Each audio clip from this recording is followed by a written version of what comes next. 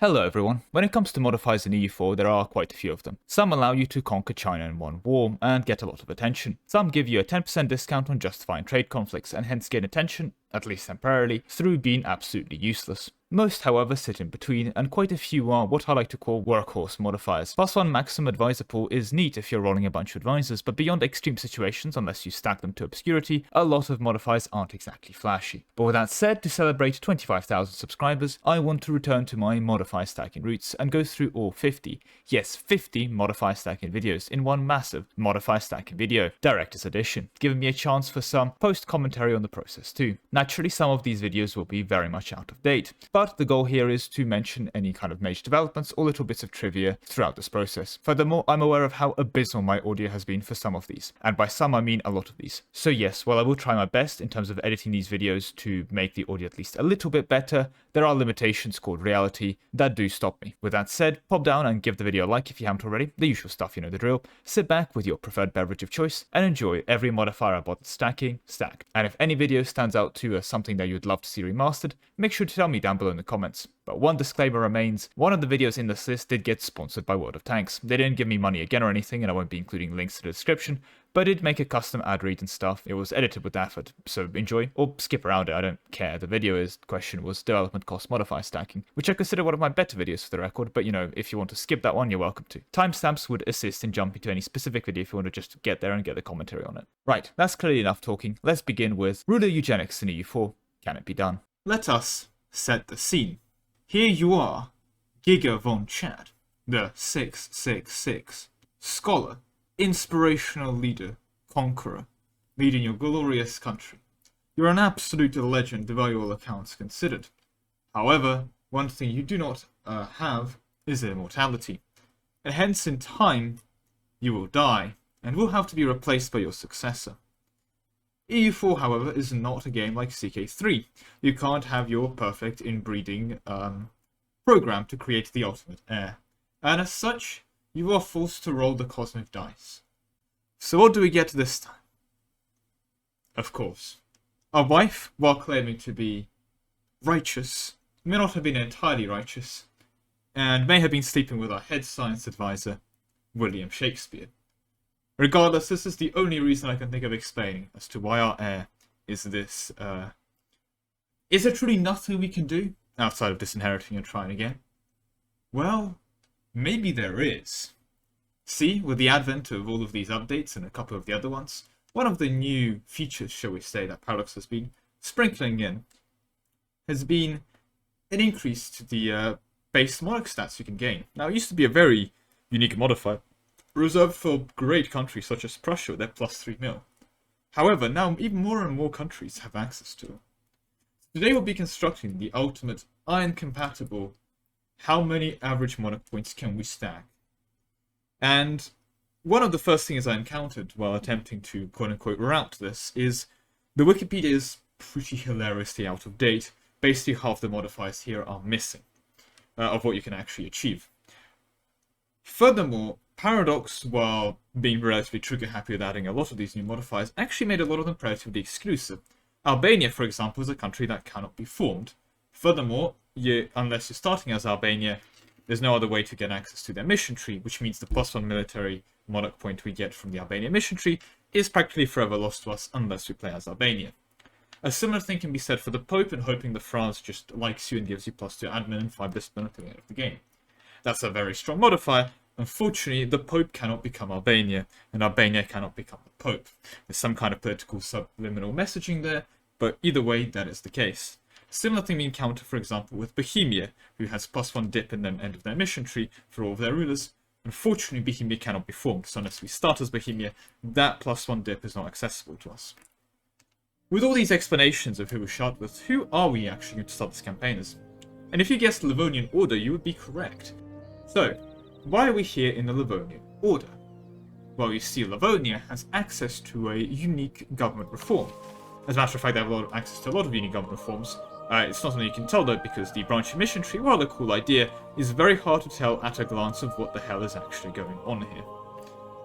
So what is this unique government reform that I'm referring to? Well, as Livonians decide that maybe we should stop being a holy order and try and do something else, they can reform their government, and if you follow a very specific path, you can become the Livonian Enlightened Monarchy.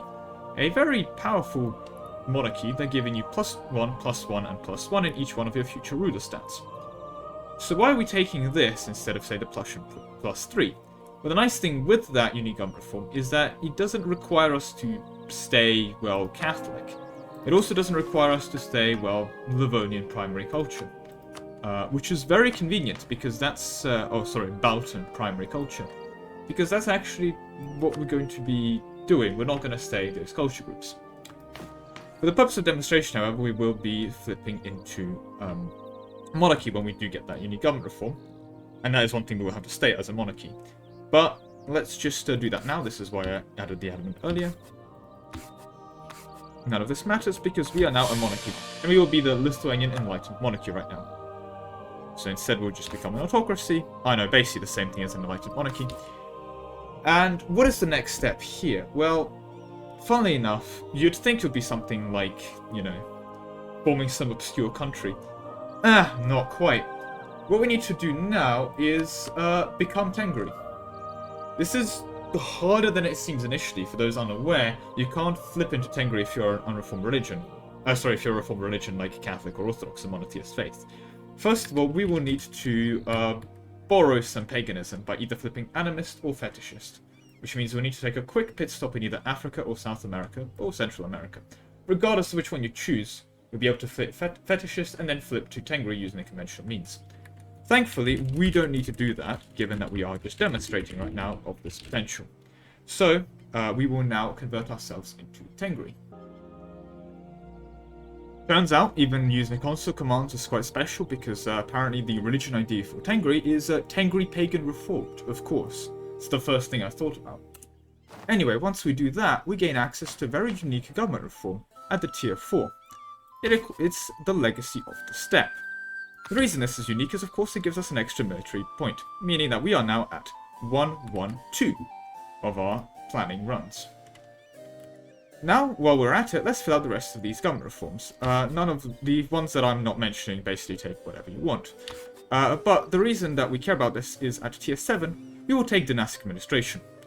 Makes us mildly more corrupt, and gives us an extra advisor, and makes our estates less influential, but more importantly, gives us a mnemonic admin skill. Why is this great? Well, mnemonic admin skills are going to be something we're stacking quite a few of today. We will, of course, continue on this step. And again, none of these matter until we get to the end, where we will now actually allow people the right to petition our incredibly enlightened monarch, which means he's +1 better at diplomacy for some reason. In terms of our ideas, only one will actually matter. We will be taking the newfangled court ideas that have been released, and we will be filling them out. The reason, of course, is rather simple. It's probably the most obvious: access to Mnemonic Dip skill +1 in the entire game. And now it gets less pretty. See, the relatively free, although flipping Tengri certainly wasn't free, sources of monarch points are mostly exhausted. However, there's still 3 monarch points for us to pick up. And for that, much like the Tengri, we need to go, well, the opposite of west actually, so completely unlike the Tengri, we will need to go east. And the reason we're going east is that we will need to go and arrive at this little place called Korea. So why are we going to be in Korea, you ask? Well, once we take over Korea, we can change our primary culture to Korean, allowing us access to the... I'm not pronouncing this. I'm sorry. I would like to monetize this channel at some point. Anyway, so the reason we want this is that, well, once that province remains Korean, and that province remains Confucian, and we use our Tengri mechanics to syncretic faith into Confucian, we will have access to the Genbok Palace, which, when at level 3, will give us a monarch admin skill of another +2. But this is not quite the end. See, now that we are in Korea and probably conquered our way across here, there is one final pit stop to make. China. See, China, once we become the emperor of it, we don't actually need to conquer much of China, just enough to grab the emperorship, we will need to reshape our bureaucracy, which will of course give us an extra monarch admin skill +1. Which means that if we do all of those things, we will be in possession of +5 admin, +3 dip, and +2 mil on all of our rulers. That means that the average 333 ruler that you generate for just existing becomes a remarkable 865. Obviously 8 not being a valid thing, he will become a 665 on average, which is pretty incredible. So with that established, let's get some math done now, because we all love math. What are the chances of getting a 6 admin ruler if we have +5 admin? And for the record, all further math mentioned here will be rounded to 3 significant figures. With that experiment out the way, the chance of getting a 6 admin ruler is 93.8%. So 93.8% of all of our rulers, that is over 9 out of 10, that's more than the average dentist recommendation, will have a 6 in their administration skill. But we're all here to answer the question posed at the start of the video. How close are we to guaranteeing, or at least significantly increasing the chance of our 666 CK3-esque genetic breeding program? And the answer is we're remarkably far. We will achieve a 666 ruler 31.2% of the time. Now that isn't perfect. There's still 68.8% of the time that we will not have a 666. However, how does that compare to not having any modifiers? How does that compare to the base EU4 ranking, shall we say, of rulers? Well, at the bare minimum base, to get a 666, you only get it 0.0244% of the time. That means by doing all those relatively obscure things I've just mentioned, getting ourselves the 666 ruler, using this method in normal times, is 127,795 times better. And I don't know about you, but I think 127,795 quality increase is a pretty substantial jump.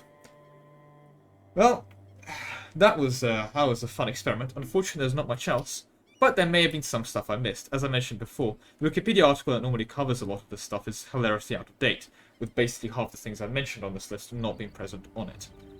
As such, if you do find something, do please let me know. But for now, enjoy 31% of your rulers being a 666, and if everyone ever does want to attempt this run in Iron Man, it is doable, but all I will say is, good luck. Well, that's been enough for me. I will see you in the next video. Bye!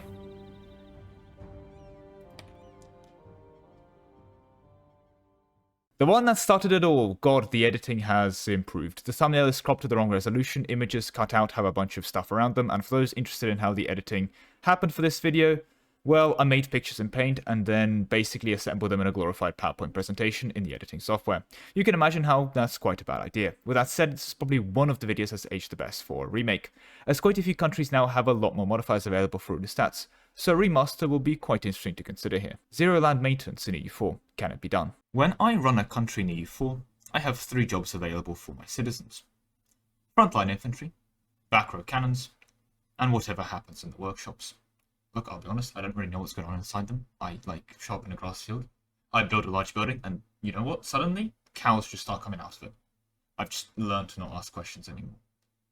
However, one thing I do want to ask is that, do I really need to pay my employees? I don't think the workshop staff get paid exactly. I mean, I certainly don't pay them myself, but the first 2 jobs, infantry and cannons, do unfortunately charge me a wage each month. Is there a way I can get that payment down to 0? No, it turns out that, and this isn't mentioned on the wiki or pretty much anywhere, but from personal testing, line maintenance modifier is capped at 90%. Thank you everyone for watching, I will see you next video. Okay, fine. I'll settle for a 90% discount. It's hard enough as it is. Now before we get into it, disclaimers. We'll be playing standard setup Iron Man, so no custom nations, those are basically cheating anyway. And this setup we're going to be going here is not going to be the only setup. There are going to be other possible ways of achieving this, but this is just going to be one of the ways expressed here. With those disclaimers out of the way, let's get into it. We need to begin with any Native American tribe that is capable of reforming their government. This means that, for example, someone here, such as the, I'm not pronouncing that, or the Foxes, or whatever, is able to do that as a migratory North American tribe, for example, but someone such as the Aztecs, that have their own government reform mechanics, or the Inca, that also have their own government reform mechanics, will not be suitable. So basically, pick a Native American. for our demonstration today, we'll be selecting the Caddo. If you know, you know. Now that we are into the Caddo, the first thing we will need to do, apart from trying to survive as a Native American of course, is get to Admin Technology 5 without reforming our government in any fancy ways, and getting ourselves our first idea group, Native Ideas. For the purposes of demonstrations, all idea groups have now been opened with me using the Tech32 console command. Now, with that out of the way, let's select the first idea group, Native Ideas. With Native Ideas completed, we can now move on to the next step. You should have a bit of government reform progress saved up, and that's an understatement. As we head over here, there's a couple things we'll need to do. You can still do this as the Caddo, but this is probably a good time to mention. It's probably better to do it as someone who hasn't actually got the Settle Down reform, as we need to flip out of it. Flipping out of this reform will give us a stab hit. I will be taking Warband here for the purpose of demonstration. At Tier 5, we need to become a Horde. Now that we've become a Horde, back to our idea groups. We will now take Administrative, we will now take Horde Ideas. This concludes the idea groups that require specific government conditions to be met before taking them. As such, I will now go over the rest of the idea groups we need to take, but these can be taken in any order. The next idea group is Economic, Defensive, Infrastructure, and Quantity. Now, let's quickly go over the policies we'll be taking. In the Administrative section, we will take Administration of Sacred Lands, giving us minus 10% dev cost and minus 10 land maintenance modifier, as well as Agricultural Cultivation, giving us plus 10% land force limit and minus 5 land maintenance modifier. In the Military section, we'll be taking the Gentile Conquest Act, giving us another minus 10 land maintenance modifier and some pretty useless global monthly devastation at this point. And of course, we'll be concluding with the Provincial Taxation System, giving us a further minus 5% land maintenance modifier as well as the manpower recovery speed. And at this point, we've achieved 45% land maintenance modifier. We're halfway there, and even though we've had to take 7 out of the 8 idea groups, I'll be honest, it doesn't get easier from here. If anything, you probably shouldn't be AFK this time and getting ready for the next steps. We need to make our way over to northern Germany, Prussia more specifically, and arrive on the continent. After making our way over here, I'm assuming that at least Protestant will be enabled. If you somehow manage to make your way over to northern Germany before Protestants have spawned, I'm seriously impressed. Either way, flip either Protestant or Reformed. You most likely see where this is going now. We need to change our primary culture to Prussian. There's the button we need to press, and there we go, we've changed our primary culture to Prussian, and we are of course Protestant. This means that the Reform into Prussia decision is now available. However, we need to stop being a nomadic nation. This is of course achieved by taking some reforms and reforming out of being a nomadic nation. Here we shall take the Reform into a Monarchy reform. With that established, we will now reform into Prussia. Our heritage is maintained by the fact that the New Traditions and Ambitions event has the old native art. I would recommend taking Prussian ideas, but technically that is not necessary if you really want to show off when you run. The following steps are not necessary, just suggestions. I would suggest the General War Commissariat, I cannot pronounce that, as this will give us access to monthly early Prussian Militarization Society 0.05, offsetting the minus 0.1 passive decay, as well as taking War Economy at Tier 8. Despite Block and Proviso's dev cost sitting right there, as this will give us a 50% war taxes cost, which, for the most of this run, will have to be running pretty constantly. Lastly, I would also suggest the free policy from the last policy, since again, it will save you a monthly mil and admin. Next, achieve full militarization. I'm also going to assume at this point you probably have access to enough money to upgrade this monument, and the mission of the Balance of Power is probably one of the more doable things in this run, which will give you access to another 0.05 militarization of state, 0.07 for the early Prussian militarization in this case, allowing you to completely offset the 0.1 decay, as this will combine into 0.12 in terms of your monthly gain, allowing you to maintain full militarizations as long as you're not over governing capacity permanently, giving you another land maintenance modifier minus 20%. Now, as we can see, our land maintenance modifier is at minus 65%. 2 final steps remain. Finally, we'll acquire a land maintenance modifier minus 10% advisor. Yes, this took me until the 1st of May of 1545 to get. And the absolute final step is to get war taxes. Unfortunately, they're not going to be free, they are going to cost us 1 per month at war until cancelled. This does have, of course, the main drawback that we do need to be at war for those war taxes to be active. And furthermore, they still do cost us 1 mil point. If that is too unacceptable for you, make a quick pit stop in Musashi. Here, if you accept a Japanese culture, namely the one in the province, you'll be able to have access to the Sankin Kotai Palaces, now that pronunciation, which gives you a further 100% war taxes cost reduction.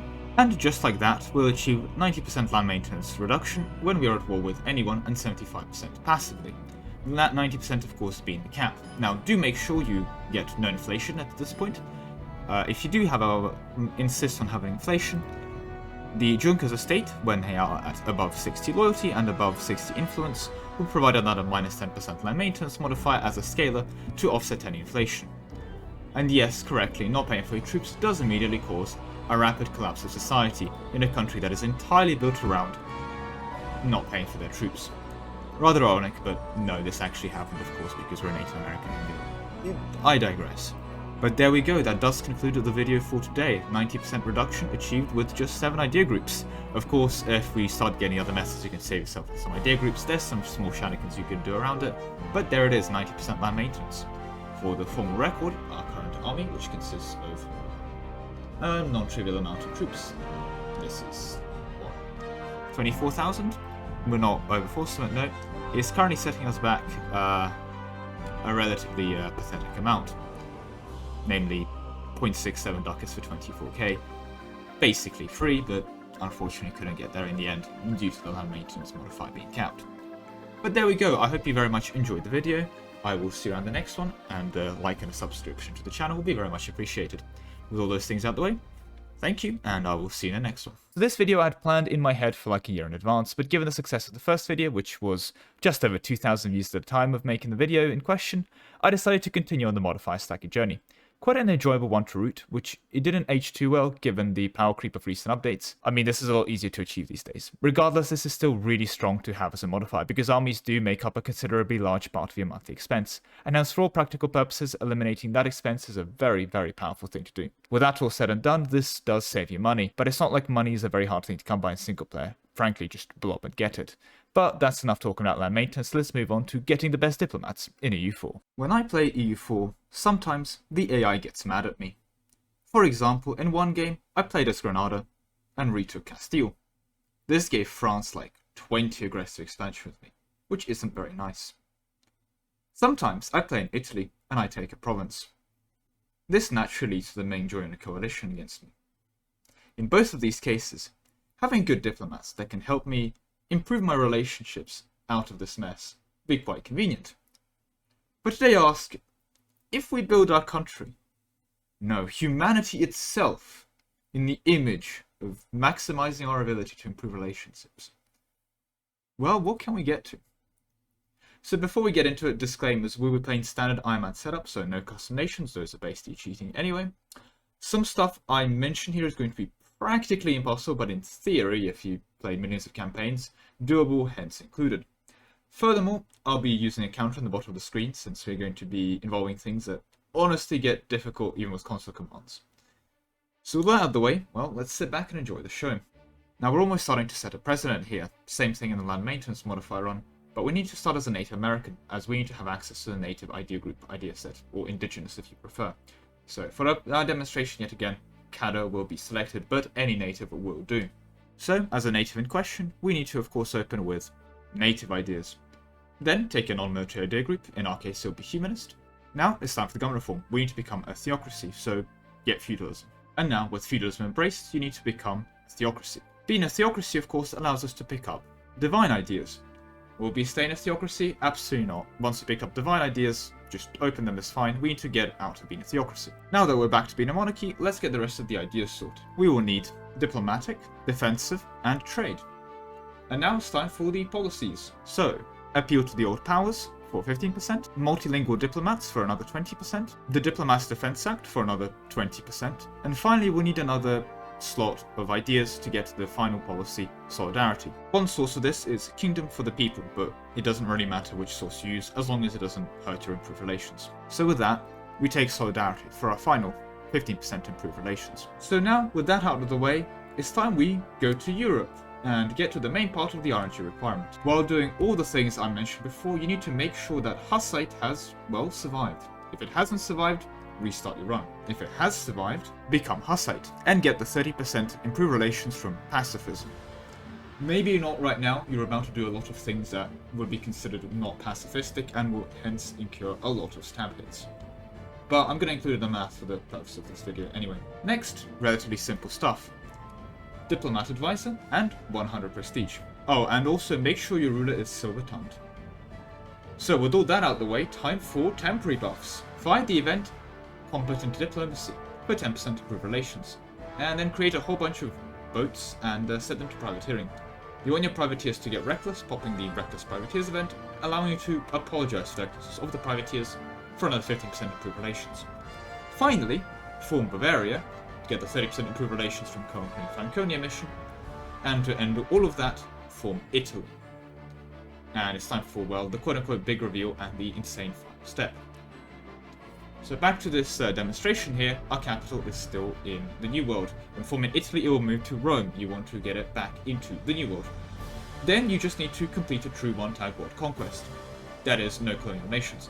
Bear in mind that the previous event, Reckless Privateers, requires, well, someone to privateer. So to make sure that that doesn't run out, you need to complete your one-tag world conquest within 5 years. Otherwise, that event will expire and your run will fail. And it does go without saying that while you're doing this, make sure you have no overextension and you're not over the governing capacity, since that will hurt your improved relations. However, once you've done that, at this point all that is left is the simple step of creating some client states. See, we get plus 1% improved relations for every royal marriage. A client state has to be a minimum of 1 province large, and according to Wikipedia, EU4 has 3,137 provinces. As such, create 3,136 client states, then get a royal marriage with all of them. Do you not happen to have 3,136 children? We better get busy then. Given the previous limit of 5 years for this, that's just 1.7 kids a day, basically. I mean, pretty doable as a guy, and if you're a woman, that's actually illegal. According to YouTube Analytics, 102% of my audience is male, with a 2% margin of error. And there you have it. Now, I just want to take a moment to look back at what we've achieved in the theoretical run. Like most Modify stacking builds, you end up in what can be best described as a dystopia.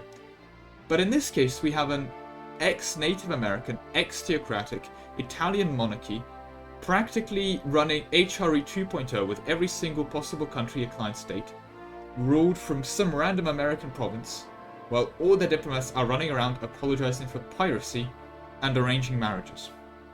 I love EU4. Well, if you enjoyed the video, a like and a sub will be appreciated. But that is all I have for you today.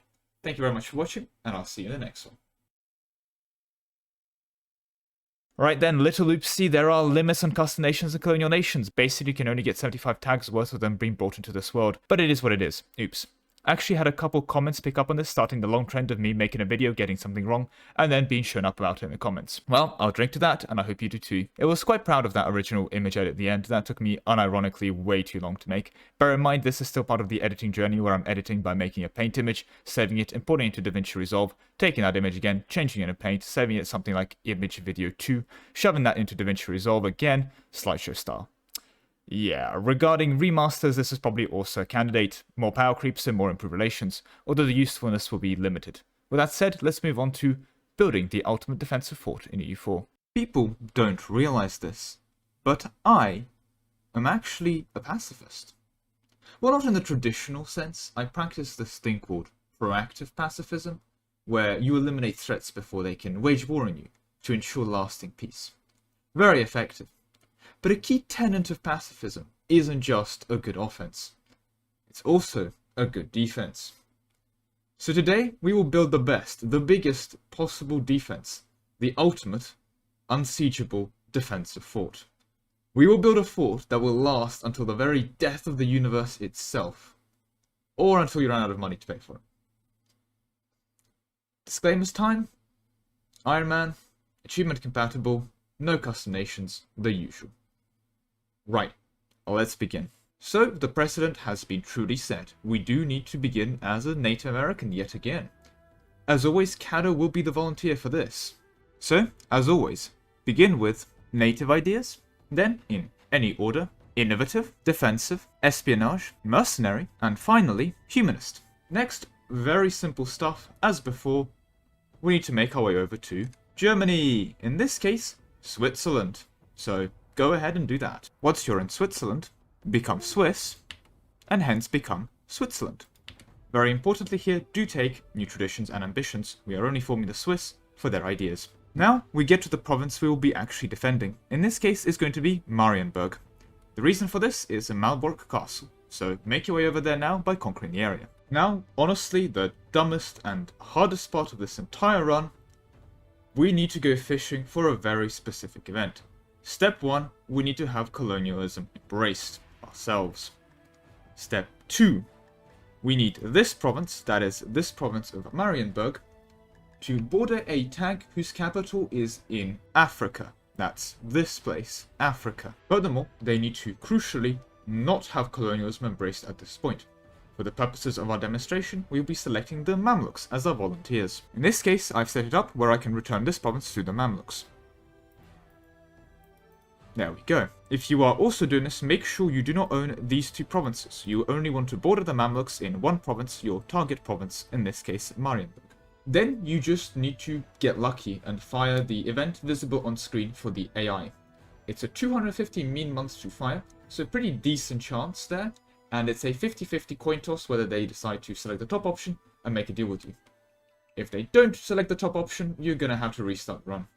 If they do make the deal with you, you get this event, allowing you to adjust the trade good of the province.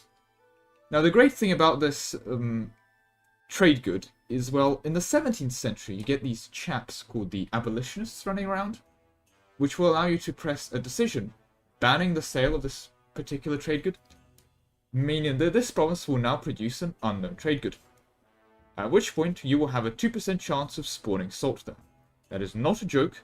You need to get that 2% chance and spawn salt. Boom! You did all of that for 15% defensiveness. You're welcome.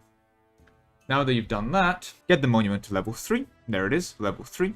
Slap on a defense edict. Gain 100% power projection. And fun fact, there is no constant command for power projection. Built ramparts in the province. Get the military engineer fort defensiveness advisor. And of course, who could forget the crucial step of making a quick pit stop in India and getting yourself some Hinduism, where of course you can select the Vishnu person, I heard he's important, for some fort defense. Finally, you will need to pop the new city event on it. So this is the old Prospering Times event, and it's very easy to pop in the process of doing all of the things you've done above. To make sure you don't pop it before, you need to have at no point more than 1 stability as the safe bet. If you do insist on having stability, make sure it never hits 3 stability. Or if you have 1/2 stability, never have an artist hide in your court. When you're ready to pop the event, make sure that the target province, in this question, Marienburg, is your least developed province. That will give you a rather impressive another plus 100% fort defensiveness. Now, you just need to pop the Find the Local Fortification Expert event on that province for 25% more. Then, there's a couple more events to go.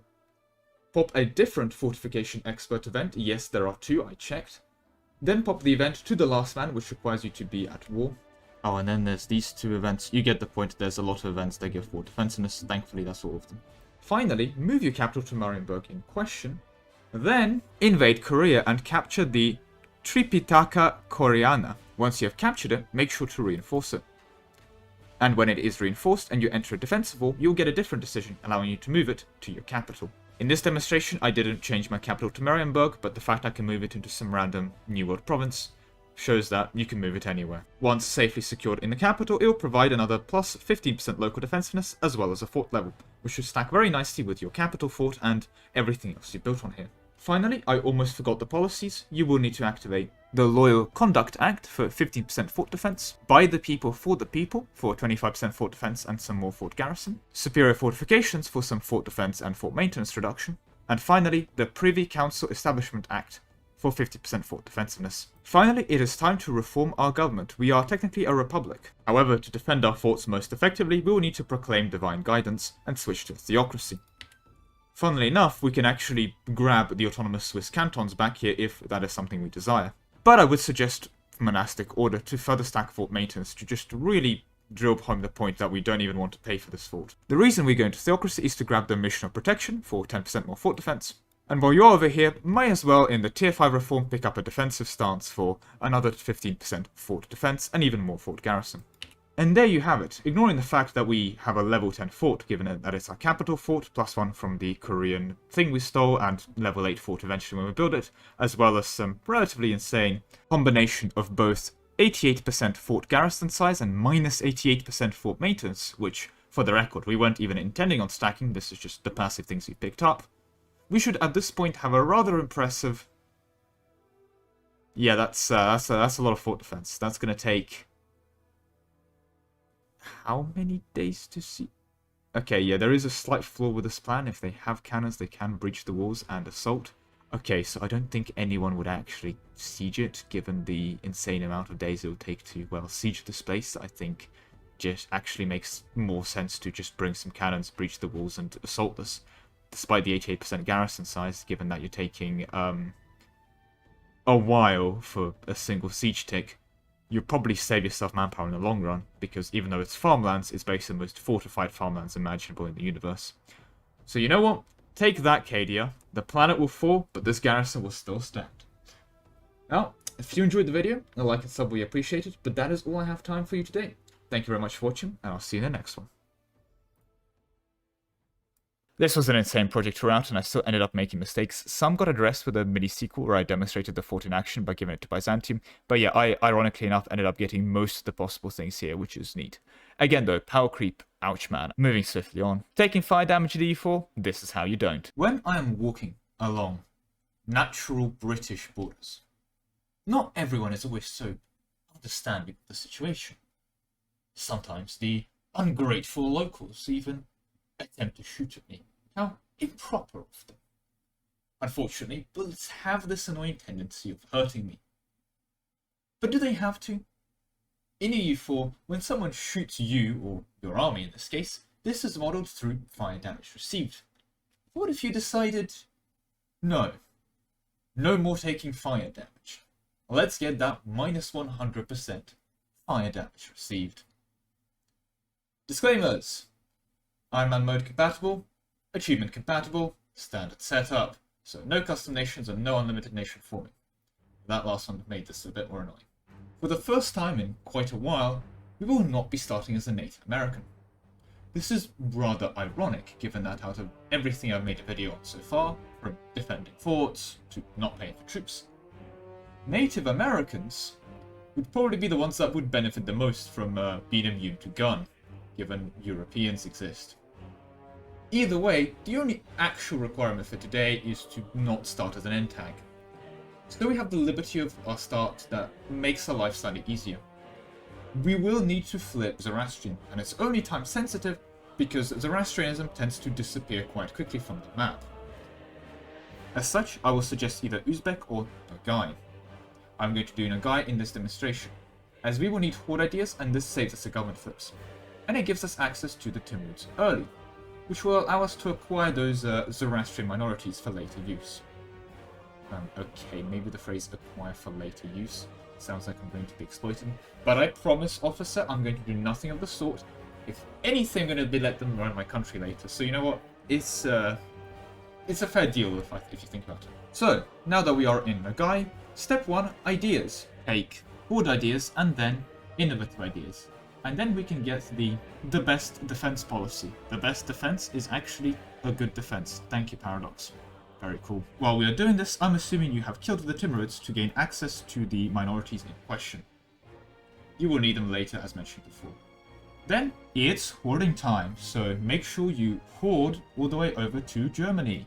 Conquer into northern Germany, namely the Hanover region, which I've annexed over here, and then reform into a theocracy. Become Lower Saxon, and then form Hanover. Very, very important to make sure you take these new traditions and ambitions. We'll be keeping those traditions and ambitions until the end of the game. With that, now go and take divine ideas. Now, you need to become a Protestant, and you can probably see where this is going, because we need to form Prussia. Reform to a Hussite will also work for this if you feel like you want to be special. But there we go, now we reform into Prussia. Very important again, do not take the new traditions and ambitions. We cannot abandon our roots after all. Now we're going back to Persia. Go ahead and take this province to get the Bakar Ateshgah monument. Trust me, that's how the locals pronounce it.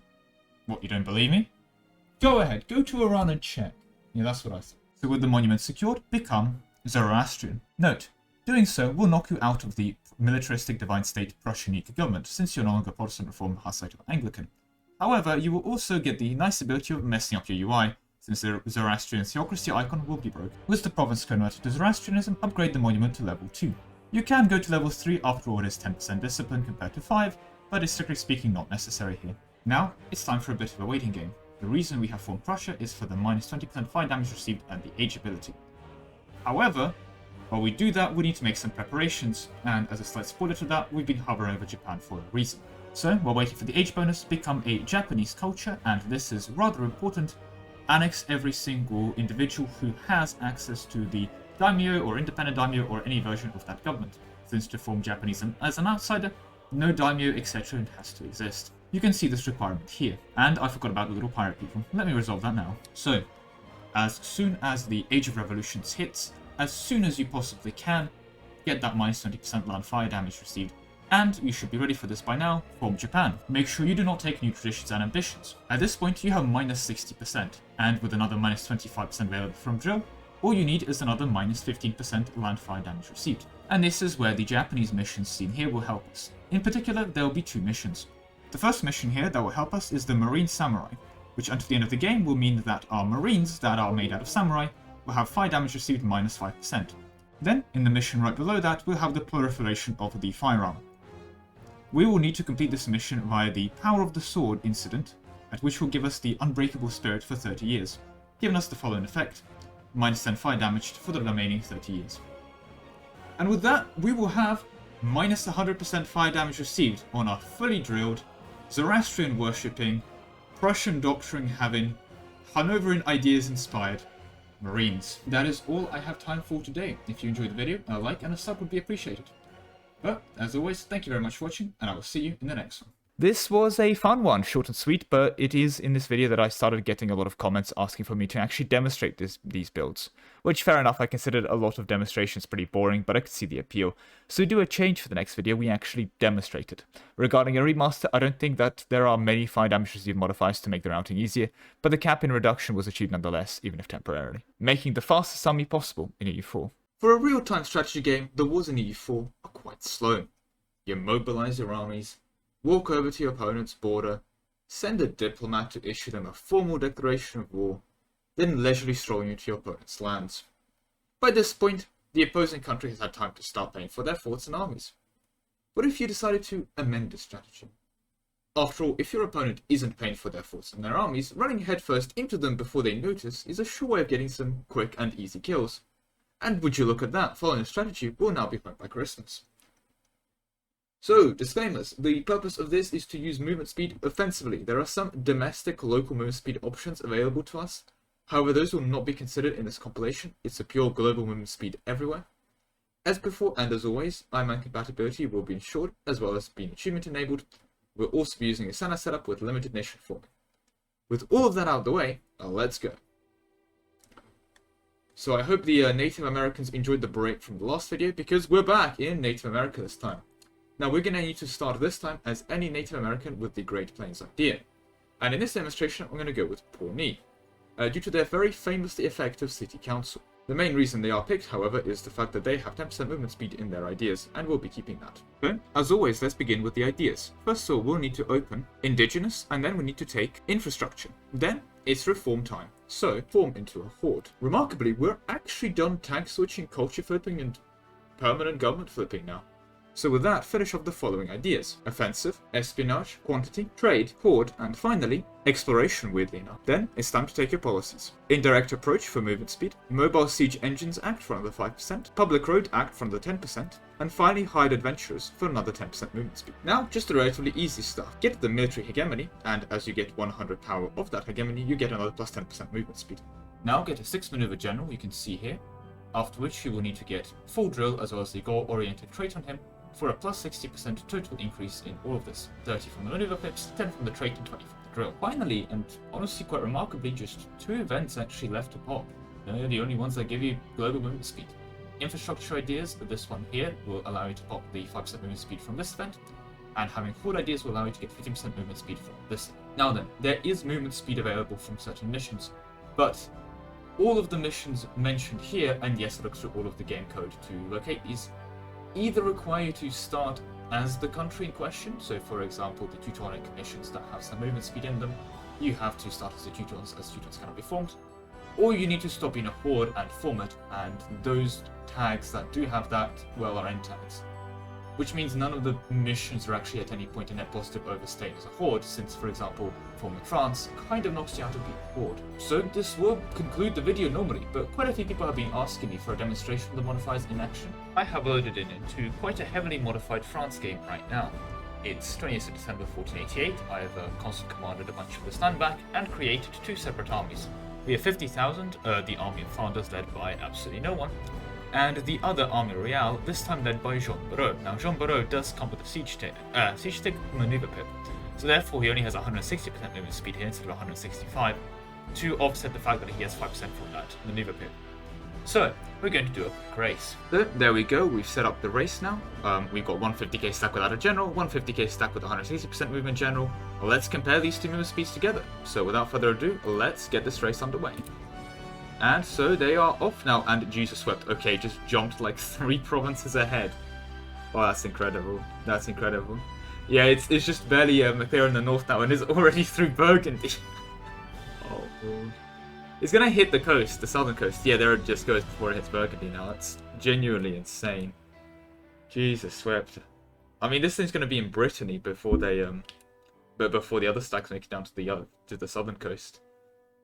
Wow. Okay, to be fair, that was a lot of local movement speed there, and yeah, no, easily makes it to Brittany. Actually, I thought it would be a tough prediction. I mean, it's gonna be in Paris in 5 seconds. And yeah, there we go. That is 165% movement speed in action. So yeah, there it is. Well, I mean, as we enjoyed the other 50k without the modifiers, leisurely make its way back around, as it were, to conclude the race. I'll just say one thing. Thank you very much for watching the video. I hope you enjoyed. A like and a sub will be appreciated as always. But that is all I have time for you today. So there we go. I'll be honest, not really sure what else to say. Just mildly watching this 50k stack take its sweet time. Finished the ultra already, and it's not even in Brittany yet. Although I guess once it's part of Brittany, it should be done pretty quickly. But to be honest, that other 50k stack should be able to do another lap by now, and still honestly would have been fine. But yeah, there's that. Come on, it's gonna finally make it. It's gonna finally make it. Oh, oh, oh, oh! Come on, and there we go. Right. We're done. Who doesn't love New World Horde gameplay? Also, again, that demo at the end, ouch, you can see the black bars on the edit screen. Well, it's a learning process is all I will say when it comes to editing. Regarding new modifiers, the Aragon missions, etc. do come into mind, so it could be worth a revisit and reroute. Movement speed is quite a fun modifier as it's fun to see troops go zoom zoom, making the most efficient administration in EU4. In EU4, I believe without question, the most fun modifier to stack is admin efficiency. It used to be uncapped, with Hordes gaining a mission for plus 20% admin efficiency for 20 years. In an update a while back, it became possible to get 100% admin efficiency in those 20 years. And what a time it was. Every province became one war score, and all of China could be annexed for the cost of 4 admin and a bag of peanuts. The glory days are behind us, although I do have to admit that from a practical point of view, 90% admin efficiency is basically the same, which is the current cap. In this video today, I'll be going over how to achieve this cap, the 90% admin efficiency. And more importantly, we're actually going to be achieving the cap itself on a permanent basis. Now then, disclaimers. You will have it technically permanently, but it does require admin tech 27. Hence, you actually will only have it for the last 5 admin techs in the game. A not a significant amount of time, sure, but that's an important clarification for the sake of completeness. As always, Iron Man mode will also be enabled, achievements on, and standing setup will be used. But with all that out of the way, let's begin. The starting tag today is going to be a personal favourite of mine. It is going to be the Peasant Republic Nation of Diplomatia. And this is a real Peasant Republic nation. An actual, well, Peasant Republic. None of this Aragon old history potential of being an anarchist state. An actual down-to-earth Peasant Republic that beat back the forces of feudalism quite a few impressive times before it did eventually lose the forces of feudalism in the 1700s. But truly a remarkable place with a very unique history, a truly wonderful mission tree combining powerful modifiers for those that enjoy stacking them like me, and a great country for those that enjoy role-playing the game as well due to its very unique circumstances and positioning. But enough going on about how amazing this country is, let's get into it. So the first thing we have to do in Diplomatia is get over to our missions. A truly wonderful mission tree here But there is one mission specifically that we care about. We need to quite literally break the chains that hold back our oppression. Now, to get to this mission tree, you will need to first of all grab some alliances, which is pretty doable, resist feudalism, so you get 4 provinces in the Lower Saxony area, so expand from your starting position. Then get yourself 3 provinces owned in Frisia by either yourself or a Peasant Republic ally. Peasant Republics are a bit hard to spawn, for lack of a better word, so I'd recommend owning that land yourself. A much easier way of getting this mission done. Then the Peasants. Now, one of the ways to achieve this is get to victory in for the peasants in the Great Peasants' War disaster for the Germans, like HRE thing, but you could also just conquer 30 provinces in Germany. I find the second way of completing this mission much simpler. Which actually gives us our first bonus at the end of the game, some Spino construction rebel support efficiency. Honestly though, that is not what we're here for. Of course we want to break the chains and get 5% admin efficiency until the end of the game. Before we leave Dipmartian and get to the other tags that we're forming so far, a couple other things I'd like to point out. The Conquest of Bread. You will need to get 10 provinces producing grain and having 20 development, which will give a massive 20% goods produced until the end of the game. This is the equivalent of 4 furnaces, or the entire English or German government idea for goods produced. This is a truly massive economic modifier, and I would actually recommend getting this if you're doing this yourself at home. However, as you're playing into Dipmartian, make sure you start making your way down south, namely into this area of Italy here. You will need to switch your culture into Piedemontese. I find that's probably the easier auto option, because you need to perform Sardinia Piedmont. You could also switch into Sardinian, although I feel like Piedemontese is probably a bit closer to you. So with this area conquered, flip into being Piedemontese. And there we go. Now that we have Piedemontese, we can go ahead and form Sardinia Piedmont. You're welcome to take new traditions and ambitions here. It's not going to matter. We're going to be taking German ideas eventually anyway. Slight spoilers. We have formed Sardinia Piedmont for 1 mission and 1 mission entirely. And this one is also relatively easy to do. We'll need to dev Torino to 20 development and get it Renaissance, which, if it hasn't got Renaissance by the time you got over there, I'm very impressed. Then get 30 dev and build some more buildings before you go in and get the powerhouse of the north. Just a bunch more development and building some manufactories. And 10 times your starting income, which I'll be honest, as Dipmartian isn't the hardest challenge. This, of course, will give us the Alpine Powerhouse, another 10% goods produced, so you've actually already stacked 30% goods produced on the side, as well as an extra 5% admin efficiency. While you're doing all of this, make sure you're also conquering to northern Germany, and as you could probably tell by the fact my government tab is open, you'll need to flip Prussian here, because it's finally time to form our next country, Prussia. And yes, you will need to flip out of Catholicism, so Protestant for this part, or Reformed, or whichever one takes your fancy. Doesn't matter in our case. With that, form Prussia. As before, you're welcome to take new traditions and ambitions. As Prussia, there are a couple interesting missions for us to go through, and a lot of them are quite good. But the one we care about the most here is the German Confederation, which is going to be giving us 10% governing capacity modifier as a capital modifier, so 10% gov cap, which is kind of nice. But more importantly, the German Confederation, which until the end of the game will provide us with another 5% admin efficiency. If you are taking your time as Prussia, there are some other quite nice modifiers to pick up in your run, including some reinforcement cost, army drill gain, and regiment drill loss until the end of the game here, and a very nice Palace of Berlin given a monthly admin power +1 and 2 monthly splendor until Berlin ever falls. Now you want to make sure Berlin never falls, and bear in mind that this will go away if a rebel ever sieges it, so be very protective of Berlin after popping this mission, because this is a very strong modifier. Finally, another permanent modifier that you should consider picking up while you are in Prussia is the magnificent Hero of the Brandenburg Gate upgrade here for the Balance of Power mission. Not only does it provide max effective absolutism, which weirdly enough is actually redundant in our case, it also gives another 10% manpower modifier in our culture group, which for the record is going to be, well, Germany, which is quite a nice modifier. But now it's time to make our way over to southern Spain. See, when the British were attempting their world conquest run, they actually had a war with the Spanish over this monument. Unfortunately, their diplomat fat-fingered the peace deal, and thus they end up taking Gibraltar instead of Granada. We, however, will not be fat-fingering anything, because we are here for Alhambra. Now, Alhambra, at the maximum level with no requirements, is going to provide us with another 5% admin efficiency. And now it's time for the final tag switch. Form Germany, and very importantly here, do take the German ambitions and traditions. Now as Germany, you will also need to complete the mission, Kaiserreich. At this point, I'm assuming you have your ideas filled out. If you haven't filled out your idea groups by admin tag 20, well, I doubt you survived the early game as Dipmartian, but that's neither here nor there. The reason that you're doing this is of course to pick up the Reichstag, which will give you an extra 5% admin efficiency. Now, it's a rather simple time ahead of you. Get maximum absolutism, I'm assuming you would have known this by this point already, and combine this with the other 30% admin efficiency you gain from technology. Now, some of you more eagle-eyed viewers may have noticed here in the Imperial German ideas that we are going to be actually concluding this as a republic, since we did have our Dipmartian roots as a peasant republic. Funnily enough, it's now still very possible for us to achieve a maximum level of absolutism as a republic. In fact, it's quite easy. See, this republic is kind of unique that compared to every other republic which tends to decrease maximum absolutism, the statocratic administration actually increases it by 30. However, you continue to have access to a lot of the Republican government reforms, including the max absolutism from authoritarianism, another 5 from the presidential system, and frankly a rather remarkable 25 max absolutism from being a strengthening executive powers democratic Germany. This creates a rather weird side effect that, honestly, out of basically every country in the game, if you are here just to stack find the absolutism number, democratic Germany is probably the actual best bet for it. But there you have it. If you do all of the things mentioned here, this will give you the 90% admin efficiency that you so much desire. So it's demonstration time. Here I have a normal looking Oirat with one little small change. I've changed the starting idea to have the 90% admin efficiency for the purpose of the demonstration. And this is the amount of land you can take from Ming in one war. Bear in mind this is with no province wars for cost reduction, and to core all of that will only set you back 340 admin.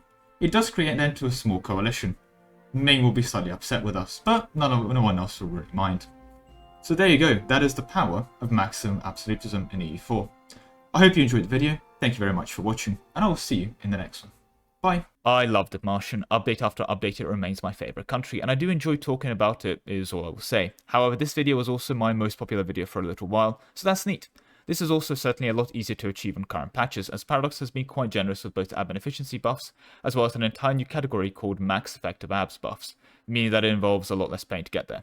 I also love the Gibraltar joke here specifically, you know, well, I'm proud of that one, you can't stop me. How to get basically free buildings in EU4. A while back, I decided that paying for troops is actually redundant, and I made a video demonstrating this.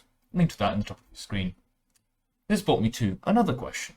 Sure, I can save a lot of money not paying for troops, but do I even need to pay for buildings? Well, it turns out yes. The evil Paradox government regulations mean that construction costs is capped at 90%. However, 10 ducats for a workshop? I'm a fan. So, disclaimers. There are quite a few alternative solutions for this one today, and for example, if you allow the minus 20% construction cost from tropical wood being in the province, which applies locally, it becomes much easier. This run today includes me desperately avoiding another native start, but it would be much easier if I didn't. As always, I'm mode compatible, achievement compatible, and summon setup will be used. With all that out of the way, let's begin.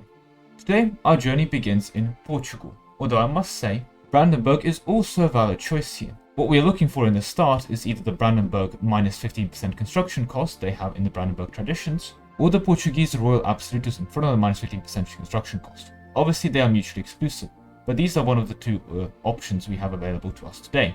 I'm going to be using Portugal today, but if you believe that everything I'm going to mention here is going to be easily performed as Brandenburg, you're welcome to do that yourself as well. So here we are in Portugal, and as always it's time to go through ideas. The first idea we'll need to fill out is going to be aristocratic, followed by expansion ideas. Now we don't strictly speaking need exploration, but if you are playing this legitimately, I would actually recommend exploration here instead, otherwise expansion is mildly useless. This is mainly because we're going to have plenty of free idea group slots left. However, before we get into that, let's switch into a theocracy. We do this so that we can get divine ideas, and now we need to get court and infrastructure. Now in our policies, we'll be building manualing architecture, which is going to be blessed. Now we need to embrace the Renaissance, and then make sure we get a leader with a 10% construction cost reduction trait. Now, two equally viable options appear. You'll need to either get the 10% construction cost from Orthodoxy, or the 10% construction cost from Hinduism.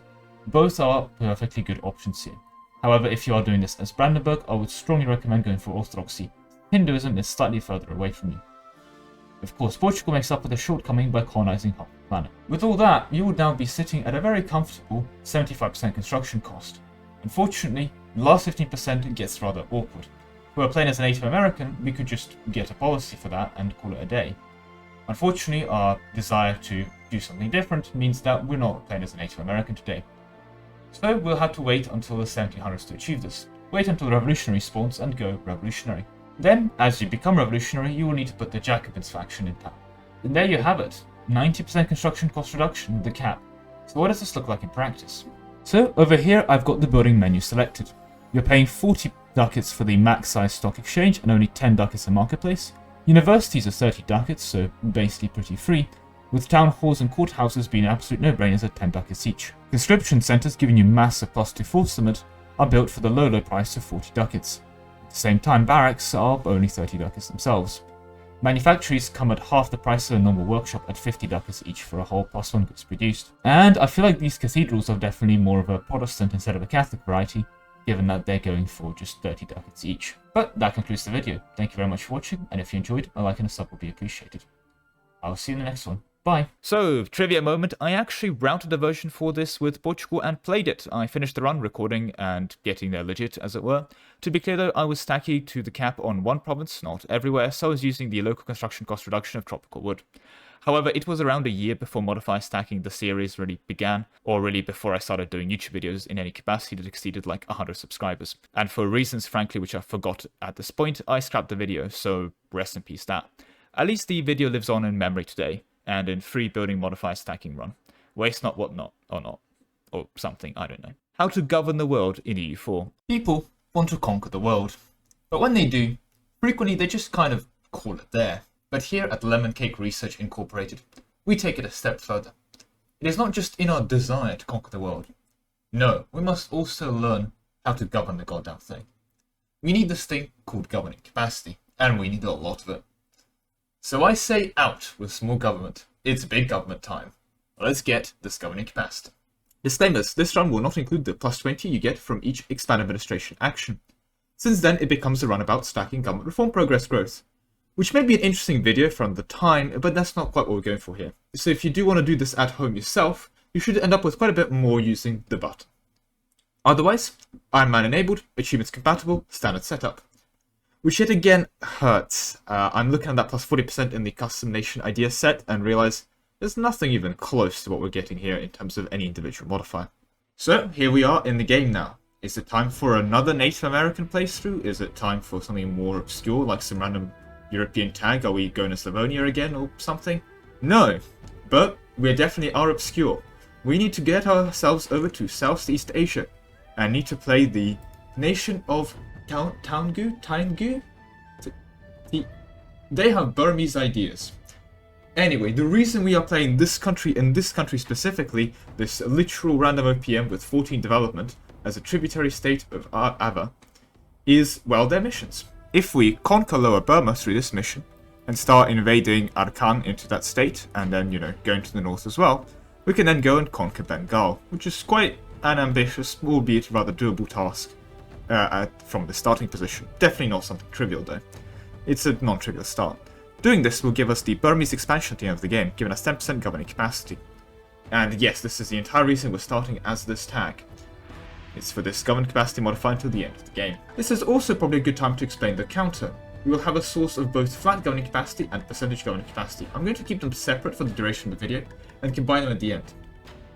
While we're still in Taingu, another good thing we should probably do is get our ideas sorted. First of all, we're going to need to take administrative for the 20% governing capacity modifier finisher. Then we will need to get into aristocratic as well as infrastructure. The reason for those last two is that this allows us to take the aristocratic rule for 10% governing capacity modifier. If you are doing this at home, I won't take it here, but you should.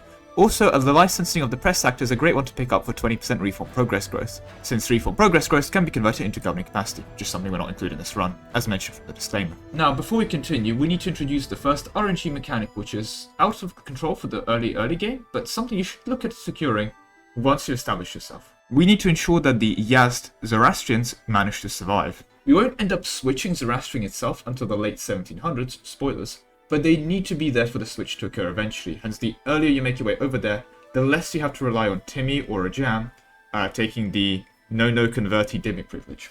They tend to do this pretty consistently from my testing, but it's something that you should definitely bear in mind, so don't put this off for too long. Now it's time to get some fancy buildings. Before you leave the area, make sure to pop over to Ayutthaya and get the Grand Palace of Bangkok. At the highest level, it provides 15 governing capacity and quite nicely doesn't have any requirements attached to it. Then, make your way over to Europe. This is something you want to be doing anyway, but we'll get to why later. Once you're in Italy, make sure to make a quick pit stop over at Naples.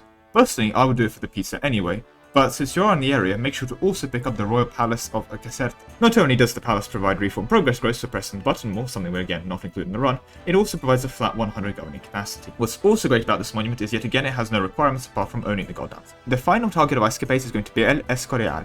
This building in Spain does have a requirement: the culture group must be Iberian for the local culture, and we'll need to accept that culture in question, which will provide us with 10% governing capacity modifier on top, when it has been upgraded to the maximum level. Before we continue in terms of the flat modifiers we're getting, we will need to perform an HRE revoke later. Not only the revoke, we'll also need to annex the HRE and form the tag itself. This is something that you should bear in mind during your setup, as this will be an excellent time for you to, while conquering into Italy and Spain, to flip Catholic, or whatever heresy the HRE is running around with these days. Once you've done that, you will probably want to be grabbing the emperorship through an election, and starting to work on your reforms. Don't leave it too late. Unless you're using the fast revoke exploit, in which case you can leave it to like the last 10 years of the game. While you are doing all of that, you will need to acquire the economic hegemony, which at maximum power will give you 20% governing capacity. After which you'll need to make your way over to Russia and become a Muscovite, or any other culture that can form Russia. And now you will need to form Russia, but be very careful. I'm going to assume that you are going for the emperorship here. If you form Russia, if you are not currently an elector or the emperor, you will leave the empire. So make sure that is resolved. Make sure you don't leave the empire in the process.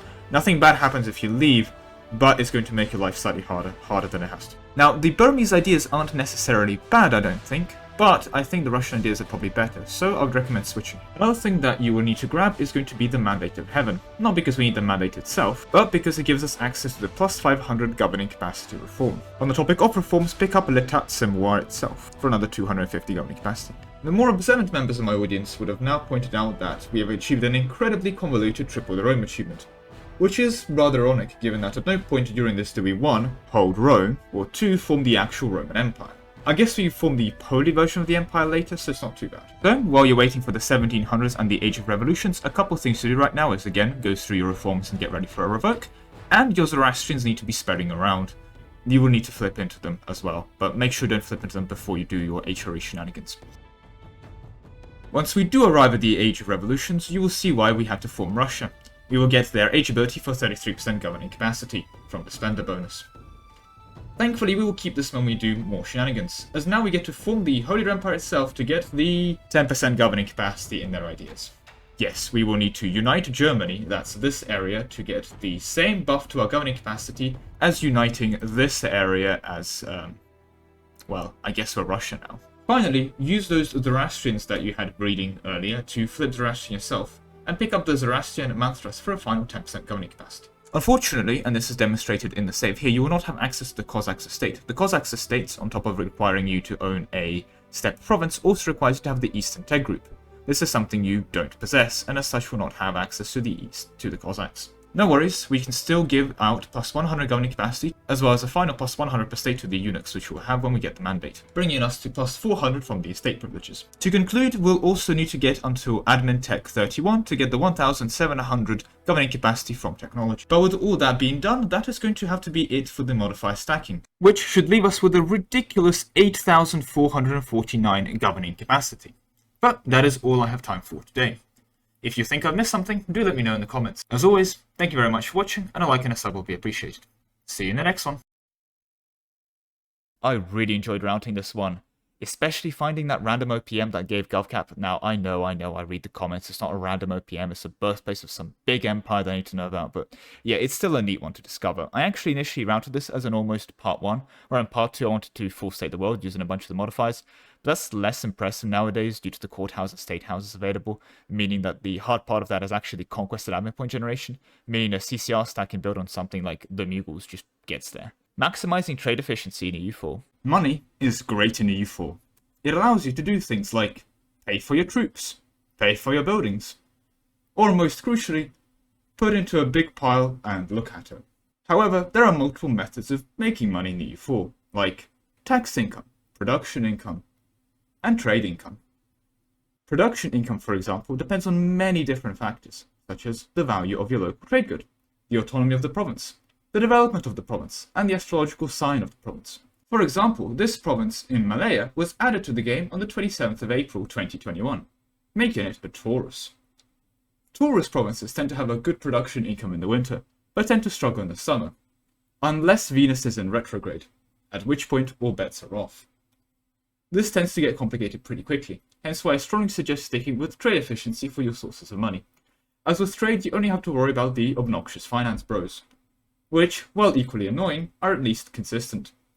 Furthermore, they can be fed a pretty cheap diet of funny JPEGs, which is much less maintenance than horse riding equipment, a requirement in maintaining good relations with anyone affected by astrology. Now, where was I? Alright, stacking trade efficiency in EU4. Let's get to stacking that now. Disclaimers, when I started stacking this, I didn't realize it was capped at 200%, meaning that today I'll be pursuing a more permanent approach to getting that plus 200%. There'll be plenty of solutions here, an incredible amount of them, which you're free to discuss in the comments, but here I'm merely going to be presenting one possible route and one possible solution. As always, we will be IMAN mode compatible, achievement compatible, with no customizations. With all that out of the way, let's begin. So I've avoided getting non-permanent modifiers as much as possible, the idea being in that by 1821 you should have the 200% pretty constantly. However, there is the final 10% which got kind of annoying to get. As such, I'm going to require plus 10% from the ruler personality, which is going to be our least permanent modifier. With that out of the way, let's begin properly, in earnest. The country we'll be selecting for this is going to be, funnily enough, Venice, because Venice contains 20% trade efficiency in their ideas, which is what we're going to be keeping until the end of the game. Since the routing includes having maximum trade efficiency by 1821, I'm going to be including all of the trade efficiency buffs from diplomatic technology.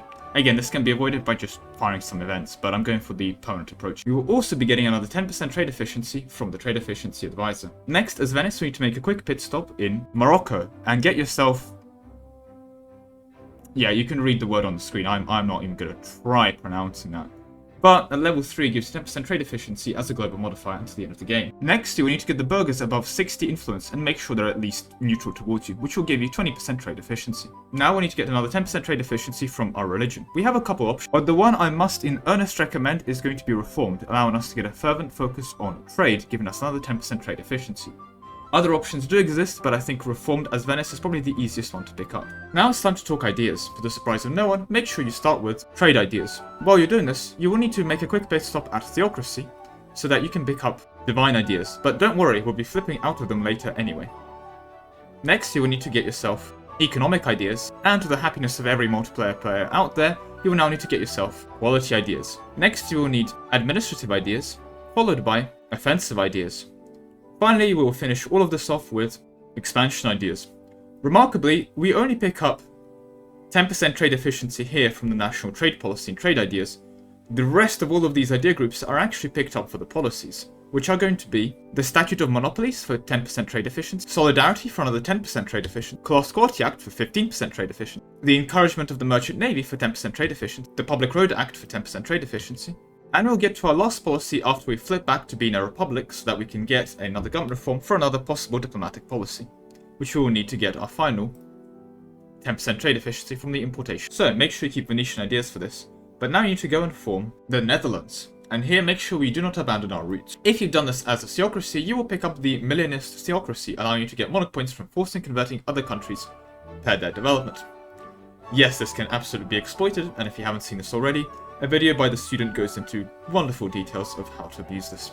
However, we will need to go and proclaim the Dutch Republic. And as tempted as a Calvinist republic for own territory dice roll bonuses is, we're actually here for the Dutch Republic, giving us 10% trade efficiency. Next, at tier 8, we'll need to empower the burghers for another 5% trade efficiency. Then get the moral principle at tier 10 for a diplomatic possible policy. This will allow us to pick up 10% trade efficiency from the diplomatic policies. We should have retained Venetian ideas for the 20% trade efficiency this whole time. Finally, having a merchant assigned to the trade node you're collecting in this case the English Channel as a point of demonstration, will provide you with the final 10% trade efficiency, which should allow you to achieve the maximum 200% possible trade efficiency. As always, thank you very much for watching. I hope you enjoyed this video. A like and a sub would be appreciated, but that is all I have time for today. I'll see you in the next one. Bye. So yeah, it's capped at 200%, making it quite disappointing one to stack, so that was quite sad. But I hope you enjoyed the trip to 200% nonetheless, as well as enjoying the old Dutch and Venetian missions. Regarding remaster potential, I guess it could be interesting, but it would probably involve me modding out the 200% cap or just choosing to ignore it to see what's possible. Maximizing your manpower in EU4. Recently, we've been focusing too much on economic matters, such as trade efficiency or building costs or even land maintenance, but in truth, if we must win EU4, we will need an army to do it. And I have a novel idea for guaranteeing the best, the greatest, the ultimate soldiers. See, most people's ability and being a soldier lies somewhere on this convenient bell curve, where you go from average wave 4 player, progress to 4-year-old with a stick. Now near the middle you finally achieve the rank of average person. Then you start getting higher up, we start getting to the ranks of suburban mum during a school run. And finally at the end of the bell curve we have the greatest soldiers of all time, drunk British tourists. Now most conventional militaries would take this whole spectrum and shove it into a barracks. But I have a new, novel idea. Instead of wasting all this time training, how about we put everyone, I do mean literally everyone, the men, the women, the children, I mean screw it, why not just take the next door neighbour's pets while we're at it too, into the army. Then as they fight, the incompetent people will conveniently die off, and hence eventually after sustaining just 99.99% casualties, the only troops you will have left are the super elite top 0.01% Space Marines. This is a flawless plan with no drawbacks, but to put it into action we're going to need a lot of national manpower modifiers. So let's go stack that now. Disclaimers, we are looking at a global manpower percentage buffs, so no flat manpower modifiers, no local manpower modifiers, just global national manpower buffs. Yes, those other things I mentioned are good. Yes, you should consider getting those in your game. Also, you get a whole bunch of manpower for being a march, but I'm not going to include it because I said so and it's my video. And right, before we do get into the video itself, as always, I'm man-enabled, achievement-enabled, standard setup. Oh, let's go. So there's going to be an early and later setup to this. We are going to have to go revolutionary, so there's a lot of early games things we need to resolve to set up for that properly. We're also going to need to stay Catholic and have a powerful Pope for a trick that will help us later, but that does mean that's something we need to bear in mind during the setup stages. However, today we'll be starting as the Teutonic Order, which is what I've been hovering over this whole time while making this introduction. So the first thing we need to do is an act of betrayal. See, the Teutons and the Livonian Order have been great friends historically, so we need to conquer them and get 10% national manpower modifier from this mission. Great start. Now the next thing we need to do is go west, and we will need to go and take over Lubeck and some of its surrounding states. This will allow us, when we've stated Lubeck itself, and done some other conditions, to declare the Hanseatic League. This is made easier by reforming to a republic, but before we do become a republic, one quick thing we need to pick up while we're still a theocracy, make sure you grab divine ideas. Now as a republic, take something like exploration so that you can pick up plutocratic, which is something we'll need later, especially when we'll be switching out of being a republic. Now, declare the Hanseatic League. Feel free to take their ideas if you wish. However, here you're for this mission here, which will allow us to pick up another 25% national manpower modifier until the end of the game. With that done, go south. We need to get into Austria. As a matter of fact, we have to reform Austria itself. Feel free to take Austrian traditions again. And the reason we're in Austria is for the Royal Hungary mission for 15 national manpower modifier. Now this is a temporary buff, which means we're going to need to start doing all of the rest of the setup, and then get our national manpower to the maximum while we still have this buff active. So, what setup are we talking? Well, we need to make sure we stay Catholic. This is very important, because we're going to be using the Crusade mechanic later. As such, the Pope should also survive, and if we become Papal Controller, that will allow us to, in the later stages, and become Papal Controller, so that in the last stage of revolutions we can get the correct Papal Bull allow us to go on Crusades. Then make your way east, and you will want to conquer basically Russia and flip Muscovite. This will allow you to have the decision form Russia available. Just hold this decision for now. While you're doing this, probably an idea to get the rest of your idea group sorted. We will need to yet again become a monarchy, so quickly seize executive power and become a monarchy. You can become an Austrian archduchy for a while if you want, although strictly speaking not necessary. Anyway, now go and take administrative ideas, followed by aristocratic ideas, which contain the first national manpower modifier. Divine ideas do have manpower and true faith promises, but that is something we're ignoring for this run. With 50% national manpower from serfdom guaranteed, next we need to pick up court ideas, followed by quantity, to the surprise of absolutely no one, which of course includes 33% national manpower in the ideas. Finally, we will finish off with espionage ideas. In the ideal world, we would have had an extra 2 idea slots, and we would have taken Horde and Diplomatic for 2 more policies for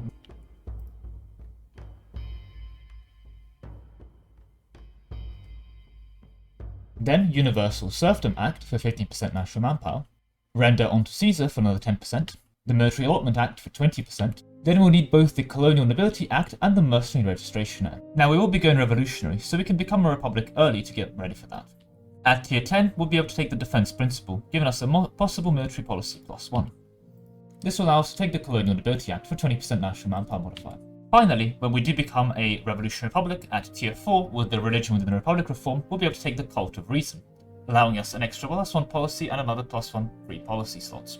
There, we will use that slot for the 10% national manpower modifier from the Mercenary Registration Act. Since we've theoretically already become revolutionary, now you will need to become a revolutionary empire, so become an empire title, become the target of the revolution, and take the government reform revolutionary principle.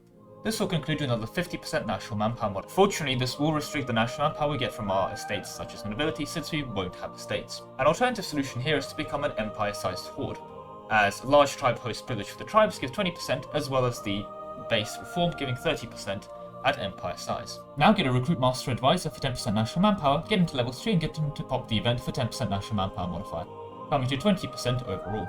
Finally, form Russia and take the new traditions and ambitions. This will give you access to the 33% national manpower modifier in the Russian ideas. With all that concluded, make sure you stay Catholic and with the Pope on your side, call a crusade on an unwilling target. With that, declare war and become part of that crusade, which will give you an excess 33% national manpower during the duration of that crusade. Now, the more observant members of my audience would have pointed out that currently we're playing a Russia that is aggressively atheist as part of their cult of reason, has declared a crusade against their perceived enemies of the state, and is swarming everyone with huge amounts of troops and ungodly amounts of manpower. I don't think we should be green. I think the colour here should be more red, but that's just me. Well, that concludes the video. Thank you very much for watching. If it's something that you enjoyed, a like and a sub would be appreciated. But that is all I have time for you today, and I'll see you in the next one. Bye! Well, a bit of an embarrassing editing mistake in this one, where I repeat myself twice. When these videos are recorded, I do say things 3 or 4 times sometimes, and keep the best version of me saying it. Yeah, basically a lot of the worst versions of it get cut. Other fun lemon trivia moment, I edited this and finished uploading this video right before I had a driving theory exam that I had to go to, so I was mildly rushing it. I should not have been rushing it, I did account for my time properly as it were, but DaVinci Resolve had an innovation. See, while editing, it caches stuff that you edit, which is usually a good idea, but there is no automatic cache clearing function, something that I found out the hard way as my cache became full, as in literally all the space on my PC, mid-edit here, became full. So that was a problem that took around an hour to identify and fix. The fix, to be clear, was quite simple, clear the cache. But yeah, that per timing-wise. Anyway, it was a fun video to cover and certainly a good candidate for a remaster. Manpower modifiers aren't exactly thinning in number these days, and I'll be able to make a revolutionary Soviet Union joke again. Because honestly, the setup just writes that joke itself. Making the most disciplined army in EU4. Discipline. Morale may win battles, but discipline win wars. 5% discipline, all other things equal, is enough to eke out a victory. A 10% discipline event is a time to declare on your greatest foes, as it flips a sure loss into a possible victory. When you start getting into 15 or 20% territory, it becomes practically impossible to beat in conventional combat, unless the opponent really skill issues, a river crossing, into a mountain, 2 techs behind, without a general. So, let's stack discipline, and let's win every battle, ever. Disclaimers, and there are a lot here. Firstly, I am stacking full army discipline here, so no Marine Revolutionary Guard shenanigans.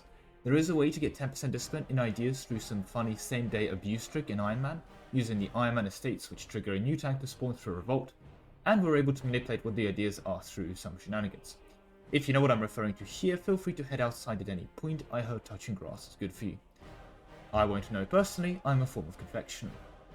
Anyway, the same day Ottoman estate trick, I'm not going to be doing that. I personally consider that an exploit, although I understand if you don't, and if you want to continue using it, I don't judge you. Furthermore, there's another 5%, 2 different sources. One of the sources replaces a 5% with a 7.5%, and another source replaces 2.5% with 5%. That could be achieved by disabling DLC. I'm not going to be disabling any DLC here, which is going to hinder me with 5% overall discipline, compared to the theoretical limit. Oh, and before I forget, I'm also going to be excluding 5% from being a march. Otherwise, that should be it. Iron Man mode compatible, achievement compatible, standard setup. Let's go. Our journey today begins in Gotland. Now, when you do load into Gotland, you have 2 choices. You can either go and stand behind Eric, King of the Kalmar Union, which will give you a way to have a very fun war with Denmark, and if you win it, basically play Denmark. Or you can say that Eric is nobody's king, and at best he's the mayor of Gotland. This is the option we'll be going with. At this point, you get a second event. Now here, you could either choose to become a plutocratic republic, or you can go and actually have fun. Fortunately for us, we're going to be becoming a plutocratic republic. No piracy for us. The reason we do this, of course, is for the mission Gotland Trade Empire. This will allow us to get the bonus aristocratics military focus into the end of the game, giving us 5% discipline forever. This is the reason we started as Scotland. Now go and conquer your way into northern Germany, specifically the Lübeck area. you're going to need to secure Lübeck itself, Lower Saxony in terms of Hamburg, and Bremen, as well as getting enough trade power in the Lübeck node, which is visible here. Once you're the major person in the Lübeck node, you'll have access to declare the Hanseatic League. Whether you take the ambitions or traditions is up to you here. The reason you do this, of course, is for the mission Appoint War Minister, which, when completed, will give you 5% discipline if you have a military advisor hired. Now make your way south into Bavaria. Bear in mind that from this point onwards, some of the modifiers you're getting are going to be temporary. So that means that you're going to have to time all of the stuff mentioned here at the same time, otherwise it won't quite work. Anyway, with that out of the way, form Bavaria. Funnily enough, this doesn't actually trigger a name change, and we remain as the Hanseatic League. However, we still get access to the missions, which is what we're here for. The first mission we'll need is to establish a standing army, giving us 5% discipline for the first 20 years. Furthermore, we'll be able to tame Brandenburg for another 2.5 discipline. Unfortunately, since you can only form one German tag, this concludes us for our Germany jumping arounds, for the most part. Our next pit stop, Morocco. I've already gone to the liberty of flipping our primary culture into Moroccan, at which point you will need to form Morocco. We do this for the mission The Black Guard, which when established gives us 2.5 discipline until the end of the game. Ignoring the fact that we're now a very Moroccan-coloured Hanseatic League, we're off to a very interesting place now, a place that no 18-year-old American ever wants to return to. I'm of course referring to Vietnam, or in this case Hanseatic Indochina.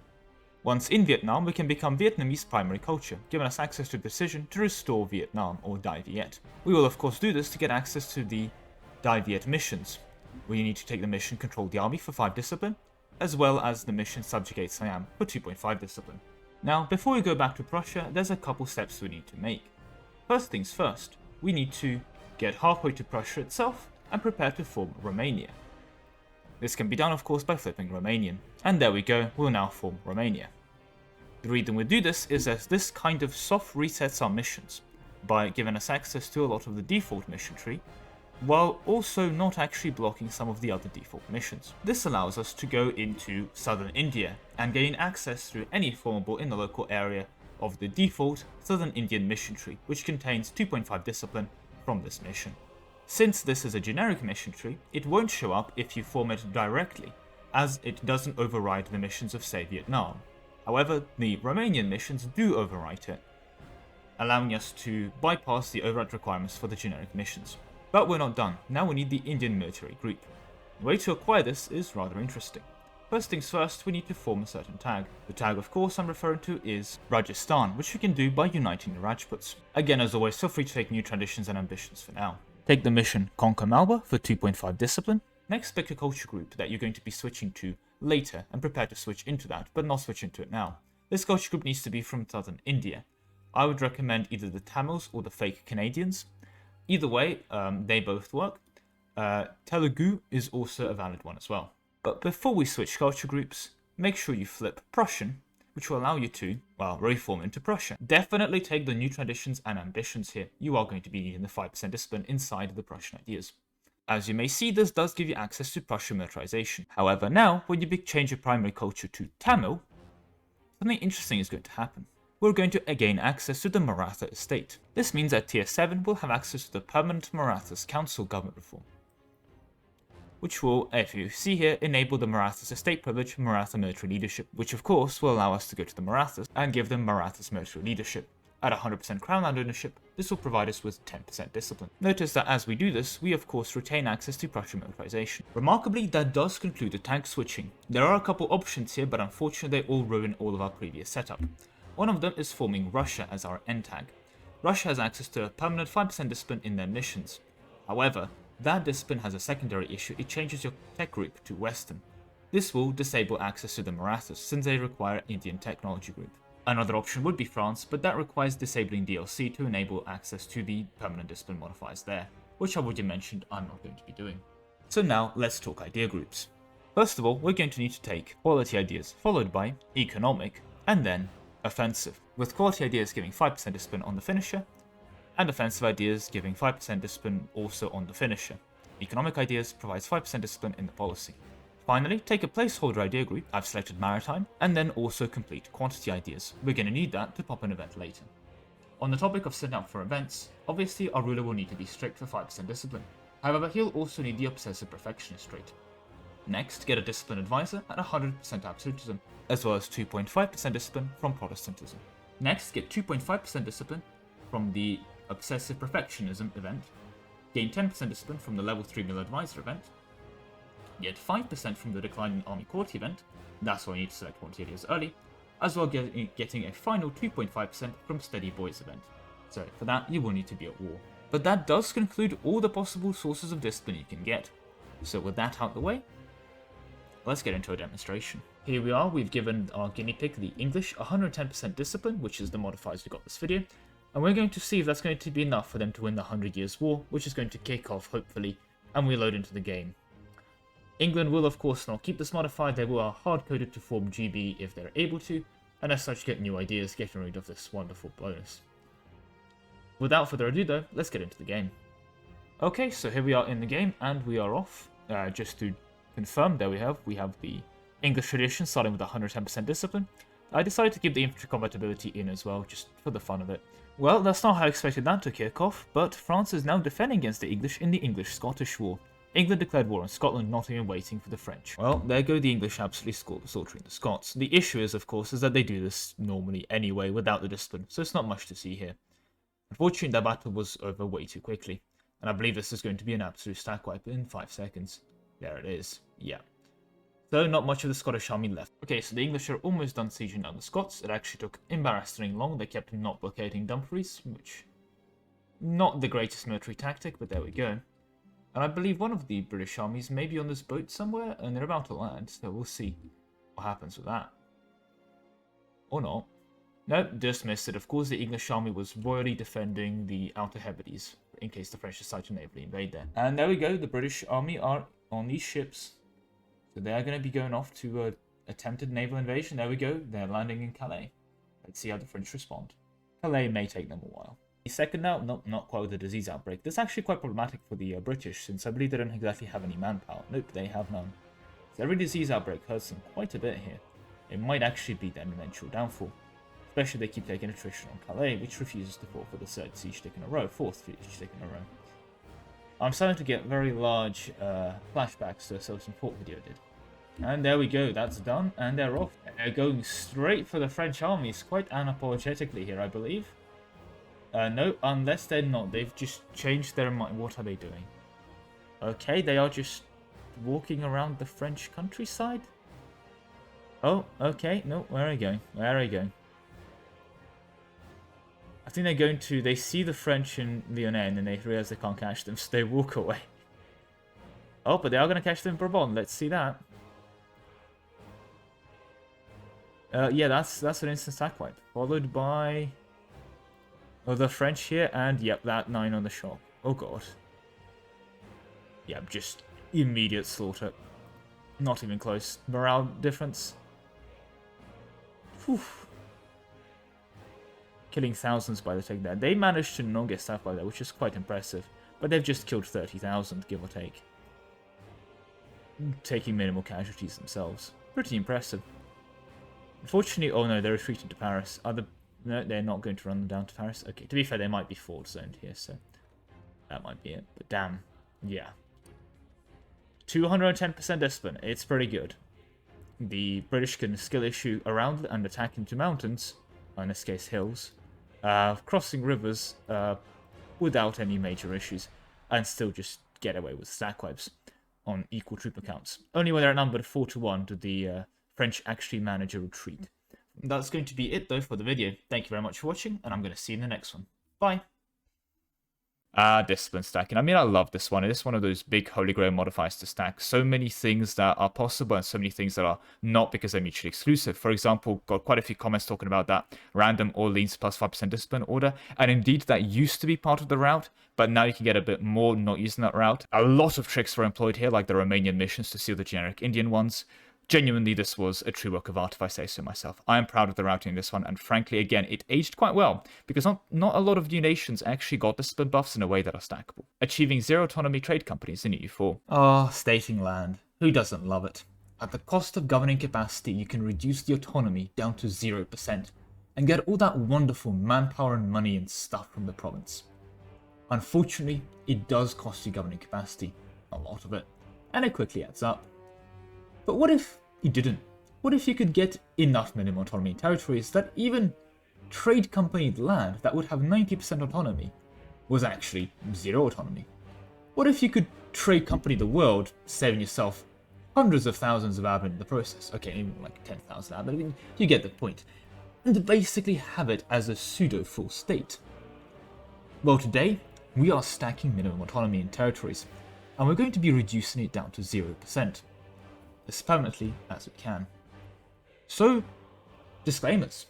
Not exactly a usual one to start with, but you cannot form America with the American -7% minimum autonomy in the ideas, territories, and then form another tag. This America is an N-tag.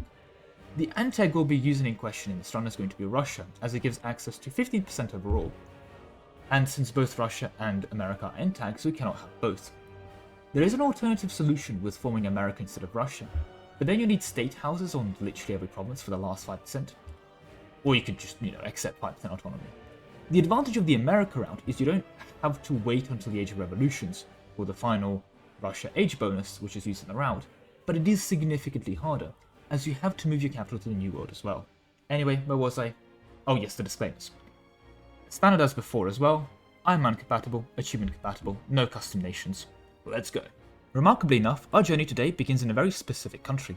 We need to be playing as Majapahit, as they have access to a very specific mission which we require. See, Hinduism normally has this selection of deities for us to select from. However, we're going to need to select the Buddha as our deity for this demonstration. However, to get the Buddha, in our missions, we're going to need to pop the mission Candy Shrine, which unlocks the Buddha personal deity. That is actually the whole reason we're playing Majapahit. It's for this one mission alone. So you're going to have to build 15 temples and ally a 100 development country that follows a Buddhist religion, so they can unlock the Buddha personal deity. Why are we doing that? Well, one thing that we'll need access to this run is the Imperial City of Hu. Now, the possibilities to get the city itself are either becoming Theravada or Vijrayana or Mayarn or Confucian and getting all those accepted, or you can be Hindu and follow the Buddha deity, which is what we're going to be doing. The reason we're not flipping something like Theravada is for another monument, namely the Haramandir Sahib, which, on top of being more difficult to pronounce, requires you to be in the Dharmic religion group, which Hinduism obviously is, because it's pretty much the definition of the Dharmic religion group. Therefore, by playing as Majapahit and popping that mission, we'll have access to both of those monuments, which immediately is going to allow us to knock 25% of that autonomy. Now we'll need to reverse some colonization and make our way over to England. With England a slightly different shade of red, and with the British accepted and promoted to the primary culture, we should have access to forming the English nation. Feel free to take new traditions and ambitions. If anything, you can take any ideas you want this from, since we're not using the America route. But with access to British missions, we're here for one thing and one thing only. Britain will give us access to the Masters of India mission. Now, it does come at the end of the British mission tree, so you're going to have to do a lot of things like seizing the Cape you probably used to get to Britain, and not having land in France. A very difficult task for any EU4 player. I know personally, I always end up getting some land in France by accident, so make sure you don't do that. But when you do that, and you have become the Master of India, you can get another -10 minimum autonomy in territories until the end of the game, as well as some diplomatic annexation costs for the fun of it. Now, let's talk ideas. We're going to need a lot of ideas this game. Complete expansion ideas for -10 minimum autonomy in territories. Okay, now that we're done with ideas, time to move on to the next step. Embrace your inner Oliver Cromwell and become a republic. With democracy sorted, make your way over to Russia and become Muscovite. Then you can go ahead and form Russia itself. For the record, make sure you stay Hindu and keep the Buddha as your deity selected for this whole time. Now as Russia, you should still be a republic, which means that if you just exist as Russia and have the tier 3 reform enabled, you should get the event this. Now the word they're trying to say here is Tisechki, and I understand it's very hard to say a word like that in English, but I would have no way of knowing that word if I don't know that word before by reading the English here. I mean, if I read this, Tisechki, I know how to pronounce that, Tisechki. If I read this, the only thing I can think of is the Stellaris language. This will give you access to a very unique tier 2 government reform, which normally replaces a 5% minimum autonomy in territories for monarchies with another minimum 5% in territories, but other things on the side. However, we're a republic, This means, at tier 12 we'll have access to the bureaucratic apparatus government reform, giving us access to a final -10 minimum autonomy in territory. Finally, become an economic hegemon, which will allow you to get another -20 minimum autonomy in territory, which you can then combine with the -10% from the Russia age ability to finally achieve, in the last stage, a full 100% reduction in the autonomy in your territories. Well, it's a 90% reduction, but you're going to have 0 autonomy. So, with that all said, I think it's time for a demonstration. Wow, would you look at that? No current local autonomy effects! Woo, 0% autonomy! This is a ridiculously difficult thing that you couldn't see yourself. You needed me to demonstrate this. There's no way you could have access to 0 autonomy on your own. Okay, if this is your first lemon cake video, I apologize. You wouldn't have seen my other stuff. People in the comment section always ask me to demonstrate the modifier upbeat stacking. So just how to deliver this one as well. I like to think I'm not normally this obnoxious, but that's for you to judge, not for me. Anyway, that does conclude the video. I hope you all enjoyed. As always, a like and a sub will be appreciated, but that is all I have time for today. See you in the next one. Bye. This was a big one that I personally wanted myself a lot, and a nice thing about running a modifier stacking YouTube channel is you could just ask yourself to go make the video on it, so I did just that. Frankly surprising, I was able to get it down. A couple mistakes here and there as usual. Thankfully, any lemon cake fan by this point knows that the true video's in the comments, so you'll go down there and you'll find at least a couple of comments with corrections that I'm hearting. Then again, I feel like hearting 75% of comments anyway, so maybe that's not saying much. Maybe I should start being more selective with hearts. Achieving maximum morale in EU4. I often find myself sitting in the middle of the night, sobering up. However, as part of the sobering up process, I would think, no, ponder the big major questions that we as humanity face today. Questions with no clear answers. Like, why does France exist? Is Poland actually real? And the biggest one of them all, Belgium. Why? Why Belgium? These questions all fill me with immense existential dread. In short, they make me unhappy, or as one could say, they leave me on low morale. And I want no one to ever go through low morale out there. Hence today, we're stacking morale, and this way no one will ever be sad again. Before we get into disclaimers, this video is actually a collaboration with the one and only The Student, an incredible EU4 player, and a man of many great runs and sometimes even exploits. He's certainly worth a watch. Furthermore, while I'm out here stacking theoretical morale, I made a more humanly achievable version by Technology Group 15 that I've sent off to the student himself. Not only will he be getting all the morale stacking that I've mentioned, he'll also be gaslighting European monarchs into believing they've always been Protestant, and using that power to take texts like 3 texts ahead of time.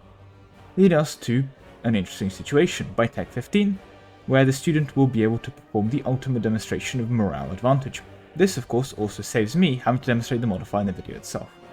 A link to his video can be found first thing in my description, so be sure to check it out. Right then, it's disclaimers time. Stacking morale, not morale damage, and only percentage modifiers. Pretty simple stuff, I hope. I will not be restricting myself to only permanent modifiers. I'm here to achieve maximum happiness. But if you want to make my life harder and give me work to do in the future, make sure to tell me that in the comments. And if enough people shout at me, I will have to do it. Anyway, with all that out of the way, as always, I'm man-compatible, achievement-compatible, standard setup. Let's go. Our journey today begins in the country of Tondo, and while I have selected the country, now would be a great time to say that morale stacking has actually been conceptually routed not by me, but by an individual named as Oko. Now, Oko didn't do most of this routing. As a matter of fact, he did way less than half. He also did it like 2 years ago before a lot of other new things were introduced.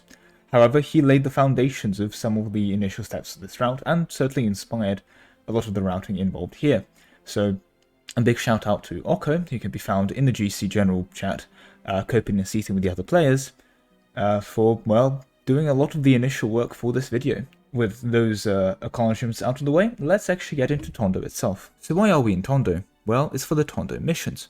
They contain a very interesting combination of both permanent end of the game plus 2 goods produced and 25% production efficiency, thankfully locally until the end of the game, as well as some other local goods produced, for example, with some rather interesting modifiers. See, we can conquer Luzon for 5% morale of armies, so that's a good plus 5% for us to start with. But we can also conquer Visayas for another 5% morale of armies. And then we can conquer Mindanao for, guess what, another 5% morale of armies. And then if we invade Burma, we get another 10% morale of armies, leading to a pretty insane 25% morale of armies from missions. Now, this is greater than the buff that Prussia gets from their ideas.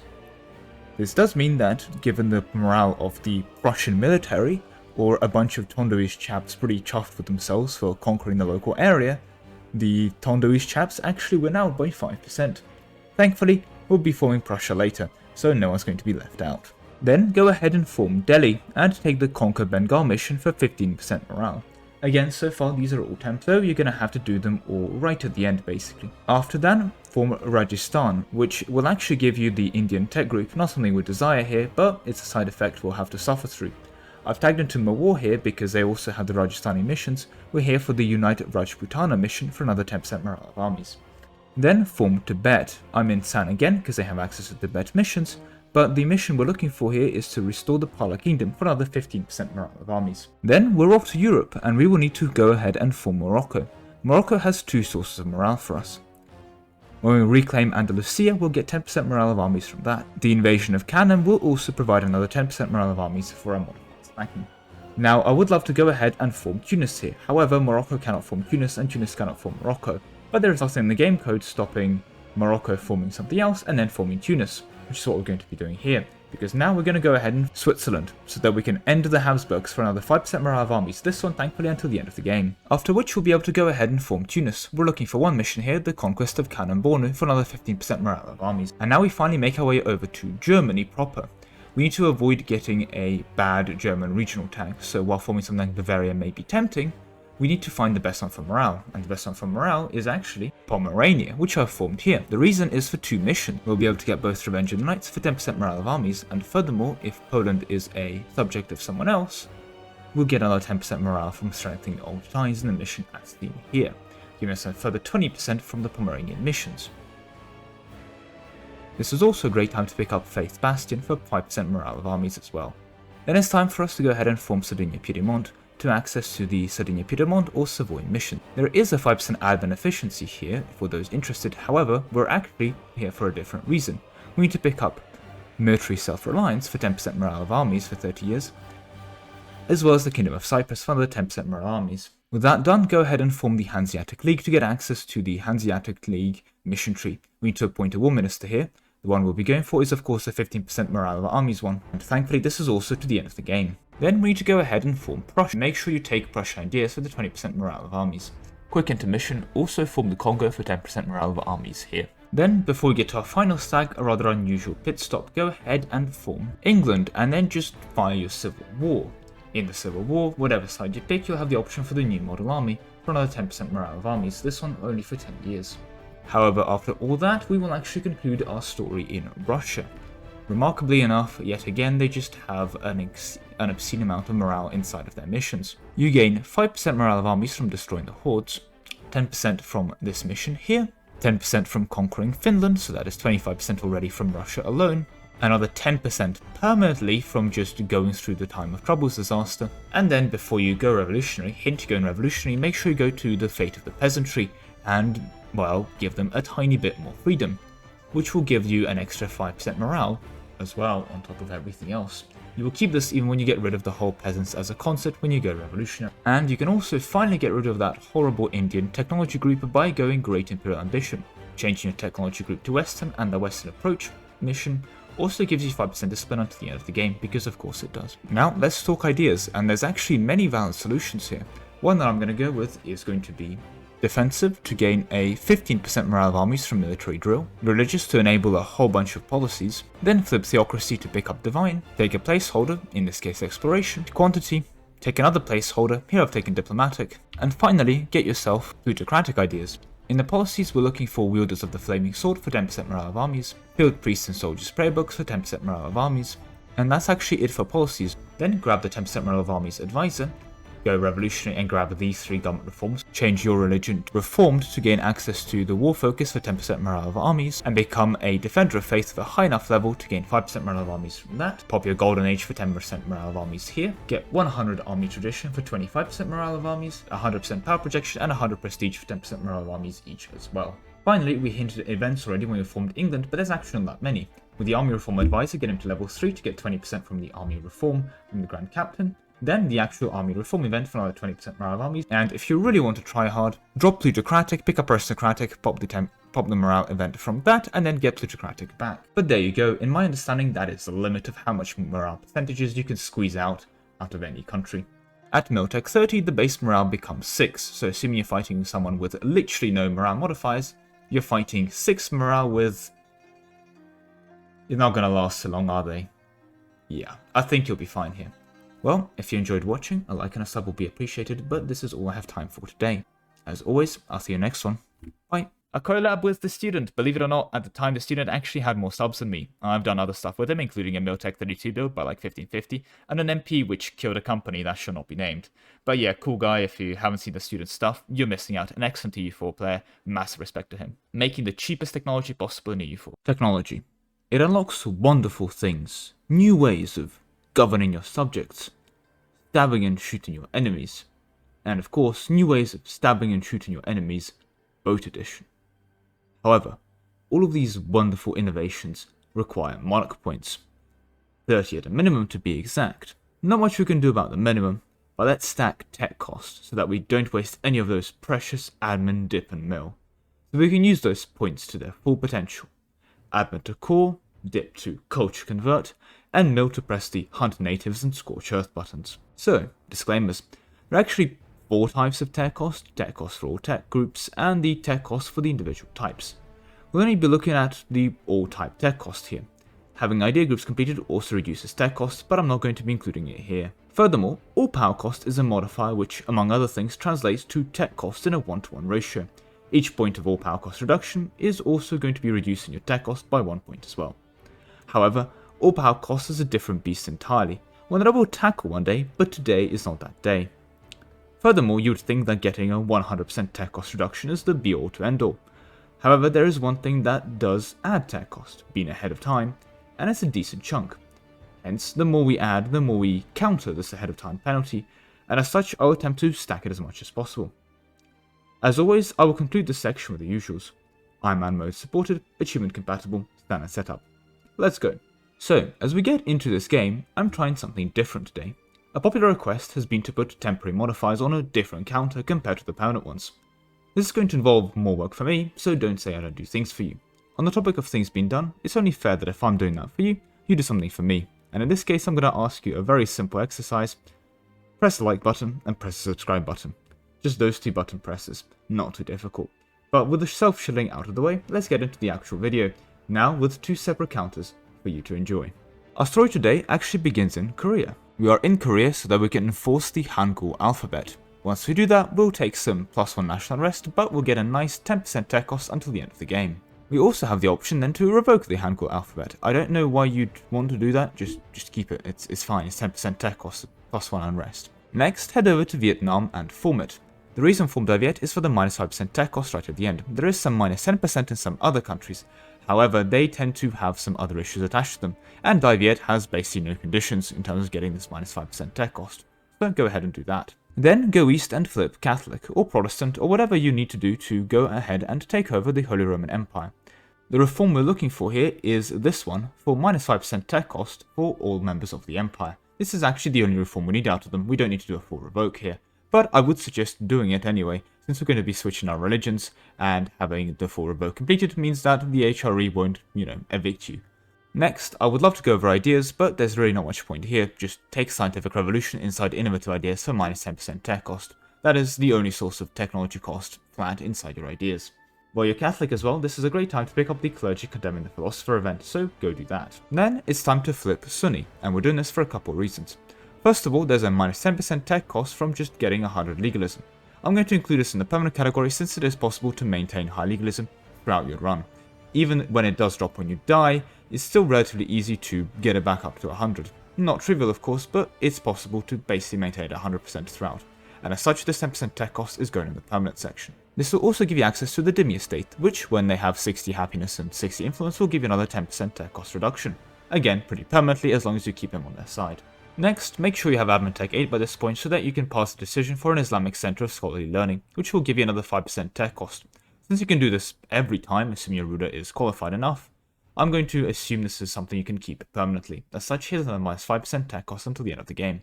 Next, time to pick up a couple temporary modifiers. Now that we're Sunni, we need to fire this relatively rare event for 3000 meantime months to fire for a further 10% tech cost reduction, although it is temporary. Another 10% is available from this little chap here, who'll give us not just 10% tech cost, but 10% idea cost as well. Then it's back to formables. It's time to make our way over to Scotland and get the Education Act, which will give you another 5% tech cost reduction, albeit for 20 years. Then go ahead and form Ireland. Thankfully it's quite close, but Ireland will contain a mission for another 5% tech cost from finding Trinity College.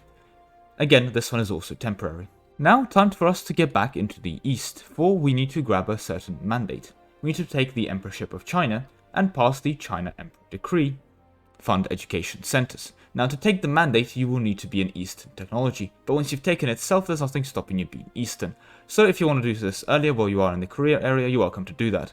But bear in mind this is something you want to be literally balancing while you're having the HRE reform as well. It's theoretically doable, so I'm including this in the permanent modifiers, but yes, it's incredibly difficult. All that done, yet again we're making our way over to Russia to go ahead and get ready to form, well, Russia. Make sure to not abandon your roots, since you should have Vietnamese ideas at this point. And dear God, does Russia have tech cost reduction. They are famously the technological powerhouse. Firstly, there's some temporary stuff from Land of Churches.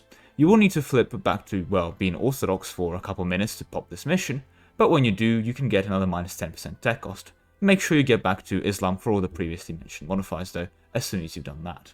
Then, after getting that mission, go ahead and westernize. You'll need to hire an actual scientist for another minus 10% tech cost for, again, 25 years temporarily. And that being said, go ahead and become Revolutionary Russian. Take the reform to, well, get the Cult of Reason. And with the Cult of Reason, we'll get a minus 15% tech cost from the decision. Then, we need to pick up 2 women in history. This certain individual requires us to be Russian for minus 5% tech cost, albeit temporary, and the other one for owning Frankfurt and Nuremberg, which is another minus 5% tech cost. Finally, make a quick pit stop over in Zimbabwe, pick up this monument for a permanent 5% tech cost reduction, as well as this monument here for another minus 10% tech cost permanently. Then, since you do have the Imperial Mandate, you'll be able to grab yourself a tributary. Grab a tributary of a person who is either 4 techs ahead of you, or hint, has an institution that you don't. The institution part is significantly easier to, well, time and set up. This will allow you to pop this event here for a minus 5% tech cost reduction, albeit temporary. Quick intermission, another minus 10% temporary tech cost is also possible if you flip to a Chinese primary culture and quickly pick up the Celestial Empire reform again. This will allow you to pop this event here on screen for minus 10% tech cost. However, then you'll need to flip out of Chinese primary culture and out of the Celestial Empire reform later anyway to get back all the modifiers that we mentioned previously, since you will need to get back to the whole being a revolutionary thing, which is incompatible with being the Chinese Empire, and the Chinese culture I think you can actually keep, to be clear, but basically a lot more painful stuff to go through as well. But hey, 10% tech cost theoretically possible. With all that done, you will finally conclude by making sure your current ruler has the Scholar trait. I'm not sure whether to put this in the temporary or permanent category, however I am going to actually put it in the permanent category. My argument being is that, well, you can run this ruler pretty much forever if you're just lucky enough to just have a Scholar the whole time you're playing this game. Is that incredibly unlikely? Yes, but it's theoretically possible to have it as a permanent modifier. However, I've included it at the end, so if you disagree with this placement, you can just, you know, keep the max rating the same and knock down the permanent rating by 5%, since that is the buff provided by the Scholar trait. But there you go, that is a tech cost reduction you can stack. It's quite an impressive one at that. But that is all I have time for you today. I hope you don't need a demonstration of tech cost. That's, you know, it just gets cheaper. But with all that being said, thank you very much for watching, and I'll hopefully see you next one. Bye. Technology, what a classic. With that said, this was the first video where I officially asked people to subscribe to me. Woo, some would say this is the end of Classic Lemon. It's all downhill from here, frankly based. But this was also the video that took me over 2k subs for those keeping track at home, which was a milestone I was fighting to get to for a while. Yay. Anyway, back to getting the ultimate colonization speed in EU4. The Great American Plains. The riches of the Amazon jungles. Picturesque islands and beaches. These are the wonders of the New World. You're not alone here, mind you. Upon closer inspections, natives can be found throughout this land. However, once you help these natives overcome their crippling oxygen addiction, it is time to establish a community, a society, no, a true colony, here in these variable paradises. So, with the natives considered a non-factor, what is stopping you from living the dream? Well, colonies tend to take time and money to build, a fact represented by the requirements of having 1k settlers in a province for it to be considered self-sustaining. The natural growth rate of colonies is pretty pathetic, but of course this can be increased, which is what we're going to be going for today. Let's go and get those global settlers. Disclaimers, let's start with the modifiers being stacked itself. Both global settlers Yeli and global settler chance will be considered here. However, issues arise with global settler chance and it also scales with things like production efficiency, which is something I'd rather not be scaling today as well. As such, the global settler chance is more of a sideshow demonstration of what you end up with, instead of a true modifier stack in its own right. As such, given the choice, the priority will be on the global settlers over any global settler chance, if presented.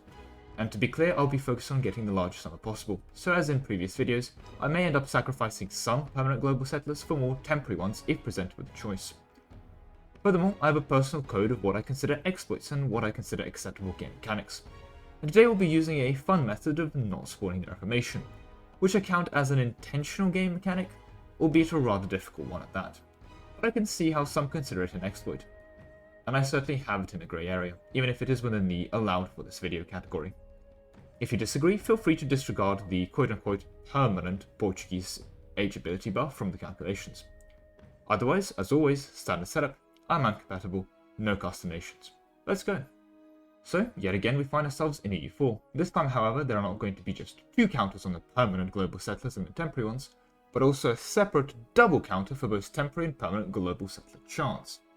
If projections continue by the 7th Lemon Cake video, the entire stream will be actually relegated to counters, and the video topic will hence have to be stacking literally every single modifier in EU4 possible. If you're a fan of counters, make sure to let me know by increasing both the like button counter and the subscribe button counter if you haven't already. But with that shameless self-shilling out of the way, let's get into the video. Our journey today begins in Portugal, but it certainly won't be staying that way. First thing we need to pick up as Portugal is actually going to be the Portuguese colonial growth age ability. Now this is pretty good, it's plus 50 global settlers, and this is something I'd rather keep. So, we need to now, well, stop the Reformation from happening. See, if the Reformation doesn't happen, the Protestant trigger for the Age of Reformation will actually never happen. This means that we never go to the Age of Reformation, hence we'll never go to the Age of Absolutism or the Age of Revolutions. We'll forever be stuck in the Age of Discovery. So all we have to do for that is prevent the Protestant Reformation from ever actually firing. The way we do that is to make sure reform desire never hits a large enough number to actually trigger it. The Pope is able to reduce it by spending money, which of course makes sense because spending money at a corrupt institution makes it less corrupt. It's just like rooting out corruption in EU4. However, it's quite hard to fight it naturally, since a lot of countries that are Catholic constantly get events that increase reform desire, and with a lot of those events stacking up, it tends to pop sooner rather than later. As such, there is only one very simple solution that you must do now. See, what we can see here on screen is a map of the Catholic provinces. Thankfully, some of them are already not held by Catholic countries, making them ineligible for getting those events. You are of course an exception, you as a player can choose to not get those events. But all these other countries, Germany, every single country in Germany to be clear, France, England, all of the Italians, Sweden, Norway, Denmark, Poland, Lithuania, Hungary and Croatia, all of these wonderful Catholics, they need to go. They need to not exist. Either the land that is Catholic need to be owned by someone who isn't, like the Ottomans, so you can probably feed some to the Ottomans, or you go on a mad conquering spree and be done with Europe by the 1500s. In essence, you need to prevent every single Catholic tag from existing, as this will also prevent them from getting events. Catholic provinces can exist, of course, that is still fine, it's just the existence of a Catholic tag that is the issue. You yourself, of course, are again allowed to stay as Catholic tag since you can not fire the event, but yeah, you just kind of need to get rid of every Catholic. An incredibly easier said than done operation, since invading northern Germany by 1500s is relatively difficult, and you need to do not just that, but also yeet everyone else in Europe at the same time, and you have to do that as Portugal. Good luck. With the Reformation stopped and you having completed your tour of Europe, it's now time to form some tags. Unfortunately, Spain will not be one of them. Despite having access to some other colonial shenanigans, they are an end tag, and the end tag that is actually best for colonialism, well, you'll have to watch the end of the video to find out. But the first pit stop we're actually going to be making is going to be Morocco, because then we can colonize the West for plus 20 global settlers, albeit for 20 years. With that done, we need to now move on to England, and much like most other domination mission trees, there's a lot of global settlers for us to pick up. The nice thing about England, of course, is you get access to all these missions, but England itself is a formable. GB is a end tag, but England is not. It allows you to pop England, get your fun missions, and move on with your life. We first start off just picking up 20% settler chance, albeit temporarily, for 15 years, a rather strong modifier, but one I would severely recommend. Next, getting back to the settlers, you need to chart the southern seas, getting 20 global settlers, as well as some tracering on the side.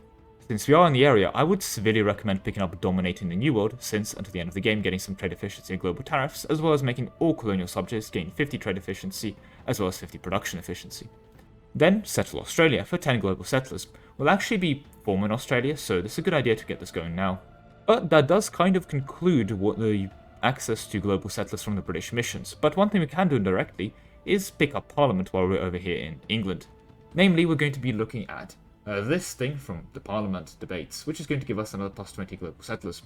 It's theoretically possible to get this debate back to back forever, hence I'm going to be putting it into the permanent category, but I can also see its argument to be moved into the temporary category. Depends how you want to define it. It's possible to be permanent, but it's also realistically not going to be. Much like the expansionist trait, which I may as well mention here, but, you know, could have mentioned at any point. The expansionist trait is theoretically accessible permanently, but in practice it's not going to be. Regardless, it's here for the permanent modifier stacking, so into it goes. But we're not done with the British Isles. Now we need to move over to Scotland, where we need to go and pick up the Darien scheme. This is going to give us another 15 global settlers as well as 5% more settler chance. Now this scheme historically famously united the two countries of England and Scotland, much to the protest of the English, who are now subjected by the evil tyranny of the Scots to this day. So it's a very successful scheme and one I would severely recommend picking up. And then form yet another non-end tag available on the British Islands. Well, Ireland. See, they have some more global settlers to pick up from here. But with the British Isles sucked dry of content, you need to go ahead and make your way over to the Hanseatic League and form them before access to the Hanseatic missions. Lubeck also has them, which is why I'm tagging into them now. What you're looking for here is to charter North America. This will give you access to not just 20 global settlers and a bit more colonial range, it'll actually give you access to a colonist, something I'm not keeping track of today, but very much a nice added thing to have on your side. But we are here for the 20 global settlers, albeit temporarily, so let's pick that up and move on. See, I'm assuming to this point you've stayed Catholic, and actually you'd probably want to switch back to Catholicism, since that is a good way of maintaining the Treaty of Tordesillas for plus 10 global settlers. It's only on the New World, so I'm not sure how I want to include it in terms of the permanent category. I think staying Catholic and just using Treaty of Tordesillas is a reasonable thing to do. However, to those not convinced with that argument, you have two alternatives. You can either go Tengri and get the Orthodox as your syncretic faith, plus 10 global settlers everywhere, or you can also become, well, any other pagan and become Totemist, and then get your global settler person remembered as an ancestor. This will give you plus 10 global settlers from the religion as well. These are the two options for plus 10 global settlers. There is one religion for gay gives you plus 15 global settlers, Protestantism. However, getting that religion kind of nullifies the whole being Portugal shenanigan, so we can't use that. So whether you want to use the Catholic Treaties of Tordesillas, the Tengri and Orthodox coalition of 10% global settlers from that, or you want to go and become Totemist, all three options will eventually provide you with plus 10 global settlers, and all three are equally awful to do.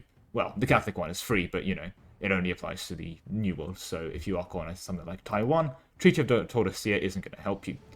But why am I staring at the Ming? Well, you see, you're not going to be staying any of these religions. You're going to pick up an Eastern religion, and you're going to go ahead and take the Mandate of Heaven, because you need to do some celestial reforms, namely the New World expansion for plus 10 global settlers. This is definitely going in the permanent category, since the Emperorship of China is something you can keep, even when you flip out of the Eastern religion. You only need the Eastern religion to pick up the Empire of China, but if you flip out of it later, you are able to maintain the mechanic.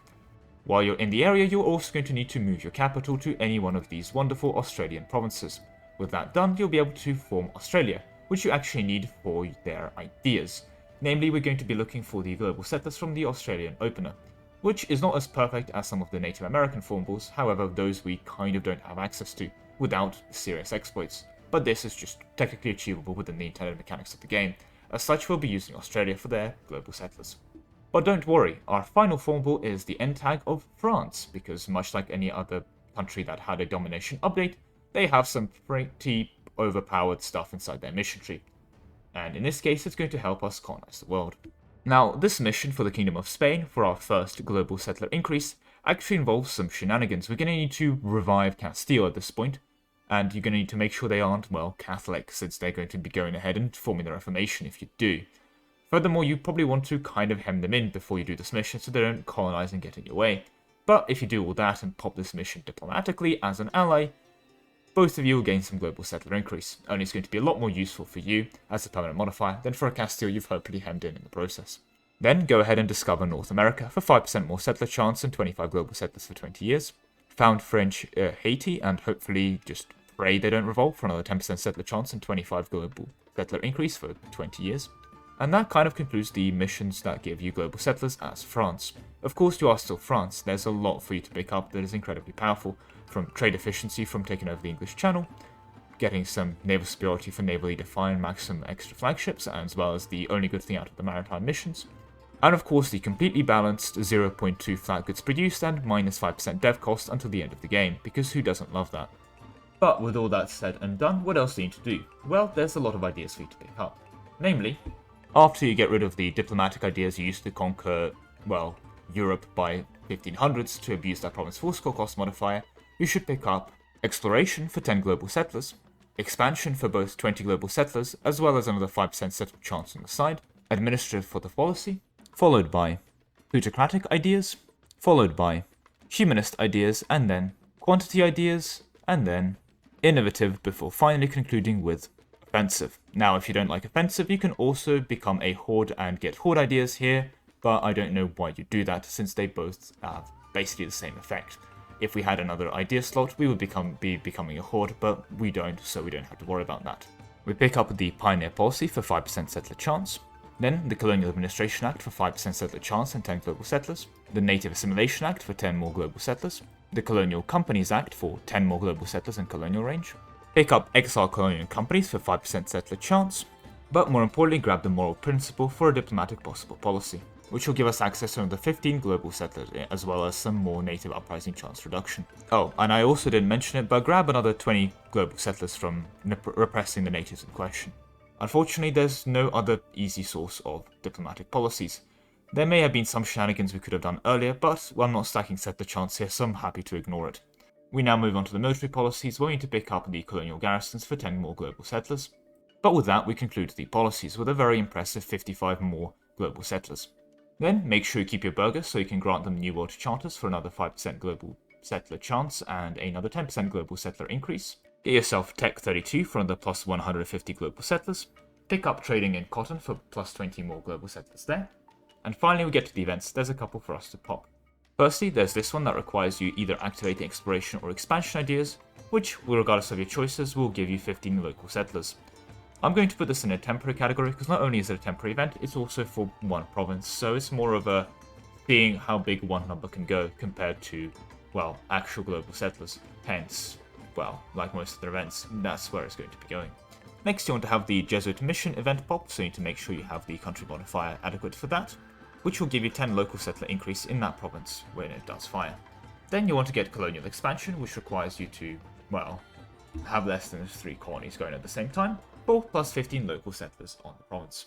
However, to the best of my knowledge, that actually kind of concludes the events that gives you global settlers. That is a very impressive amount of settler rate. I mean, again, this is more of a pushing the theoretical limits, and I'd be very incredibly surprised if anyone manages to achieve anything close to this in a real game, but I hope you found it at least educational and entertaining nonetheless.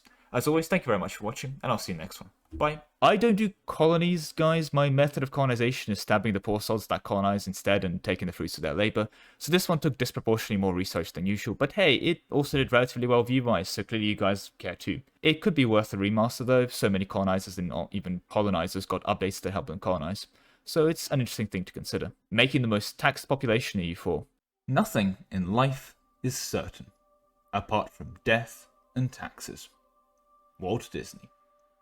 This is a rather famous quote, but what does it actually mean? Well, let's analyze the first part, life. That started on Earth like millions of years ago at least. Living things die. So the first things died also millions of years ago. Now, the taxes. Someone needs to collect them. Who can collect them? The taxman. Who employs the taxman? The government. When was the first government established? 5,000 years ago. Is 5,000 minus like a millions of years? No. That means we have loads of uncollected taxes. Taxes we don't have the time to do it thoroughly. We need to get our taxes nice and stacked up. Like a modifier almost. A global modifier on our national taxes. Like a global national tax modifier. Let's go and get the stacking going. Disclaimers. In this version, buildings like churches will be allowed since you can theoretically build them on every province. But since we're looking at global taxes, I will not be considering both the local development of the province, any local buffs on taxes like Riga or birth of a new city, and as such the focus is going to be on national tax, pure and simple.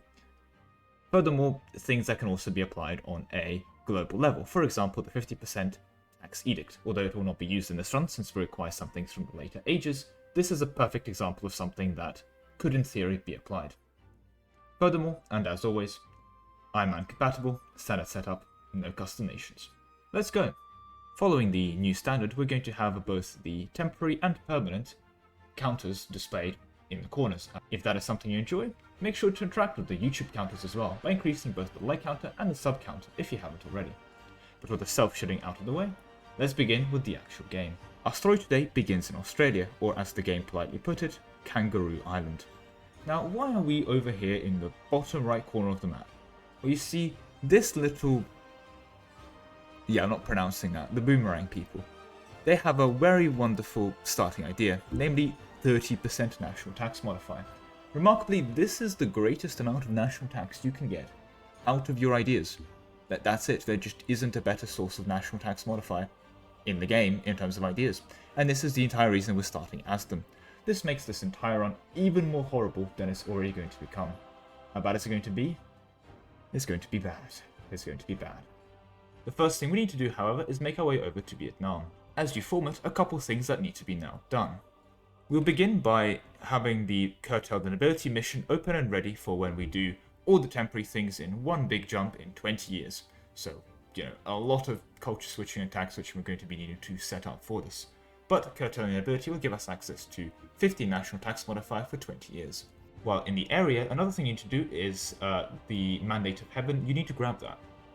When you have the Mandate of Heaven, you can have the Empire Government China mechanics, which we will be getting out of, but more crucially, you will be able to conduct a population census, giving you another massive 25 national tax modifier. In theory, only one decree can be enacted at once. However, you can just run it forever, hence I'm going to be putting this in the permanent category.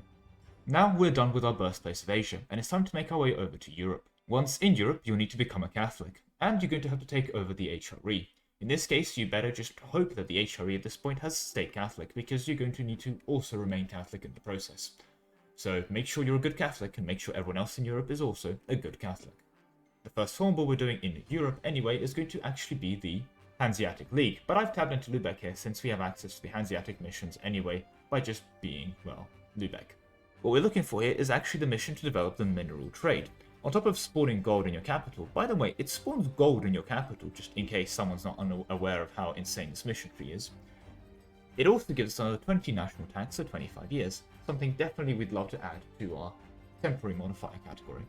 Next, you need to go ahead and form Austria, with the simple mission of Austria itself prospering, which will give you 15 national tax as well for another 20 years.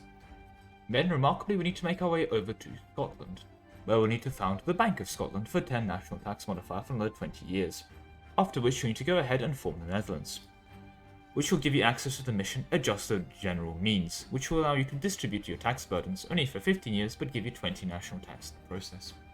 Then thankfully it's quite close to you to make your way over to England. Now England is going to be a weird one. We're going to be of course having to change our primary culture to English to achieve this, but while in England we're going to need to go ahead and get the mission Renovate Oxbridge, since that's going to give us access to the Oxford Symposium. Sounds incredibly fancy, The one we're looking for is the one that's going to give us 5% national tax, which is just, going to give us 5 national tax. Why? That's not much more to say there, really. And yes, we are forming the country of England just for a symposium. Don't question it. However, don't get rid of the English just yet. We're going to need them later. So don't, unaccept every English person yet. But you will have to go ahead and now form France. And as soon as you do that, I would actually recommend flipping your primary culture straight back to English. We're going to need that again later. It also means that, of course, you're not French, which is a pretty good thing to have going for you in general. Now, you see, France is actually remarkable, the amount of obscene taxation that it can perform. It's just barely ahead of Japan, though, so it just quite barely edges out there compared to the Battle of the Antags, but there we go. Now, France, remarkably, isn't actually our NTAG. We're going to need to stay as France to access their missions and events that require to be as France, but be prepared to form the HRE right at the end, or the final, as the HRE 5% national tax from that. However, as France, well, where do we begin? In many places. First of all, take over Genoa itself to give you the Banca Carige, full 20 national tax for 25 years. On the topic of Italy, you also need to go ahead and grab the Neapolitans. This will give you access to this thing you can see on screen, giving you access to more national tax. Finally, as France, we're going to AFK to basically the 1780s, or if you are actually attempting this yourself, try and get everything done by the 1780s, which is a more apt way of assessing it. Because as France, we're going to be popping 2 events. One here for some national tax modifier, and another one here for some more national tax modifier. Remarkably, we obviously want to pick the national tax options. With that, and our primary culture being English, we can go ahead and revoke the HRE, getting the permanent modifier for, having the whole HRE revoke shenanigans run the 5% taxes. And as an English primary cultured kind of mess of a country, we need to make sure we own a province in North America that is also English primary cultured to fire a Women in History event, well, honestly around now. We just need to be English primary cultured, and we need to own a province, not a colony, in North America. So make sure you do that. With that all said and done, we kind of have reached the end of our formations and setups. A couple government flips left to do, but now let's start addressing our ideas. Begin by taking economic, which contains 15 national tax, as well as maritime, which, apart from policies, will give you the ability to repair when in coastal sea zones. This is not to be confused with the French mission French Naval Supremacy, which gives you France rules the waves until the end of the game, giving you some naval leader fire, a max number of flagships, and the ability to repair when in coastal sea zones. This of course means that you can repair in the coastal sea zone squared, meaning that you repair yourself into a battleship. That is definitely how it works, trust me, don't test it. But anyway, back to the ideas, we need to go ahead and grab humanist, followed by diplomatic, and then court, followed by mercenary, and then administrative, and finally plutocratic, which will give you access to the following policies. Efficient War Taxes Act for 15 national tax modifier, the Big Government Act for 15 more national tax modifier, the Citrus Statute for 20 national tax modifier, then proclaim divine guidance and become a theocracy. Gain 100 devotion and stay at it for 25% national tax modifier, get the clerical state reform for 10% more national tax modifier, expand your temporal rights so that your cathedrals will provide an extra 33% local tax modifier. I'm going to put that in the list now, even though we haven't actually included the cathedrals yet. Then become a theocratic democracy, which will give you access to Parliament. We'll get to Parliament in a bit. Get the taxation of foreigners, giving you 50% national tax modifier.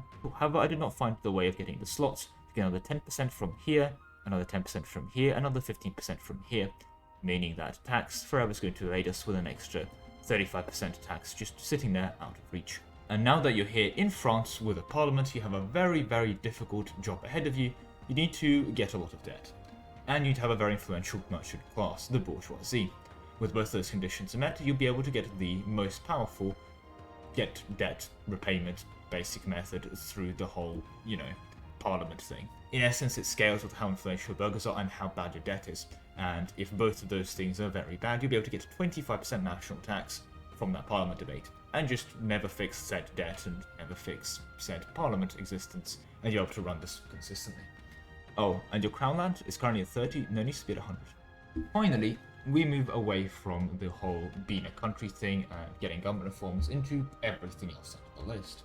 So make sure that everything that you are taxing is a city, which means it's fully colonized, not a province in the process of colonization.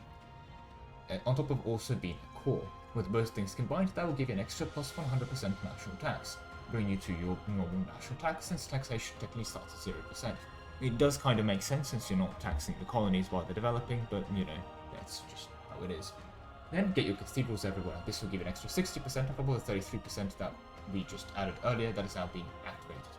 Now, the reasonable Catholic will be able to use the Pope to levy church taxes for another 15% national tax modifier, as well as getting the Crusade modifier for even more tax from that.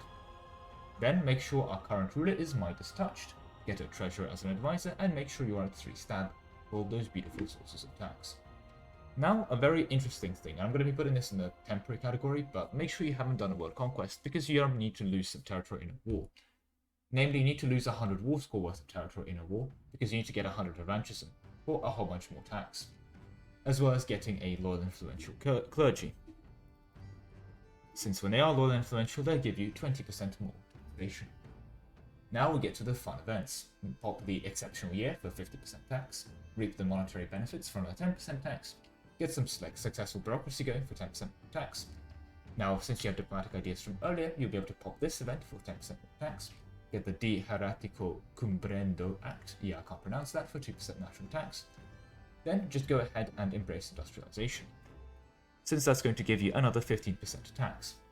And with that industrialization completed, that actually concludes all the sources of tax that, to the best of my knowledge, you'll be able to have access to.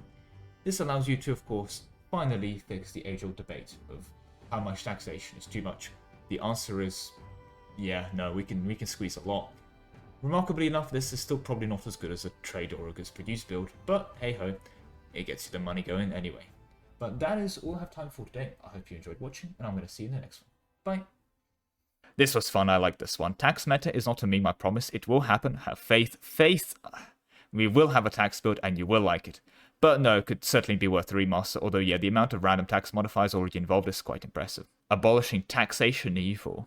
Previously, I went for maximizing my taxes. I squeezed every penny from my subjects, but left me wondering, why? See, in EU4, you can make so much money from trade and production, you don't really need the pennies you get from taxing your subjects. Whenever I end up playing the EU4 game that gets late, we're talking past the 1700s, I wonder what would happen if I just stopped collecting taxes. I mean, frequently I am literally at the money cap itself. I do not need the money. This is of course in stark contrast to real life, where my addiction to both Paradox DLC as well as liquids containing 60% water in funny bottles have led to a crippling financial state. So crippling in fact, I'm going to ask you to not skip the following video. Okay, thanks for that. The pennies from the ad revenue will be invested into my 19% APR credit card I used to pre-order March of the Eagles. Before we begin to approach the question of abolishing taxation, I'm going to ask you to help me abolish my lack of self-esteem, which can be done by heading below the video and increasing the like counter and sub counter by 1 if you haven't already. But with all of that self-shitting out of the way, let's consider the problem at hand. When it comes to getting to 0% tax, there's actually a couple things we have in terms of approaching it. Now, naturally, we don't want to do things like build churches or anything that increases tax. That is a given. However, before we just start the game on 0% tax and dismiss the entire problem inherently, there are a couple ways of collecting taxes that we can't avoid. The first comes from the fact that we get 25% taxes from a province being fully colonized, and then another 75% from having a core on the province. That means, in theory, if we were to never colonize a province, we avoid this initial 25%. However, by definition, our capital is always a full city. In fact, if we have one province remaining, our capital, and we are colonizing one province, and we lose our capital by an AI or a player taking it in a war, but keep our colony, our capital moves to the colony, which instantly finishes the colony. As such, we cannot avoid the 25% taxes on a global scale, since we will always have at least one fully colonized province, our capital. Now, having no cores in your territory is certainly an interesting strategy, one I will also be ignoring, since I want to have this done on a global empire and not having any cores literally anywhere is going to be throwing the empire into such a state of chronic revolt, I'm pretty sure my peasants would start voluntarily paying into the government tax pool just to avoid being drafted into the doomed peasant revolt 378. Of course, the previous 377 peasant revolts have failed, but this time it's going to be different, trust me. So how do we go about getting rid of the plus 100% taxes? Well, this is where the previous theories, our previous options, come into play. The first thing that comes into mind is actually autonomy. At 100% autonomy, among other things, we also decrease the amount of taxation we get from our territories by, well, 100%. Now, giving our territories literally 100% autonomy from the government so we don't tax them is already causing libertarians in the US to be having a field day. And I believe just saying the phrase is enough to get Ron Swanson to try and adopt me. This does, however, quickly run into issues. The reason we aren't taxing in the first place is the fact that we have too much money. The reason we aren't taxing in the first place is the fact that, well, we make too much money from production and trade. Now, it is possible to keep 100% autonomy everywhere, believe me, but it does also just nuke your production and tax income down to zero.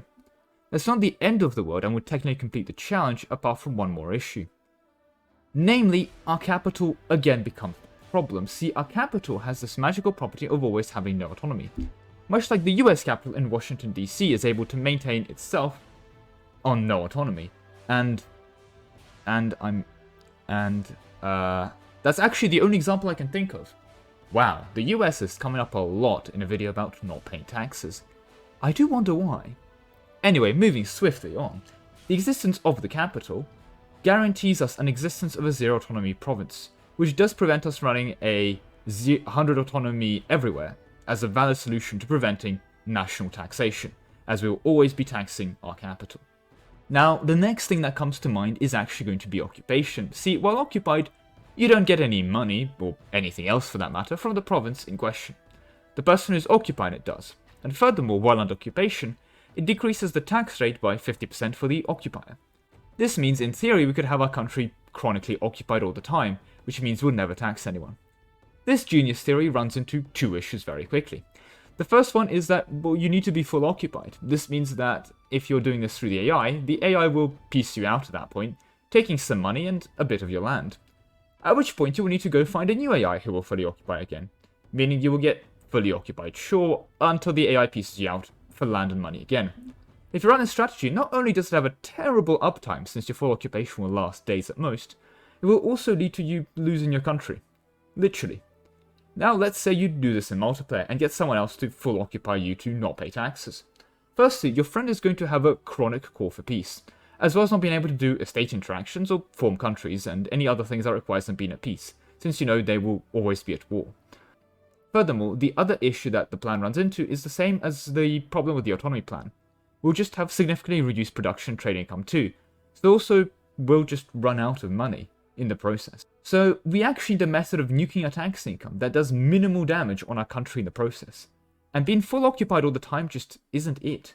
The devastation will also tick up on the side, which will really hurt our production and tax income if being fully occupied didn't already. So with all of that said, how can we achieve the minus 100% or more tax reduction while still leaving the production efficiency and goods produced and manpower pools of our country at least relatively untouched? Well, it's time to get into the actual modifier stacking part of the video. As always, the usual stuff applies. We're running Iron Man compatibility, achievement compatibility, and no custom nations in our setup. But with all that said and done, let's go. Now, before we get anywhere, I'm going to need to address the greedy trait. Now, it will certainly help us decreasing our taxes by 10%.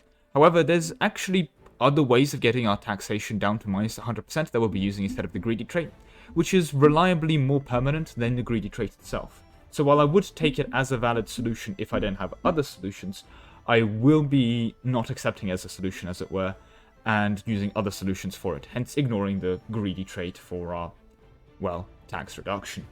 Now, the first thing we need to become is actually a theocracy.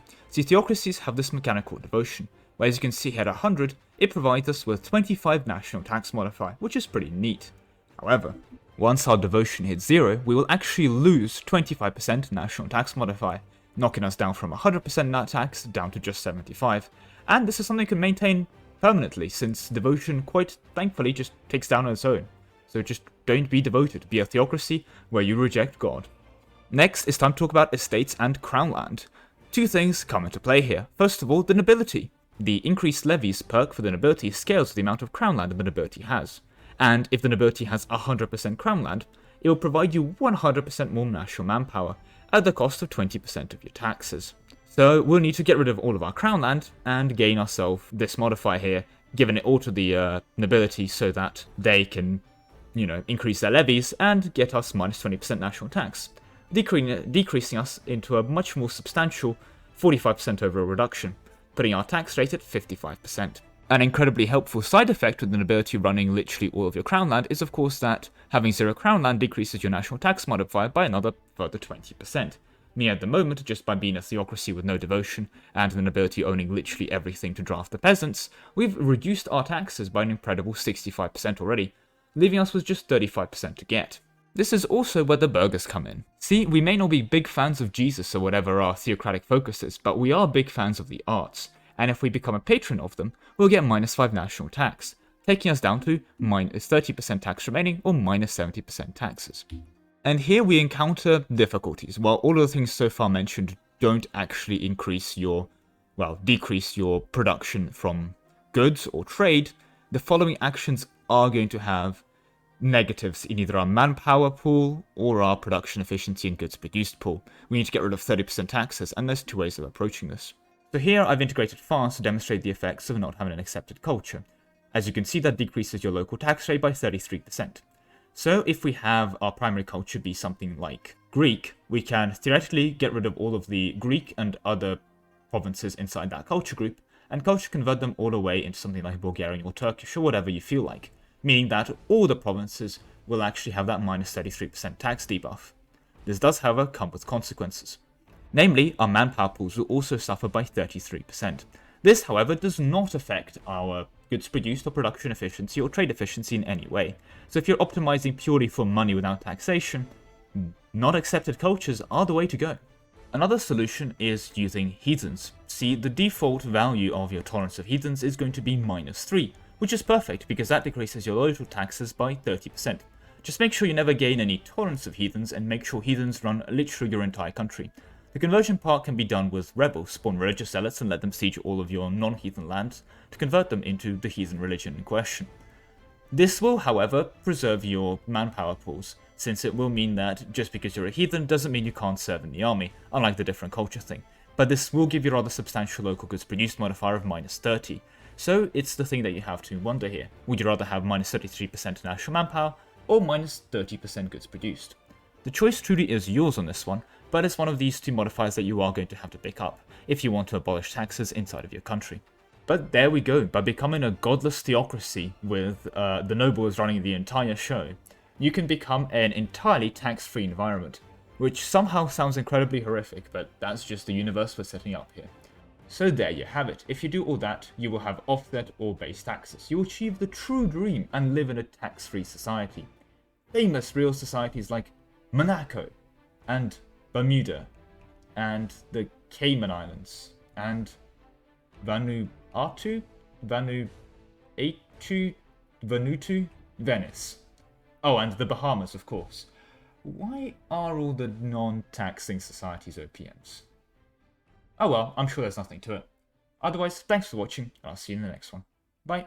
And welcome to the first more meme negative modifier stacking video. Negative modifier stacking vids were very requested, but the issue with them is they really aren't capped. For example, you max out things like positive unrest by just being at 5 quintillion overextension, and things like that. I mean, if you want to go over 5 quintillion overextension, just deb a province you haven't caught and congrats, you've hit a new cap. In general, negative modifiers are significantly easier to get, like paying 1k for advice just involves being over GovCap a lot. But for those requesting a negative modifier stacking video in my Discord, here you go, making all the goods in EU4. Goods produced, without question, is the strongest single economic modifier you can get in this game. Not only does it literally boost your production in every single province by a percentage increase, it also has massive impacts on the trade value your provinces generate, leading to a double effect on both production income and trade income. See, this is where production efficiency as a metric falls short. It only increases production income, and trade efficiency falls short by only increasing trade income.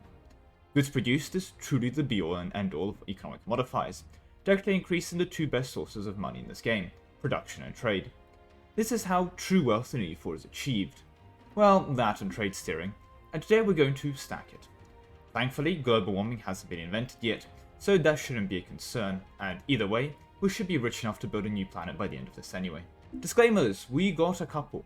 We are going for global goods produced percentage buff. This means things like manufactories or other sources of flat goods produced, like trade company investments, are not going to be counted.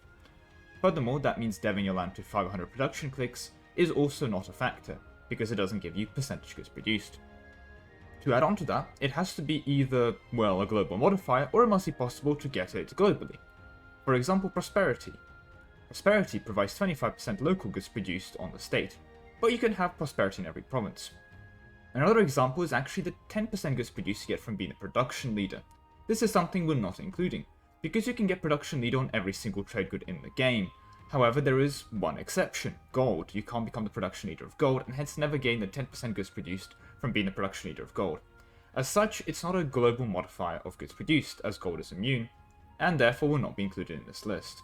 Another thing that must be mentioned is domination. See, domination gave a lot of countries very fancy new mission trees, namely Poland and Prussia. But the old Poland and the old Prussian mission trees both included 10% goods produced in their missions, which the new ones do not.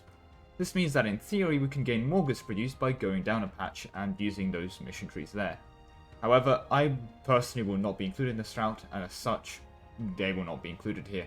So, if you are happy to disable DLC, feel free to do that and get another 20% goods produced from those two sources.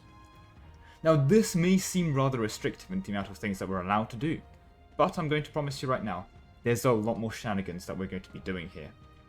I've had to reroute this thing 4 times now, so this video's taken an extra while. Otherwise, to finish off the disclaimers, standard setup, no custom nations. Let's go. Almost forgot, let's get those counters on the screen, permanent on the bottom and theoretical limit on the top. With that done, time for me to shill to increase the like and sub counter as always, but with the sub promotion out of the way, let's get into the video itself. Our story, much like admin efficiency, begins in Diplomacy. Now, Diplomacy is going to give us 2 things. First of all, we're going to conquer the concept of bread, which is going to give us 20% goods produced until the end of the game. Since you are also starting on Diplomacy, may as well break the chains for 5 admin efficiency until the end of the game as well, because why not? Another thing that we're going to keep from the Diplomacy setup, as it were, is going to be the free farmers national idea for 10 goods produced. There are 20 goods produced in ideas, namely from GB or Germany. However, both of those things are actually not acquirable for us now, as they're end tags and they're not end tags that we're forming. We're forming a different end tag for a lot more goods produced than an extra 10, but that does mean that we don't have access to that 20, and the same can be said for the other 15% goods producers that a couple ideas have. This means we need a source of 10 goods produced, and since Diplomacy has 10 goods produced in their starting ideas, we don't need to worry about forming any other ideas. You can go grab another idea set if you really want, but I'd actually recommend keeping Diplomacy. Not only do you have 10 morale and 10 shock damage received for your military buffs, you also have some infantry compatibility to add to it, and for all of your multiplayer enjoyers out there, there's even 10% dev cost. But with the self-shilling for Diplomacy, my favourite EU4 country to this day, out of the way, let's get into Savoy. Savoy is going to give us another 10 goods produced from the mission powerhouse of the North, which again gives 10 goods produced as well as an extra 5 admin efficiency, meaning so far you start the route off with 10 admin efficiency because why not? Our next stepping point, however, is going to be Poland. Now, again, as previously mentioned, if we had the old Polish missions, there would have been a Polish Golden Age mission, which, while during our Golden Age, would have provided us with some extra buffs, including but not limited to an extra 10 goods produced. However, we're in Poland for a different reason, the Polish Age ability. And this is where it gets interesting. See, the Polish Age ability ends with the end of the Age of Reformation.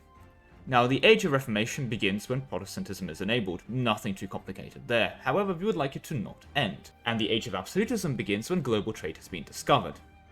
Now, global trade is a fascinating institution for many reasons, but one of the main fascination points is the fact that when global trade has not spawned, if you have the largest trade node in the world, it's quite doable, albeit still a bit finicky, to prevent it from spawning. Namely, to get 2 other vassals and give them 30% of your trade node and keep 30% for yourself. This will lose you a lot of money, naturally, from trade, however it's going to have a secondary effect. No one is going to be the strongest trade power in the richest trade node. So as long as the richest trade node remains the richest trade node, global trade will not spawn. So that means no Age of Absolutism, and hence no Age of Revolutions. So there we go, Age of Reformations forever, woo! There is, however, one small problem. What is that problem? Coal. See, coal gives us access to furnaces, and furnaces give us access to, well, goods produced from furnaces, which is quite good. There is, however, a slight issue with that. They need enlightenment. There's two approaches here. The first thing that comes to mind is former England, and we will be former England later for an event. Early industrialization enables coal if we've embraced manufactories and have reached Admin Tech 23. The main issue with that plan is this: manufactories does require global trade to be present to spawn. And this is of course going to require, well, global trade spawning, hence the age ending. This does mean that, realistically, there's no way of getting coal, either through the Enlightenment method or the manufacturer's earlier method with England, without first getting global trade. And this will of course naturally end the age. So what is the second way of getting both the Polish age ability up and all of your coal manufactories up at the same time? Well, it's bad, but outside of an incredible amount of prep work, it's doable. So what do we need to do? We need to delay global trade as planned previously, and we need to delay it until the 1700s. So until the 1700s, keep delaying global trade. While you're waiting for the 1700s, with the Polish age ability up, there's a bit of setup we need to do, and by a bit I mean a lot. First of all, coal. There's 59 coal provinces in the entire world, and you're going to need all of them. The most difficult one's actually going to be the New World.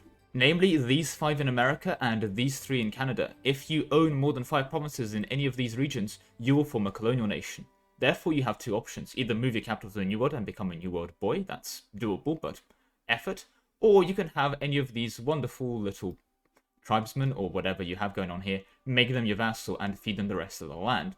You can also take a colonial buddy, like if you grab Brittany and something and feed them the land in the New World.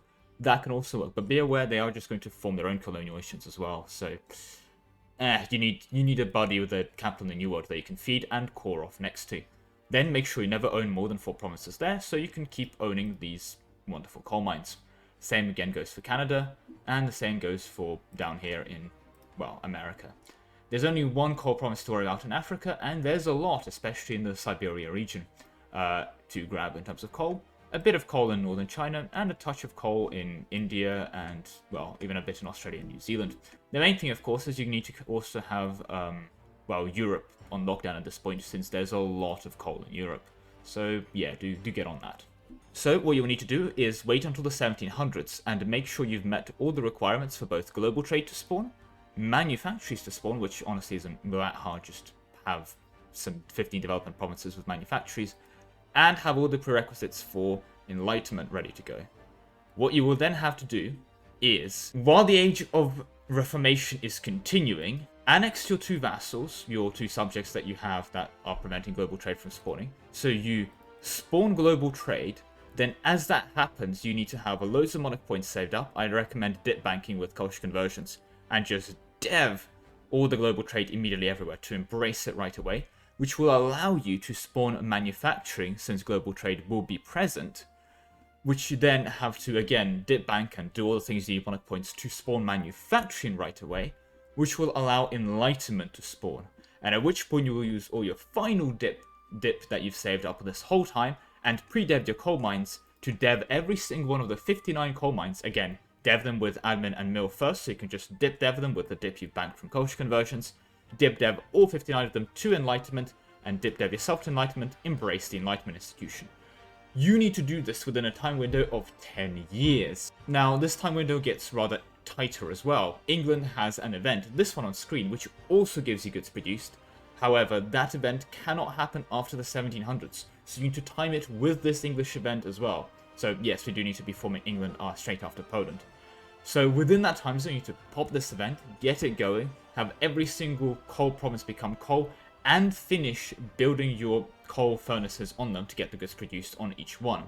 If you do all that, you'll be able to get 295% goods produced from coal, and you'll be able to get to the 33% goods produced from the Poland age ability, albeit now is going into the temporary category, because at the end of the day, that's just going to be running out.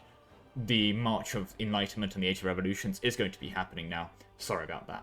Now, in England, I'd recommend getting some other permanent end-of-the-game buffs. Here's some minimum autonomy territories, dip annexation cost. Here's some discipline for your marines, and some shock damage received for them. And even some trade efficiency and global tariffs, if that's what you're into, as well as some production efficiency and trade efficiency for your colonial subjects. But we're not done with our formables. See, we can form England, and gain access to these missions, but you don't need to form GB to gain access to these missions, which does mean England is not an NTAG, giving us access to all these wonderful things previously mentioned, meaning that what we can now go ahead and do is form Rajputana. Now, I've tagged into Mewar because they have their missions, because we are here for their missions, and we are here for one thing and one thing only, conquering Punjab, which is going to give us 10 goods produced and 10 manpower recovery for 30 years. Remarkably, this isn't the only mission we're going to be popping that gives us goods produced for conquering Punjab, because we have the NTAG ahead of us. The NTAG of the Mughal Empire. Now, the Mughal Empire has an insane amount of things going for it. One of those things being the Mughal culture assimilation. We'll need to assimilate everyone from southern India to gain 5 goods produced permanently, since we're not going to be getting rid of that buff. However, that's not the only reason we're forming the Mughals.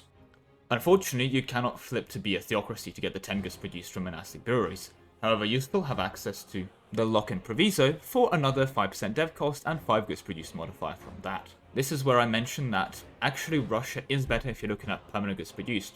They gain 10 goods produced permanently and 30 temporarily from their missions, versus the Mughals gaining 50, albeit temporarily, goods produced from their missions. Okay, but I'm getting distracted.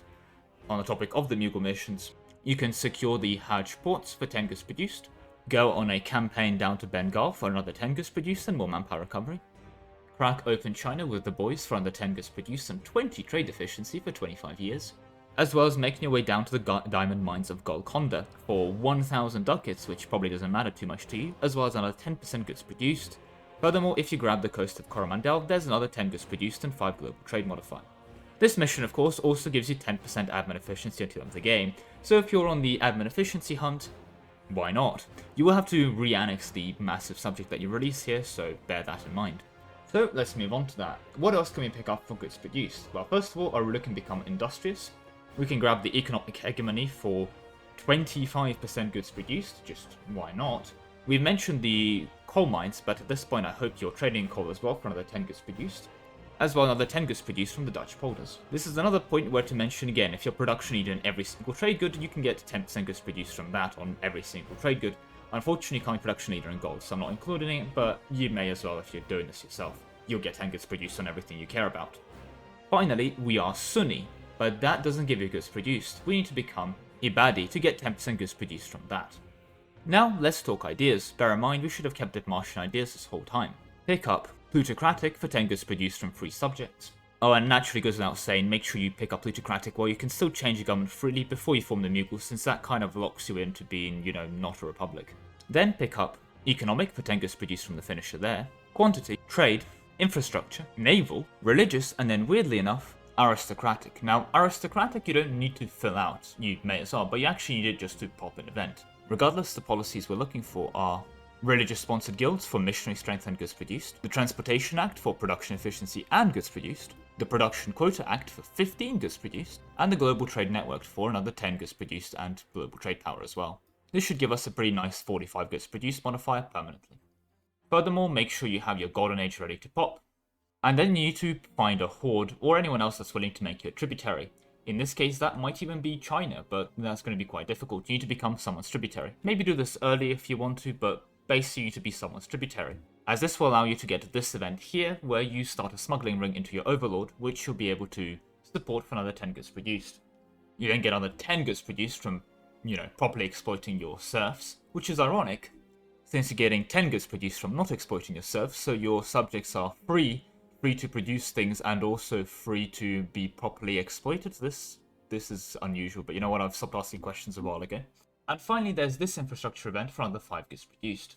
And lest we forget, make sure you also get prosperity everywhere for another 25 goods produced from that. But there we go, that actually concludes all the goods produced sources in this game. Thank you very much for watching, and I'll see you next one. Bye. This one is one I was already personally a fan of. Of course, power creep due to the maritime buffs made this basically obsolete, but hey, it was fun while it lasted.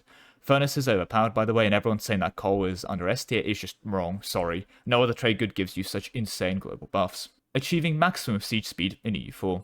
I love sieges in EU4. Said no one ever. Honestly, when making the script, I was initially planning to compare sieging in EU4 to watching paint dry. However, that would be a disingenuous comparison. When paint dries, you can be fascinated by amazingly engaging things like what will be the colour of the paint when it finishes drying, Is it drying evenly across the surface, or will there be strips? Will it be resistant to the elements? When will I need a new fresh coat of paint? When will my dad come back with the milk? Is the humidity of the room slowing down the drying speed? All of these questions make the activity of watching paint dry infinitely more enjoyable than an EU4 siege. This is the real reason we build cannons in single player, just to speed the process up. Paradox knows we hate it, so they make siege pips on generals extra rare to mess with us too. And of course, to counter all this, we go for siegeability, so each individual tick of sieging is just faster and less painful. And this is the plan today, in siegeability. Now, could we stack siegeability itself to the point that the sieges are instant? No. The game is hard-coded to take at least 3 days to siege a province. Even if you have 100% siegeability, it does not lead to a 100% reduction. This in theory makes up life easier, since the 3-day trick can be achieved with just 90% siegeability, since the base amount is 30 days and a 90% reduction takes it down to 3. However, that's not quite what we're going for here. See, siegeability can be directly countered by fort defensiveness, and that's bad. Some forts are on mountains. Mountains give you 25% defensiveness, among other things. Furthermore, some countries like France and Brandenburg are lucky nations, giving them a 10% defensiveness bonus. As such, I'll be aiming for simply the highest possible siegeability to counter as much siege defense as possible. Does that mean you will need to, in theory, have a ruler live to like 400 years old to keep him around so the until the death of ruler modifiers don't run out while you fill out specific idea groups? Yes. In theory, it is possible for a ruler to survive all 400 years.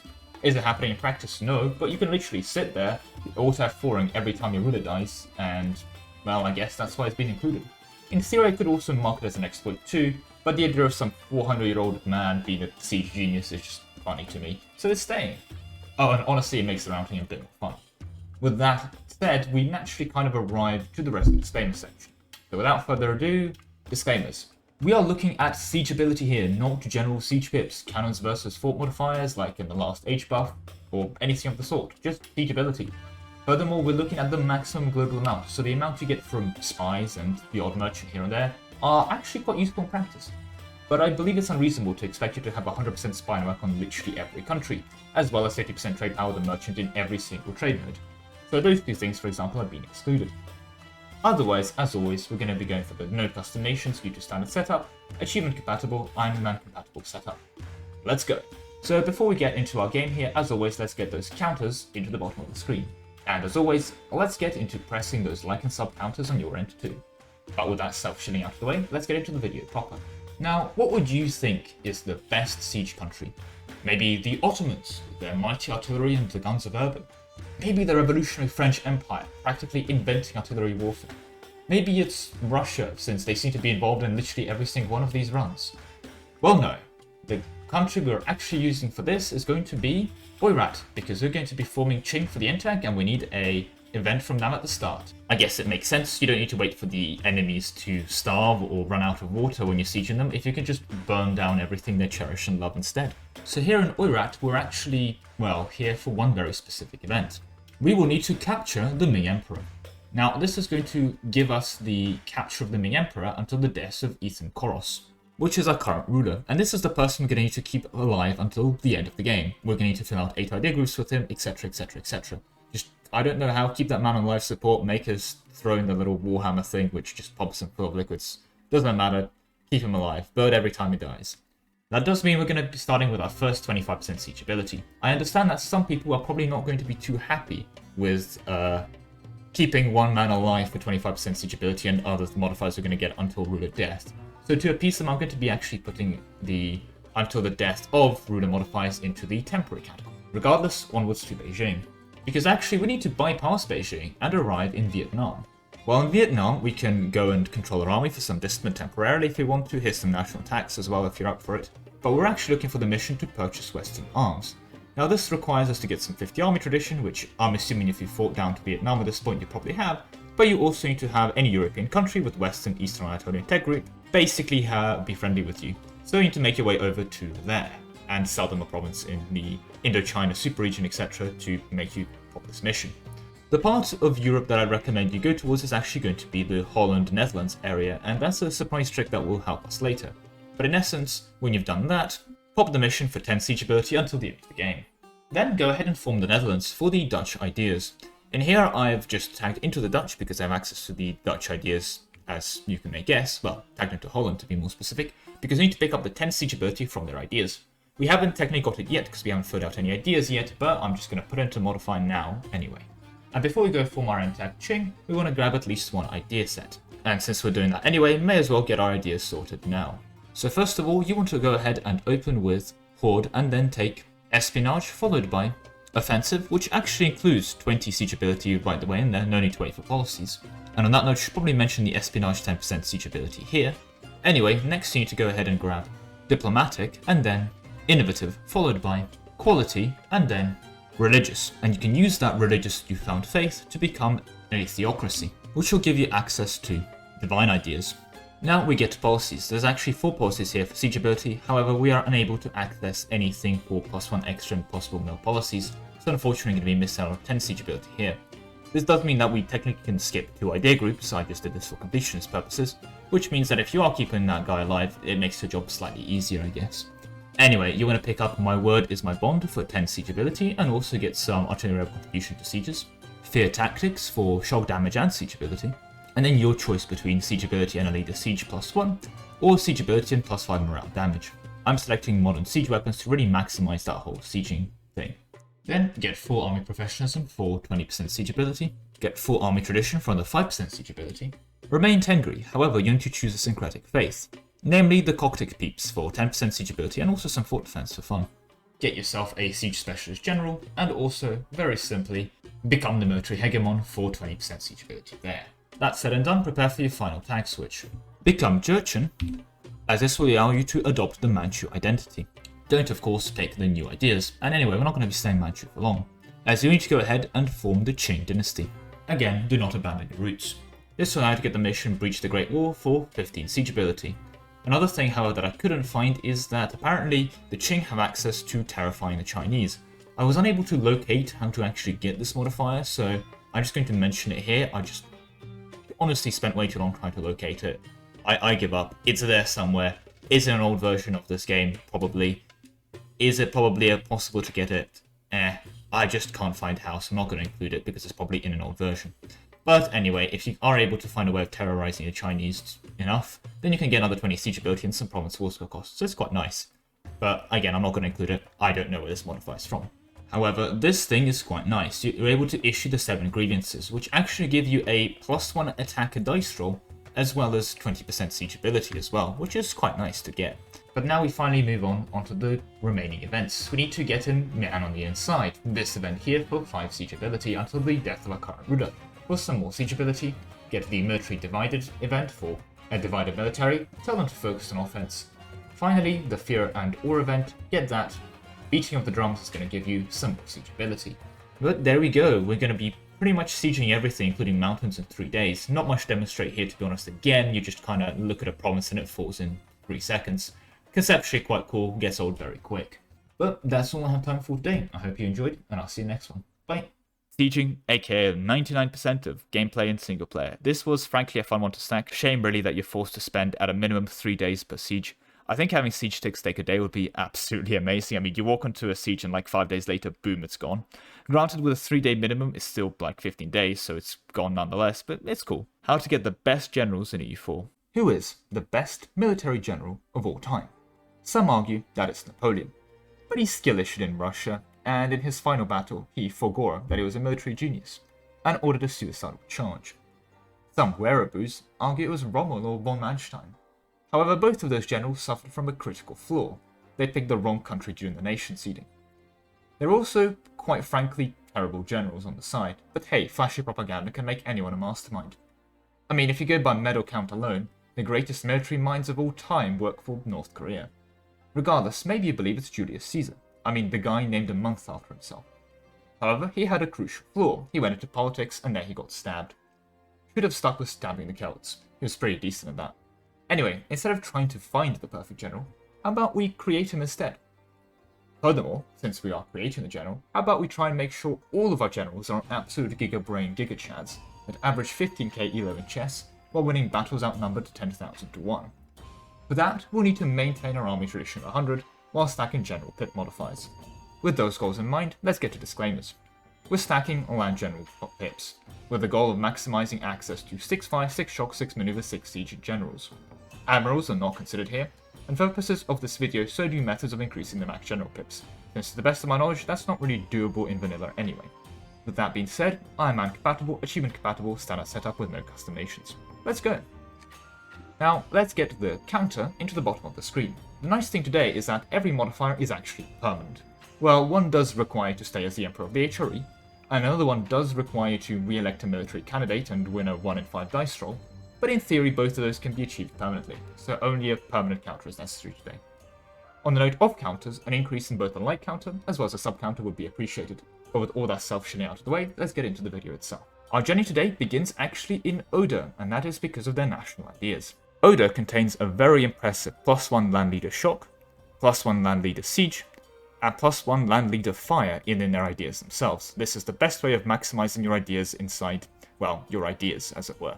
Furthermore, it includes an access to a very elusive land leader siege point, which is quite rare to get access to as well, and is very valuable when you're stacking these. Next, you'll need to get access to the Marathas estate. The best way of going about this is you'll need to switch into the Indian Tech group, and that can be done by forming Rajputana, which will then allow you to do some more culture shenanigans to get the Marathas to spawn in your country. Now, we'll need to become a republic anyway later, in this case for civic republicanism, but this does mean that in tier 3 we'll be able to take the permanent Marathas council inside of our reforms. This will give us access to +1 land leader shock from the Marathas. Inside the civic republicanism, we also gain access to our least permanent modifier, as it were. Now, with civic republicanism, you can have an extra bonus when you elect a military ruler. The one we're looking for here, a 1 in 5, is this +1 land leader shock. Now, I'm going to be putting this still in the permanent category, quote unquote, because everything's permanent, because in theory you could keep re-electing the same ruler with this modifier, so it is theoretically possible to keep it permanently. However, I understand if that's something you disagree with, so bear that in mind in your calculations. However, we need to become not a civic republic yet, since we need to go ahead and, well, take over the HRE. But before we take over the HRE, we need to become French primary culture and form France. This will allow us to switch out of French primary culture, because our primary culture actually needs to become Afghani, because we need to get the +2 land leader shock from the, yeah, I'm not pronouncing that, regiments, and +2 land leader shock is going to go us a long way. This reform just requires a primary culture for us to be Afghani. We can keep having the French ideas and missions for the rest of this run. Now, as France, you need to go ahead and face the Empire, then take over as the Emperor of the HRE, which allows you to get to this modifier on Versailles. You need to get Versailles to level 3, but when you do that, you'll get +1 land leader fire from that, which is quite nice. Finally, with the HRE secured, you can proclaim this, which means that the HRE will no longer become, an actual election. It will always be inherited by the same country. This paradoxically will allow you to become a republic again. Then it's very simple, become revolutionary to pick up this government reform for +1 leader fire as well. Now, let's talk ideas. We thankfully only need one specific idea that is tied to your government, aristocratic, so make sure you pick that up while you are being France and getting the whole HRE under your belt. Anyway, pick up offensive for both +1 land leader shock and +1 land leader fire, innovative for the policies, defensive for a land leader maneuver pip, humanist again for policies. You can also take it earlier since the idea cost is going to help you fill these out in the future. Aristocratic for another leader siege pip, very useful. Exploration for a policy, and finally, quantity for another policy. Now, I do want to mention here, if you're doing this yourself, you have some options. You can go quality instead of quantity, and then also grab another idea expansion for another policy here. It's just there's only 8 idea sets in the game, and we need 9 to get all the policies, so we're going to be skipping the last one. You have an idea slot free to play with, take whatever you want. So, in terms of the policies, grab inspirational leaders for a land leader shock, grab modern siege weapons for a leader siege pip and some siege ability, and hired adventurers for a land leader maneuver pip. And remarkably, there you have it. No events, missions, or real monuments outside of Versailles give you access to more leader pips. This is actually as best as it gets to the best of my knowledge. So now let's talk about the whole rolling your general. At this point you will always be rolling at least a 4-6-2-3 general. Hence any naturally rolled 2-0-4-3 or better automatically becomes your 6-6-6-6 Giga Chad. The math for the probability is awful, and in essence I'm going to leave it as an exercise to the reader. What actually happens math-wise is a pool of points is generated using discodes from your army tradition. So for 100 army tradition, that's a minimum of 7, maximum of 17, and a mean of 12. Then to the 0000 general template, your general modifiers are applied, in this case +4, +6, +2, and finally +3. Then you go through this distribution. Notice that if you gain a shock pip, we will still lose a point from our point pool, but we don't gain an extra shock pip into our general. Furthermore, notice that siege pips are given 1/3 of the time compared to the other ones. In essence, yes, if this was an MS exam, I could probably be bothered to work it out. And if you want to impress strangers on the internet, feel free to work out the probability of it yourself in the comments. I know I personally would be impressed. Anyway, on that note, I'm out of time for today, so I hope you enjoyed today's episode, and I'll see you in the next one. Bye! So this video was a weird one. This one I had also planned in my head for like a year before starting the channel, really. So the work was halfway done, but a fun one nonetheless. I also did have to explain general roles, basically how the game actually rolls generals, which apparently I did quite badly as there were still quite a few questions in the comments regarding if pips carry over. No, they do not, they just get removed. It could also be the fact that people love posting comments asking things that I explained in the video, but I guess that's just the way YouTube works. Can you overcome recent conversion in EU4? Missionaries in EU4 hold incredible power. You can send them into any land you own, and regardless of the local culture, customs, hostility to outsiders, or even the very religion you're trying to preach, provided you have enough of this vague power called missionary strength, you will eventually be able to convert all 100% of the local population, no exceptions, into your way of thinking. This religious ability seemingly knows no bounds. You want to convert Rome, the centre of Christianity itself, into something silly like totemist? Sure, go for it. Do you ever visit Jerusalem and think, wow, this place is cool, but do you know how it could be better? That's right, Japanese tea house time. We turn in this place Shinto. Or how about the Congo? That's a cool place. But do you know what they're missing over there? Orthodox Christianity. Truly, the persuasive powers of EU4 missionaries tend to know no bounds. However, there are limits to their power. One of these limits is the recently converted modifier. Decreasing missionary strength by a massive 100%, it can be assumed that this is done to prevent conversions by any means necessary. But does it? Is it possible to do some modifier stacking shenanigans to overcome a 100% missionary strength reduction in a province? Let's find out. Well, before we get to the disclaimers section, and oh boy are there going to be some, this one is bad. My routes in general can be dismissed as pretty impossible straight away for good reason. But even by the standards of my previous, oh yeah, go conquer Europe by 1500s, as Portugal, while taking exploration ideas. This run is by far in a league of its own in terms of difficulty. And so on that note, the disclaimers. If you have seen any of my previous modifier stacking videos, this one is going to be a somewhat different run too, in terms of its setup and goals. Since we're aiming for converting a province merely with the goal of, well, defeating the modifier in question, as far as I'm concerned, anything that helps me get there, we're adding. Global missionary strength? In it goes. Local missionary strength? Absolutely. Missionary strength against heretics or heathens? Well, we can only use one type. Well, we're going to be using it, so in it goes too. On a somewhat related note, let's discuss what I consider exploits and bad tactics. In this run, more than ever, we are going to be disallowing disabling DLC or going back versions. Unlike previous runs, where that could potentially squeeze out a couple extra percentage points of morale, or something of that sort, here we're going to have to contend with Paradox doing an oopsie, where during the patch which introduced the Horde idea group, they added a policy with Religious and Horde that gave you 100 missionary strength, not 1% missionary strength as intended. This does kind of accidentally complete the video with no effort, but that does also require going back patches, something that I'd previously not used and mentioned as an exploit, so yet again it's not going to be included here today. Otherwise, standard setup, no custom nations, I'm uncompatible. Let's go. Now, before we get into it, let's address the counter situation. We need to defeat not just the 100% recently converted modifier, but also the missionary strength decrease from development. Every point of development decreases the missionary strength by 0.1%. Hence in our case, the target province is going to be a recently converted 3 development province. As such, to declare victory here, we need to hit not just 100%, but 100.3% missionary strength. And we need to exceed it by at least a touch, so 100.5% will be technically enough to declare victory. However, since we are merely trying to defeat the province in question, we don't care if the modifier is temporary or not. Well, not directly. We'd still need to be able to get all our temporary modifiers at the same time. This actually comes into play later, where one of our modifiers requires us not doing a specific thing, and that specific thing requires taking spending more than 20 years doing it, so we can't have the initial temporary modifier. That has been counted in my calculations. But with those immediate disclaimers out of the way, overall, if something gives us missionary strength for 10 years, we can use it. We just need to think converted. So, there we go. That means we are stuck with just the one counter. But guess who isn't stuck with just the one counter? You. You can go ahead and increase both the like and sub counter if you haven't already. But with the self-shilling out of the way, let's get into the video. For quite a while in my routing, the start involved playing as Novgorod. See, Novgorod has this mission, Cathedral Cities, which gives us a whopping 5% missionary strength right away as a starting tag. Unfortunately, there is an issue with Novgorod. Namely, something we're going to have to do later in our run, and that's going to take longer than 20 years by definition. Meaning that despite my best efforts, there's no way of including this 5% missionary strength. The somewhat liberating side effect of this does mean that we can actually start as whatever we want. We are just going to have to go ahead and form England when we prepare for all of our setups. Why England specifically?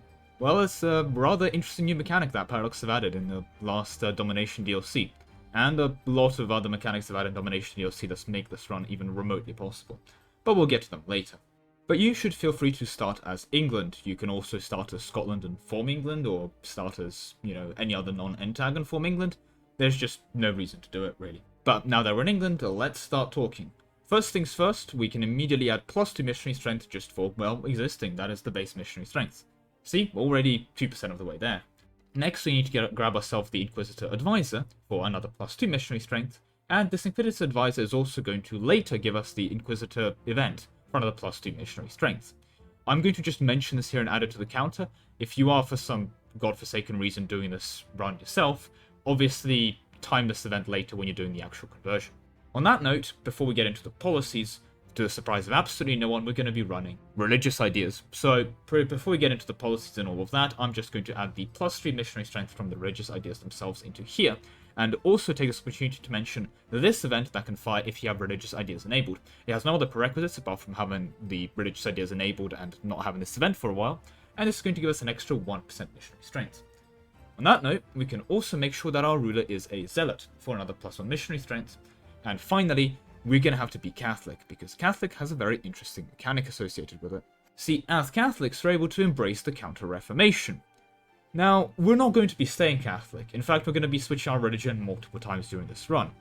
But remarkably, this modifier is a very old modifier, and unlike a lot of more newer modern modifiers, it doesn't go away when your religion changes. This is one of the main things that actually stopped a lot of this run, is that a lot of modifiers go away when your religion changes. But this is an old modifier, and the nice thing about it is it doesn't change. So you can still embrace the Counter-Reformation while running around as a totemist. Which, we're not going to be running around as a totemist, but we're absolutely going to be embracing the Counter-Reformation. So, let's go grab that Counter-Reformation. Well, that's certainly not a bad start for our missionary strength and journey, but we're going to have to go further. I'm going to get the policies and stuff like that out of the way now before we get into all of the further shenanigans. We're going to need to go ahead and grab religious ideas, as mentioned previously, bearing in mind we've already counted the +3 missionary strength from that. But, of course, all missionary strength conversion modifiers kind of, well, have policies with religious, or in later case, divine. Anyway, with religious, we need to go ahead and grab exploration, followed by mercenary, followed by espionage, followed by diplomatic. I know it's been a whole mini meme recently to debate which one's better, diplomatic or espionage. I personally tend to go on the side of diplomatic, but in this case we are literally taking them both. This is also quite convenient because we're going to need to do an insane amount of conquering, then an insane amount of land losing, then an insane amount of conquering again in very rapid succession later. Spoilers, I guess. But anyway, go ahead and grab offensive, because again, we're going to be doing a lot of attacking later. Then very quickly become a theocracy, so that you're able to grab divine ideas, followed by influence. Now that you have grabbed divine ideas, you're going to have to go out of being a theocracy again. So you probably want to grab divine relatively early. You're going to have to do a lot of government reforming shenanigans. But no, go crown your ruler, and you're going to need to grab the English monarchy back. But in terms of your policies, go ahead and grab the Anti-Heresy Act for missionary strength versus heretics. We're going to be converting a heretic province, so that's actually good for us. Grab the policy of calculated delay for another +1 missionary strength, and another +2 missionary strength from enforcing religious law. Then you can go ahead and grab 1 and true for another +1 missionary strength, and grab colonial restrictions for another +2% missionary strength. I don't know how restrictions also reduces liberty desire from such development. I would have thought restrictions kind of made them angry at you, but then again, I'm not the one running the country. Yet. Anyway, then get your Dutiful Mercenaries Act, which gives you 2 missionary strength and morale of armies, because we all know enforcing religion on your soldiers makes them happier by 10%.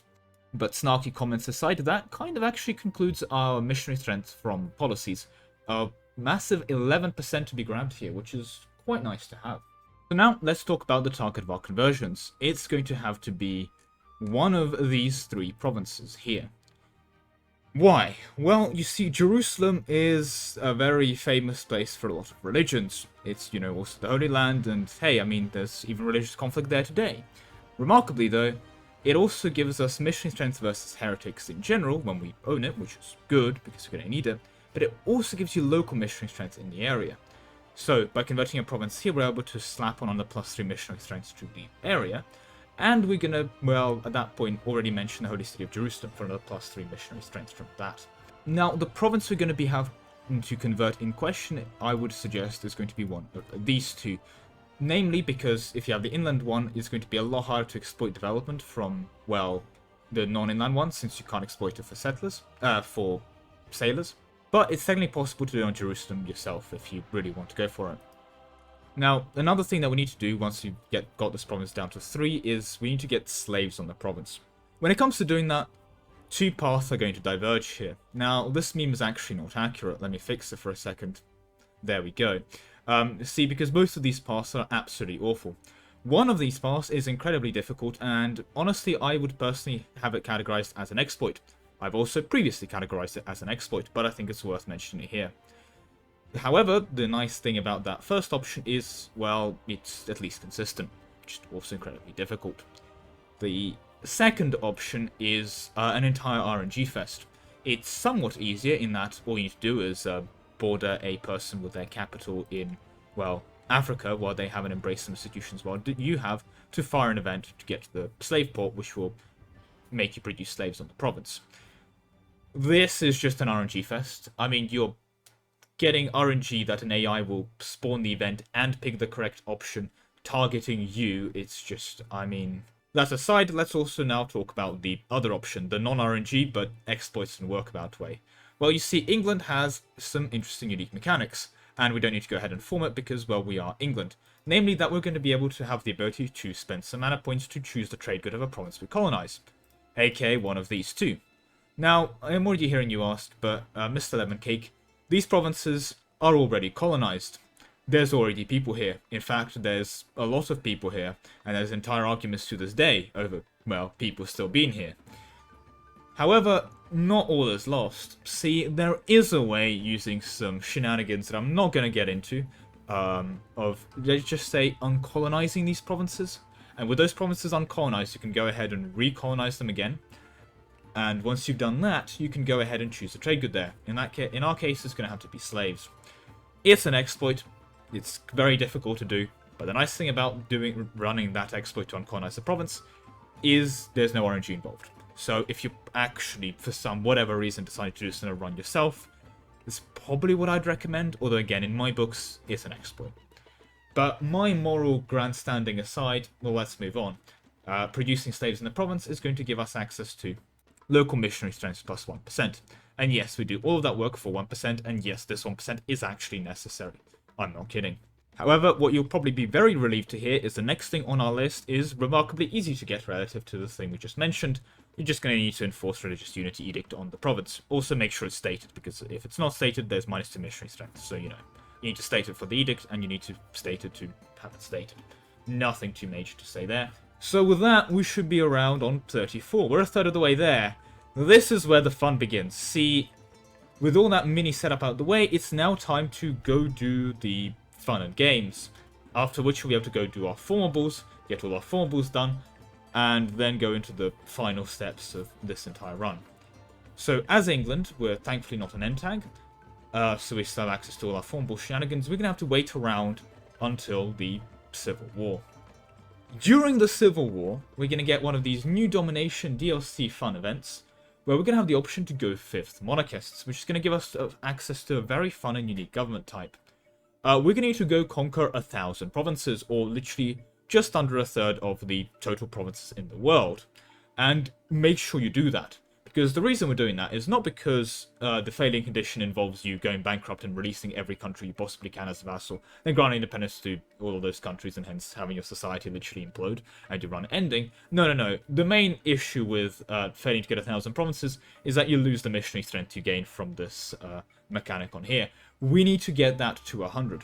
The problem, of course, is that it only ticks up at around 1 a month. This is actually quite bad considering the literal game over you get at 100, but, you know, it also means we can't use the Novgorod mission because it's going to take us longer than 20 years to get there, considering we're also losing some ticking every time we win a war. So with that said, there's no timed modifiers here, apart from the events I mentioned earlier, but you can just get those later. I just got them out of the way in terms of mentioning them before the counter. Go ahead and get 1,000 provinces with your 5th monarchist, because once you do that, it freezes at 100, and you get to keep this plus 10 missionary strength forever. And that's very important for us, because, dear Lord, we're gonna need it. No two ways around it. With that done, however, next we need to make a pit stop in quite a few of our, well, quite popular pit stops. The first one is going to have to be Morocco, where you need to reclaim Andalusia. At this point, I hope you've reclaimed Andalusia yourself as you've conquered 1,000 provinces, and, you know, done the prerequisite missions. But for 20 years, this will give us the first relatively temporary modifier of +3 missionary strength. This is where we now enter our temporary modifier zone. Everything said from this point until the end has to be done in the 20-year period. So get ready for that, because there's going to be a lot. Because right after you do this as Morocco, you need to go ahead and form Congo. Because you need to do this mission to repel the Christians, which is kind of ironic because you're probably coming over here as a Christian. This is going to give us 2 missionary strength, thankfully, for 50 years, but dear Lord is getting there painful. You're going to go and religion flip again into a pagan faith, so good luck with that, that's incredibly painful. Then do this whole mission, which requires diplomacy with tags that need to exist for you to do the diplomacy with them, and then you need to repel the Christians, which, I mean, is even more work. I guess that's a lot easier to do when you've probably killed all the Christians to get to this point. But yeah, when you've done that, you can get your another 2% missionary strengths. Yes, this is also mandatory and required for the run. With all that said, we're starting to add up quite a bit more missionary strengths in our stacking. So, just one last formable left to go. Byzantium. And no, you need to do it before the new Paradox DLC comes out, because I believe they are changing the missions and nerfing some of the Byzantine ideas. Well, they're not nerfing, they're making them stronger, to be honest, but they're getting rid of the missionary strength. And that's what we're here for. We're going to have to keep Byzantine ideas once we do form this country. And the thing we're looking for here is the +3 missionary strength from the Byzantine ideas, which we can count now. And the Byzantine missions are going to be quite useful for us as well. We're going to be able to restore the Pentarchy, which is going to give us 2 missionary strength until the end of the game, as well as some tolerance for the true faith, which is quite strong and is quite nice to have. But the main thing why we're pit stopping at Byzantium as our final stop, and our antag of choice today, is because we're going to be able to reclaim Rome. With Rome Orthodoxy restored, we're going to get a massive 10% missionary strength versus heretics for 20 years. We're going to need that, absolutely going to need that, without a question, for, well, this entire run. So we stack quite a bit of it. And, you know, we've mended the schism, we've become a good Orthodox boy at this point, we've flipped our religion like 3 times. Bear in mind, all of these modifiers so far don't actually check if you've kept your religion. I specifically tested this. And remarkably, neither is the next step. Let me demonstrate to you what I mean. In the saves, through some consul shenanigans and fulfilling every Welsh nationalist's dream, I have reduced England down to 1 province. We'll explain as to why that is happening later. I've also spawned the Protestant Reformation in 1445, just for the purpose of demonstrations, so that we, as English here, now I've already flipped to Anglican, but I'll explain why in a second, are able to use this button here to convert. Now, we're not allowed to convert to another religion as Anglican, but if we're Christian, we're able to just press this button to convert to another religion. To back into the Sunderland here to demonstrate, we're able to go into here, and we're able to convert to Protestant. When we do that, we gain religious zeal until 1455. This modifier is going to last 10 years, decreasing the tightness of our run from 20 years down to 10. But what is remarkable about this modifier is this modifier was added absolutely ages ago. I mean, this thing was around since forever. And this also means that it does not go away when your religion changes. Now, it's meant to last for 10 years, and you cannot use this button to convert for another 10 years, so it shouldn't have been abused. But fun fact, we will be abusing it. We're going to gain another 10 missionary strength against heretics, adding yet more 10% to our, well, counter, and to prove that it doesn't go away, we're going to need to be, well, looking at the safe setup here. But I'm not just going to prove that it's not going to go away, I'm going to kill two birds with one stone here. I've set up a Giga Cologne over here, and this Giga Cologne I've also flipped Sunni. This is something we're going to have to do. Actually, we're going to have to do that with a Shia country. Now, bear in mind, this is something we're not going to be doing. This is where this run gets even more insane in terms of RNG, because while you're doing all of the things previously mentioned, you need to get yourself a little pet Shia theocracy. And this theocracy, you need to do some very specific things. You need this theocracy to go down and take the Global Crusade reform at tier 13. Yes, this is necessary. With that done, you then need to get yourself to a point where A, you can get this Global Crusade to actually have enough war score to enforce religion on you. So, you know, get to around 200 development. Then you need to be at a point where the AI Shia theocracy will declare war on you using this specific Casus Belli, the Great Holy War Casus Belli. And yes, this is necessary for the run, because when that happens, well, let me demonstrate. Here we have the Great Holy War. This is what the AI will be doing, declaring on you. I've used the Win Wars console command here. Let me just wait until both are, diplomats return and we get a month tick, so we can send the peace deal. We can go ahead and get the AI. Now, this part is relatively easier. You can just 100% the AI, and in the offer tribute, when you've 100% them, you can enforce it to enforce on you. You need to go ahead and get the Cologne to force religion on you. Well, in this case, probably won't be Cologne, but, you know, your pet little theocracy that's Shia. And yes, you need to go Shia. You'll see why later. You need to get them to Great Holy War CB, turn you into Shia. What does this achieve? Well, when we go back into England, or in this case, our country, Byzantium, we're going to be still keeping this religious zeal, 10% missionary strength versus heretics. That doesn't go away. But we're also going to gain Global Crusader State, giving us +3 missionary strength. Yes, this 3% missionary strength is necessary. I'm not kidding, we're doing it that tight. To prove that neither of these modifiers go away after a month tick, let's unpause here. And, you know, we've lost the Center for Reformation, what a surprise. But there we go, the month tick has occurred.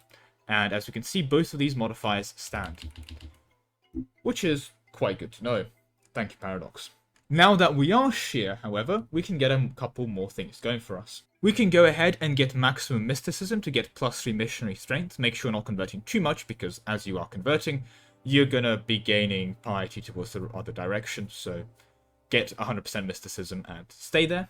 Next, you're gonna have the ulemas. For the ulemas, there's 2 privileges we need from them. Probably get the freedom of interpretation to get the earlier 100%, missionary thing easier. But you're going to enforce unity of faith for another +1 missionary strength. Furthermore, you're going to also have to get religious culture for another +1 missionary strength.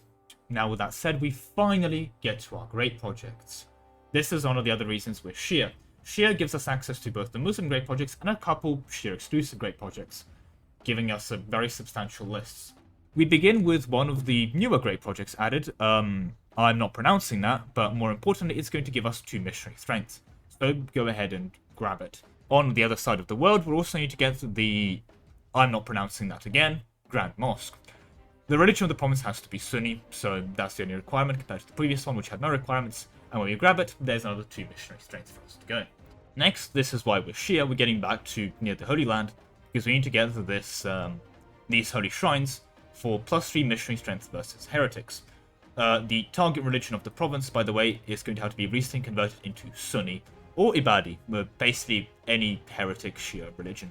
On that note again, let's grab the 3% missionary strength from Jerusalem, again against heretics, get the spiral minaret of Samara for another +3 missionary strength. This one is thankfully just global, but again, we need to be, well, Muslim, which we are because we're Shia. And don't laugh, the final monument we need to grab is actually going to have to be Stonehenge. We need to have the English culture accepted, so don't unaccept it, we're also going to make Stonehenge Shia. And yes, this run does involve building up Stonehenge again for another +1 missionary strength. As a theocracy, we'll be able to take the education of the missionaries reform, and then strengthen the ulema. This is going to give us 1.5 missionary strength, which is just perfect to cover the 0.3 we need for the province modifier in question. And finally, we need to get to tier 10, and remarkably, and I am not kidding here, we need to open public elections. The reason we do this is that that's going to give us access to the militarist versus theocrats, and we need to make sure the theocrats are in power for a final 2% missionary strength. Now this should leave us just short of the final thing if my calculations were correct, but thankfully there is a saving grace, as we need to make sure our ruler has a diplomatic skill of 5 while also being a zealot, and then we'll be able to get an Islamic center of scholarly learning for a final 1% missionary strength. And assuming my math hasn't been off at this point, which it very well has been, we should be looking at a very impressive 100.5% missionary strength. By some sheer miracle, I can decree that it's actually possible. And with that, we complete the challenge. We will finally be able to convince the people living in the deserts outside Jerusalem that produce slaves in a 3-dev world desert that actually their recent conversion means nothing, and they should embrace the one true faith again. Now, for the record, this took me a while. There may have actually been some things missed. There's an insane amount of things I had to check for this one, and if you do find some things I missed, please do let me know. After all, any extra missionary strength we get here helps us convert the province faster again. But with that all being said and done, thank you very much for watching, and I'll hope to see you in the next one soon. Goodbye. A little bit of lemon life lore at this point. Everything seemed rigged against me when I was making this video. My PC water cooling fans died, so it was an odyssey to both identify the issue and get it resolved, and all in all it meant that I was without a PC for a solid month. I did all my uni work, which had restarted at this point on university PCs, but it did mean that I physically couldn't work on a video for pretty much exactly a month. It was nice to see some comments that lamented the lack of recent uploads, so neat that I wasn't forgotten, but yeah, during the time I routed this.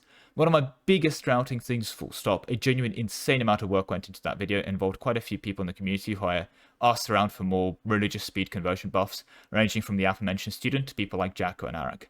I was very happy with the result. It quickly became my most popular video too, so nice to see YouTube rewarded the effort as it were. However, there was one little awkward joke. See, when I was clicking on the Holy Land, I made a joke about people fighting about it to this day, and within 48 hours, a new round of conflict started again.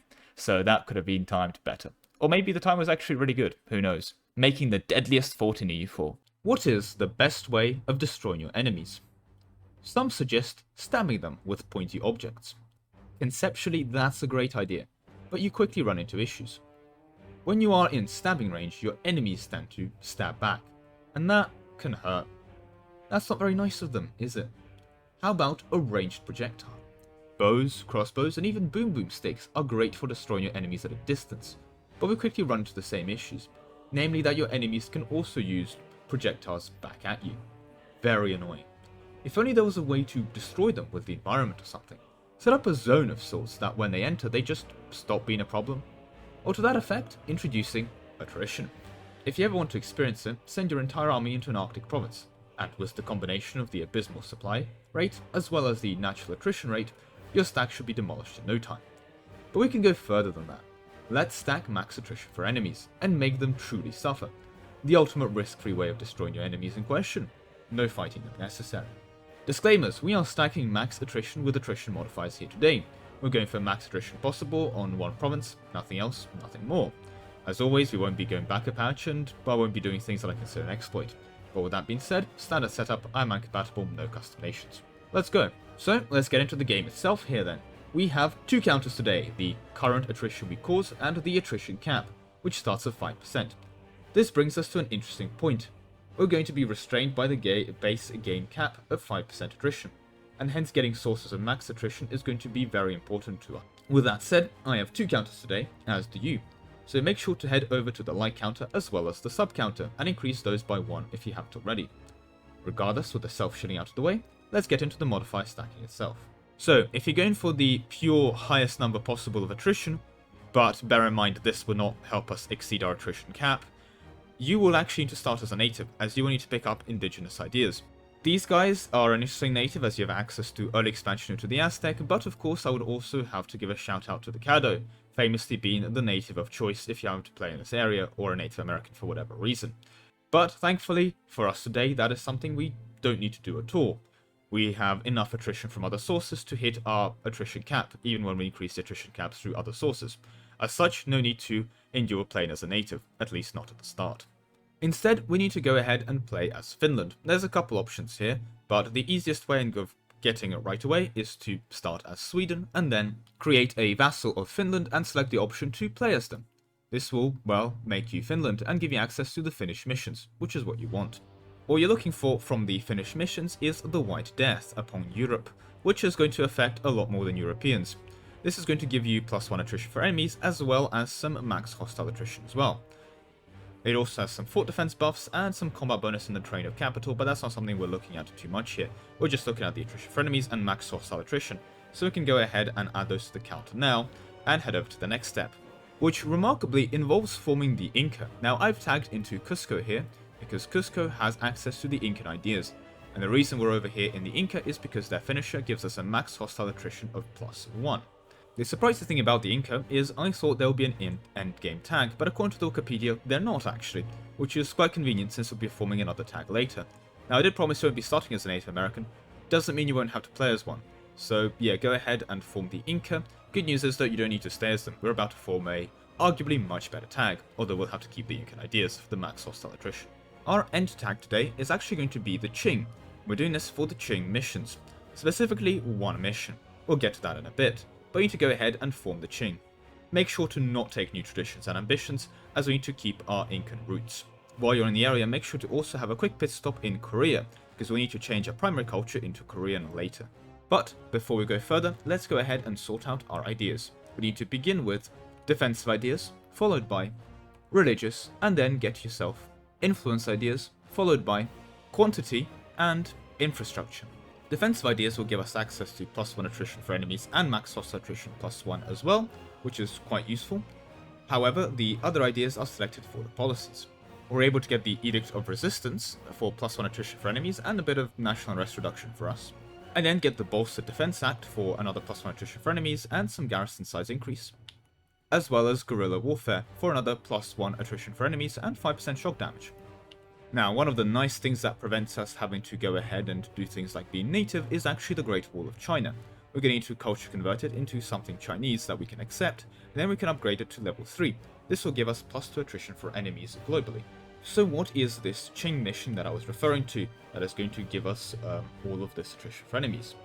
Well, it's all about conquering Tibet, which when you do will give you access to this mission here. And then on this province we'll be able to get a massive +5 max attrition, as well as +5 attrition for enemies, which is quite convenient.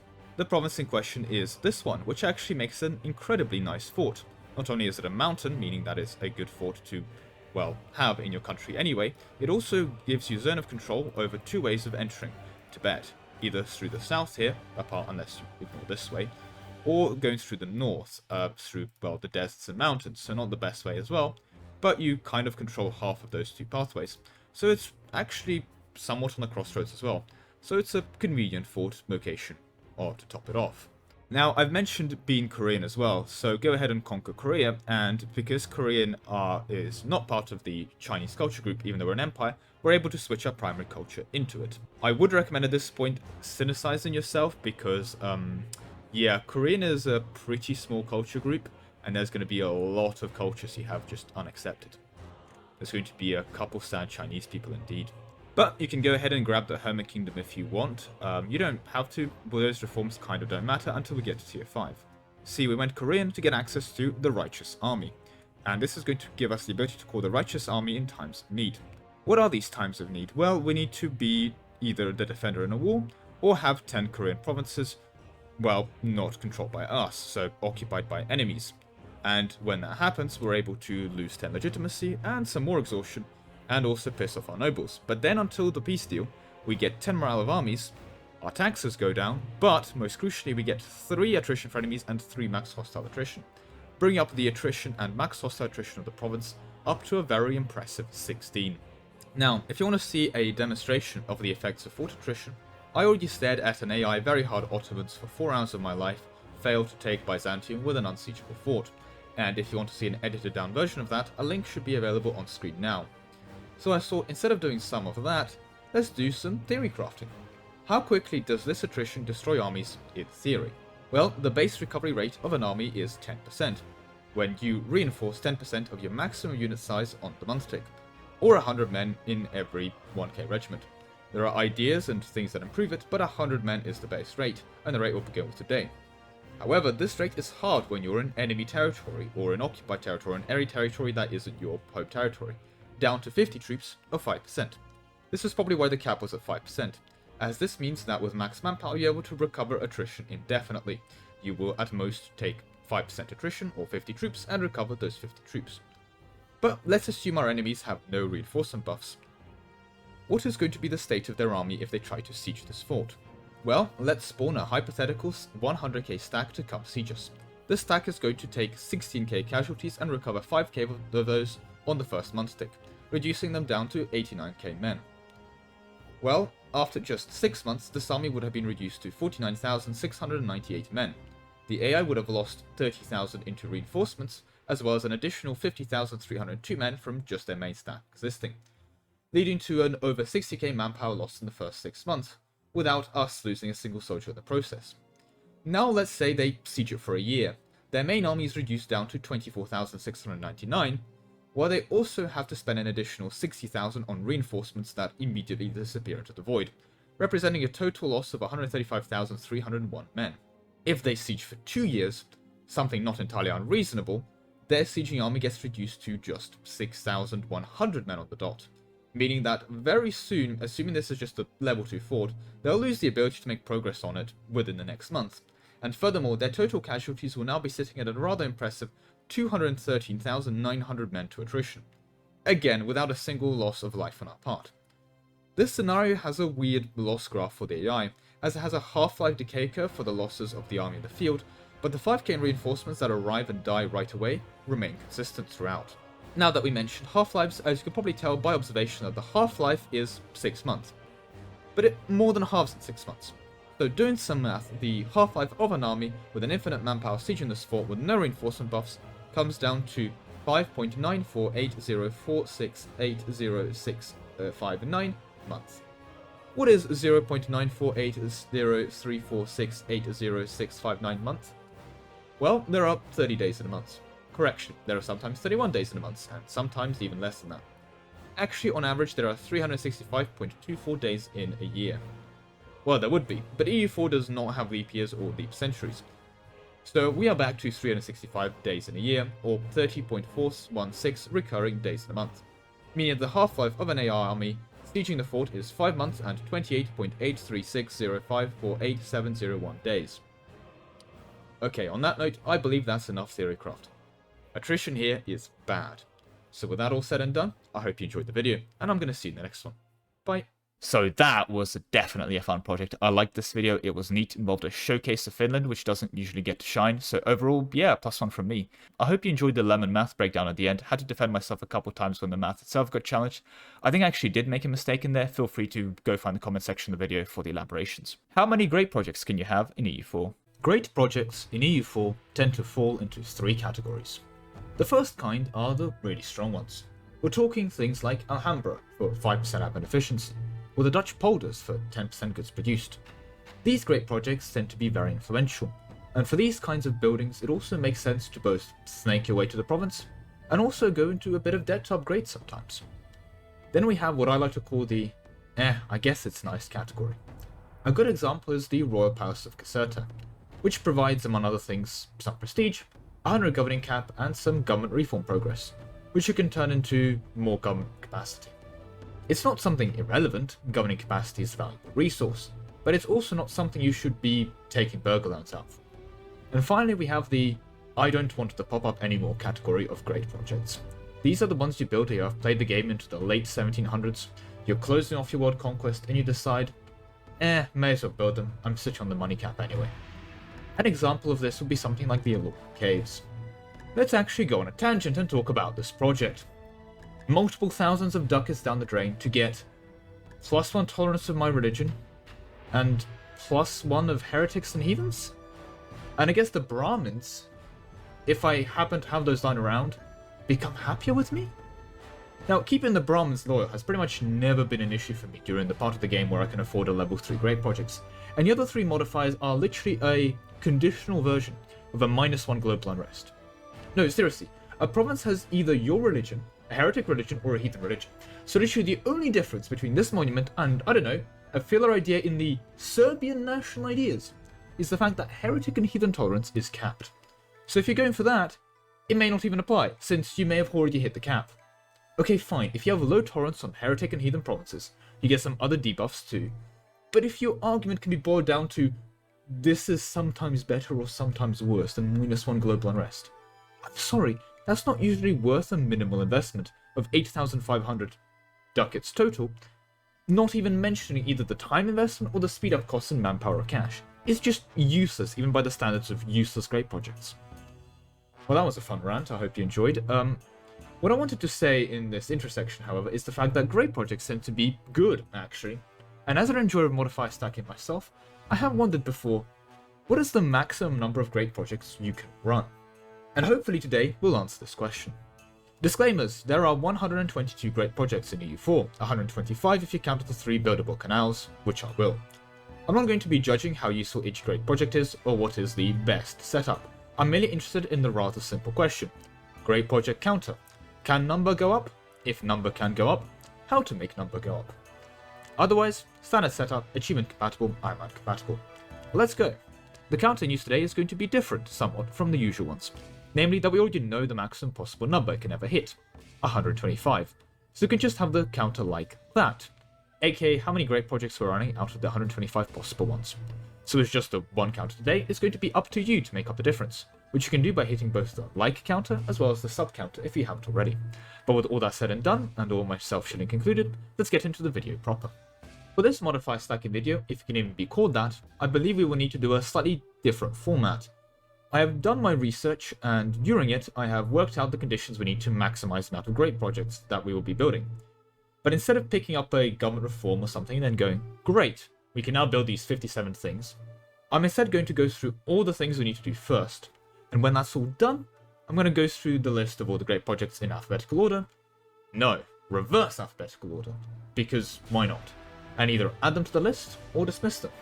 On that note, I'm hovering over North America while saying all this. This because you need to start as a native? Well, not quite. You can, but you don't have to. You actually can start as anyone you want. The beauty of maximizing your great projects is that all the countries have the same equal potential to achieve perfection, and only your final form matters. Now that I've solved all of the world's problems with that inspirational statement, let's discuss why we are staring at America in question. We don't need to start as a native, sure, but we need to go and obtain the country flag from a colonial nation, which requires us to be, to the surprise of absolutely no one, a former colonial nation. So if you're attempting this at home, I would actually recommend either Portugal or the English. But Castile or France or anyone with access to the New World relatively early, be that Norway or Morocco if you're feeling exotic, are also completely playable. Build up your colonial country and then go ahead and release and play as them yourself. Don't form anything unless there's something like Vermont for ideas, as you want to avoid becoming an entag by accident. We don't need any specific ideas, both the ones you get from your country or idea groups, so for once that's going to be left entirely up to you. Once you have become a former colonial nation, a couple things need to happen. You need to discover yourself, like every US student. So, with that said, head over to Southeast Asia, but probably something like the Ming or China. And here you will need to change your religion from Catholic, or whatever you inherited from your colonial overlord, into Confucian. So yeah, you're probably going to China, or South Korea, or Korea, you know, one of those areas. But, like again, every other student from the US who goes over to Southeast Asia, we also need to get another syncretic religion on top of our Confucian beliefs. And that specific branch of religion that we need to pick up is the Vietnamese, aka Mahayana? I think that sounds about right. Mahayana, yes, that sounds good. I'm going to go with Mahayana, branch of Buddhism. Unfortunately, this is where we stop following in the footsteps of American gap year students, as we now need to head over to Persia, or modern-day Iran, and either become part of the Iranian culture group here, or we can go something like Turkmeni or Uzbek if you want to be fancy. You can even go Kyrgyz for start points, because once you've done that, you can go ahead and form the Mughals. Now, the reason we're doing the Mughals is for the Mughals' cultural acceptance, because the Mughals, if they conquer enough of you, just accept you. And a lot of triggers for a lot of great projects is to have the culture accepted.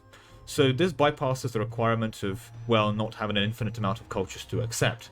And therefore, it's just something that you should do. And it also makes your life easier, because you're going to have to do a lot of conquering to conquer all of these projects. And the Mughals are very, very good at conquering. Arguably, to this day, and this is an argument that I have, the best tag for conquering the world. Now, the other thing with the Mughals is that frequently when you do form that, you tend to be Sunni, because all the cultures in the area that form them tend to be Sunni. I mean, I think I've seen a Shia Mughals before, but I'm not even sure about that.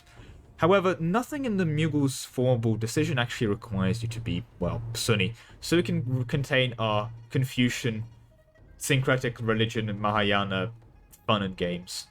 Or, well, not adopted. So Confucians don't have syncretic religions like Tengri, it's more of assimilated, I think is the mechanic in question.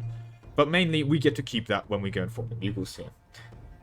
And once we have formed the Mughals, there's actually only one thing left for us to do. And as you may have guessed, the Mughals are an end tag, so it's not like it's forming another country. We need to go ahead and take the Mandate of Heaven. So just beat up China and take it. And that's actually it. So the thing with the Mughals is they don't have a unique Tier 1 reform. So yeah, there you go. Just take the Mandate of Heaven with the Celestial Government reform. We don't need to keep the Mandate of Heaven, just need the Celestial Government reform in question, but there's no reason to get rid of it, unless you don't want to mess around with tributaries. Honestly, by the standards of every modifier stacking out there, playing as someone like England, making a colonial nation, then going over to China and doing a bit of conquering the local area is one of the most reasonable things I've ever had to do in this game, in terms of modifier stacking. So this probably enters the list as one of the easier ones for you to do, apart from the, I guess, world conquest you have to do after this. But arguably a world conquest is easier than going to a colonial nation and going over to China and then Asia. But that's up to debate. But that's actually it. This setup maximizes the amount of great projects you're going to have access to. As we're an Eastern religion with Confucian, so we have access to all of those Dharmic great projects that require us to be an Eastern faith, as well as giving us access to a couple other unique things with the Ming and Celestial Government, great projects. And with the Mughals, we're getting basically every single great project that has a cultural requirement with it. So that all said and done, let's enter the fun and games list of great projects that we have access to. Now, initially I was going to do this in reverse alphabetical order, but I think it's probably better to just do it through continents and go through what you're picking up from each area and what you're not getting. But if we do it that way, the first thing I have to actually do is mention the 3 canals. They're great projects because they kind of work as great projects you can't speed up with a couple extra unique events, and they still have some global modifiers. So as far as I'm concerned, 3 out of 125 right away. And with that said, let's get away into our starting area, Americas. So I've gone ahead and tagged into England and colonized the great projects in the Americas that are not starting colonized so that we can actually see them when we click on the province. And today we begin with the White House, which has one requirement: you either need to be the US or a former colonial nation. We're a former colonial nation. So yeah, we get it. On the counter. No requirements. On the counter. Need to be totemist. We're not totemist. Nope. Need to be Catholic. We're not Catholic. Nope. Need to be totemist. We're not totemist. Nope. No requirements. Yes. We need to accept the culture. Conquer the Central Americans as Mughals. Yes. Accept the culture. Conquer the Central Americans as the Mughals. Yes.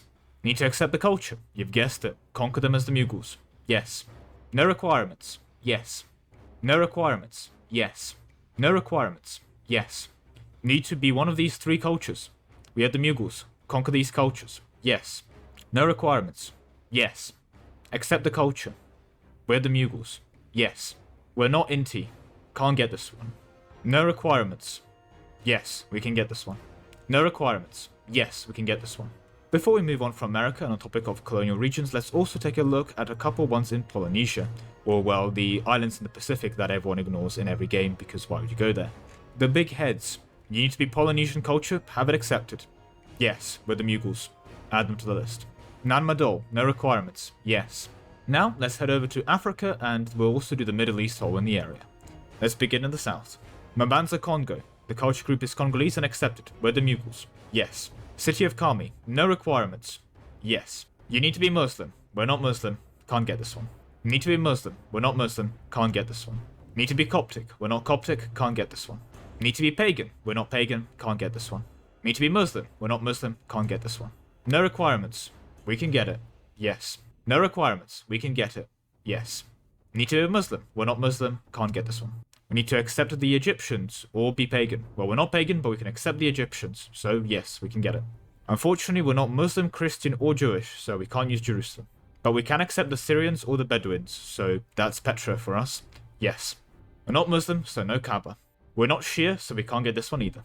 We're not Muslim, so no minarets for us. And now we're going to head over to Europe. Much like we saw a bunch of rejections in Africa because they require you being Muslim, we're going to see a bunch of rejections here because they require you to be, well, Catholic or Christian or some specific domination of Christianity. This is a relatively common trend, but it's going to be made up for by the fact that we're Confucians, so we get a whole bunch of Eastern monuments when we go east. Alhambra. No requirements. Yes. El Escorial. Need to be Iberian and accept it. We're Mughals, we can accept it. Yes. Belém Tower. No requirements. Yes. Aljaferia Palace. No requirements. Yes. The Royal Palace of Casereta. No requirements. Yes. St. Peter's Basilica. We need to be Catholic, we're not Catholic. No. Santa Maria del Fiore. We need to be Christian, we're not Christian. No. Doge's Palace.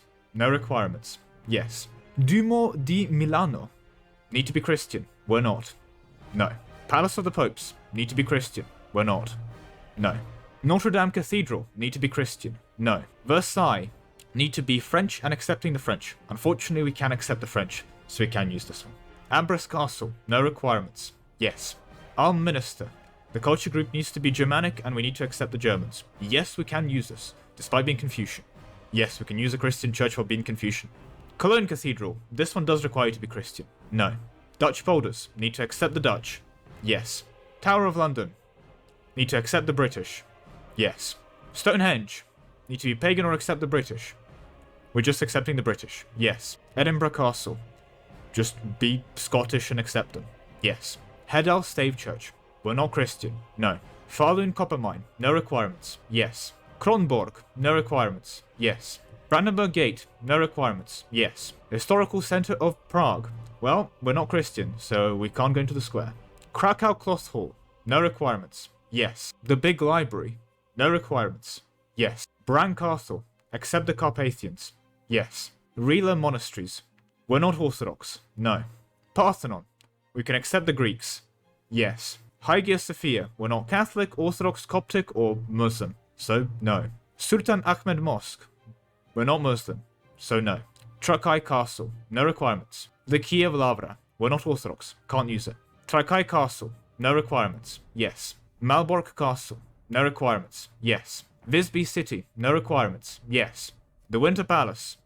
We're going to culture convert it into being Slavic and East Slavic, and then we need to accept them. So, yes. The Kremlin. Accept the East Slavic. Yes. St. Basil Cathedral. We need to be Christian. We're not. No. The Mausoleum of Halicarnassus. No requirements. Yes. Divrigi Hospital and Mosque. No requirements, funnily enough. So, yes. I'm not pronouncing that cathedral. Need to be Coptic. We're not. No. Baku Ateshgah. Need to be Zoroastrian. We're not. No. This thing. Yeah, I'm not even going to try. Need to be Muslim. No. Bam Citadel. No requirements. Yes. Rajasthan Square. Need to be Muslim. We're not. No. Buddha statues. The religion of our country needs to be Confucian, and we need to have harmonized the Mahayana. We have done that. Yes. Harmandi Sahib. Now, I did a mini correction halfway through, so I'm going to save you some comments. Unfortunately, turns out Buddhism doesn't count as a dharmic, well, religion for some reason. So you need to go ahead and grab Hindu or something and harmonize it. You can harmonize multiple religions as Confucian, so that's fine. And once you've done that, if you keep this province Hindu, you can also use it. So, yes. Mehrangarh Fort. No requirements. Yes. Taj Mahal. We need to be Muslim. No. Khajuraho. Need to be dharmic. Again, fix that with the earlier one. Yes. I feel like if I might mispronounce this one, I'm going to get banned from India. So we're just going to go with the yes, because again, we've grabbed Hinduism, so this one applies here for being dharmic. Yet again, I'm not going to attempt this, but I didn't realize the Welsh colonized this part of the world, so that's always a nice bit of history we can pick up. Regardless, we can be Confucian and harmonize Mahayana, so we can use it. Same story here. For the Jokhan Temple, we can be Confucian and harmonize Mahayana. So we can use it, yes. Barakatra, need to have the right culture and accept it. We can use it. The Sun Temple, again, Dharmic is a tick for us, so yes, we can use it. Elora Caves, my favorite great project. Wow, it's amazing, isn't it? But yeah, no, we're Confucian, we can use it. Murud Janjira Fort, that just sounds cool to say, but it has no requirements, so we can use it, yes. Hampi, we're Confucian, we've accepted the Mahayana, yes. Look, I'm running out of jokes about not knowing how to pronounce these things, and I'm just gonna be honest here. I don't even know. But again, Dharmic is a tick for us. Yes. And Dharmic is a tick for us. So the Great Living Color Temples, onto the list they go. Bagan Temples, we're Confucian, we've harmonized Mahayana. Yes. Fancy Pagoda, we're Confucian, we're harmonized Mahayana. Yes. The Advisor Cost Palace, no requirements. Yes. The Govcap Palace, no requirements. Yes. Angkor Wat, we're Confucian, we harmonized Mahayana. Yes. Fancy Mosque, we're not Muslim, can't use this one. Bordeaux, we're Confucian, we've harmonized the Mahayana. Yes. Prambanan Temple, Dharmic is a tick for us. Yes. Pura Besaki, Dharmic is a tick for us. Yes. The Imperial City of Hu, we're Confucian, we harmonized Mahayana. Yes. Dujian Guyen, no requirements. Yes. Great Wall of China, we can accept the Chinese. Yes.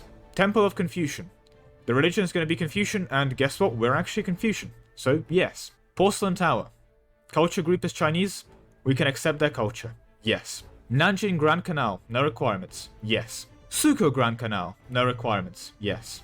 Hanzu Great Canal, no requirements. Yes. Zhenzan Grand Canal, guess what? Yet again, no requirements. Yes. The Forbidden City, we've enacted the government reform Celestial Empire. So, yes. Erden Zu, Confucian, harmonizes Mahayana. Yes. Genkok Palace, the religion is Confucian and it is the state religion of the owner. So, yes. And of course it also requires us accepting the Korean or the Sino-Korean. We're going to be doing that with the Mughals. Himeji Castle, no requirements. Yes. Imperial City of Kyoto, we can accept the Japanese. Yes. Mount Fuji, we need to be either Shinto or specifically Mahayana, and have the Mahayana religion as our harmonized or syncretic or state religion. We have it harmonized, so yes, we can use Mount Fuji. Yes, we need to be specifically Mahayana so that we can throw money at a mountain. No, don't ask me how putting money into a mountain makes the mountain better. Okay, it just works. Shut up. We're building the mountain taller. Another palace, because we don't have enough of those, clearly.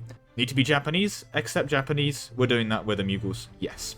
Final continent, Australia. Yeah, no. Much like, despite the devs' best efforts, there's nothing to do here. Don't even need to conquer the space. Does it really even exist? I don't know. Give it to Austria or something.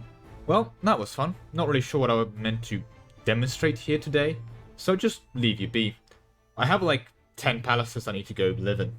But as always, thank you very much for watching, and I'll go catch you in the next one. Goodbye. Technically, this is a remake. I had a Mughal One Faith run I did around 2 years back from this video going live, where I basically did Sunni Mughal One Faith. So not Shia Mughals, and actually had all the monuments mentioned in this video, or built and used. I made a video on it. No one cared. The video got 9 views, at least 5 of which I'm pretty sure was me refreshing the page. The video is still around unlisted in fairness, so if there's a big enough demand I can make the video go public in. But let's be honest, it wasn't the greatest video either. Anyway, yes, that's to answer the frequent question I had of, why don't you play the runs? I did. I used to play the runs. You just didn't watch me when I was playing the runs. Can you achieve true democracy in EU4? EU4 is a game with a lot of political options for governing your country, ranging from monarchs wielding absolute power, to theocracies wielding absolute power in the name of God, to republics where powerful politicians manipulate the electorate to wield absolute power. True democracies, where you look at the will of the people, maintain high levels of political and social freedoms, emancipate the poor and downtrodden of society, exist in the same realm as polite Parisians. In theory they exist, but they are yet to be confirmed in practice.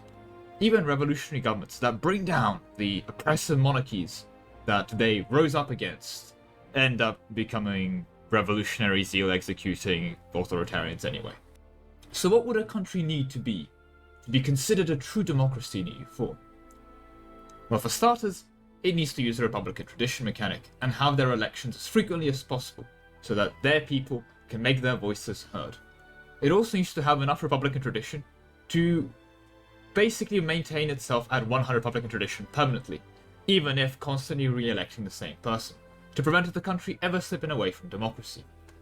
Furthermore, as an optional side quest, government types such as the Swiss cantons, which promise a direct democracy type of government, are preferable to republics such as noble elites or plutocracies, where it's heavily implied that only the rich, or powerful, or both, get to vote. Not very democratic, so those government types need to be avoided. So, disclaimers, the above conditions were actually not that difficult to meet, and since we don't need to be doing anything silly like get +5 yearly Republican tradition, we can instead focus on the playability of the country in question. There will be 2 paths open today, both starting from the same point, one which will be really doable but has an interesting start, and another one which is significantly easier, but I would argue that its main difficulty is that it just gets boring. Otherwise, standard setup, so no custom nations, Iron Man compatible, achievement compatible. Let's go. So today, for the first time in a while, we're not going to have a counter. So the nice thing about stacking Republican tradition to get enough for re-election is you can kind of just look at your Republican tradition at the top of your screen and see it there live updating counter inside the game. Not much point having a counter of something I can just hover over inside the game for. But just because I'm taking a break from the counters doesn't mean that you should have to, so feel free to increase both the like as well as the sub counter if you haven't already. But with the self-shitting out the way, let's get into the video. So, I have to make one kind of point here. We're not using custom nations, but if we were, it would get ridiculous. See, we're going to be able to stack length of election term to -2, meaning that our elections will go from occurring every 4 years to every 2 years. This is already quite powerful. This means that it will take us, on average, 10 years to go from a 114 to a full 666. Really strong. But of course you could technically do better. You can get there in just 5 years, if you had a re-election every year. Unfortunately, only 3 mechanics in the game give you -1 year re-election. So the answer would be run all 3, right? No. One of those mechanics is an alternative reform at the same tier as another one we'll be using for -1 re-election. So what you end up happening is I can't run 2 reforms from the same tier. Without exploits, to be clear. You can run multiple reforms from the same tier, but I'm not going to get into how. But if it's something that you want to explore, re-elections every year, then that can be achieved. We just need to go and press the forbidden button, the custom nation one. See, if we head over to Athens, the birthplace of democracy, we can go to our government unique ideas. See, for just 30 points and a strategy I'm going to go into, if you have this length of election term -1, you'll be able to re-elect yearly, which means every year you'll have a button press that will give you 50 of each mana, as well as re-electing your 666. This is ridiculously strong. It means also that if he does die as a general, or just dies of old age, you'll be able to get a new one in just 5 years from the 114 or whatever you end up picking. And honestly, costing it 30 points is disingenuous as how powerful it is.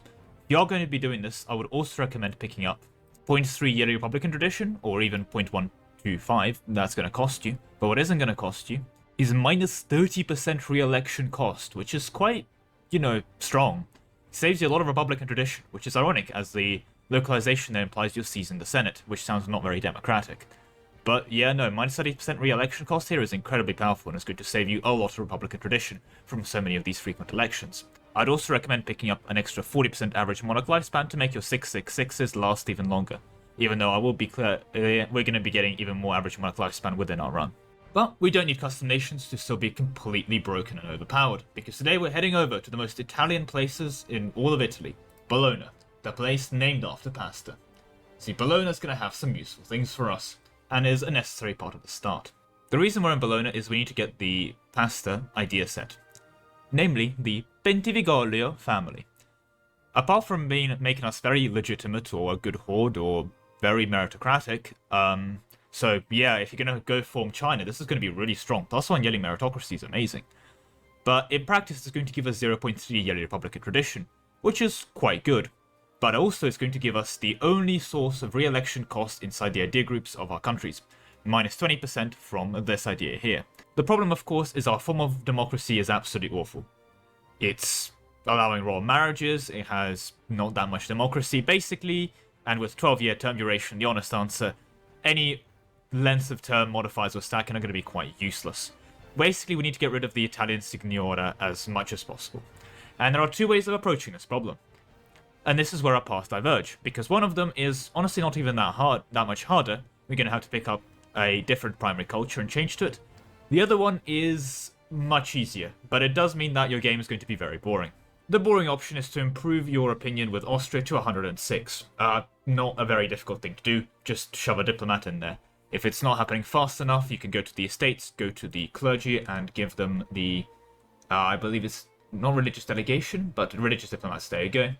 And you get another +10 opinion there. Basically, you get to 106 opinion with Austria. Given that they start at 25, not going to be an issue, or 40 if you use the, if 35 you use the estate privilege. Once you've done that, you can join the HRE, and then you just have to sit there looking pretty. What I mean in that regard is that you want to stay on one province and wait until one of the free cities, your Hamburgs, your Bregenz, one of these will eventually fall. And you just have to pray at that point that Austria is going to go to you and make you a free city. This will knock you out of Italian Signoria and give you the free city government, which is going to have a term duration of 4. It's also going to come with some pretty hefty dev cost reductions, but mostly the reason you'll be doing this is to get a term duration of 4. This does not require much skill. It means you have to sit there, not look invadable, so grab some allies, and get Austria to make you a free city. You don't need to expand past that. Everything else you're going to be achieving here is going to be done through government reforms and ideas from the innate republic. And the fact that we are Bologna, so that's that. And the Bolognese ideas, if you do want to keep them, well, you want to keep the re-election cost here, are really not that bad in the grand scheme of things. You have construction costs, you have development costs, you have goods produced, and you have tech costs. Nothing to complain about, even have some morale for the current morale patch. But I'm going to be showing a more fun route that I would recommend that does not involve being a free city. Because we need to begin by heading over to Switzerland, where you'll be able to accept the Swiss and then become Swiss primary culture. This is going to knock you out of Italian Signoria, but it's going to enable something rather interesting. It's going to enable the autonomous Swiss cantons reform. Now, historically and even today, the Swiss cantons is basically a federation of independent cantons that meet and vote on things. Very democratic for our notion of being a democratic government. What's also great with it is that it has an election every 4 years. This is going to reduce our length of election term down rather substantially. If we take a look at our current ruler, we have an election in 1448. So far, so good. Now, the thing to bear in mind is this government is quite unique, namely that you don't need to remain Swiss to keep this government. Like, you can go ahead and form Sardinia-Piedmont, you can go ahead and form Tuscany, you can go ahead and do whatever you want, you can go ahead and form France for all it cares. It does not care about you staying Swiss. If you form another tag, you get to keep it. Let me demonstrate. So here I've become Piedmontese. Let's take a month tick with our government reforms. Is it going to go away? I gave myself Tech 32 to demonstrate the ideas later, so of course going to get a couple of those events. But no, over the month tick, we've kept the autonomous Swiss cantons. Maybe if we form Sardinia-Piedmont, they're going to go away. Let's not take new traditions and ambitions. We have the new Sardinia-Piedmont missions, so Powerhouse of the North, here's 5 admin efficiency and goods produced. But in terms of government reforms, we're still the autonomous Swiss cantons. And even with our month tick, we're the autonomous Swiss cantons. The only requirements for the autonomous Swiss cantons is to, well, be Swiss when you take it. That's it. You get to keep them, which is great, because they also come with a free policy, which is quite powerful. Now, let's talk reforms. Republicanism will give us the Republican tradition, but because all you know the routing, I'm going to tell you a little secret. We're going to have enough Republican tradition to have constant re-elections. So for the roleplay of being the true democratic, super equal state of all opportunities, pick up meritocratic rule. Apart from meritocracy already being a big democracy thing, it gives you the ability to recruit female generals. Fun fact, we're going to gain that ability twice. And it also gives us 25 female advisor chance. The way female advisor chance works is that it basically gives you a chance of rolling a female advisor. Because the base amount is, I believe, around 1 or 2%, we're going to get 25% female advisor here, and we're going to get another 25% female advisor later. We're actually going to end up on average with, I think, 1 or 2% more women with our advisors than men. And we're going to be able to recruit female generals so well, we'll be able to recruit them twice. Unfortunately, they don't actually come to work for you twice, you just have the ability to recruit them. Triggered, yes, twice, yeah. Very disappointing. It also comes with 5 goods produced, so you can't complain too much. But of course, at tier 3, and this is where the build starts to really shine, we have to take frequent elections. Now, at tier 4, this is really up to you. You can curtail clerical powers if you want to keep the clergy in check, as it were, but it doesn't really matter here. I mean, the clergy deserves the right to vote too, after all. So I guess the argument can be made for maintaining the balance of power, but I mean, honestly, if you want to go give them some temple rights or something, you can also phrase that as making them democratic and making them happy. Now, tier 6 it gets interesting. I would actually recommend getting the Attorney General, as it's going to give you a lot of Republican tradition from your advisors, and you're going to be getting a lot of very cheap advisors with this build. I'll show you how later. And I understand, however, if you'd think something like Parliament is more democratic, though. Honestly, both are fine, and the best part is, again, with this build, you're not going to need the Republican tradition from your advisors. You're going to get enough from your policies and ideas. I'm going to take it anyway, because I think it's cool, but that's just me. Tier 7 regionalism, who cares? You can make a union of states, you can make an administrative division, it's not really a democracy question.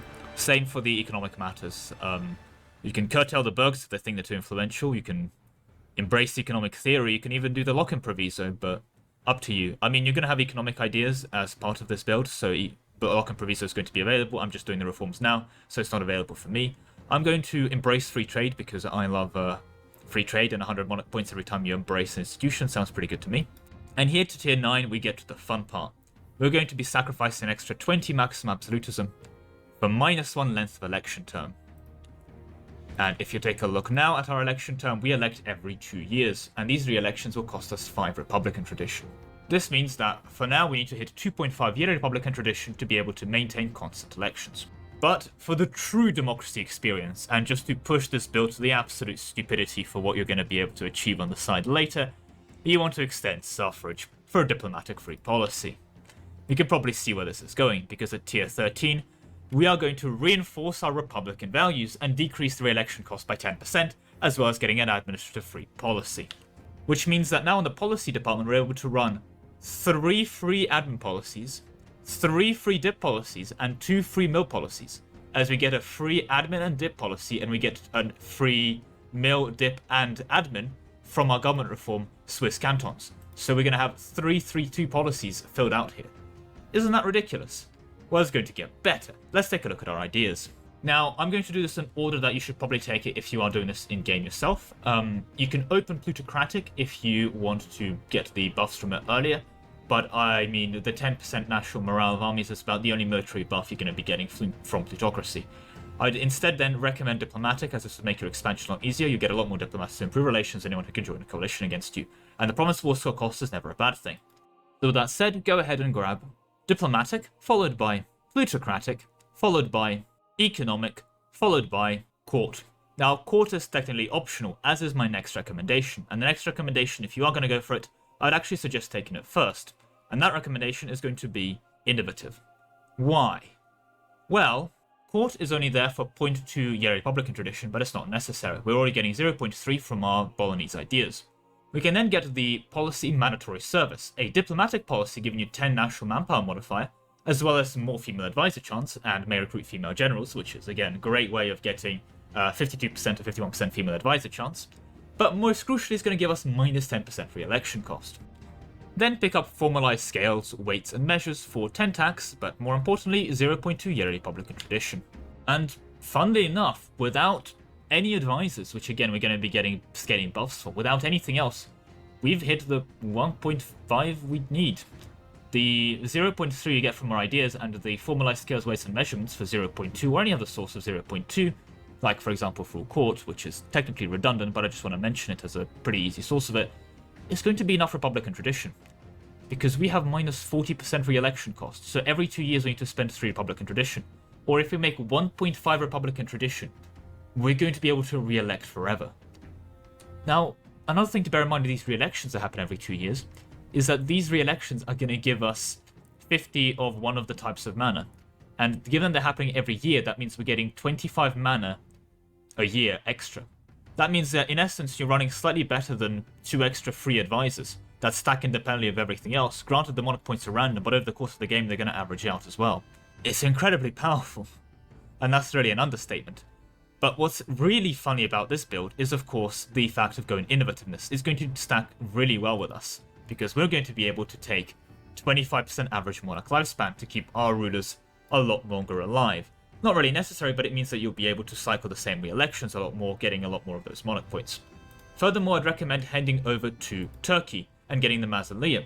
because it's going to give us an extra 10 average monarch lifespan. Another thing that you should consider picking up is going to be the San Mario del Fiore. Sounds good enough. Minus 20 advisor cost there is going to be working really well for us.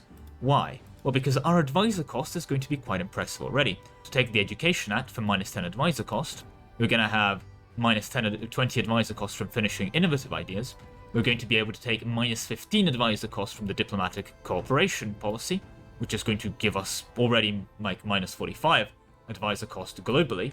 With this, that's going to take us down to minus 45, and then we need to start getting advisors of our ruler's culture, because cost of advisors of ruler culture is already reduced by 50% by the Reform Attorney General. But we can get another minus 10% from the Financial Miracle Act, which also comes to production efficiency, which definitely isn't bad. Now here, court embassies actually becomes a good thing, because diplomatic possible policies +1 is kind of a lifesaver, because we can run 4 free dip policies. Because we get a base free one we can run. We get an extra free one from the Swiss. We get a free one from the government reform over here, right near the end, the extended suffrage. And of course, we get a free policy from Innovative. So we'll be able to run 4 free policies and 3 free mill policies all the time. So this peak democratic country can just be literally full on policies for free the whole time.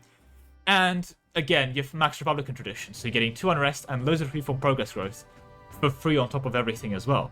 Bear in mind, you have estates still. So if you get rid of all the crown land and you get 100 crown land, you get 100 government reform progress as well. So you're going to be able to press the expand administration button a lot. In essence, it's a quite strong build and country, to be honest, and definitely a unique way of playing this game, being a super dedicated democracy starting in Bologna. And honestly, it's quite doable. There's only one quote-unquote necessary culture switch into Swiss, and if you consider that too difficult, you can just sit here and do this as a free city. You will lose out on 1 free policy from not being autonomous Swiss cantons, and you will be probably quite bored because you'll be sitting on a free city for the entire game, which you'll also need to make sure the HRE doesn't get dismantled, but, you know, there's that. And you can maintain constant re-elections with minimal investment in Republican tradition, and basically have a really powerful country in the way of it. Democracies are quite strong in EU4, and I hope I inspired you to start a campaign. With all that said and done, I hope you enjoyed watching, and I'll see you in the next one. Goodbye. I had a lot of fun with this video. I'm not sure if you could tell this was nice to make, but another entry into why custom nations are overpowered. Also got a comment from Lath from social streamers, so nice to see that. Could be worth a remaster, but honestly, I kind of already got to yearly re-elections with Bologna build, and it's a cool build nonetheless. Can you get free ideas in EU4? No, it is not possible to get a 100% reduction in idea cost. It used to be, but the issue is the game always refunds you 40 points, regardless of the amount you spent on each idea. So any reduction of 90% creates a way of generating an infinite amount of points, as you'll be able to spend, say, 20 points on an idea, and then refund it to get 40 back. However, we still have a video ahead of us, since just because we can't hit a 100% discount, doesn't mean we can't hit 90%, and with 90% something cool happens. We're able to switch out our ideas for free. Imagine that. Fight in England, pick up naval ideas. Done fighting England, drop it and change it to offensive ideas instead for free. Recovering from a big war, pick up quantity for the manpower, and then drop it for quality when you need to actually fight. As such, is it free? Well, kind of, if you're free from the sunk cost fallacy. If you have any idea group filled out, as well as a 90% reduction in idea cost, that's all be free forever now, assuming you want to stick inside the same idea group. As long as you're able to maintain a permanent 90% reduction, you can switch out ideas for free as much as you want. So with that goal set, and an arbitrary free idea definition created that is not the same as the one advertised in the title, can we achieve it? The answer is yes. Let's find out how. So, disclaimers. There are many ways of reaching the 90% total, but I'm proud to say that today I achieved it with only permanent modifiers, as it were. In fact, the only temporary thing is the use of mysticism, which can reset on ruler death, but you can also maintain a minus 100% mysticism count relatively consistently. And it's not like it's on a timer. Furthermore, I did use 100% innovativeness, so technically all power cost reduction is also at play here, not just pure idea cost reduction. The good news, however, is assuming some ungodly ability at EU4, or if your name happens to begin with L and end with AMDA XX, all of this is achievable by Tag 14, since you will need 4 idea groups for it. But with all that said and done, Senate setup, so no custom nations, achievement compatible, Iron Man mode. Let's go! Now, initially when I was routing this, I planned on having 2 counters, one for the temporary modifiers and one for the permanent ones. However, since we're able to hit 90% permanently, we can kind of avoid the temporary counter altogether, and it also means that we can avoid the 26 mission sources of temporary idea cost reduction, as well as the 45 event sources of idea cost reduction too. So there we go, we can run 90% permanently with just none of those things involved. The bad news, however, is that we have just the one counter for the video. Permanent idea cost reduction, seen here. But that's okay, because you can make up for it, as you still have access to 2 counters, both the light counter as well as the sub counter. So if you haven't interacted with those already, feel free to do it now. But with the self-shilling out of the way, enough talking, let's get into the video. So we're going to actually begin with the relatively controversial part of the video. We're going to need to start as a native, because we need indigenous ideas. That's going to be quite painful. Now, it is 10% idea reduction from indigenous ideas. I haven't used Golden Age, I haven't used any events, any missions that give you idea cost reduction, so you want to make a pit stop on the Congo and pop a mission for 10% idea cost for 20 years there. You want to extend your Golden Ages, you want to just have a normal Golden Age for idea cost reduction. All of those things, you can do it instead of, well, Caddo or any other Native American for native ideas. However, none of those things that I looked at were permanent in the same way that Caddo's native ideas, or indigenous ideas, sorry, are permanent. So I'm going to be using them in this route. If you don't want to use them, that's fine. You'll end up with 80% permanently anyway, so it's not that big of a loss. And if you run your Golden Age, that's still 50 years of 90% reduction and free idea group flipping. With that being said and done, let's get into the native country now. So here we are back in Caddo, as we all know, the strongest tag in the game. With Caddo, we're going to need to do a couple things. First and foremost, we need to go ahead and pick up indigenous ideas. We're getting our 10% idea cost with it, and to be honest, it's quite a nice idea set with 10 morale of armies, some monthly reform progress growth, as well as some dev cost as well, and even some promise war store cost reduction. Next, you need to go ahead and pick up Humanist, as this will provide us with the idea cost minus 10% finisher, followed by trade ideas, as we'll need it for a policy. We're also going to go ahead and pick up innovative ideas. They're going to help us get our innovativeness up to 100, which is something that we do need, but more importantly, they're going to give us access to a decision we need to pop later. So that gives us 20% reduction already, but if we go ahead and go to our policies, we can get another minus 10% idea cost from the exchange of ideas, to go up to 30% idea cost at the moment. We also get some institution spread out of it, which is quite nice. Furthermore, 100 innovativeness will give us minus 10 power cost, which in this case will translate to another minus 10 idea cost reduction as well. This will take us up to 40% idea cost reduction, which is quite good already. Next, let's talk monuments. Head on down to Machu Picchu and pick it up. This is going to give us a fat minus 15% idea cost reduction, which is quite substantial. All we need to do, however, is accept the culture group in the area, which shouldn't be that big of a deal. And 15% idea cost is something that's going to be quite helpful for this run, as you may have guessed. Another group of people that we're going to need to accept are going to be the Egyptians, as this will give us access to the pyramids for another minus 5% idea cost reduction. Finally, over in Pest, there's a big library, and when we get that to level 3, we can get another minus 5% idea cost reduction. Thankfully, this one has no requirements, so just minus 5 idea cost for us to enjoy. Now, to the surprise of absolutely no one, we need to go Sunni. As this is already mentioned, we'll be using the mysticism mechanic. We don't need Sunni specifically, we can use any religion that has legalism. I've just flipped Sunni for the case of the example. This will give us access to a further 10% idea cost reduction at maximum mysticism. Furthermore, because we complete the innovative ideas and we are Sunni, we're able to go for the Ibadat Kana. I hope that's the right pronunciation, but it probably isn't. It is going to increase the stability cost, but that's whatever, because it's going to decrease our idea cost by another 5%. So with that pressed, we now have minus 70% idea cost, which is still a bit of a way off from our final 90%, but we're going to get it from a very simple source. See, if we change our primary culture to Andalusian, we're able to go ahead in the decisions and policies and restore Al-Andalus. This will move our capital and give us new traditions and ambitions, which we do want to take. Due to a double whammy combination, Andalusian ideas are quite strong, with goods produced modifiers, 15 morale, and a massive 15 fire damage received, but more importantly for us, they contain minus 10 idea costs, as well as a monthly piety reduction, which will significantly help us maintain our mysticism at a low level, especially if we go to our estates, which we will gain on the month stick when we do get those estates. But more importantly, it's going to give us access to the Al-Andalusian Sultanate. This is going to give us the final minus 10% idea cost reduction from our government reform, taking us down to minus 90 idea cost reduction. So, I've done some annexations and upgraded some monuments, and we can now take a look at our idea cost reduction in the game here at minus 90%. So, to demonstrate how it works, I've given myself an admin here to play with, and an extra idea slot. So let's say we're going to go religious ideas to do some conversion. We're able to take all of these for 40 points. And so there we go, we've taken the entire idea group. We've gone around, we've converted our provinces, we're all happy chappies, everything is looking great, finished our conversions. Oh, we're done with religious, so we're going to click here, I'm going to refund it. We're going to get all of our points back. We're still back at 500. We can now go take, I don't know, expansion ideas, grab some colonists, go do some colonizing. We're finished with it. Okay, we can get rid of it, get all of our points back to 500. In essence, we're able to switch our ideas for free. There's also the completely overpowered thing of, getting an entire day group for 280 mana, but, that's a secondary side effect. In essence, we have free ideas of whatever category we choose for 280 points. 280 points is enough for us to go ahead and get mercenary ideas and get some really cheap, some really powerful mercs, go use them, fight in a war, do some stuff with that, then drop it, and then immediately go pick up something like offensive to get a bunch of quality buffs yet again, but again, temporarily. Use it, then after the big war we need to recover our manpower so we can drop it, and go pick up quantity ideas, fill that out, get the manpower recovery, get the national manpower modifier, all of those nice things from quantity ideas, without losing a single milk point in the process, because at the end of it we can refund it fully. And there we go, we're back and we're happy chappers. But that concludes the video for today. I hope you very much enjoyed, and I will see you in the next one. Goodbye. Very much of you requested one, but it turns out quite fun, since flipping your ideas around like that is quite enjoyable. Do give it a go if you haven't already. It's a touch easier now, a couple smaller buffs were added for idea costs, so that's good to know.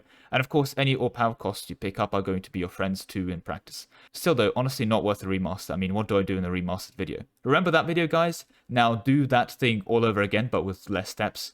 Yeah, I'm not sure that'll be interesting. Can you embrace an institution for free in EU4? Embracing an institution in EU4 can be expensive. You have to pay 2.5 ducats per real development for each province that doesn't have the institution in question. And the minimum cost is always 1 ducat. So, in the worst way possible, to answer the question in the video, no, it can't ever be free. You always have to pay at least 1 ducat. To clarify a term I used earlier, real development, for those out of the loop, it is the development of a province multiplied by the autonomy.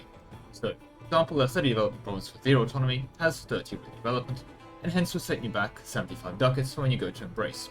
Meanwhile, a 20 development province at 50 autonomy would only have 10 real development, and hence cost you just 25 ducats.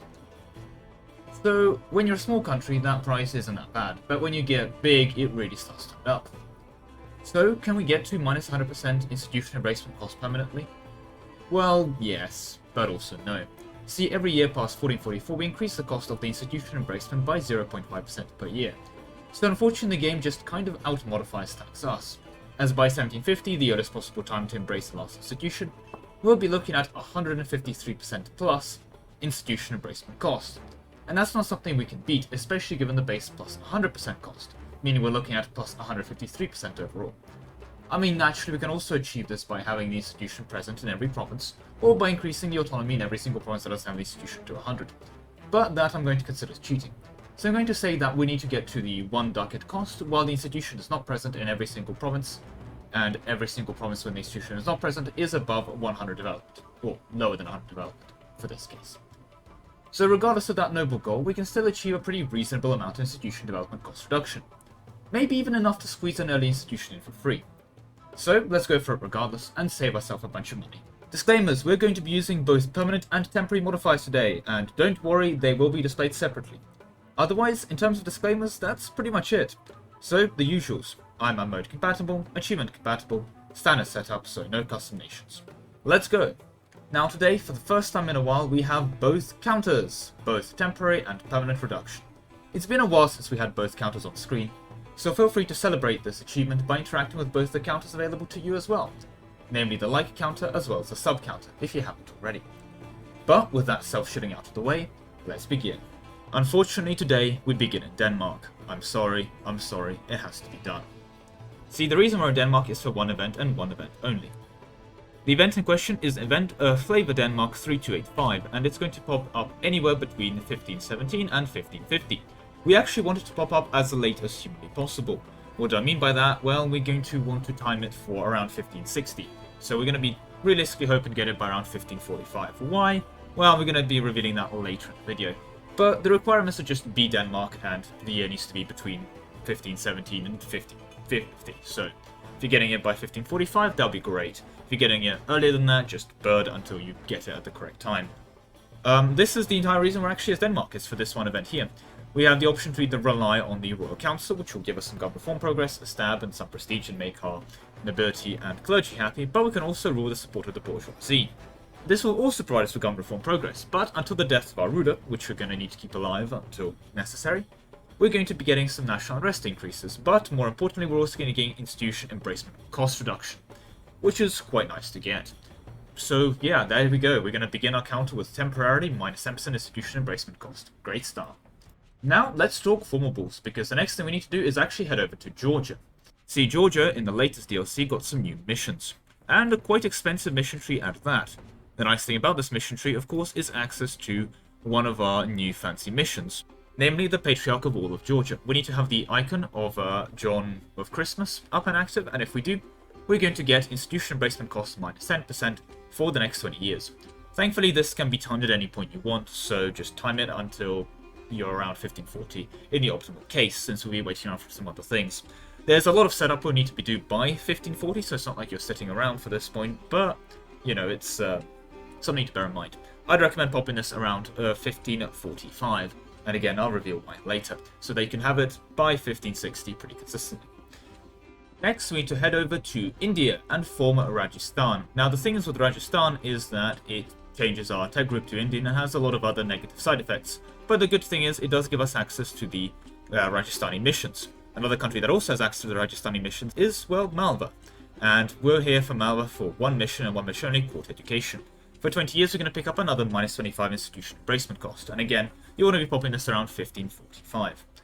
Fun fact, in terms of temporary modifiers, that's actually it. Everything else we're going to be getting is going to be permanent, or at least able to be maintained permanently.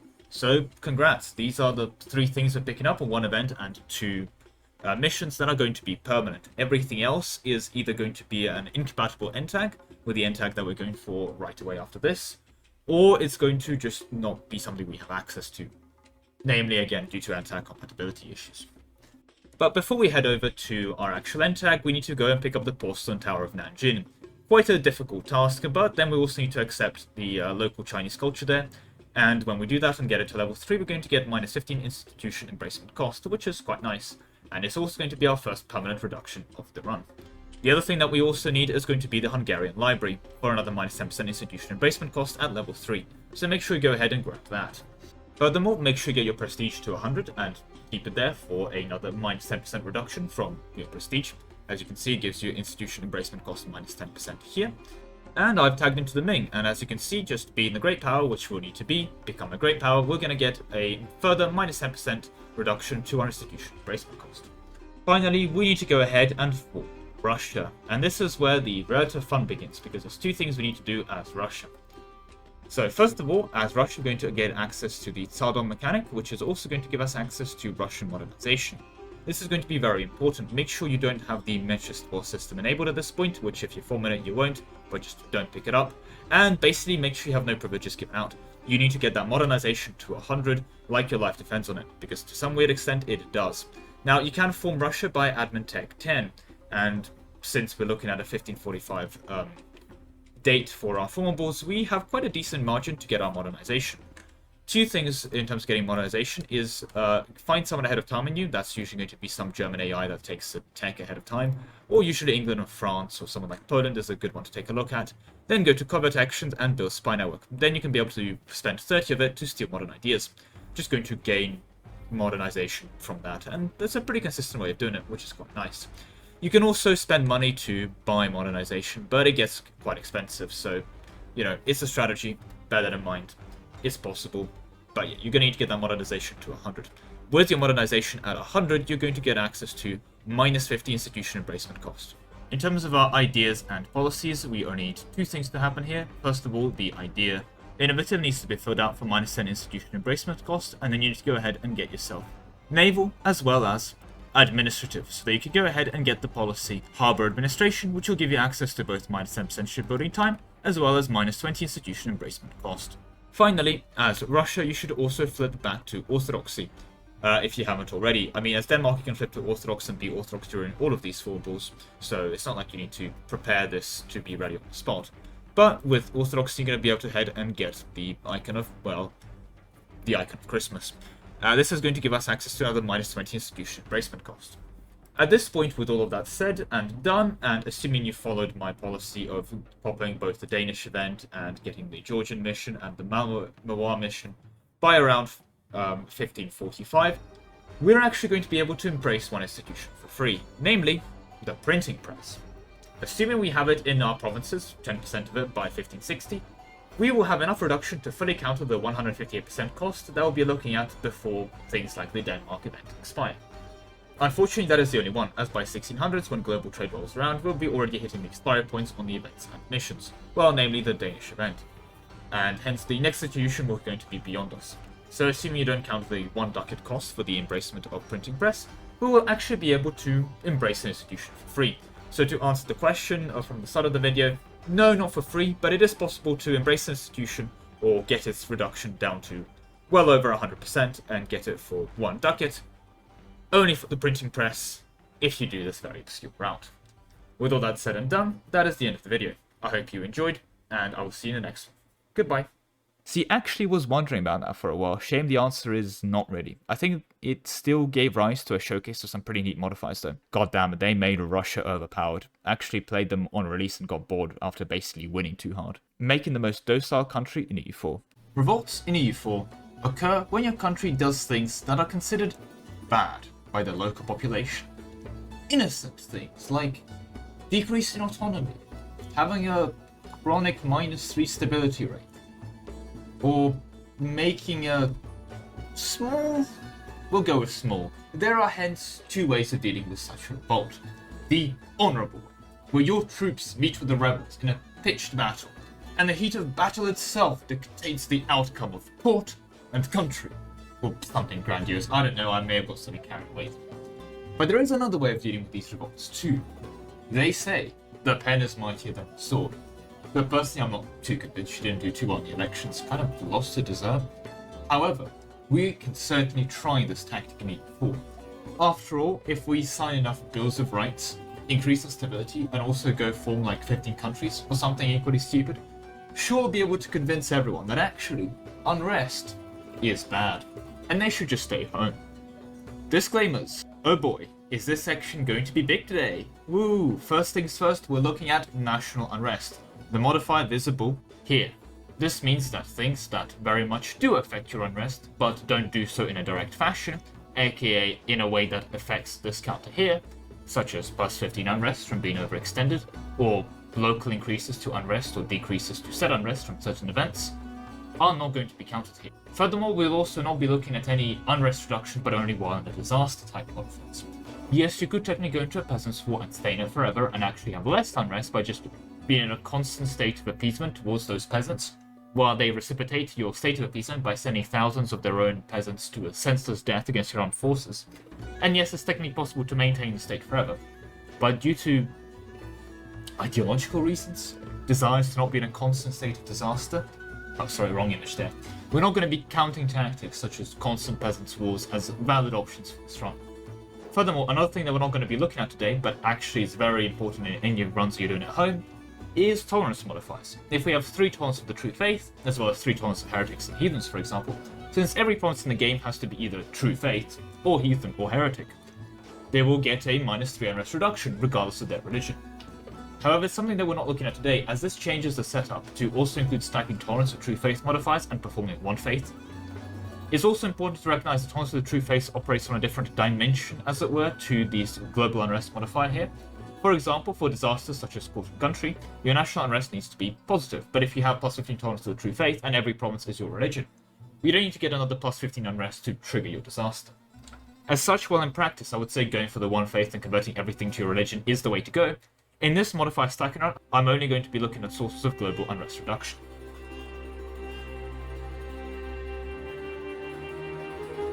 With that all said and done, let's get into the video. We have 2 modifiers here today, temporary global unrest reduction and permanent global unrest reduction. From a purely practical point of view, the permanent reductions are even more useful than always. And the temporary reductions, while interesting, do suffer from the problem that compared to normal, where you can say, this is the highest the modifier can go, in our case that's not true. Since on a province level we can start throwing things like recent uprising, -100%, and of course tolerance for religions, and other things like that into the mix. Either way, I still find it personally interesting, so I hope you do too.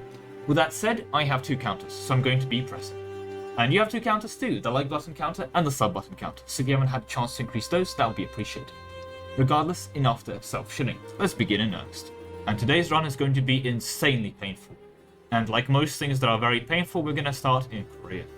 First thing you want to do is immediately go into debt, as this will allow us to go to the decisions and create the Sinmun office. This is going to give us -1 unrest and -5% stab cost until the end of the game. Introduce the Hangul alphabet.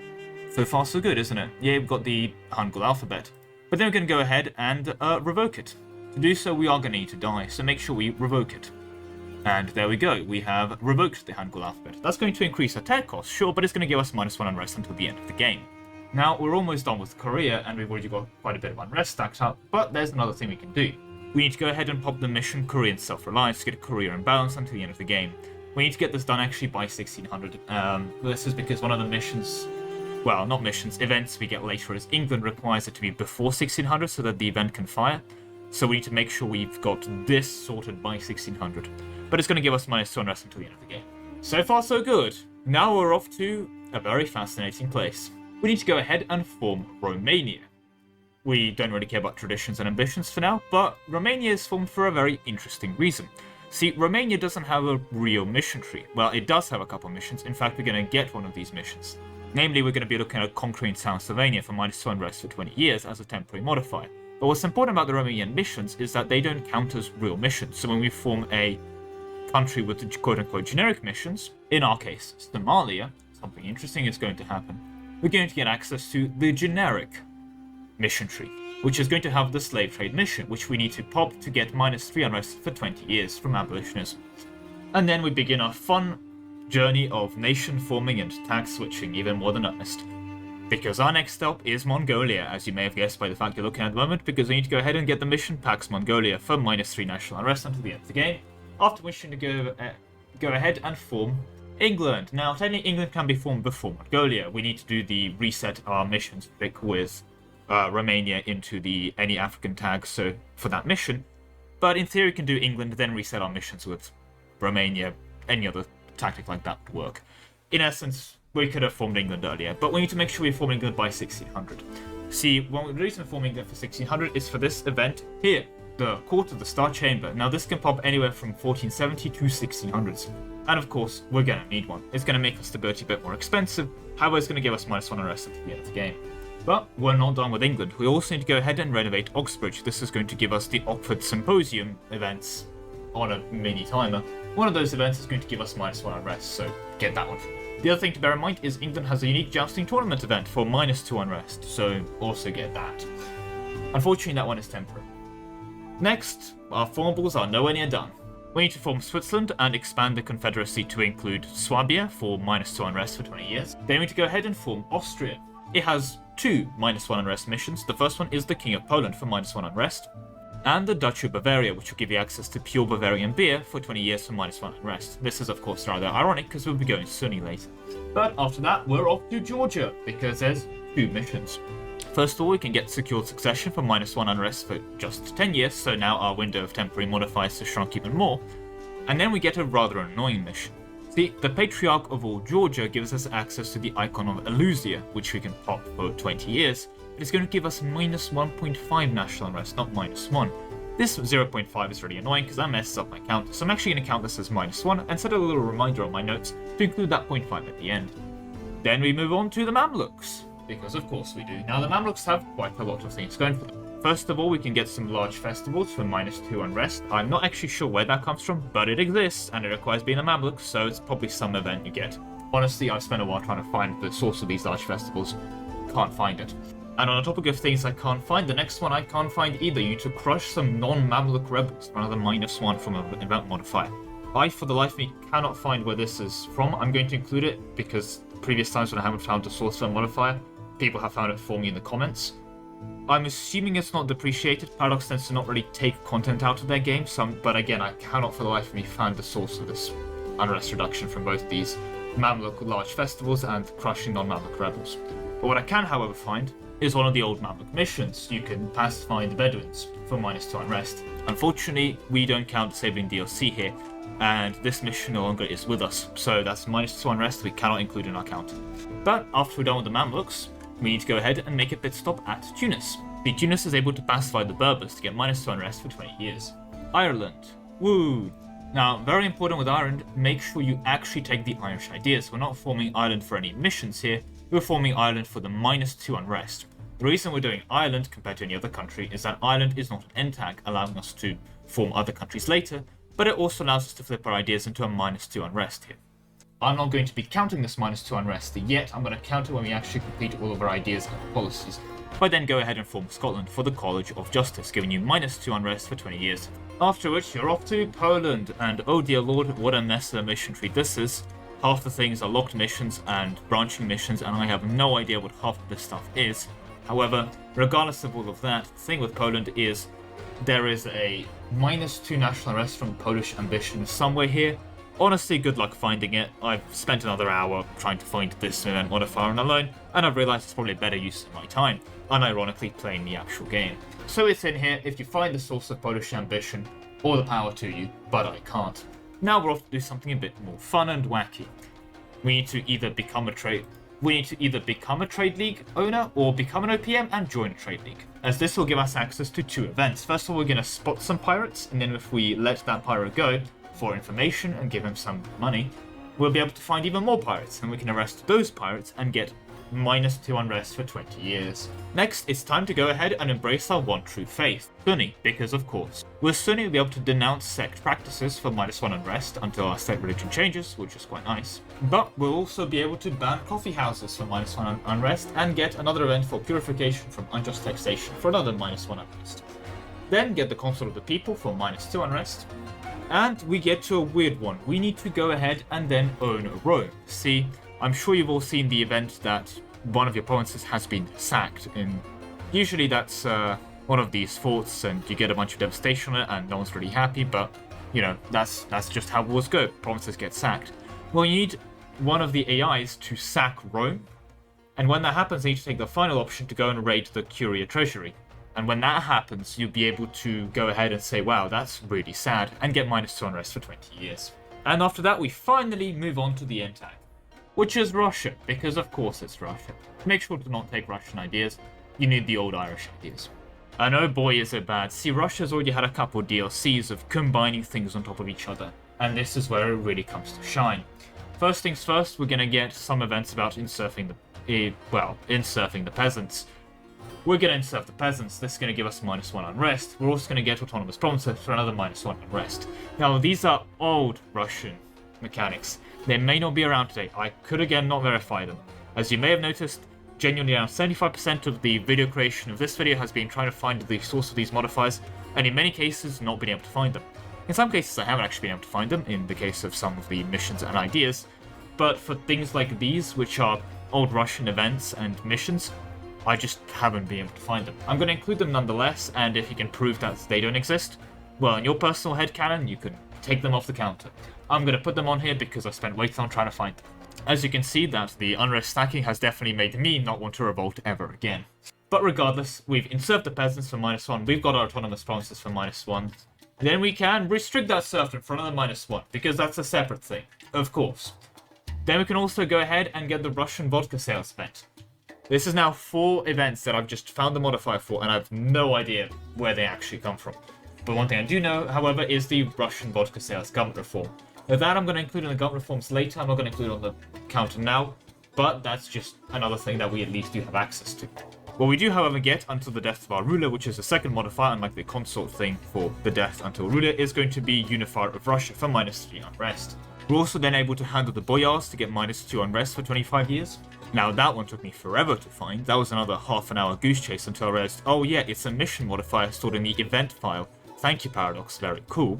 But one again I couldn't find is apparently Rising Russian Power, which exists somewhere, I don't know where. Anyway, that's enough complaining about Russian secret unrest reduction modifiers. Next, we need to go ahead and import chocolate, coffee and tea for -3 unrest total. Each one of these events is going to give us -1. And then we need to go ahead and trade wine, so that we can get the excellent vintage event for -1 unrest. Then, relatively simple stuff, get 3 stability for -3 unrest. We are going to be staying as a monarchy here for -2 unrest. But here's another fun thing we need to go, is flip back to Korean, because we need to get back to the original Korean government reform. See, if our primary culture is Korean, we're able to take the government reform Hermit Kingdom, which is going to give us access to on the government tab, either the expansion, outward, or inward focuses, and with the inward focus, be able to get -2 rest. Make sure your ruler is just, make sure you get a theologian advisor, and finally, and very simply, go ahead and revoke the HRE. Oh, I hope you've been doing that earlier, because when you do revoke the HRE and form the HRE as your final end tag of your Russia primary culture Korean government, you'll get this massive modifier here, which also includes -2 rest. Again, the HRE government type is cool, but we need to go ahead and flip out of that back into our Korean primary culture government for that -2 rest. Then let's talk government reforms. At tier 8, you'll have access to the Vodka of the Crown government reform available because you are Russia and popped a mission. And finally, at tier 9, either take the social contract for -1 unrest, or become the I'm not reading that much French for -1 unrest. But we're pretty much done. Just one thing left, our ideas. For those, you need to go ahead and take Horde, which includes a -1 national unrest here, Humanist, which has -2 national unrest here, Plutocratic for -1 unrest because of course, Espionage so that you can get a spy to try and find my will to live, Divine for -2 unrest, Religious because at this point even I'm out of joke, and Offensive. Spoken yet more from the policies, namely, Calming the Tides for -2 unrest, the Liberation Act for -1 unrest, and Cultural Understanding for another -1 unrest, giving us a further -4 unrest from policies.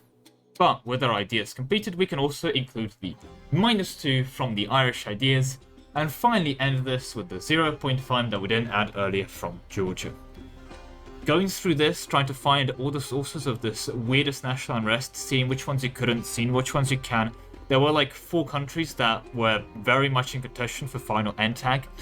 Just genuinely snapped the life out of me.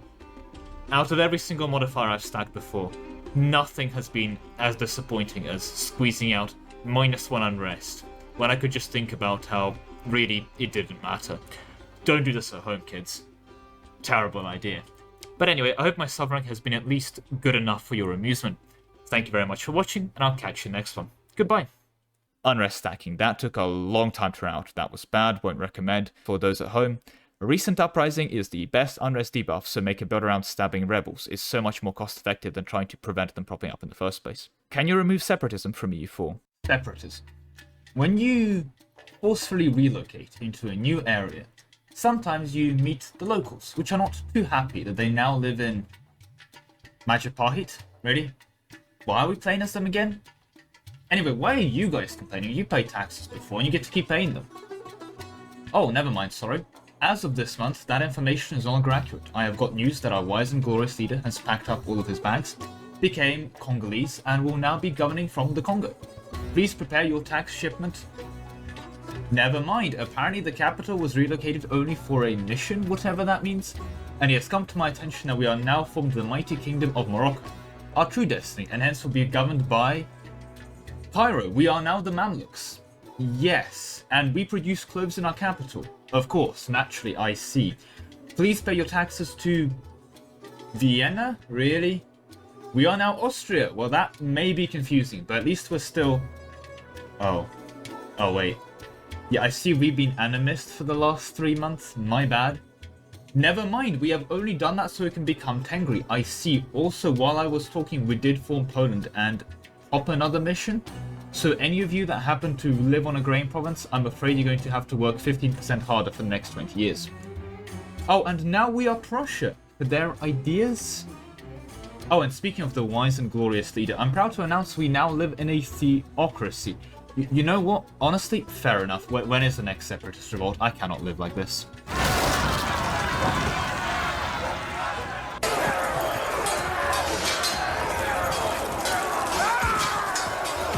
Okay, so sorry about the last narrator. He, as well as 16,999 other colleagues, took a short, unplanned vacation. But following their departure, they have all unanimously decided that they all wish to be pursuing different career opportunities. Wish them the best in their professional life and hope to work with them in the future. However unlikely that may end up being. Anyway, the capital, otherwise known as the place you should pay your taxes to, is of course Rome, as this is the great Roman Empire. And if you have any questions, make sure to ask your local Senate representative, since we are of course a republic.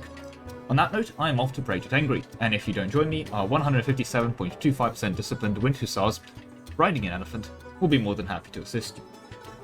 Right, okay, so I got slightly sidetracked here, but my point being is, given what I put the citizens of my country through, I'm not too surprised when any new territory I conquer is sad at me with this whole separatism thing.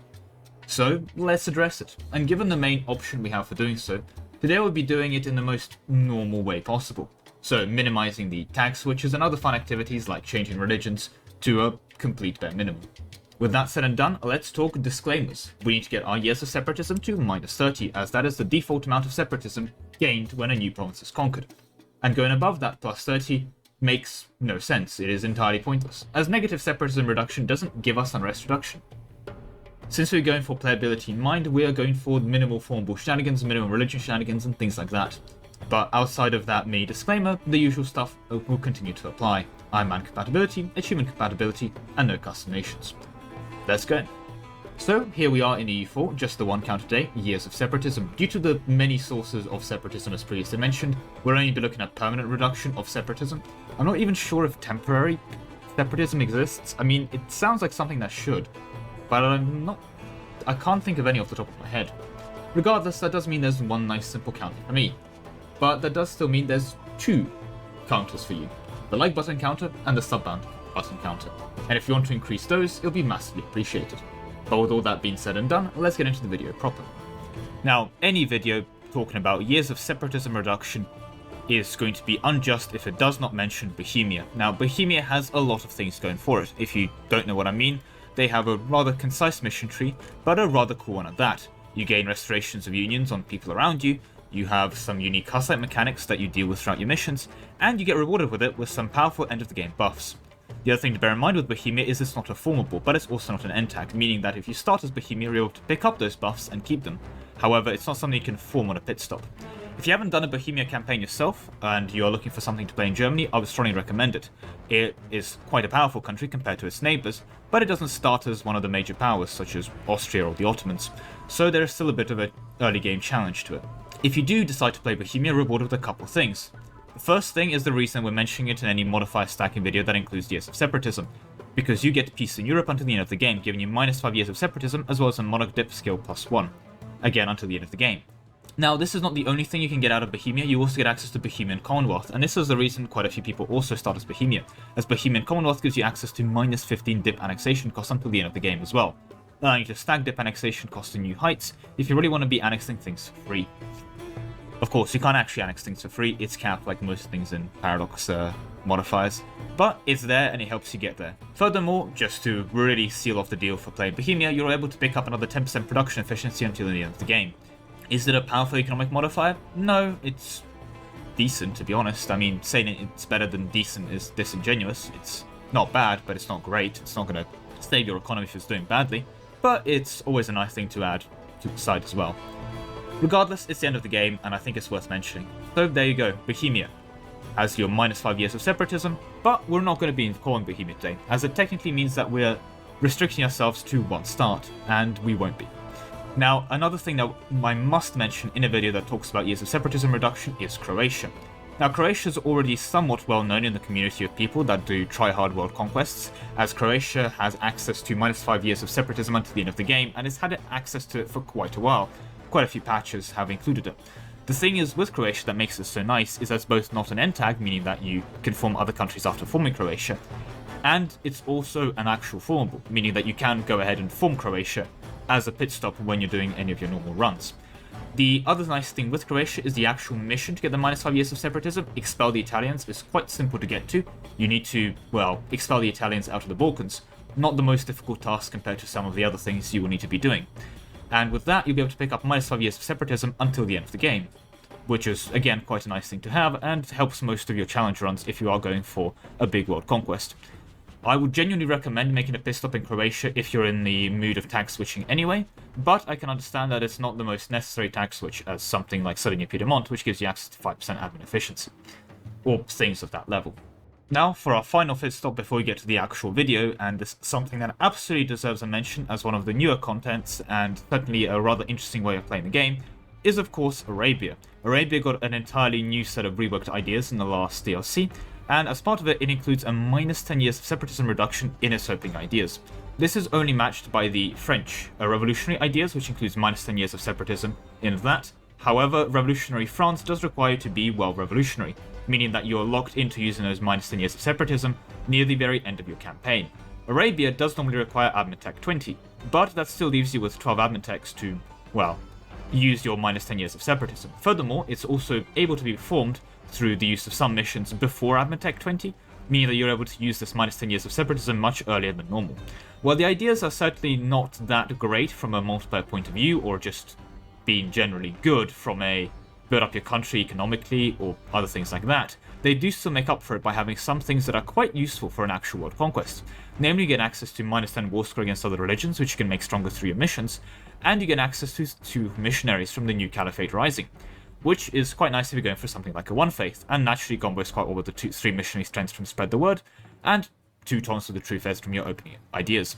It also means that if you want to use cavalry in your world conquest, you're welcome to do so with the Arabian Horseman tactics, giving you access to both cavalry combat ability and cavalry to infantry ratio, meaning that you'll need to pick up 25% more cav to infantry ratio to be able to use cavalry, well, in 100% of your armies. But that's Arabia, and it's something to bear in mind if you want to experience a run with your years of separatism reduction stacked to minus 30, as this minus 10 gets you a large part of the way there. But enough talking about this. If I'm not including Arabia into the ultimate stacking of getting to 30, how do I propose I get there in an easier fashion? Well, remarkably again, it's quite easy. For this, I would suggest Mongolia, because Mongolia begins with minus 5 years of separatism. There are a couple other countries that also have minus 5 years of separatism, but Mongolia is unique in the way that it starts with it right away. So there's no modifier stacking you need to get your minus 5 years of separatism. You're also able to get this minus 5 years of separatism with other hordes, but I'm just going to use Mongolia for this example, and this is where our modifier stacking begins in earnest. Play as Mongolia for your minus 5 years of separatism right off the bat. Another minus 5 years of separatism is going to be gained from the fact that you are, well, a horde, or a steppe nomad. This is going to give you, among other things, another minus 5 years of separatism, which is going to bring our counter up to already minus 10. And this is before we unpause the game. Well, in my case, I've done a bit of setup, of course, as you can probably tell by the background, but if you just load into Mongolia right now, you'll start with minus 10 years of separatism, meaning that you're going to get 20 years of separatism when you conquer a province, with nothing else taken. But we are going to be taking a couple things. Namely, we're going to need 4 idea groups. Now, if you want to include Croatia, or you want to start as Bohemia and then go and form into Mongolia, you're able to do so as well and avoid 2 of the final idea groups. So it's technically possible with just 2 idea groups and a pit stop in Croatia or Bohemia, or if you're ruler as a conqueror or any other source of minus 5 years of separatism. I'm going to, however, include a minus 5 years of separatism from an extra policy that requires 2 extra ideas, so it's technically going to require admin 14. However, if you're conquering the world before admin tech 14, I'll be honest, you probably don't need this video anyway. With that said, go ahead and open Humanist, as this will give us access to indirect rule for minus 10 years of separatism on the second idea, taking us all the way to minus 20 already. Then you need to go ahead and grab Offensive for a Humanist offensive policy. After this, I would recommend, and don't laugh, Religious, and yes, running both Religious and Humanist. We'll be able to convert the provinces we want, and we'll be able to tolerate the ones we don't convert. And finally, Horde, as this gives us access to 2 policies with Offensive, Horde, and Religious. Namely, this one for minus 5 years of separatism and some missionary strength for the provinces that you do want to convert, and the Liberation Act for minus 5 years of separatism and minus 1 unrest as well, to again help with this whole separatism situation. And with that, you'll be able to get minus 10 years of separatism from your policies, minus 10 from your ideas, and most crucially, minus 10 from the government reform and the opening idea, meaning that your years of separatism is reduced by 30, meaning at this point, for any province to conquer, you do not gain any new separatism. Furthermore, since you play in Mongolia, you probably want to go ahead and restore the Mongol Empire. So here I've formed Yuan so that I'm able to access the decision to restore the Roman Empire, make sure to not abandon our roots, and then go ahead and restore the Mongol Empire itself. This is going to abolish the steppe nomad government reform, but it's going to replace it with the Great Mongol State, which thankfully also includes minus 5 years of separatism, meaning that we don't lose our minus 30 stack and are able to maintain it forever. The Great Mongol State is a pure upgrade on top of the old steppe nomad government reform, so there's no reason to ever not take it. But either way, thank you very much for watching, and I'll see you in the next one. Goodbye. See, this one was quite easy to route, so the focus was on presenting you with versions of this that you could do in your runs. I hope you found it useful. Does mean that it's probably not worth a remaster, though it was already quite easy. And hey, I managed to flex my EU4 knowledge by mentioning that Croatia has that minus 5% until the end of the game. How much force limit can you extract from Vassals in EU4? Vassals. Who doesn't love them? So, you're expanding. You run out of admin to call your new lands. But no worries. You can release a vassal. A little buddy to run around, abandon sieges on 49%, overstack your battles, or even pretend to reinforce those same crucial battles, and then change his mind at the last minute. These things are wonderful. Many people have attempted to harness their power to the full potential, with some playing as Ashikaga in the east, with a personal swarm of Japanese OPMs. And another option for these kinds of vassal builds is turning Germany into your own personal vassal fiefdom through revoking the HRE. All wonderful strategies that can be used to great effect, but we are here at the Lemon Cake channel, hence we are here to push these all to their limits. Namely, can we get ourselves to a point where we can get more force limit from a vassal owning a province than if we were to own it ourselves? If that would happen, assuming we have a way of giving ourselves an unlimited amount of vassals, which spoilers for the most part we will, and also assuming we make enough money to actually afford all of this, can we turn our land into a rich tapestry of OPM vassals, all having their own mini stacks of troops, or we make force limit bank from their existence? In fact, one could say this is only the beginning. Military hegemon force limit is going to seem small with where we're going. Disclaimers! Unlike other modifier stacking runs where I go straight into the only theoretically doable over-the-top run, today I'm also going to be including a budget version of this modifier stacking run that should be at least reasonably doable by the average player. Now, of course, definitions of what the average player and what I consider to be the average player versus what you see the average player as is going to vary. This is not going to be an easy run by any stretch of the imagination as well, so do be prepared for some challenge, but it's a run that should be at least doable compared to some of the more theoretical things where I'm asking for 15 tank switches. With that said, the usual limitations of standard setup, no custom nations, Iron Man compatible and achievement compatibility will of course be as forced as always. And with all those disclaimers out the way, let's go. Now, for this video, even more than normal, I think it's important that we're all on the same page with how vassal force limit contribution actually works. If you have an in-depth understanding on the actual by-the-numbers rate of how vassals contribute force limit, feel free to skip to the timestamp listed here on screen now. If you don't, however, feel free to stick around for a very short guide with how vassal force limit actually works. Right, if you're here, I'm assuming you're here for the guide, so let's get going. All vassals will give you +1 force limit base, regardless of their size, as well as 10% of their force limit to your overlord, in this case you. What that means is if you have a vassal of something like France, they're going to give you 10% of their force limit, and then +1 force limit for existing. If you have a vassal of, say, Martian, which is just one province, they're going to give you that same +1 base force limit, as well as 10% of their current force limit. Now, it's an important distinction here is it's 10% of current force limit. If the vassal takes something like quantity ideas, which will increase their force limit by 33%, you're going to see that 33% increase in force limit reflected by their 10% contribution. It's not 10% of their base force limit, it's 10% of their total force limit. So there we go. That's vassals, what they give you force limit wise by default. If you then go ahead and take something like influence ideas, which contains martial laws for plus 100% vassal force limit contribution, what they're going to do is it's going to increase both the +1 base vassal force limit contribution, as well as the percentage of force limit they're sending you. So in the case of vassal, that 100% increase is going to make you go from +1 base force limit to +2, and from 10% vassal force limit contribution to 20% vassal force limit contribution. If we then stack it to say 300%, we will now be our normal vassal will now be sending us 4 force limit, and we're now getting 40% of their force limit contribution instead of 10%. So far, so good. Now, vassals aren't the only type of vassal. We then move on to our next type of vassal, marchers. Marchers are going to give us the same +1 vassal force limit for existing as before. That's a given, but marchers give you 20% of their force limit, not 10%.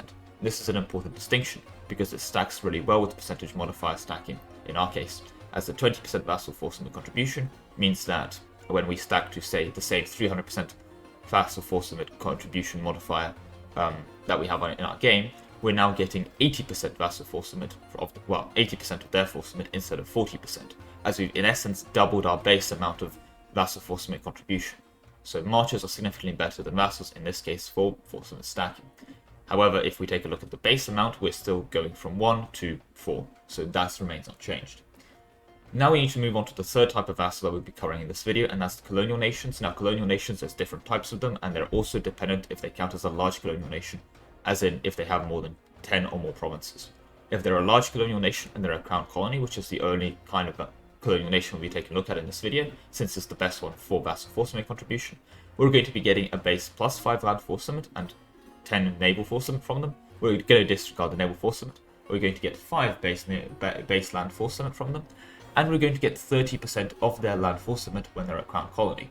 Now this is obviously quite strong. That plus 5 land force limit contribution is going to be going to plus 10 land force limit contribution with plus 100%, and 30% of their force limit contribution is again going to be doubled to 60% force limit contribution. This naturally can be getting very quickly out of hand. If you have a colonial game, I'd actually recommend getting a bit of vassal modifier stacking going yourself in just a normal game, because it can be quite powerful just to get a lot more force limit out of your vassals, and more specifically out of your colonies as well. This means that actually in most colonial games, I'd recommend you pick up influence or at least a couple other things to get a bit more vassal force limit contribution, since you have these absolutely massive vassals, and when you make them your crown colonies, you can get a very impressive amount of force limit out of them. And hence, from just a general gameplay point of view, things like influence ideas are really not bad for a colonizer. But that should be enough information for the rest of the video. Thank you very much for watching the guide, and I'll see you in a sec. Right, hello. Now let's move on to the counter. We're going to be having a rather complicated counter today. So if you see something here you don't understand, feel free to go back to the guide. It's going to pretty much cover it. Anyway, there's the counter. Oh lord, there's a lot of things going on. This is the most advanced counter yet, so to celebrate, feel free to head down below and increase the light counter as well as the sub counter, if you haven't already. I know it's not as fancy as the counter we have today, but given the scale of this one, sometimes it's the simple things that matter the most. Anyway, enough selling out. Let's look at the first doable at-home build that we'll be covering today. Now this build I've affectionately dubbed the African Colonial Vassal Horde, or the ACVH for short. You don't actually stay as a horde, but you're going to spend a significant part of it as a horde, and hence the name dubbing. If you disagree with the name, fair enough, you can go do that, but you can't change the video I've already recorded, so shame. You can disagree in the comments though, nothing stopping you doing that. Anyway, with that aside, let's get into the actual run itself. What you're looking for in terms of your signing country is someone in this area that has access to the tribal government reforms. I've selected Air, and the reason I've done that is because they also start as Sunni. We're going to need, if we don't start as Sunni, if we don't start as Sunni basically, we're going to need to find a way to flip into Sunni ourselves, as we're going to need, Sunni later for affordable. So with that said and done, let's go ahead and get into Air itself. Now, as Air, we do start as a tribal despotism. At our tier 1 reforms, that gives us access to the tribal reforms, which is excellent since we take the become a horde reform. So go ahead and go towards that. Obviously, take the actual reforms that you want to use in your run. It's going to be up to you, and become a horde. Now, as you're doing this, this is going to be your early game. It's just going to be consolidating this area and catching up on tech. Bear in mind, you start without feudalism, so you're going to be behind in that regard. You also start with a pretty pathetic economy. I mean, I've just become a horde, so obviously it's got it's slightly worse as well, technically. But let's just say you can't really afford your capital for it. So with that being said and done, just bear in mind that you have a rather weak net country as you're starting with. There's not many stronger countries in this area. So just build up your country, get yourself to a point where you're pretty much functioning, at least have a bit of income going for you, and go reform into a horde while having this area on lockdown. Now, as you are a horde, you also have access to horde ideas. So let's start taking a look at our ideas now. So with that said, and with no surprises to anyone involved, let's go fill out our first idea group, horde ideas. Now, these are going to help you early game somewhat as well, because they're going to make your cavalry a lot cheaper, which you'll be using a lot of since you're a horde. They're going to give you cavalry combat ability, and they're just in general a nice idea group for being a horde. No complaints there. Now, as you've got hard ideas filled out, you should probably be looking at around Admin Tech 7 by the time you want to be looking north. What I mean by this is going into the Morocco, Clements, and Tafelt area, or going to the Tunis area. You're hoping that Tunis either colonizes these two provinces from their missions, or Morocco colonizes this province through their missions as well. If none of these things happen, and you're at Admin Tech 7, you're prepared to go further, what I would recommend is you grab something like expansion ideas and grab the first colonist for +1 colonists so that you can, colonize either these two provinces or this one. Ideally with the colonists, you just colonize this one, so you can start going into Morocco itself. The whole point is to arrive basically at Ceuta or wherever the Europeans are at this point in their conquest into Africa, and then both drive them from Africa and start going into Andalusia yourself. Now, obviously it's a lot easier for me to demonstrate that it's going to be for you, but you're going to need to get into, mainland Castile. At this point, you've probably committed a lot to your army, but probably don't have that much committed to your navy, so you're going to have a really hard time crossing here. What I would recommend is, if you are happy to choose it without wanting to invest too much in navy, is that you can get military access or ally someone such as France or Portugal or anyone else nearby to them, where you can park your armies and then use them as a launch pad for your invasion. This is a valid strategy to use and basically allows you to bypass this without having to ask for military access through everyone in the Balkans, Italy, and Egypt to actually get there. So that is a valid strategy if you want to go that way. Otherwise, go ahead and get yourself into Iberia, and once you're there, you can go ahead and accept Andalusian and become Andalusian primary culture. The whole point of this, of course, is that we're going to be forming Andalusia later, but before we do, we have a couple other more housekeeping things to get out of the way. See, if we were to form Andalusia right away, we won't be able to, since we are currently a nomad nation and a tribe, so you'd get rid of that. But before we do, forming Andalusia is going to give us a free flip into a monarchy, which means we can abuse this to go ahead and get the Republic government reform and then flip out of it, in essence, for free, so that we can get the Republic unique idea set associated with it, plutocratic. So with that being said and done, let's go back to our ideas. So at our ideas, at tier 2, in a weird fashion, I'm actually going to recommend you take economic ideas. They're going to help you financially with your horde troubles, but more importantly, they're going to give you access to a policy that gives you plus 33% raised power gain and plus 1 Yeti horde unity, which is going to help you a lot in terms of your actual playing around as a horde build up, I find, as that raised in power gain is going to, well, give you a lot of mana to play with. Furthermore, we're going to need economic anyway, so there's no things that we lose harms-wise from picking up economic now. Right, in terms of our government reforms though, you'd go ahead and after that point, flip away from becoming a horde into reforming into a republic. Now, make sure you don't enact any reforms from this republic stuff right away. You don't want to touch that. The reason is that the moment you reform into a republic, you should go ahead and take plutocratic ideas. You don't have to fill them out, just take them. And then immediately, you can go ahead and restore Al-Andalus.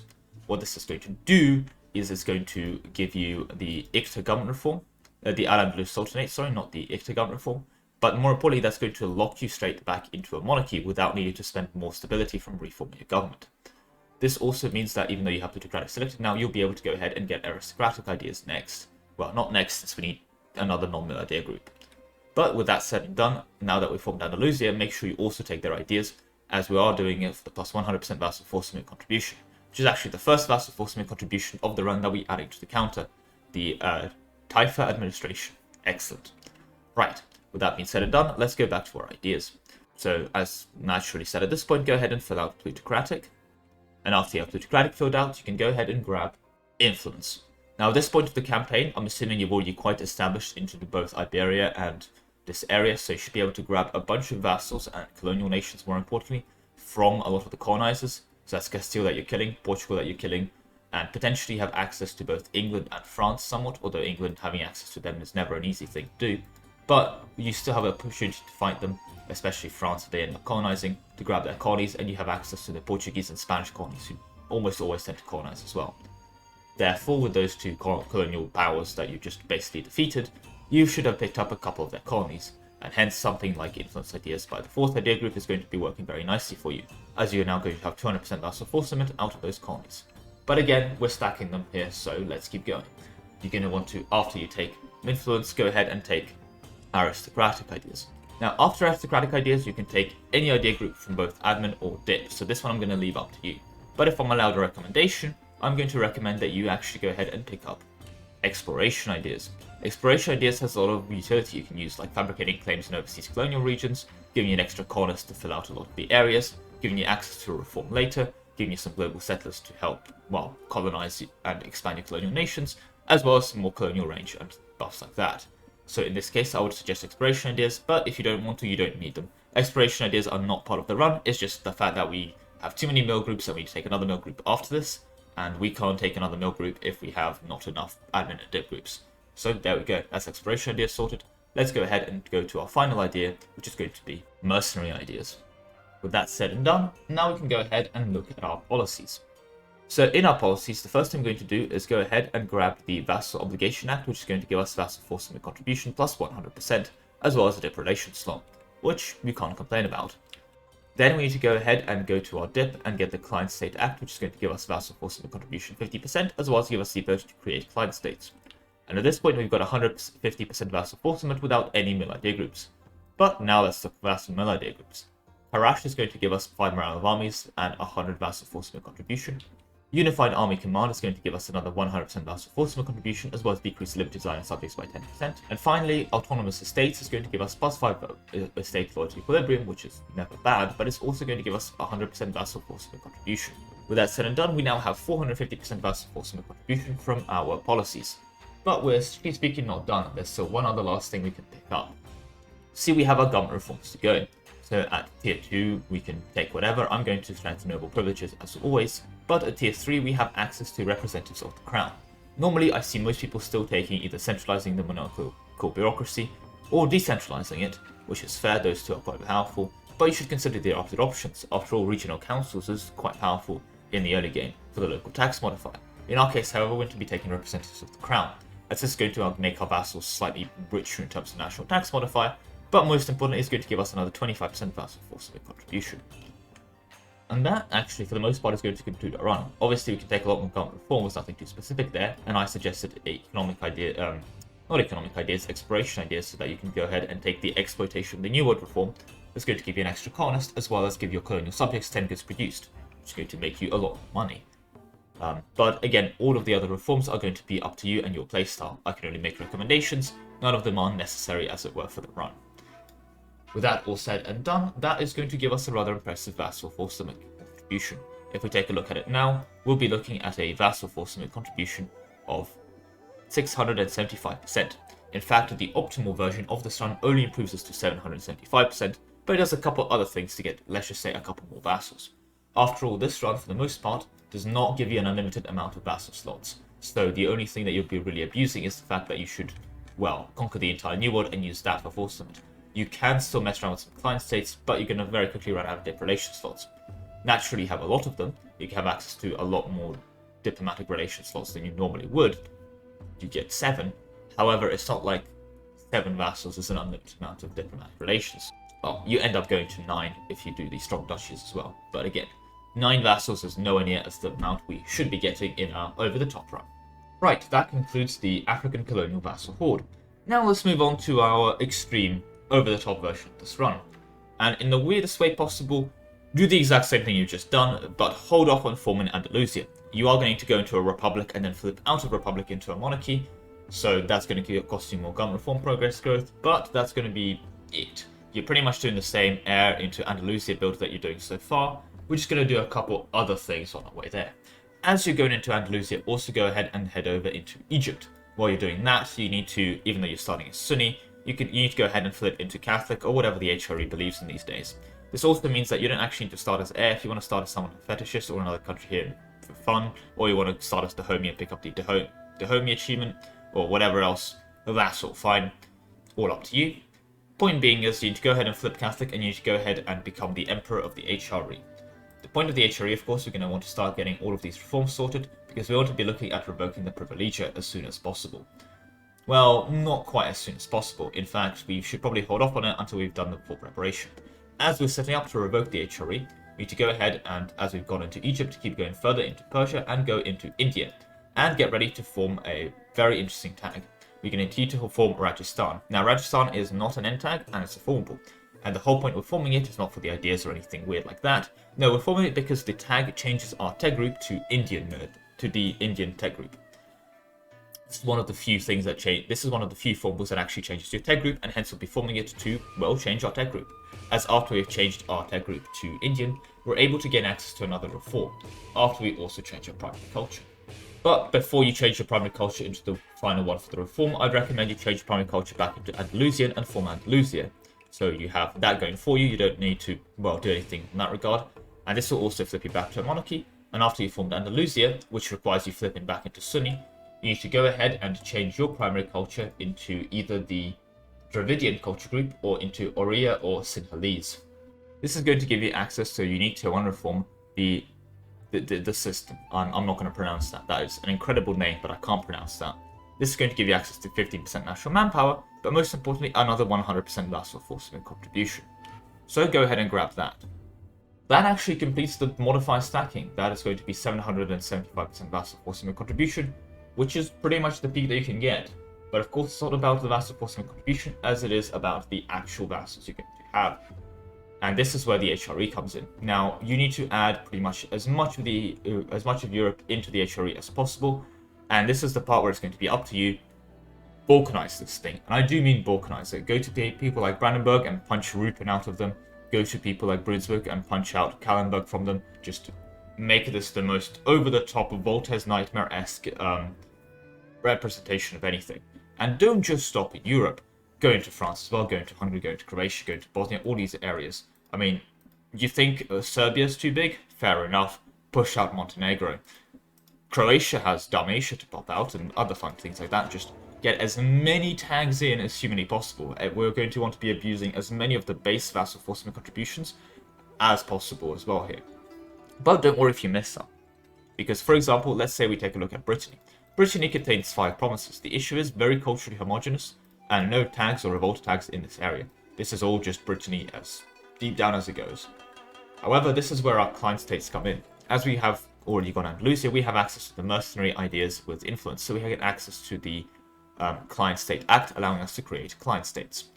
This means that what we do is we annex this entire area, then we release 4 client states, create 4 client states in these 4 provinces, and then we release Brittany. This gives us Brittany plus 4 other provinces for us to enjoy as vassals that are all separate to each other.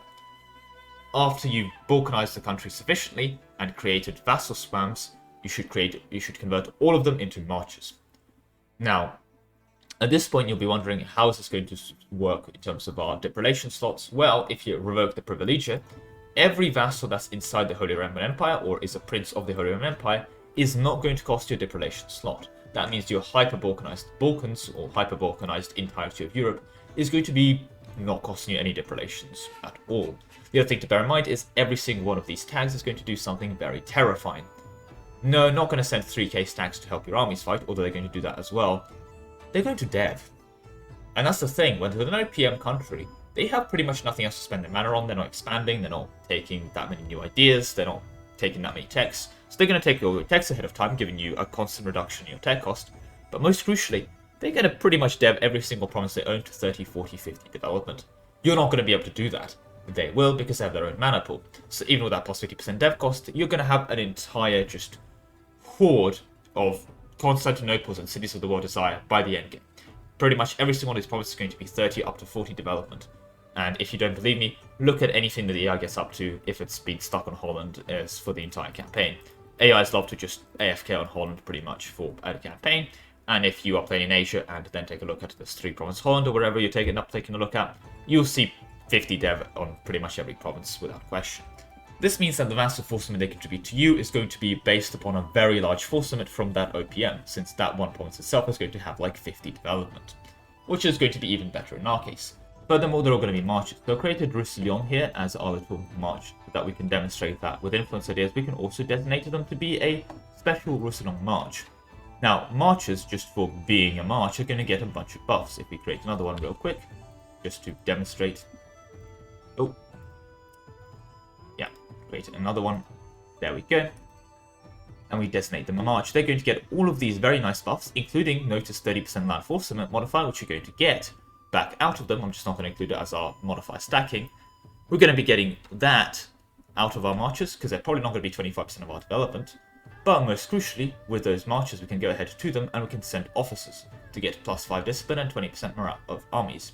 That means that, even without taking too many quality ideas, we're going to get a very impressive morale of armies and discipline buff on top of their already present modifiers. So their little stacks that they send, which are going to be almost 10 to 15k now, aren't even going to be that bad for our fighting purposes. And most crucially, we're going to be getting an insane amount of force limit from them. I mean, just to be clear here, Roussillon itself is already giving us almost 14 force limit with what, an 8 development province.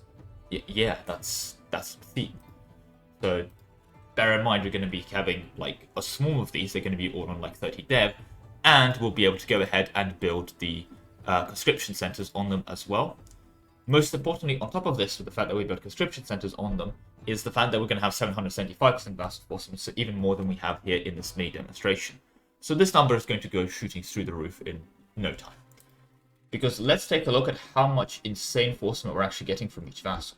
The base force limit we're getting from each vassal has now gone to 8.75, which is absolutely insane.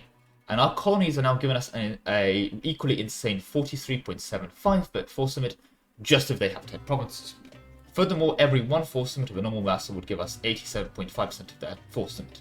That means that even we technically do still lose force limit on a normal vassal, but these aren't normal vassals, they're marches. Pretty much every single one of our vassals should be a march, or there should be a colonial nation. which means our marches are going to be giving us 175% of their force limit. That means that if we build a +2 regimental camp that I previously mentioned on each one, we'll be getting 3.5 force limit out of that territory, out of that regimental camp, instead of the 2 if we were to own that camp ourselves. Crown colonies, however, really demolished the competition here, with 262% or 262.5% of their force limit becoming our force limit. So we are looking at a +2 building being built inside them, giving us 5.25 base force limit. And the best part is, the force limit we're gaining from our subjects in this manner is base force limit, so things like trading in grain would actually give you an extra 20% force limit on top of what you already see here. With that all being said and done, thank you very much for watching, and I'll see you in the next one. Goodbye. So this is completely overpowered with colonial nations. I basically used the version of this build with no non-colonial vassals and around half the force limit buffs in the 30x Hegemon run.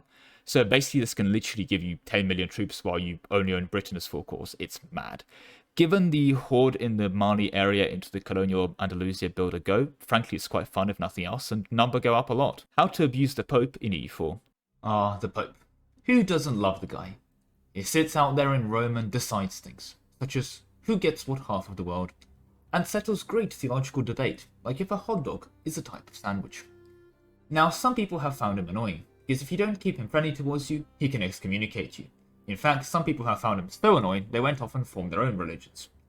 However, if you play nice with him, you can convert your good boy Pope points, called Curia power, into very nice buffs, ranging from mercantilism to stability, as well as now permanent increases in things like morale and even diplomatic annexation cost. What's not to love? Well, as always, it's capped at 90%, like all fun things from Paradox Interactive. But still, that's an insane reduction. So let's go get it now, and enjoy our super heavily discounted stability.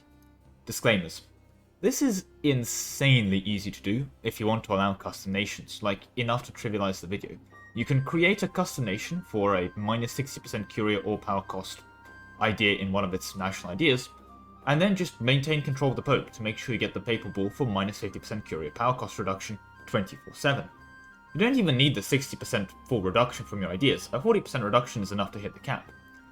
However, the problem with that strategy is our standard rule set of IMAN compatible, achievement compatible standard setup means that no custom nations exist by inherent definition, so we kind of end up prohibiting this, and as such we need to seek an alternative run, which is where this video begins. Well, let's begin. In the bottom right we have a very simple counterplay, just the Curia power cost reduction, permanent. We're ignoring a lot of the temporary sources of Curia power cost reduction. Special mention goes to France, that gets a 33% reduction until ruler death from their missions, Norway, that has a 20% reduction, as well as Lithuania, that gets to canonize Casimir for 33% reduction as well. Regardless of all of these wonderful sources of Curia power cost reduction, we are just about managing to get it to permanently -90%. So to celebrate our preemptive success, head on down below and increase both the like counter as well as the sub count if you haven't already. But with all that said and done, let's go. So for this run, as you may have noticed by the fact I've already selected the Knights, we're going to actually start as a Crusader state, as we're going to be forming a relatively obscure tag in this game. Now, the thing is with the Knights is everyone's seen the Knights, they've seen videos about playing the Knights and so on and so on. But there is another Crusader state that has access to this mechanic, and this is the one I'll be using today for the demonstration. Epirus. And I think Epirus just does not get the love it deserves. The countries next to it, both the Ottomans and Byzantium, get insane amounts of guides on how to play them and all of this content on YouTube. Athens even gets a bit of a show in the spotlight with the whole Athenian achievement for having 50 universities as Athens.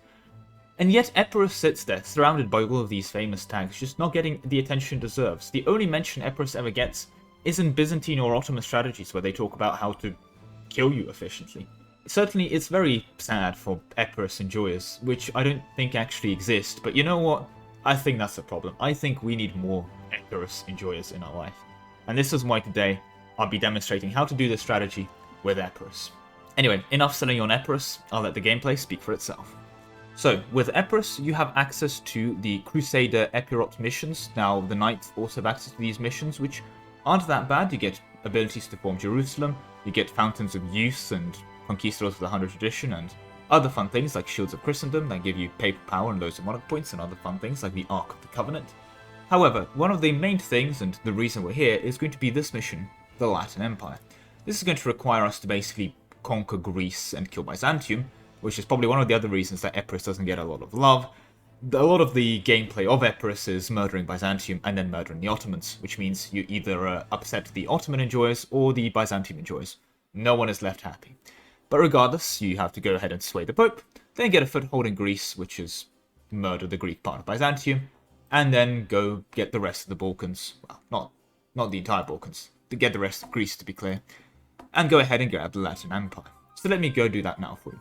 Okay, so here we are with the Latin Empire event. We can either say Deus Vult and become an empire and all those other fun things, or claim that Constantinople is ours and become this very unique new tag, the Latin Empire, which we do want to take the new ideas for. Now, the Latin Empire, among other things, contains this wonderful thing for the Latin Patriarch, which gives us minus 10% curia power cost reduction, which is the first thing we're going to be putting on our list today. Now, we technically need to get an idea group to unlock it, so I'm going to suggest religious ideas, because it's going to give you some yearly papal influence, as well as some prestige from development from missionary, and, you know, the rest of the religious ideas are quite nice, if you're already going into playing around the Pope stuff. That's my personal recommendation, but again, you can do any ideas for this run. This is the only idea that I'm going to need, and technically I'm going to need one of them filled out to actually gain access to it.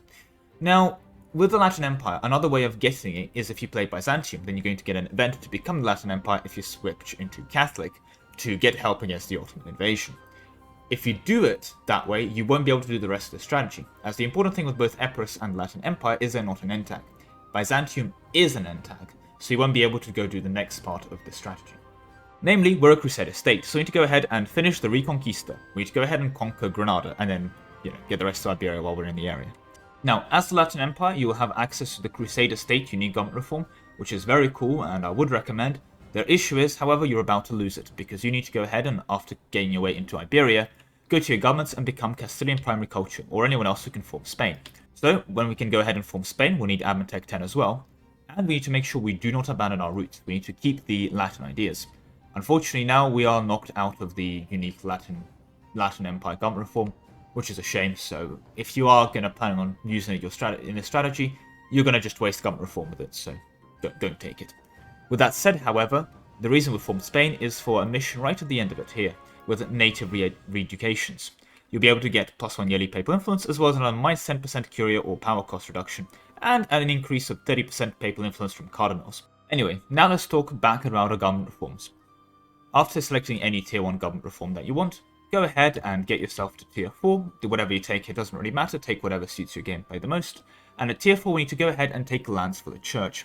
This, among other things, is going to give us another -10 curia power cost, as well as some extra buffs, especially including, but not limited to, papal influence from cardinals. So we'll be printing an insane amount of papal influence at this point, with 66% papal influence from cardinals, and a whole bunch of more curia power generation. We're going to be having an insane amount of these curia power points.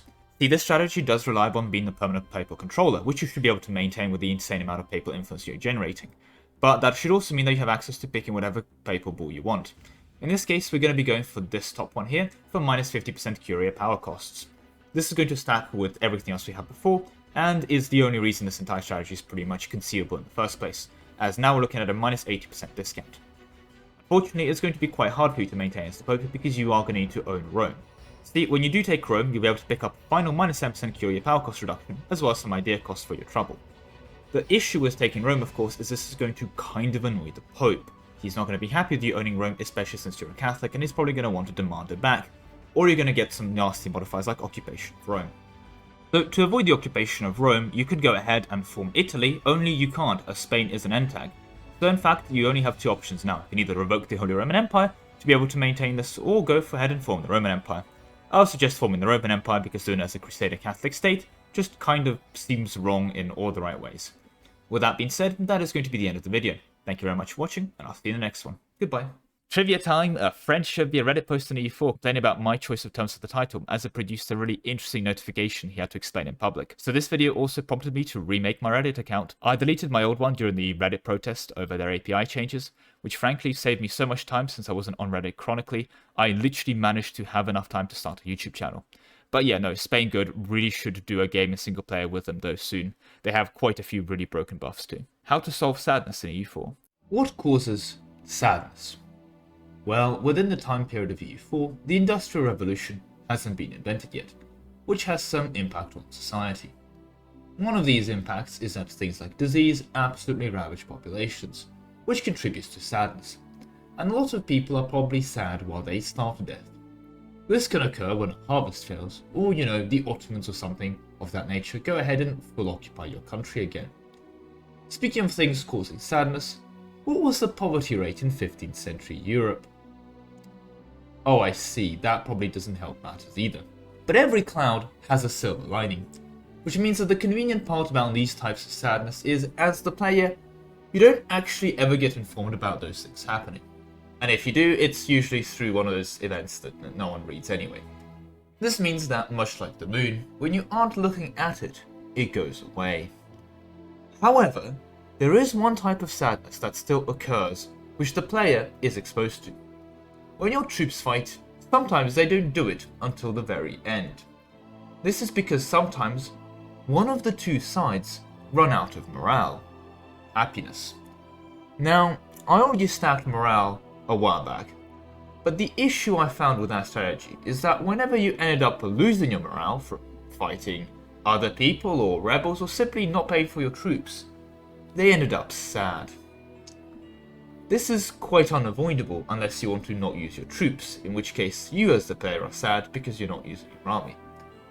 As such, my approach today is going to be getting the highest value possible of morale recovery.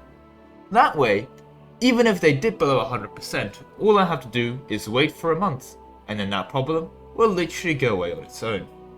If I'm able to get the morale recovery rate to 100%, that is.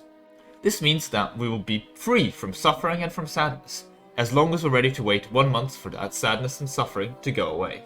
And I will count that as an absolute win. So, disclaimers, the 3-second rundown of morale recovery at its base level is that you recover 15% of your total morale, which is buffed up to 20% if you happen to be at your province. Any buffs to morale recovery increase this rate.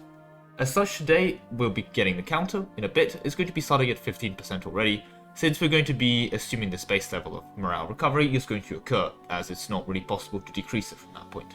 Otherwise, the rest of the disclaimer section is pretty simple. We're going to be taking into account the usual restrictions, no custom nations, Iron Man and achievement compatibility will be enabled. With that said, however, let's get into the game proper. Okay, here we are. Now, we are going to have a lot of options for our final end tag today in our run, as the only requirement we already have from our end tag is going to be that they have 10% morale recovery in their ideas. This is a bit of an unusual situation, as far as I'm aware, there is no permanent source of morale recovery in anyone's either events or missions associated with that country that last until the end of the game. And as you can tell by the counter visible now, we're only again going to be looking at permanent sources of morale recovery, as temporarily solving happiness isn't really a solution if it just expires later. We want to be permanently recovering to 100% happiness all the time. This does mean that again we have this choice of end tag that we need to contest with, which means that usually I would recommend something like Hungary. Hungary rather famously, as in within the multiplayer community naturally, starts with 10% recover army morale speed as well as some cavalry combat ability. Now, Hungary is the classic example of this, but with domination there's a couple new countries that have gained access to recovery army morale speed. Persia gains access to 10% as well as Armenia. Unfortunately, both of those tags do not have exist at the game start. There's also other options that are less flashy than those two, but again, a couple countries have 10% morale recovery rate, and these are the ones that you want to be looking at for your end tags. For the sake of this demonstration, however, I'm going to be sticking with Hungary, as they have the 10% morale recovery rate right at the start, and we don't have to worry about any tag switches in terms of our ideas, at least for the foreseeable future. So the counter's there, and before we get into the proper video, I'm not the only one with a counter today. You also have access to two counters, both the like button counter and the sub button counter, and if you want to increase those, that'll be very much appreciated. With that all being said and done, however, time to get into the video proper. So, before we get any further, what is the big culture switch that we need to do? Unfortunately, this is going to be pretty much the most complicated part of the run. Thankfully, it can be done much later in the game, although it definitely gets harder the later you tend to do it. Because you need to go ahead and switch your primary culture to Korean. Now, switching to Korean as Hungary is by no means an easy ask, however it's going to be the only super challenging part of this run as far as I know. Now, to be clear, there are other sources of army recovery rate that do not involve becoming Korean. My issue is those are either temporary or only applying to a local part of your army. For example, a 10% morale recovery rate general is great, but A, not going to be applying to your army, and B, it tends to be quite temporary. The same can be said for other missions that can give you access to army recovery rate, There's really not that many of them, and all of them are temporary as far as I know. The one exception to this mission that gives you a recovery rate is going to be the Ethiopian mission for their Kawa unique units. The issue with that mission is that it's only going to apply to their Kawa units, and switching into the Ethiopian culture group as someone like the Hungarians isn't exactly that much easier than switching into Korean anyway. With all that being said and done, why have we done all this? Well, it's for a couple government reforms. Well, more specifically, just the one government reform. At tier 5, we'll need to take the Righteous Army, which is going to bump up our recovery army morale speed from 50% all the way up to 30%, which is going to work quite well with our national ideas, again, which are giving us an extra 10%, meaning we'll already be looking at a 40% recover army morale speed rate. Next, go ahead and grab your army tradition to 100.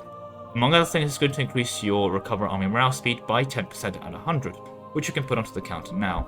It's also quite good as it gives you access to an extra 25 morale, as well as some manpower recovery speed, some extra siege ability, and makes your nobility a bit happier. Now let's talk ideas. We're going to need 7 ideas for this run, not all 8, and weirdly enough, one of those is a placeholder as well, just to let us take an extra mill idea group. So let's get into them now, and I would suggest going ahead and opening with Administrative for the early core creation cost reduction. However, this isn't necessary. The order you take these in doesn't really matter here. Next, you need to go ahead and take Offensive, which includes 10% recovery army morale speed, which is already bringing up our counter quite to an impressive margin. However, after this, you need to go ahead and take Defensive idea, which will also help you reinforce things faster. But that's not the reason we're taking them for a policy. And after this, we now need to take a bit of an oddball idea group that is going to be a bit hard to justify as a country like Hungary. We need to go ahead and grab expansion ideas. Now, the only thing you can really use out of the expansion ideas is an extra diplomat, but at least there is one unique thing going for it. You have minimum autonomy reduction in territories, which is going to make your trade companies a bit better. However, as Hungary, you're also going to struggle getting into trade companies, so this is going to be a really drain idea group on for you, so feel free to take it later. However, expansion ideas is going to be quite nice for a second build that I'll be going over to doing the same thing, which I find at least makes up for it slightly. Anyway, after expansion ideas, go ahead and grab mercenary ideas, followed by any idea group you want. I've taken innovative here because I know I'll be running 3 policies, so it's going to save me a mill point a month, and also has some tech cost reductions and other things. Again, however, this is, I wouldn't even say it's a suggestion, just take any admin or dip group. Another suggestion here would be trade if you need more money, or diplomatic if you want to go ahead and conquer more land. However, finally you need to go ahead and finish off with quality, which will help you maintain your army tradition, but more importantly give you access to the policies. The policies in question you need to go ahead and grab are Hide Expeditions Act for 15 recover army morale speed. It also comes with free force march, which is quite nice. Local army organization for a decrease in regiment costs and 15 more recover army morale speed. And finally the Liquor Act, which is going to increase the reinforcement speed by 15%, but more importantly increase the recover army morale speed by 15% as well. This is going to give you a recovery army morale speed of actually over 100%, meaning that we don't need to maintain 100 army tradition. You just need to keep it at around 50, which should be quite doable if you're fighting a lot, or invest into forts, or do things of that nature. However, it's not strictly speaking covered in this run, and there aren't other things to help you with it. Anyway, to demonstrate it, here I have some troops that are pretty low on morale. They have 0.51 morale, and they're going to recover all of it every month. Now, they're also on a controlled province, which makes this a bit easier for us, but if we do pay for our troops, we're going to see that they start at 0.51, and they're about to recover 7.87 morale out of 7.16 on the month tick. So if we were to just patiently wait for that, there we go, we recover all of our morale every single month. This is incredibly amazing for trolling AI, as the AI will see your low morale and try and attack you with much lower troops, at which point you'll be able to just recover all of it, even in enemy territory, back to 100%, leading to a lot of easy stack wipes and AI trolling.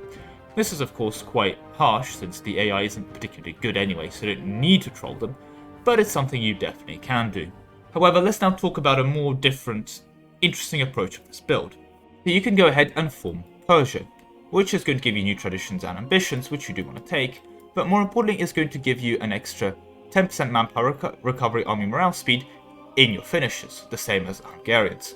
Now with Persia you can do the entire same build as before with the idea groups, but it's going to be a bit more useful now. Now with Persia, what's interesting is you have a lot of access to good areas of the world that you can actually trade company. Namely, you can trade company in India, and the 10% new autonomy territories will be useful there, and naturally you can go ahead and trade company, well, everything outside of the Persia area, which is quite a lot of the map. The Tartary area, Eastern Europe, the Levant, pretty much anywhere that you choose to expand to. Unlike Hungary, you can trade company. Now Hungary of course does also have a similar option, being part of Eastern Europe and having its capital there. It can technically start trade company into Western Europe. The issue is that's a lot of nice land you don't want a trade company. The argument can of course still be made in the same way for the Levant and India, that that's good land you don't want to be trade companying, but I find an Indian trade company tends to perform better than something like a Vienna trade company, from my personal experience, and hence I would suggest as build as Persia, or at least anyone who can form Persia. You also have a bit of an easier access into go into the Hungarian Korea provinces that we have here, so you can go ahead and become Korean for the reforms in question. So if you were planning to do it at home as it were, I would suggest you do it as something as a Persia run, as this will give you a bit of a unique Persia run where you're getting a bit of a modifier stack, while also able to pick up a bunch of achievements for the new Persia and check out the new Persia content if you haven't already. With that being said and done, that's going to be it for the video. Thank you very much for watching, and I'll see you in the next one. Goodbye. God, this would be overpowered for multiplayer. I loved routing this one, genuinely. It was a very, very neat modifier stacking one. Would recommend a go-to if you haven't already. For a more budget version, ironically enough, do consider Anbennar trolls. They kind of have that buff built in, so if you're not too opposed to Anbennar, give up troll a go. Annex 100 provinces in one war. No absolutism. Absolutism is great, but since it gets invented in the year of 1610, or sometimes a bit later, before then we have to play the game without it. But don't worry, we have absolutism at home. Province war score cost. More specifically, the combination of both province war score cost and province war score cost against other religions. See, when that hits 100%, unfortunately you don't get to take any provinces you want for free. Rather, the war score cost of the province is at a minimum 1 war score. Hence that most of you are able to take 100 provinces with these builds, assuming you're not taking money or anything else. However, what's amazing about this is the fact that it could be any 100 provinces. You could annex the city of the world's desire 100 times over, or you could take over Slough 100 times. Whatever you end up doing, you end up taking 100 provinces each time, no questions asked. Best part? No absolutism necessary. Although do be careful, the poor creation cost and the slight amount of overextension may be problematic. You'll be fine. Disclaimers. There are 2 modifiers technically at work here today, province war score cost and province war score cost against other religions. And I'm going to be stacking both at the same time today, because by doing so, I'm going to be making a run that involves no culture flips, no religion flips, assuming you start as the correct religion, and no government flips, assuming you start as one of the correct governments. My argument for taking this liberty with the modifiers is that I think in practice, when you do stack province war score cost, you tend to be conquering the world anyway, and well, there's a lot more of the world that's not your religion than bits of the world that are your religion. Hence you tend to be able to use province war score cost against other religions, more or less most of the time anyway. But it's not a pure province war score cost video, let's be open about that. Otherwise, standard setup, achievement compatible, Ironman compatible. Let's go. So here we are today in the world, and for transparency's sake, I'm going to be getting 2 counters, one for the combined permanent province war score cost reduction, and one for just the province war score cost against everyone, not just different religions. So we have 2 counters, and well, guess who else has 2 counters? You. The like button counter as well as the sub button counter. And if you want to increase those, that would be appreciated. But with all that said and done, we begin today with, actually, any country. No, I'm serious. I routed this in a way you can use any country's national ideas. We will need to be a Muslim, and we will need to be a theocracy. But beyond that, we can have any national ideas we want. I'll showcase how you do it at home run yourself later, but for the technical section, literally any Muslim will work. So I'm naturally going to prove this as a random country in Madagascar, just again to prove a point that any country can achieve this, that is a Muslim. It's not even the worst country in Madagascar, there's a worse country next to it, but anyway, I digress. This is just here to prove a point. Anyway, province war score cost, yes, let's go. So now that we're in here, first things first, our ideas, and we have just one idea to do today. Diplomatic for 20 province war score cost, that's it. Now, if we're a Native American, we can also take indigenous ideas, they have 20% province war score cost in them as well. However, that means you have to play as a native, so we're not going to be doing that. We're just going to take the 20% from diplomatic and move on. Now, the fun begins, the government reforms, and this is where a large part of this run is going to be based upon. We're going to get a couple. So we are actually, in this example, going to start as a tribal monarchy. Whatever you start with, you need to go ahead and reform into a theocracy. So let's do that now, and become a theocracy. There we go, we're a theocracy. Now, the thing is with theocracies, I'll demonstrate a specific build later, with some actual recommendations on what you should be taking on each tier. But for the purpose of just this run now, we can go ahead and move through these. The main specific ones that we're going to be taking a look at are going to be a bit later into the tree, so they are going to require you to make sure you're not half-stating the entire planet, and actually put some effort into getting your government reform progress going. So you have a lot of options at tier 10. I would recommend opening public elections. Now, when this occurs, you're going to have access to the Theocrat versus Motorist mechanic, which on its own is quite powerful, but because if you're converting, you can get some missionary strength from the Theocrats, as well as some clones of the True Faith, compared to the Motorists, which can give you a lot of manpower recovery speed, as well as another -15 war score cost versus other religions. That's going to be our first source of it, because you want to have the Motorists in charge pretty much most of the time, so go ahead and do that. And with that, we're going to be able to add another 15% province war score cost versus other religions into our counter. Finally, at tier 13, we need to go ahead and take one state under God. This is going to give us 30% province war score cost versus other religions, meaning that we're already getting 45% province war score cost just from our government reforms alone. Next, we need to get ourselves some monuments. The first one you're going to need to do is go ahead and get over to Kaba. This is going to give us another -10 war score cost versus other religions. There we go, there's -10 from that. After that, we need to go ahead and take Malta, that's this little island over here, and then build up the Maltese forts. This doesn't tie to any religion, and when you get them at level 3, you'll be able to get another -15 war score cost versus other religions. This, combined with the other things we mentioned earlier, is already going to be giving you 90 province war score cost, which is going to be enough for most cases and most countries, but it's not 100% that I promised you, and the final 100% that's available to every single country can be achieved by taking the military hegemon. Clearly a much easier thing for me to say than for you to do in an actual game, but it's enough to get ourselves over to 100% mark. My point being with this is that I have achieved this with just any theocratic Muslim. Any theocratic Muslim doing any other build can grab 2 monuments, take diplomatic ideas, and grab the military hegemon. That's just something you can do, and you don't need to work for any extra modifiers or anything else in the process. This is just something that you get as a Muslim if you go theocracy for the most part. Well, you will also need to get diplomatic ideas as well. But yes, a lot of the things I've mentioned here today are certainly easier said than done.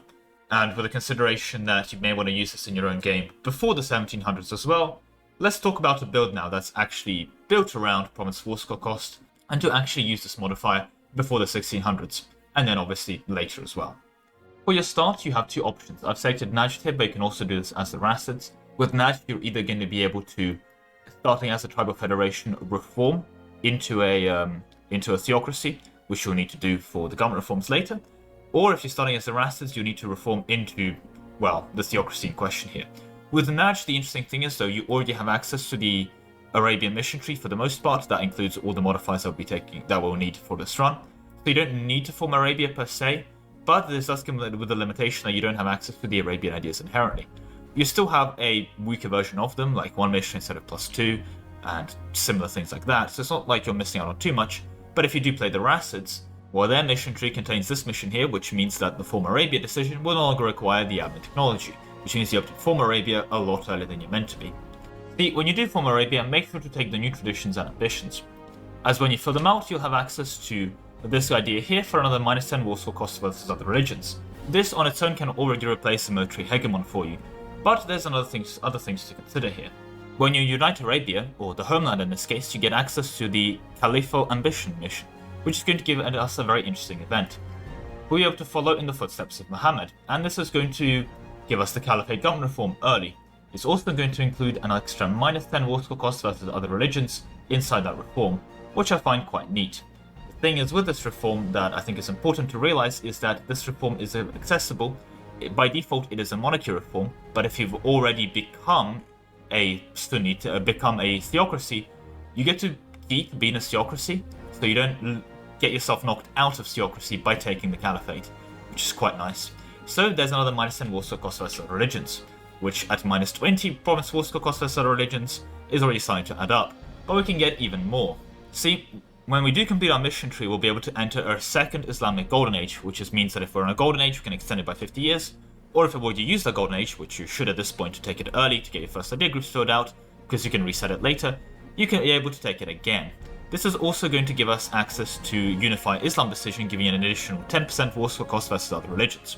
That's this decision here. You're going to need to conquer quite a bit of the world at this point, but when you do, you'll be able to unify Islam, which will change your country to the Caliphate and give you a united Islam at the end of the game, giving quite a few impressive buffs in the process. This list will then include another -10 province war score cost, going to -30 overall. Now the thing is, of course, with this run is that even though you have province war score costs against other religions, you're going to notice that you are surrounded by a lot of Sunnis as well, so you won't be able to use it that effectively. Which is why I'd recommend a rather interesting section though if you are doing this in practice. So you have a bunch of Ibadi people over here in the Oman Hormuz area. And since it's not that hard when you are smaller or where you're either Rassids or you're in Arabia as Najd to come over here and take this land, I'd recommend doing so and then flipping Ibadi. Ibadi is probably, within my opinion, the strongest Muslim religion anyway. Of course, this is disputed, but I maintain this opinion nonetheless.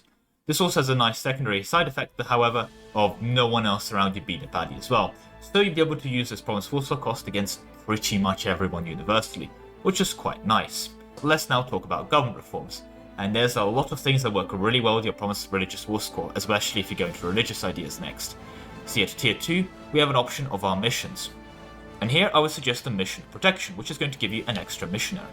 Bear in mind, the Caliphate's giving you a missionary, you're getting the missions protection for an extra missionary, and your ideas are giving you an extra 2 missionaries in your ideas. So you're already looking at an extra 4 missionaries so far. Quite impressive, but it gets better.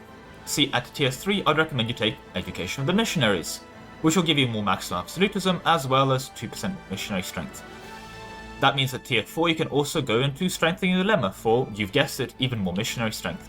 Tier 5, up to you. I'm going to take Organised Military Staff, but don't take this as a recommendation, take whatever you want. At tier 6, however, Strengthening Religious Head will give you even more max absolutism, which is never amiss. At tier 7, we have more options in front of us to take. If you've gone court for whatever reason, you can get plus 5 max absolutism here, but if you haven't, take anything else as well, it doesn't matter at this point. Neither does tier 8. At tier 9 you have the option for the fort defense I mentioned earlier, but there's other things as well. You can get some morale of armies if you want, as well as some potential dev cost if you decide to go that way as well. Or even the ability to see the monarch points of your selectable heir, as well as some tech cost, which is always nice.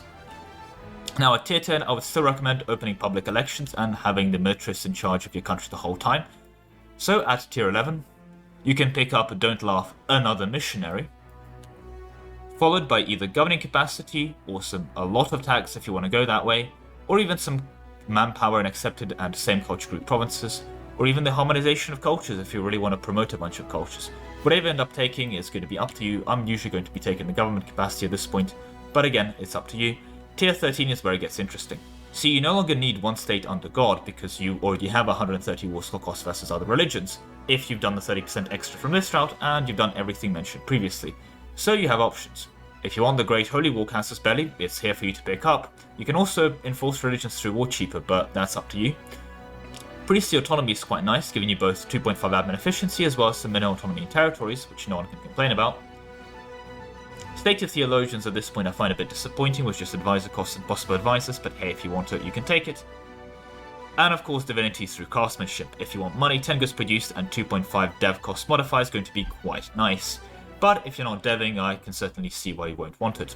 Regardless, you have the choice of either 2.5 admin efficiency in practice to get even more admin efficiency squeezed out, or the Great Holy War Casus Belli if you want to go that route. Whatever you want to take, that's going to be up to you. Most likely I'll probably just go for the admin efficiency at this point, but again, it's up to you. The monthly autonomy territory certainly doesn't hurt either. But there we go. If you still want to take the 30% province war score cost here instead, you can then not take the open public elections reform and take something else. Parliament, for example, is quite strong if you want to go that route, or even 15 max absolutism, and that also means that because you have more province war score cost to work with, you don't have to take the military hegemon to have 100% reduction. But that's going to conclude the video. Thank you very much for watching, and I'll see you in the next one. Goodbye. CCR or core creation cost and PWS or province war score cost, the two big kings of EU4 modifiers. And I wanted to stack this one, and yes, this is the reason pre-absolutism world conquests are possible. With CCR and PWS, you kind of make your own absolutism at home. They are monsters when stacked, with abs too, to be clear, but we are talking something so good you don't need ab and efficiency. Achieving true pacifism in EU4. War. What is it good for? Well, one could argue absolutely everything. Are you in debt? Well, just walk over to your neighbours and pick up max money, as well as some war reparations, and boom, there goes your debt. You want more land to build naval batteries and dry docks? No worries, use a quick war to head on over to your neighbour and pick up some of his spare provinces. In fact, regardless if you're playing for fun or achievements, or if you're trying to achieve a 1449 true one-tag world conquest as Uganda, you are probably going to want to declare war at least a couple of times. Furthermore, even if you don't, the AI is probably going to declare war on you too. But we are simple people, and our minds are simply not large enough to comprehend the truth. The fundamental truth that war is bad. So what if we were to play EU4 and try to avoid war like the plague? No declaring wars, no defensive wars, even no offensive wars, nothing. That involves being at war. And no threatening war either. That is unbefitting of a true pacifist. How much can you achieve by just politely asking the AI to become your vassal and through similar peaceful means? Well, today we find out. Since the release of Leviathan 2 years ago, and the addition of a wonderfully balanced feature where you can spend favors to ask the AI politely to give you your cause back, there has been an EU4 run that pushes this, as well as similar mechanics to its absolute limits. And for this, I'd like to introduce none other than a good friend, a person who initially introduced me to EU4 itself, Hoodie, otherwise known as the Sick Man of Europe. Let's get him on a call now. Hello! Hello, Lemon. Pleasure to be here. Thank you very much for inviting me over. Oh, well, the pleasure's all mine. So, what am I looking at? Yeah, so this is a slightly different campaign that I try to do. Basically, I got a bit bored of conquests, and I thought, how far could you go in complete pacifism? The aim there was to do no kind of declaring war and no threaten wars. So you can't just nab little provinces because, it's kind of backed by declaring war, quite literally. So, yeah, and I thought, how far could you take it? Anyway, 2 years later, here we are with this monstrosity. Just a couple of restarts. Yes, yeah, just a couple. I was kind of letting Lemon know through this of my many attempts. But yeah, I think it turned out pretty well, actually. So, at this time, I believe you started as the Ming, but initially you're doing it as Austria? Yeah, so my initial idea to do this, because basically this is when Leviathan came out, right? Some really, really, really glorious content in Southeast Asia that I have definitely played now after that came out 2 years ago. However, there was some other things that added, mainly favor growth. It was like this new concept where you could ask your allies for land and they'd give it to you. If you had a core or a vassal, of course. If you have a core or a vassal as a core. And I was like, that sounds pretty good.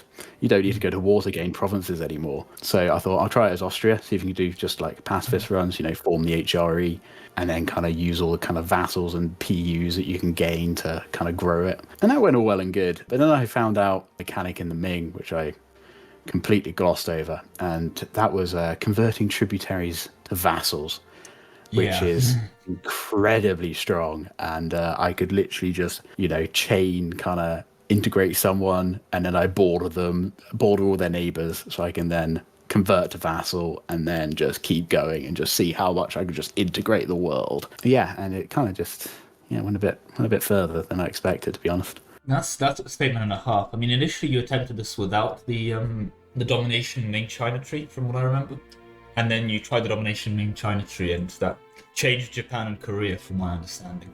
Yes, yeah. So I didn't have those DLC. Basically, yeah. I mean, again, I've only done pacifism since Leviathan. I didn't really buy any DLCs or care much because, I've been playing this for a while and I was kind of, I needed something different. But yes, yeah, getting the domination DLC, changed it up quite a bit with all the eunuchs and stuff. The thing that a lot of people have certainly mentioned is how China's weaker now because they start with the 25% autonomy on territories and all the other debuffs. But I guess didn't hold you back too much, did it?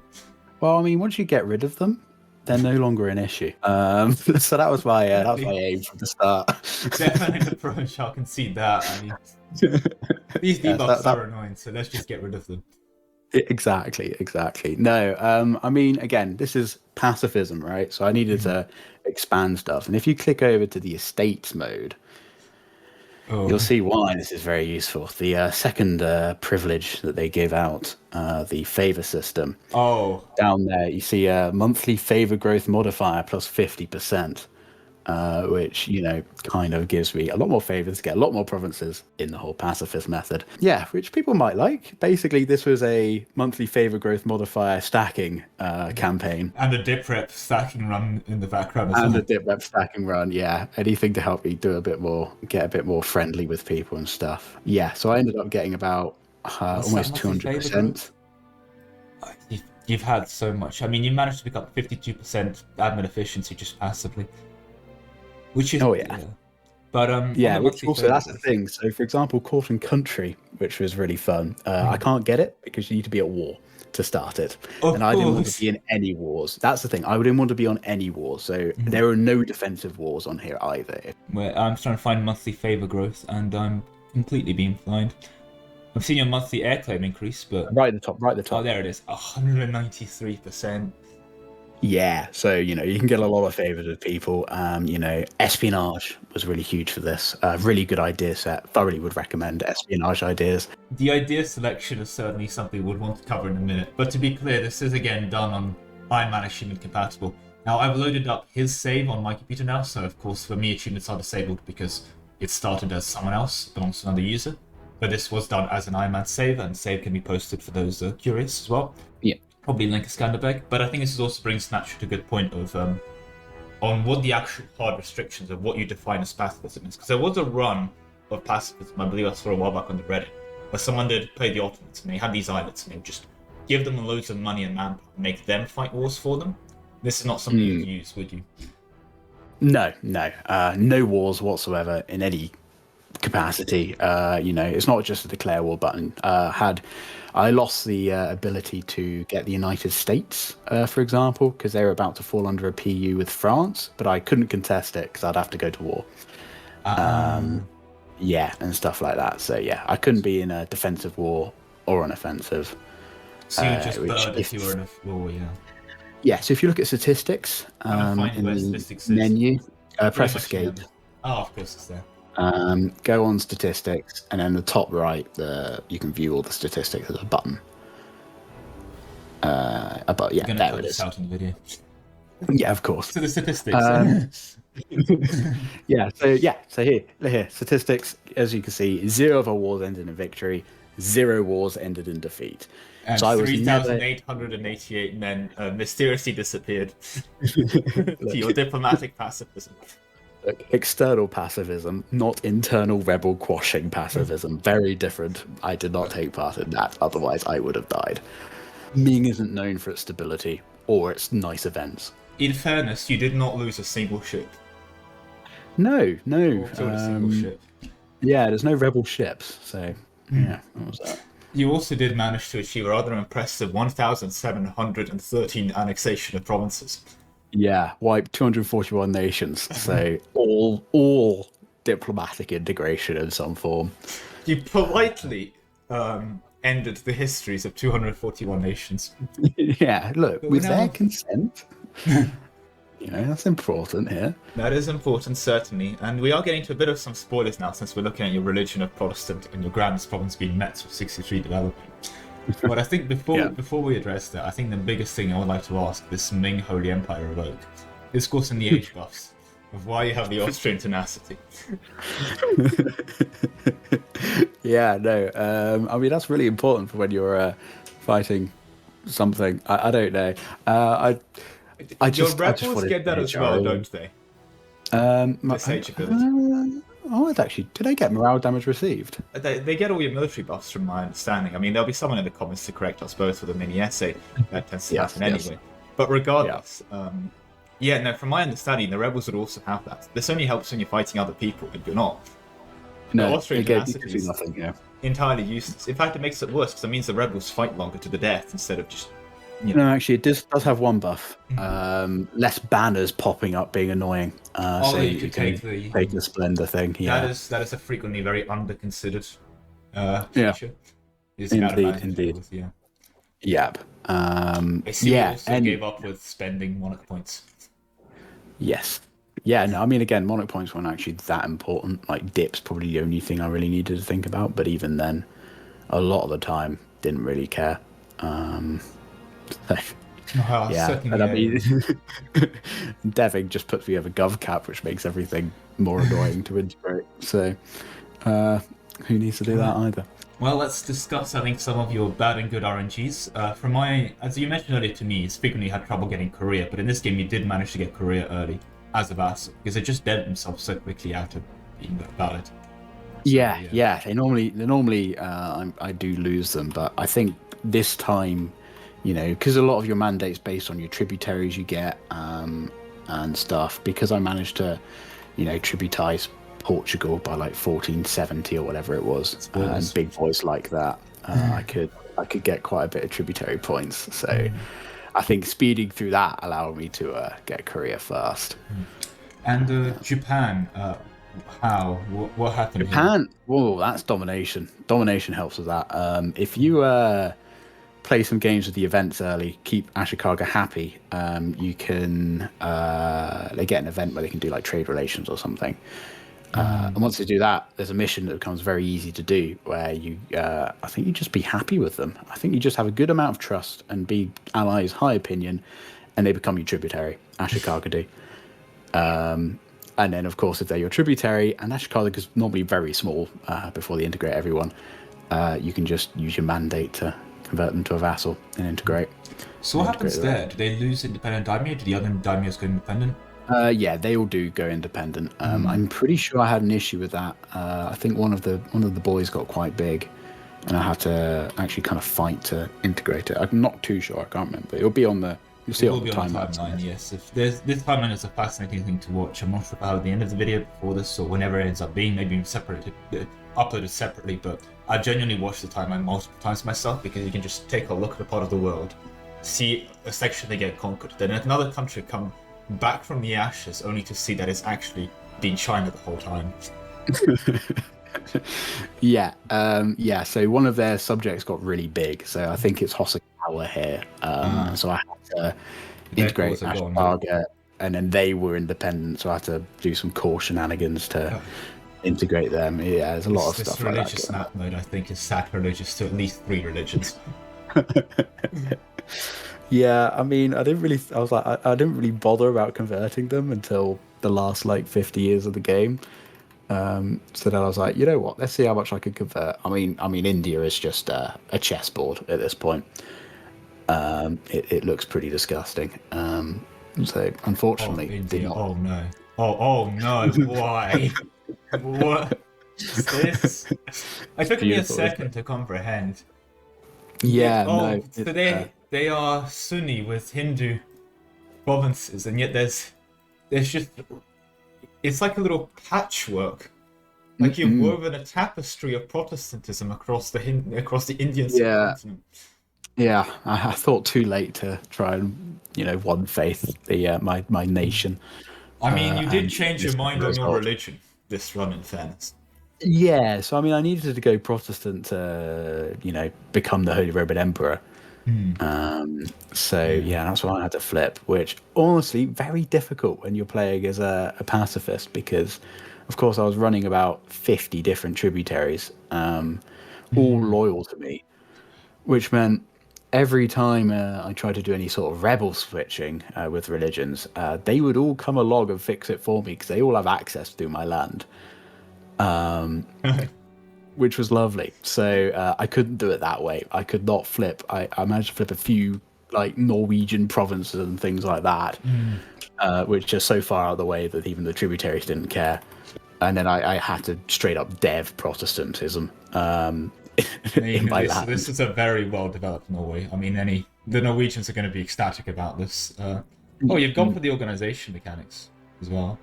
Yeah, well, that's a bit of extra dev in each state down there. Well. Yeah, very very important stuff. That is a very well developed Norway. So I had to dev it to plurality, which was probably 2,000 or 3,000 dev or something, maybe 2,000 dev. Is there some kind of message about the peaceful Chinese coming over to the Norway and spending all of their resources of their state developing the country? I don't think that has any parallels of real life. Okay, good. Just want to put that on the record. No. We did this in Europe, not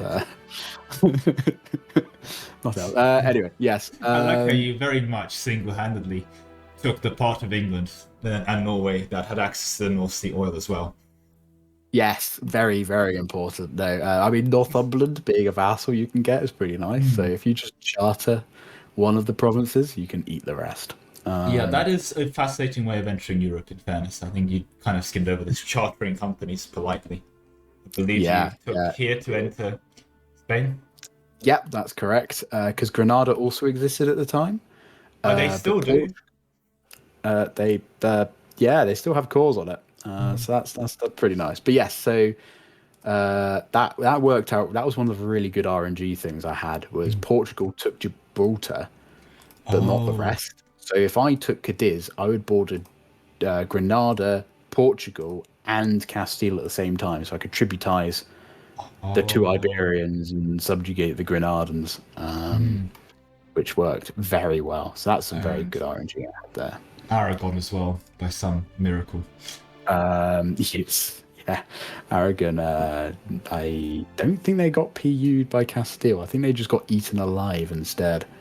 They could release Again, them very that good way. RNG. Yeah, very lucky with that as well. Well, I think the main thing that has to be brought up, because I know how much you suffered with this, of course going to be what happened here with the Ottomans. Yeah, so the Ottomans look beautiful right now. Again, could not really fix borders when I can't go to war with anyone. I had to, the Ottomans normally hate you, right? So once you start, you've eaten through Persia, Timurids are dead. You're working your way up. They kind of run out of rivals sometimes, and they decide to rival the Ming. But luckily, this time I managed to hold on to them long enough to be too powerful to be considered a rival, which meant I could, I was able to eat into a lot of like the Ramazan and Eretna and stuff like that. How I got into those lands, I think, was through Akyunlu. I think Akyunlu had managed to snipe something out of the Ottomans. So you could politely ask for that back. So I could ask for that back. I think, they ate the main state of Karaman. So I could ask for that back. Then release Karaman, take their cores back, integrate them, and then release Eretna from those cores that they had and eat the rest of Eretna. And basically, that's the chain that happened. That's the whole campaign in a nutshell. I'd integrate someone, which allows me to release someone else, so I can integrate, take their cores and integrate them. Anyway, so that's what I could do. And a lot of that had to be done before 1594, right? So Yes, a lot of cores at the start of the game, all, if they are, big nations or, not primary culture, like culture group, they last 150 years. So from game start, every single one core of that regard disappears by 1594. So that was kind of the main kind of rush at the start, was to see how many of those kind of nations I could integrate by 1594.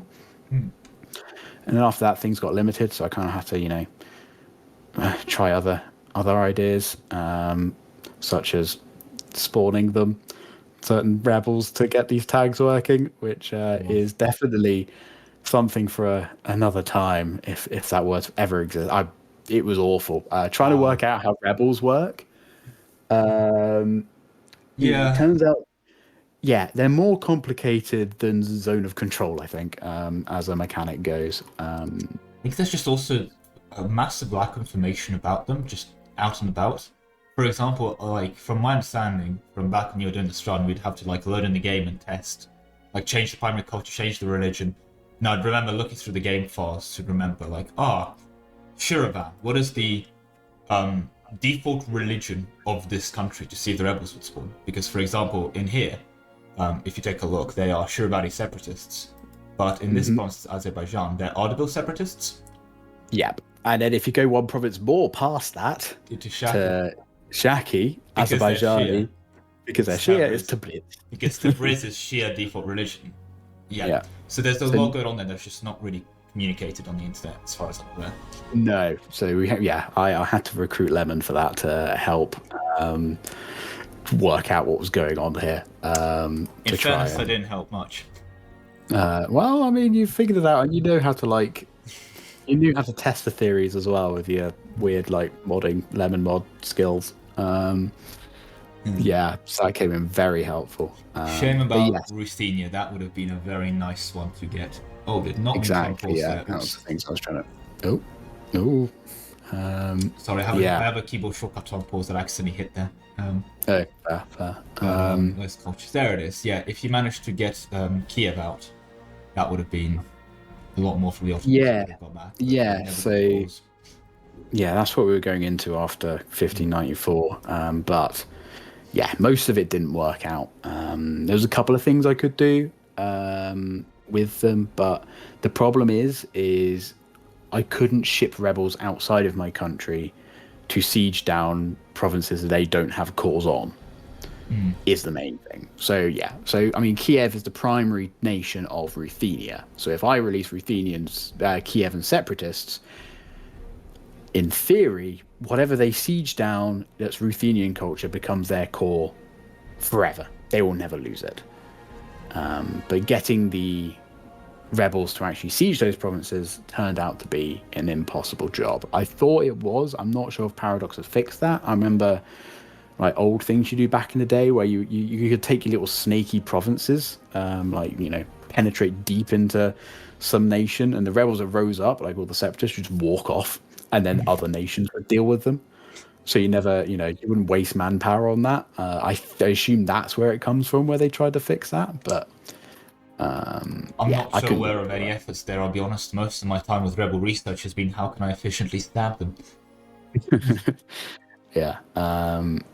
Yeah, exactly. So anyway, yeah, completely irrelevant things, but let's stuff that became relevant in this campaign. On the topic of rebels, because for the first time in, I think, ever, I've heard someone say espionage ideas are really good for supporting rebels and the people, and really good for that, for the foreign spy detection, for the spy network construction ability. But the siege ability and those extra advisors costs on the AE is completely useless. I don't think I've ever seen espionage ideas be described in this nation. Yeah, but I mean you do not take them for this. Absolutely not. Because these ideas here are a product of a lot of thinking that I can concede. Can you talk me through your idea choices, especially the ones you drew up? Yeah, no. So I mean, of course, first I got like exploration and stuff at the beginning of the game, because the aim. So one of the big, I had like some big kind of points I wanted to succeed on in the start of the campaign in order to get the ball rolling. So one of them was to tributize Portugal before they, well, just to tributize them. So the issue is because I'm a pacifist, I can't force any tributaries or anything like that. You can only ask them. And if you were to take a look over at Ava, for example, one of the big problems we have here, if you look at the established tributary, it's not going to work because they have subjects of their own minus 1,000 opinion. Because they have a tributary on Mong Pai, and then of course I can't tributize Mong Pai because well, they're already a tributary. So the same thing happens for colonial nations. If Portugal get a colonial nation, that is it. I can't do anything. I can't rip them apart. At least not until Diptech 26 or something, where you agitate for liberty, which was not something I wanted to wait for. You did grab Castile. I was going to use that as the example, but I forgot you. Oh yes, also did grab Castile. Well, subjects of its own and hostile. I actually did. And yeah, I mean, I did actually tributize England. Oh, you did, of course. I did succeed, but I removed them as a tributary because I wanted to try something. The PUs, of course. The PUs, yeah. I wanted to try some PU shenanigans. But I can't remember what it was now. What was I trying to do with that? I think they didn't have in there, but the issue is abuse. Most of them were you had to press wars on them, and you just had to say no. Yeah, I couldn't do any of that. Yeah, so no PUs succeeded. I got a lot of, I could still put my heirs on the thrones.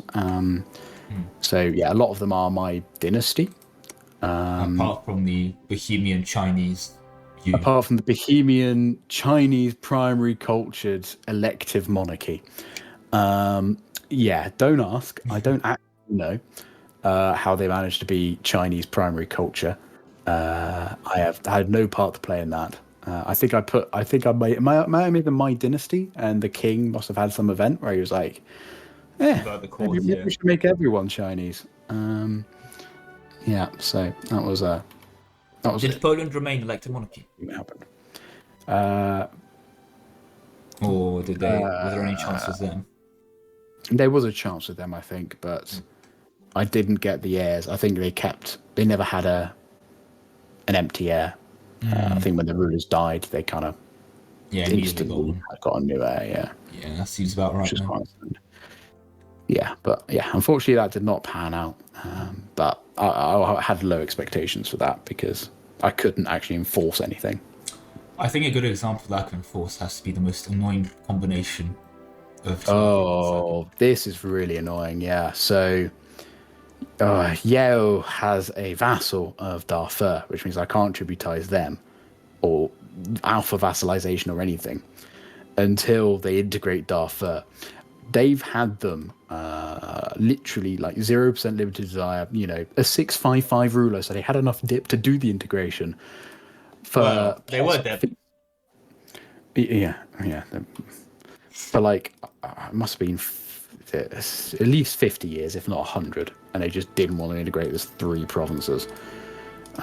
Like, if they'd have done that, I could tributize them, integrate them, have a much nicer and actually have a much nicer. Yeah, it would have been beautiful. Until we get to Kilwa. Yeah, so Kill was one of the ones that fell. Again, if anybody at home wanted to try and pass this run, you would. It would be possible. Okay, actually, Kilwa wasn't. They had a vassal of Safala, which they do at the start of the game, I think. But they had it. You'll see in the time maps how long they had them. Longer than they should have. I think is the long and short of it. So by the time they actually integrated them, they were too big for me to actually be able to do anything to. I can't whittle them down. When they full annex a tag, which a lot of the tags here are OPMs or 2PMs or something, I can't do anything with them to release the cause, right? I can't release those vassals or anything. Yeah. It's too homogenous. So that was a shame. That was a shame with Kilwa for sure. That's fair. And then they went ham in Congo. I think the real surprise was how much of India managed to get. I mean, there is still a bit of Jean Paul here and so on, and the odd Ayutthaya and Viet, but it's surprisingly homogenous. I mean, I think Persia as well, you were talking about how they just slipped through your cracks. Again, yeah, it was all to do with priorities, right? Like, by the time I got to that stage of the game, my priority was trying to get the HRE under control. And, I wanted to have a good presence in Europe. And so I was very focused on that area, because I only had so much mandate I could use to convert to vassals. So I prioritized as vassalizing the Europeans that I could, and not Persia. And so, unfortunately, one of the ones I could have gotten. But yeah, if I'd got a bit more mandate or something, I could have just prioritized Persia instead, but I did not. On that note, I think going back to our ideas, because you did mention open exploration and dropping it, the mandate generation is very much a focus here, which we'll get to the Holy Roman Empire unique interaction and mechanics in a moment. That I do promise. But the rest of the ideas, why infrastructure, why influence, why diplomatic, why court that you dropped later, and so on and so on. Yes, yeah, I mean, I never took court. You did not, actually? No, I did not. It was not really worth it. See, even in a pacifist run, court is bad. yeah, it's just not worth it. No, this was very much a getting monthly favour growth up, because the only way I could realistically expand, and B, dip rep, diplomats, all the diplomatic stuff is what I needed to be able to ally more people, improve relations, integrate people better. How it goes. Yeah, so that's why the first opener is infrastructure and influence, because there is a policy with those two that gives monthly favour growth modifier plus 50%. So that's the Diplomatic Consolidation Act. Did you ever use the claims, bordering claims? Did I ever use claims? Yeah, I think I tried to and failed. That was one of my ideas. You know how the vassals can ask for land off the overlords? Yes. I was wondering if the overlords could ask for land off the vassals. So I fabricated some claims to see if anything came about, and nothing did. I think there's the event where you can seize one of the claims from your vassal, but they become extra disloyal if you do that. Compared to just seizing it directly. That was something I was trying to do, but with a tributary, sorry. I needed to shrink the tributaries down enough to be able to integrate them, right? Mandate. 100 mandate is 250 dev. So if any nation goes over 250 dev, I can't turn them into a vassal, and thus couldn't integrate them. Yeah, so that's that with those. I mean, diplomatic, I feel like Self-explanatory in a much pacifist explanation. Just dip rep, dip relations, diplomats, all very important things. Admin, again, dip annex cost. This is when I was starting to get quite big boys. I think I had hemorrhoids and stuff like that I had to deal with. So that was quite useful. And also governing cap modifier. That's never bad. I find most single player games, even sometimes in very late in multiplayer, you just take admin for gov cap because it's that awkward point as well, like in the mid game where you haven't got your town halls. Is it town halls? Probably. I'm scared of opening a building tab because I think that's going to pause the recording for half an hour. Yeah, it does lag. It's like whatever's after courthouse and stuff. Like you can't quite the town hall, yes. reduce all your provinces down to basically zero. So you kind of have to deal with that. But anyway, espionage, of course, very big. Have your blackmailing to give you a favor growth modifier. You have your vassalization acceptance. Which again, really huge for this. Chance to capture enemy ships. Yep, really good considering there was no opportunity for me to be in a naval battle whatsoever. Could not happen at any point.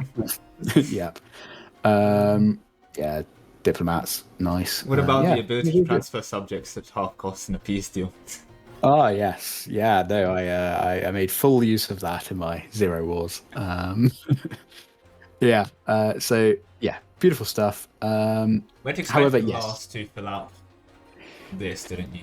Yes, right at the end when I was finished. Yeah, that's what I did for that. And then quantity was force limit, because force limit makes stronger armies, which makes favor growth go up.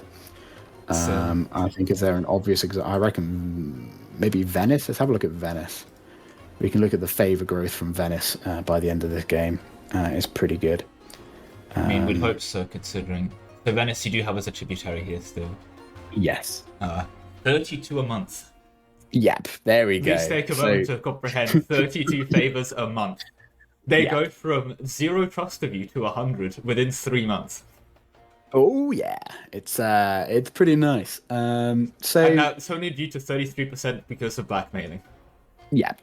Relative strength is huge. I mean, again, this is going to be an extreme case, but so one thing I'm not sure how obvious it. I'm just going to say it. So if you're asking for provinces, it's 3 favors for 1 dev. Basically what I'm doing is I'm gaining. When I was using this for people to get my provinces off of, I'm getting like 10 dev a month basically off this nation. So that's why I wanted to try and max this out. And of course, as you may or may not know, this tributary favor growth does not exist in the patch, the new patch.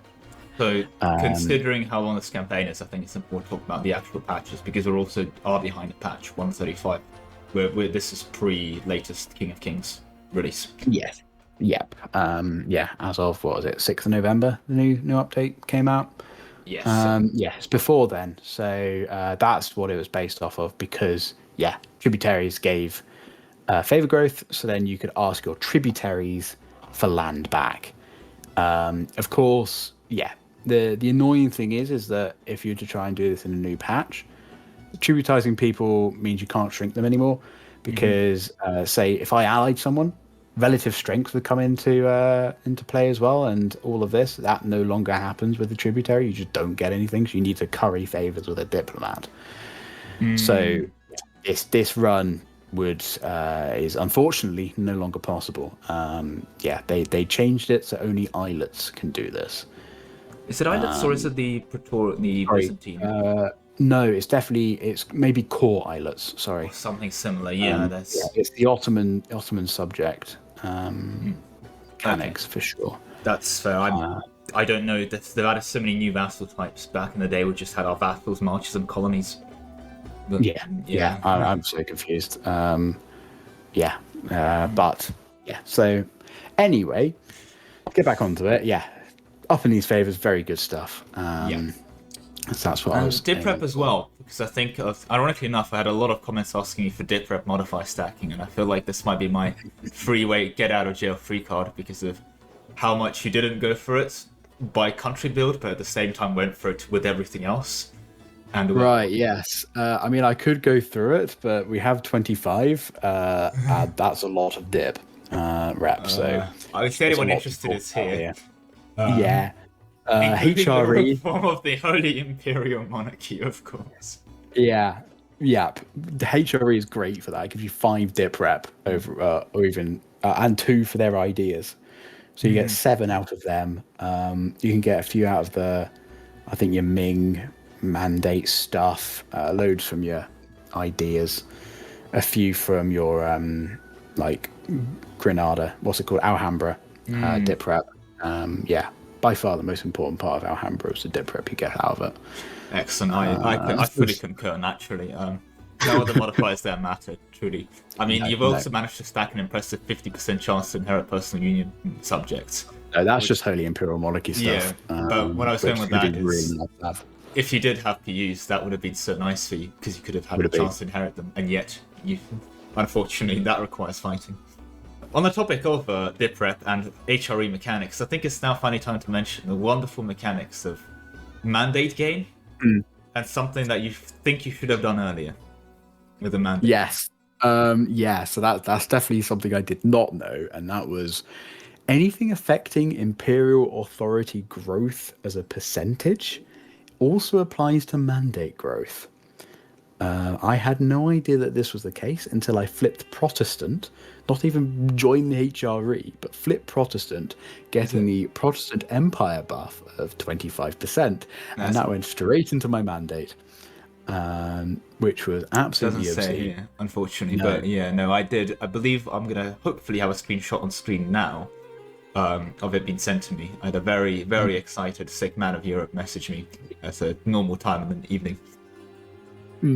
Yeah, no, that was insane. So yeah, if I'd have known that earlier, I would have done that. But yeah, by the time you finish the HRE stuff, just before you're about to revoke, you get I think all of this came to about 100% extra imperial authority growth. So I was getting an extra doubling, which is, and of course before you annexed a lot of your tributaries, so you had a lot of tributary gain as well.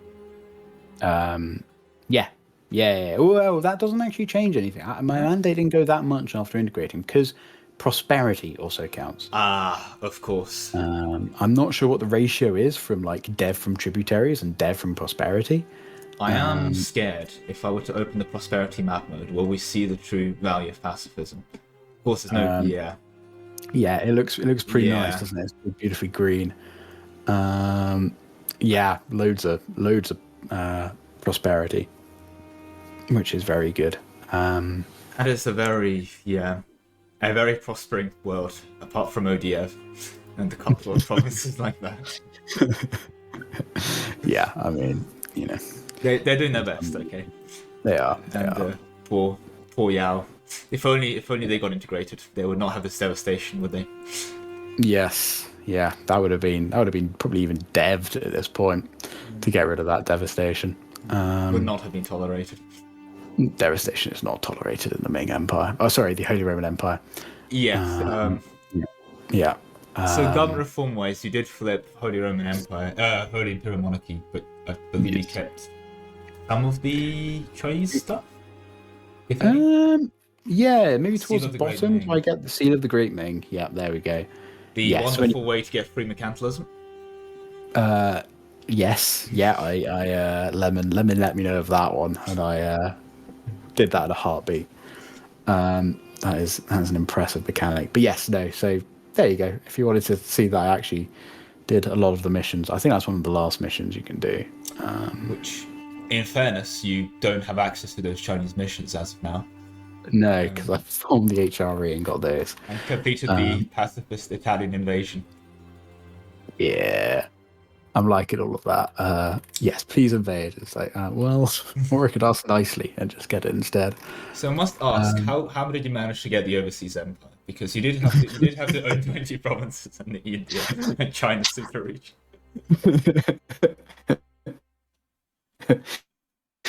No, that was actually quite a difficult one. I had to really plan my strategy from the start to get that achievement. The main reason why I started as the Ming, it gave you these provinces. I see, because you couldn't ask the Ming for the land back, so you had to think about, by playing as the Ming, you didn't have to. No. Which actually, I guess, makes sense. For a pacifist run, the bigger the country you start with, the less land you have to ask politely back for. Yeah, and the stronger you look, so yeah. Again, this is well, I mean, yeah, to talk about the whole point of the campaign from, when we properly kind of off it out and stuff, it's kind of to advertise the power creep, right? Like, imagine trying to do something like this years ago, when there wasn't even even before, what was it Cossacks that even had kind of trust or any kind of... before the trust mechanics. That was a while back. I think that was Third Rome, yes. Yeah, it's like you just... Yeah, Third Rome, that might be it. You couldn't do... there'd be no way you'd be able to do anything as a pacifist, and now even a lot of, multiplayer, a lot of it is you just dev rather than kill people. I mean, deving in itself was very, very much more limited compared to what you can do now as well. Yeah, exactly. So I think all these mechanics that they add make even pacifist runs pretty viable. Yeah, I mean, the great power rankings don't lie. 28,000 development with all three hegemons available. Yeah. In the most ironic way, by being the greatest military, economic, and naval power simultaneously, you deprived everyone else of ever being able to declare a hegemony. Yeah, exactly. True pacifism achieved. Nobody can call themselves the best, because I am. But I also won't call myself the best, because that makes people sad. That's not what I want. I don't want that in pacifism. It is crucial that everyone is against friends with me. So refrain from quantum. I see you did also build things like the Kiel Canal. I mean, I guess money cap. Money cap, yeah. I think at this point, financially, you've kind of run out of things to invest in. Especially as China, since you can kind of start with +5 advisors, maybe not on the current patch, but definitely without the DLC on current patch. You can start on +5s. God, yeah, your economy, you can really tick it up. I mean, like that, was it single whip law? You get 50% income from tax, straight away and stuff. Codify single whip? No, you won't be able to see it now, but the eunuchs estate privilege. Of course. Because you need land to show that. I mean, if you give them some land now, you probably but it's percentage land.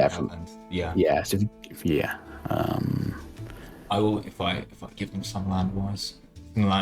Ironically enough, I will need to refresh that.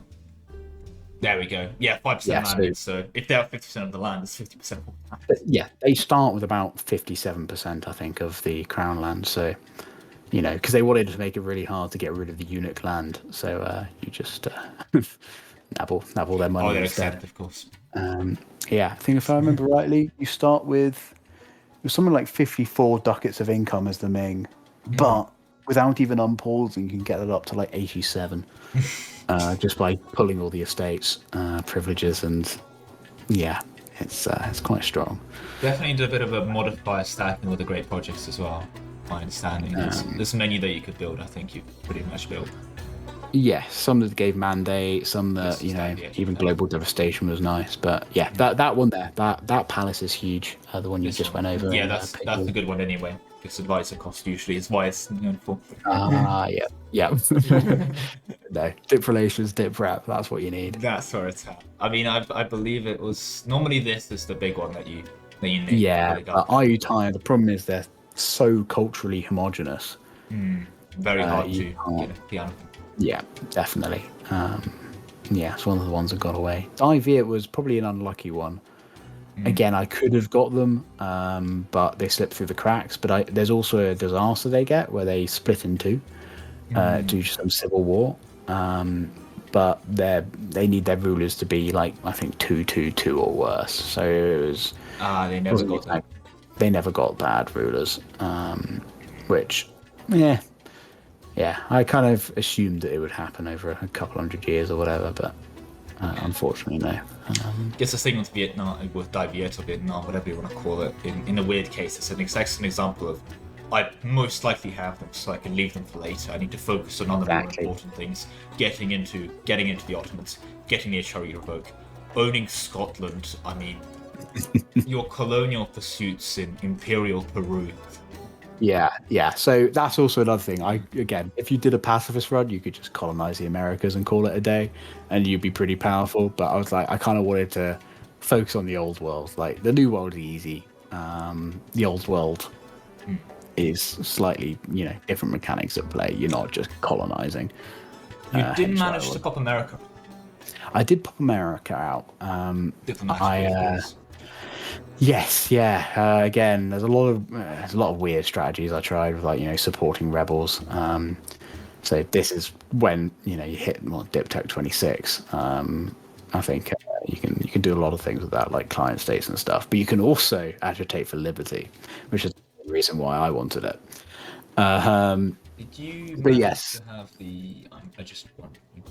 Did you manage to get the revolution? No, the revolution died. But I didn't see any events that gave the Liberty Desire increase or anything. But yes, no, I tried. I flipped. I got the Center of Revolution, released a vassal there. You'll see in the timeline, Wu pops out, or someone does. But the revolution dies anyway, even though the Center of Revolution is in a revolutionary nation. So there's not much I could do with that. It just died because I didn't push the revolution, which I couldn't have done anyway. It requires war. Yeah, it's not good, is it? Dare I ask about the cultures? Speaking of another thing I would like to mention, is there any particular reason you'd like to honor the Danes by putting the great capital of your state in Copenhagen? Yeah, no. I mean, I know everyone agrees that Denmark is the most influential and amazing place to be in Scandinavia. Definitely the top one of. This is why you haven't accepted the Danish people, of course. No, of course not. Who did I even? I don't know if I accepted anyone. Did I? No, you fully can accept the Danish people. You are just actively choosing not to. No. Who needs to? Yeah, I mean, that was one of the first ones I managed to grab. Denmark. Well, yeah, it was a nice-ish province and to dev and stuff. So. Yeah, I thought, why not? It's a nice product. It's got like some good trade bonuses going on in it. Pretty decent. But not really much reason. But yeah, no, I mean, you managed to early England. I think you mentioned a good RNG was getting into here for both Granada, Portugal, and Steel tributary status early. I think it's a great example of good RNG. Anything you'd like to attribute to bad luck that, in the ideal world, you would have managed to avoid? And I'm going to naturally just go towards this area because this is, I think, the religious map mode here. It's an absolute state, yeah. State, religion, Catholic, I think, is a bit of a story to tell here, at least, I think. Yeah, this was an interesting one because at the start I thought, damn, this is really good RNG. And then it failed miserably. So, of course, Muscovy is a big one, right? When they form Russia, they can start just Siberian frontiering everywhere, and then they become too big of a beast to deal with. But this time they got absolutely curb stomped so hard, in fact, that they ended up being put under a junior partner with Lithuania. Yeah, you did not wait long for that reveal. No. Princeton of Muscovy. Catholic Princeton of Muscovy. Catholic Princeton of Muscovy under, Lithuania, which. Yeah, I thought, damn, that's amazing. They get wiped out. They can't do their own expansions. I can just kind of work around them. But the issue is that, well, now they're a subject of someone. I can't tributize either of them. I can't, I can't really deal with Muscovy. I can't ally them to ask for land back. So I had to just curry favors just manually, which was really painful as well. Yeah, so I tried to PU Lithuania instead by making them zoo, along with Sweden and France and America at a time.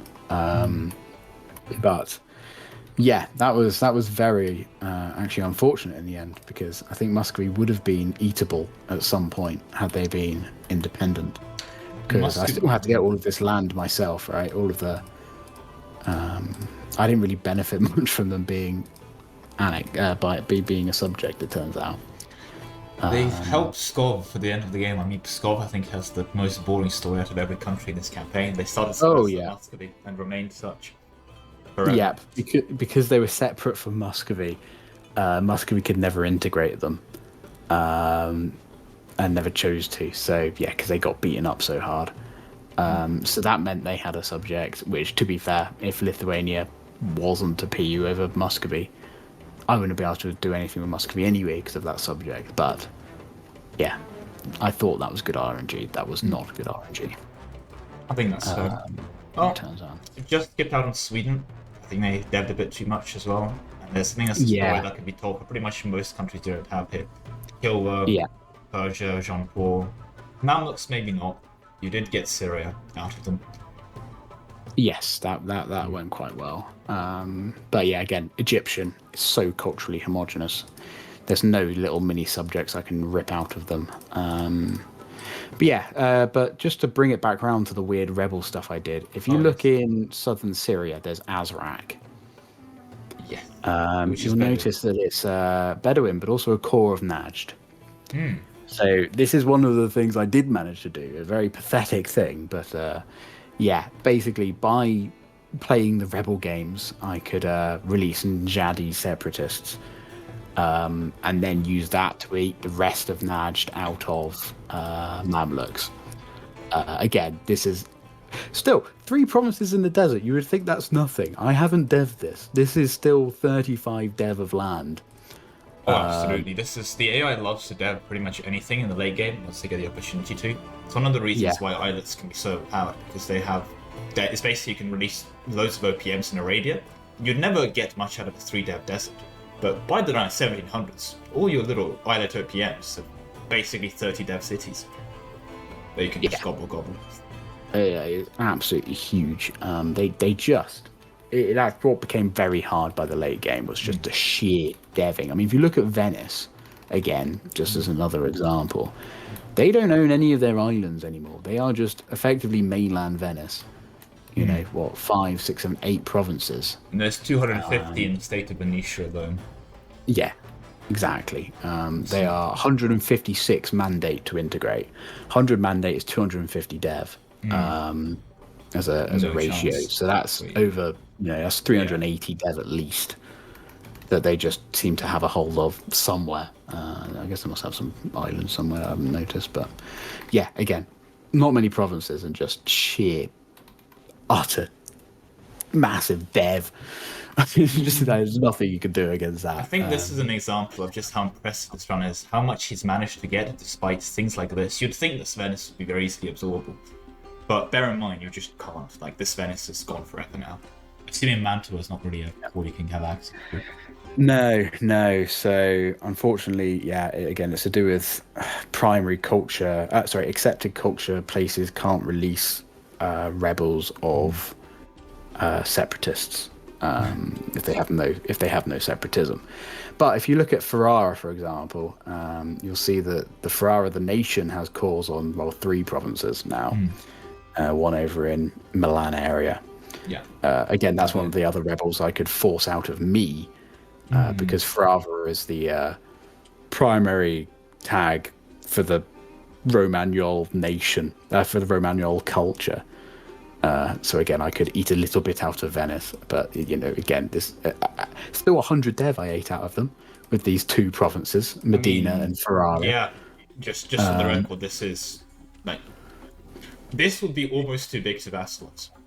This is 96 developers. Like, 4 more clicks and they'll say no. Yeah. It's just metropolises everywhere. So, basically, I had to do things like that to gain 2 provinces or 100 dev. You look at these deep red provinces and they're 6. Yeah. Yeah. I mean, Poland looks quite fat there, doesn't it, as well? Rocking, 69, 68 dev provinces. That's the thing with the Poland that they get invaded. It's all farmers and grassland with cloth and excellent trade goods. It's just a wonderful land to dev. And again, it's all Polish culture, homogenous, owned by Poland. There's nothing I can You know, you can't get any rebels out, any separatists, any tags that you can eat with. Yeah, so yeah, quite mad. Very interesting, very enjoyable for me. It was a very different experience to a conquest game, for sure. It's definitely a very impressive achievement. We've kind of skimmed over the New World, I think, but that's fair. We very much got there, used that to get to Portugal and let it be, from my understanding. I did not in the end. I did not go that way. I tried to before in previous ideas, but because I thought it was quicker, so it's closer. I think for colonial range going around that way, but I could fix up my economy enough so that I could just charter a load of companies. So as soon as I got to Africa, I could just buy my way to Portugal. I guess that makes sense. Faster colonize that one. Yeah, exactly. Come pre-colonized, pretty good. So yeah, that's what I did in the end. This is all just I didn't colonize any of the Americas. This is just stuff I've gained from integrating, like Portugal, for example. Oh, makes sense. Yeah. It does explain why this is all Portuguese, in fairness. Because I remember clicking around these earlier. Some was Brazilian, but a lot I'd click on and be Portuguese. Or in this case, Cado, I guess. But, you know, it's pretty hard to get rid of the Cado. Yeah. But actually, one thing I quite liked in North America. I mean, it's not relevant in the slightest, but there is one province that's not owned by colonial nations up in the top. Is there two? No, this one went to Imperial California, unfortunately. Oh, that's Imperial California. Yeah, there's only one that I own directly, and that's the coal province. That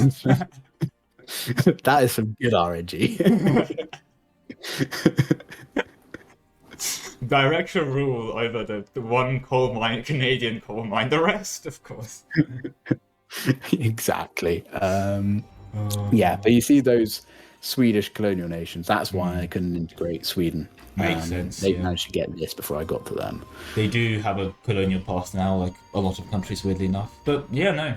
I mean, certainly an incredibly impressive run. The save will be uploaded into, at least at a scanned bag. If not, I'll see what I end up doing with this save. I'll try and get it out to you as well for you to take a look around. It's certainly a very impressive one. Just take a look at the time lapse yourself. But I think in terms of general conclusions here, I have to ask you one thing.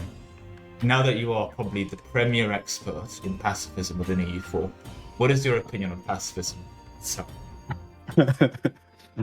I would not recommend.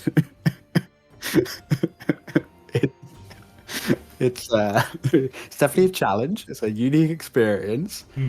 But my God, it's actually really annoying watching these little, people don't like border gore. I'm not a fan of border gore. When I do my wars, I like to take states. I like to at least make a bit of an effort.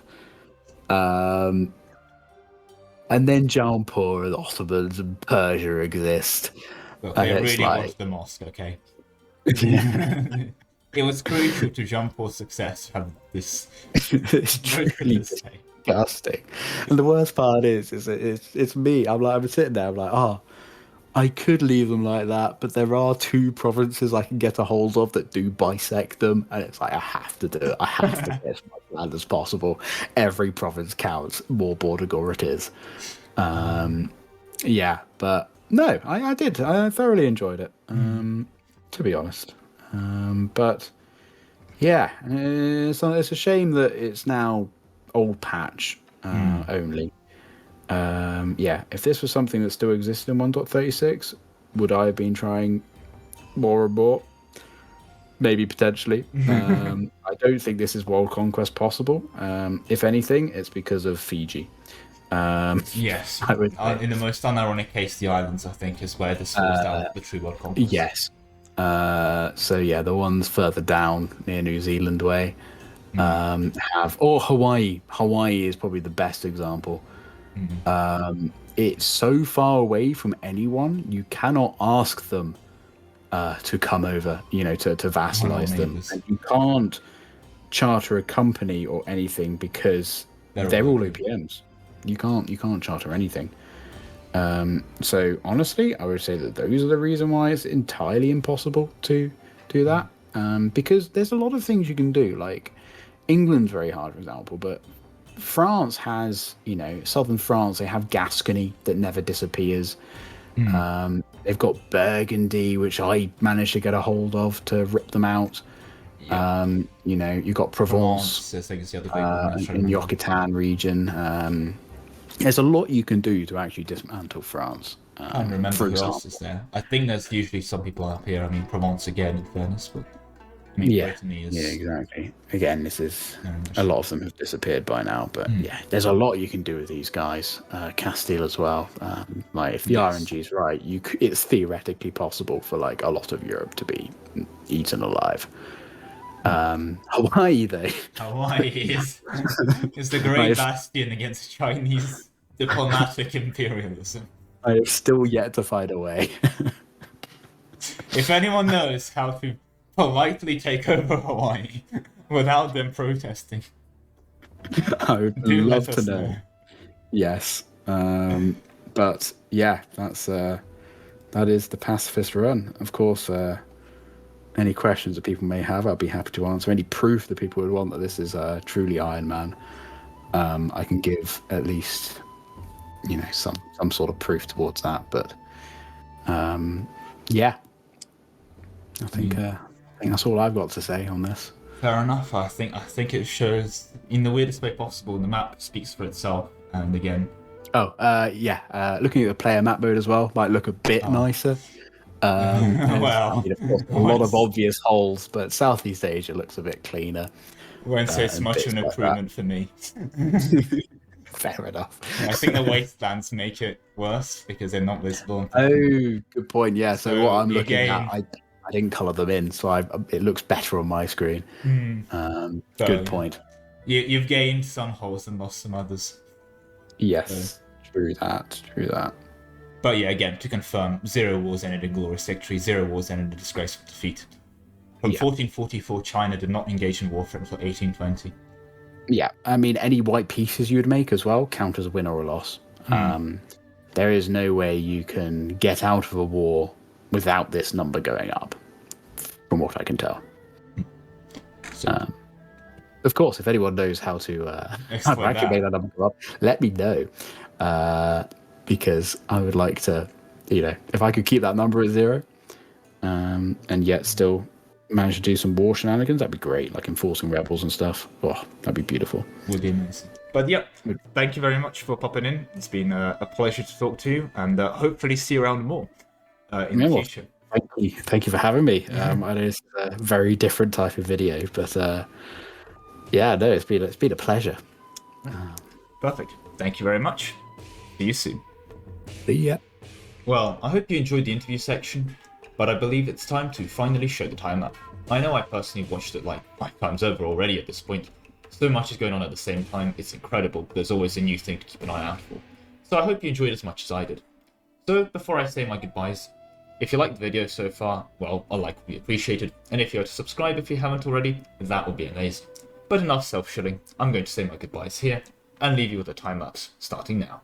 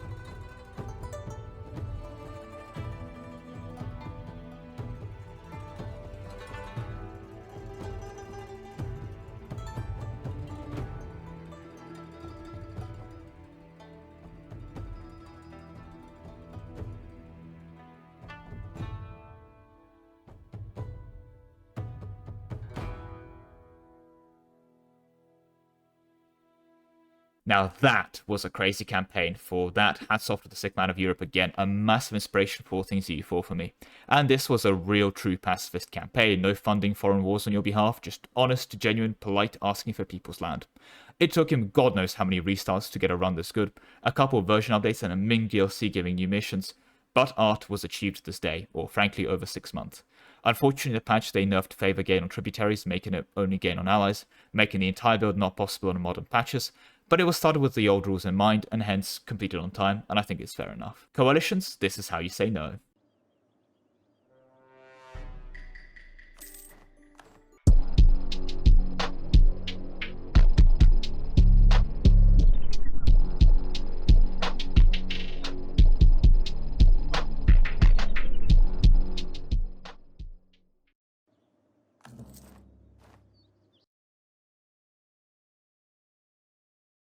Aggressive expansion isn't fun. It stops you from going completely insane and conquering half of Europe by 1460. Well, it's meant to, anyway. But the way it achieves this is by making everyone in Europe so sad, they all get together into something called a coalition. And the worst part is, they don't even invite you. How rude of them. And then, if that coalition gets too big, they throw you a surprise war, which is kind of like a surprise party, only with slightly more shooting. If you happen to lose that war, they force you to give back some of your land. There are ways of dealing with coalitions, my personal favorite being annexing it before it can form. But another way is taking a more diplomatic approach. See, there is a modifier in the game called aggressive expansion impact, which if you can get it to 100% would remove all aggressive expansion. Apart from the fact it doesn't, it is capped at 90%. So you can't actually fully prevent it, but it does mean that you will need to take 10 times as much land as before, get the same amount of aggressive expansion as without it. Disclaimers, nothing too major here. Thankfully, AE impact is a pretty normal modifier with minimal fun interactions. I would like to take this opportunity, however, to clarify that admin efficiency also decreases AE costs of the province in the same way. So getting to the admin efficiency cap, because those caps are multiplicative with each other, is actually quite helpful, and can hence lead to a situation where you're paying 1% AE instead of the 10% AE overall. This occurs as the base AE cost gets reduced by 90%, and the final 10% becomes the new base value, which then gets reduced by a final 90%, meaning that compared to the initial value, your AE cost becomes 1%. Since this is an AE stacking video, I'm ignoring that, and only focusing on the AE bit itself. But technically 1% is the minimum base AE you would generate, giving 90% AE reduction and 90% admin efficiency. But ignoring all that, standard setup, so no customizations, Ironman compatible, and of course achievement compatible. Let's go. And before we begin, a like on the video would be appreciated, and a subscription would be amazing if you haven't already. Anyway, enough self-shitting. Let's put up the counter now. And as we're only stacking AE permanently today, no need for a temporary counter. So let's get to that minus 90% with minimal switches.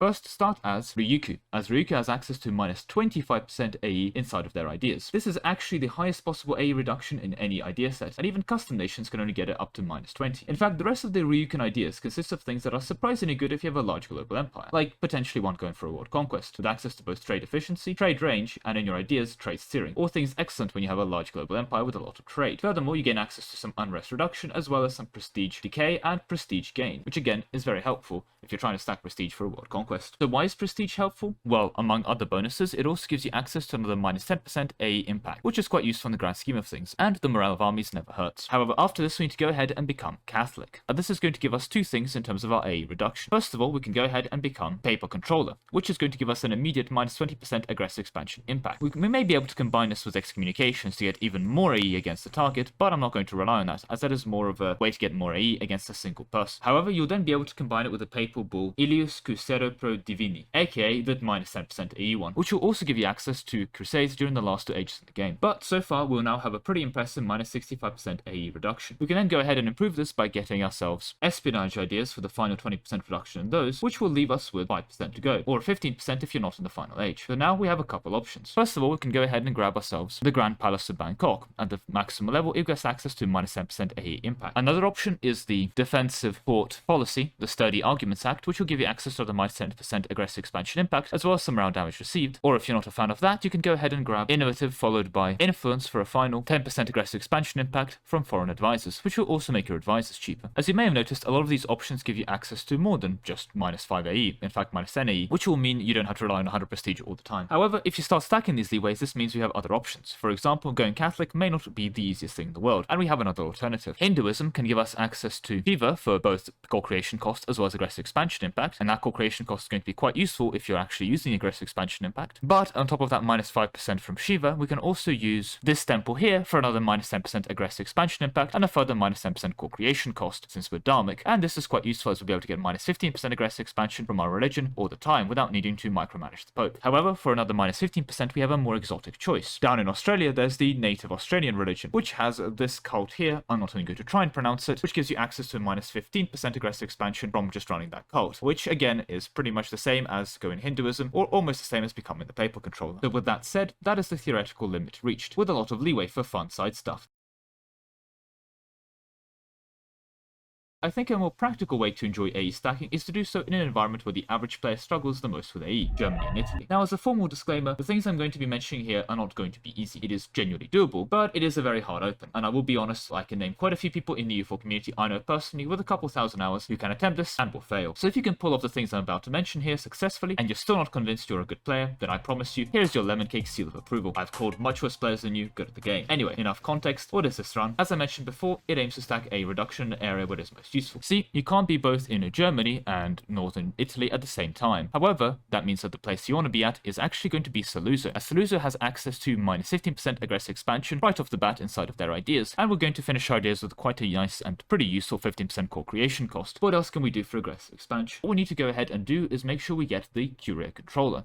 That's this buff here for the 20% aggressive expansion, and make sure we keep it. Slight issue with doing that right away, of course, is we don't control a cardinal. Now, there are a couple methods of getting a cardinal. We can, of course, develop our province enough and get good relations with the Pope, hoping he gives us a cardinal, or we can go ahead and conquer a nearby cardinal. Now, there's few pickings initially off the bat. However, the Pope tends to get out quite a few cardinal spots into high development areas, and there's quite a few high development areas around you here in Italy, with Genoa being at 25 development, and a lot of Italy also being reasonably developed. 16, 21, and 15 dev provinces are prime cardinal real estate. Even Savoy has a 17 dev mountain literally bordering you. Now, becoming papal controller is going to give us a secondary buff, as becoming the papal controller will make it easier to excommunicate our enemies and gain AE from them specifically that way. But there are other ways of stacking AE, so I'm not going to be mentioning them as part of the modifier stacking, but I will suggest you use them if you are attempting this run. And that's the thing, there's going to be a lot of initial wars for you coming up ahead. With Saluzzo's 15% AE already secured, and the Curia controller 20% buff in mind, what we need to go ahead now is to get the age bonus, namely Justified Wars, which will give you access to another minus 10% aggressive expansion impact. Now, as you may see, there's not many splendors completed. However, Embrace the Renaissance should be quite easy, since it's going to spawn literally in your starting region, and it's going to spread quite quickly to that starting region. A 30 development city shouldn't be too hard to do in Italy, as there are many candidates to get to 30 development and dev within a reasonable price. And finally, accumulate arrival is something you should be able to do, as there's going to be a lot of downtime for you between wars as you wait for truces to expire and other things. And after all, accumulating arrival and getting a long peace deal with them is a great way of not spending any AE to get a truce with them so they can't join a coalition against you. With that said, the other thing you need to make sure you do is get yourself to 100 prestige, as this will also reduce your A impact by 10%.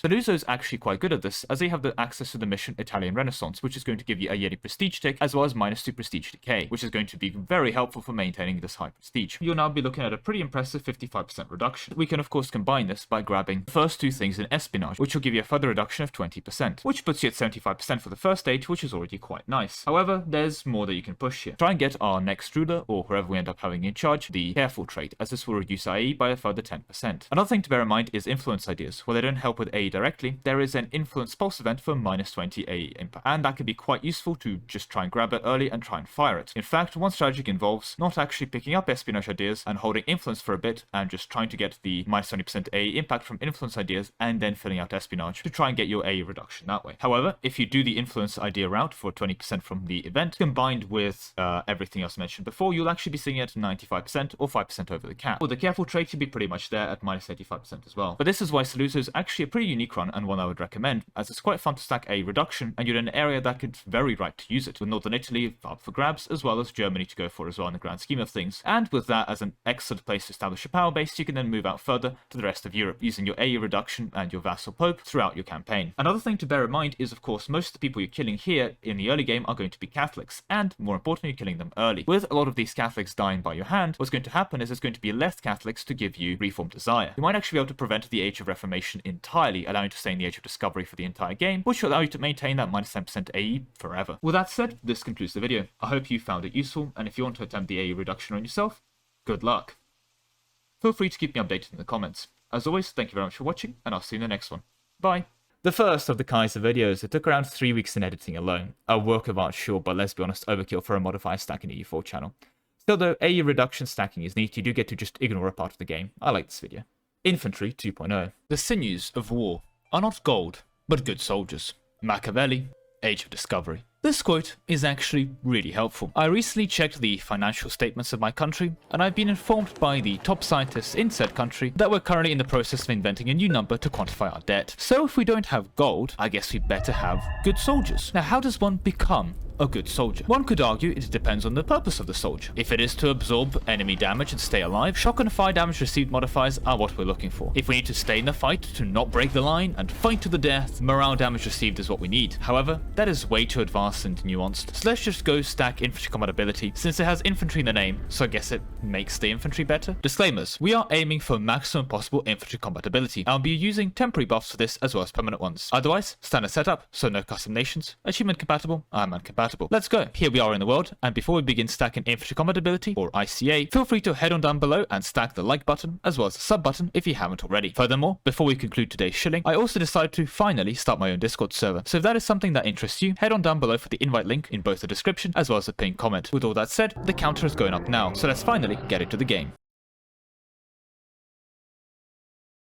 Today we're actually going to begin in Albania. As with Albania, we have access to this mission here for 10% infantry compatibility. Unfortunately, temporarily, but that's how we're going to be starting our run. After which we need to go ahead and form Russia, which is going to give us access to this event here, New Traditions and Ambitions, which we're going to go ahead and take. These, on top of some extra military buffs like 20% morale of armies, a whole bunch more manpower, as well as some yearly army tradition and 5 discipline, is also going to give us access to 20 infantry compatibility. This is also quite nice for us to do as a pit stop because Prussia is not an endgame tag, so technically, even though I'm doing it now, you can do this later in your run if you wish. But after we're done with Prussia, we need to go ahead and form England for this mission here, which is going to give us access to a further 10% infantry compatibility until the end of the game. Now, after we're done with England, we need to go ahead and get ourselves into an area that England rather famously invaded. Now, I know that doesn't really narrow it down, but we're off to India, more specifically Delhi, to get access to this mission here, to get access to a further 10% infantry compatibility. Now, this mission requires us to conquer Mewar and the surrounding area, which is quite useful because this is the area to conquer for our next formable. Namely, we need to go ahead and form Rajputana, which you should be able to see on screen here. Now, this is a pretty unique formable, as forming it is also going to change our technology group into Indian, which is quite useful as we're going to need that technology group Indian later. More importantly, when we form Rajputana, we're going to access Rajputana missions, which Mewar also shares. And the mission we're looking for here is the Integrate the Purbus mission for 10 infantry compatibility for 30 whole years, which is going to add a further 10 infantry compatibility to our counter. Afterwards, we need to go ahead and form Tibet, and once we've done that, we're going to gain access to the mission End the Chinese Threat for another 10 infantry compatibility for 20 years. With that, we're finally done with India, and we can go ahead and get to the Congo of all places. Now, the Congo have a wonderful mission tree with a lot of interesting things in it, including some governing capacity in this mission, but it does require you to stay the same culture group. This mission here for morale of armies, navies, and war score cost versus other religions. But what's more important for us, the mission Cuban Conquest, which is going to give us access to another 10 infantry compatibility for 25 years. But with that mission picked up from the Congo, we need to go ahead now and form Russia.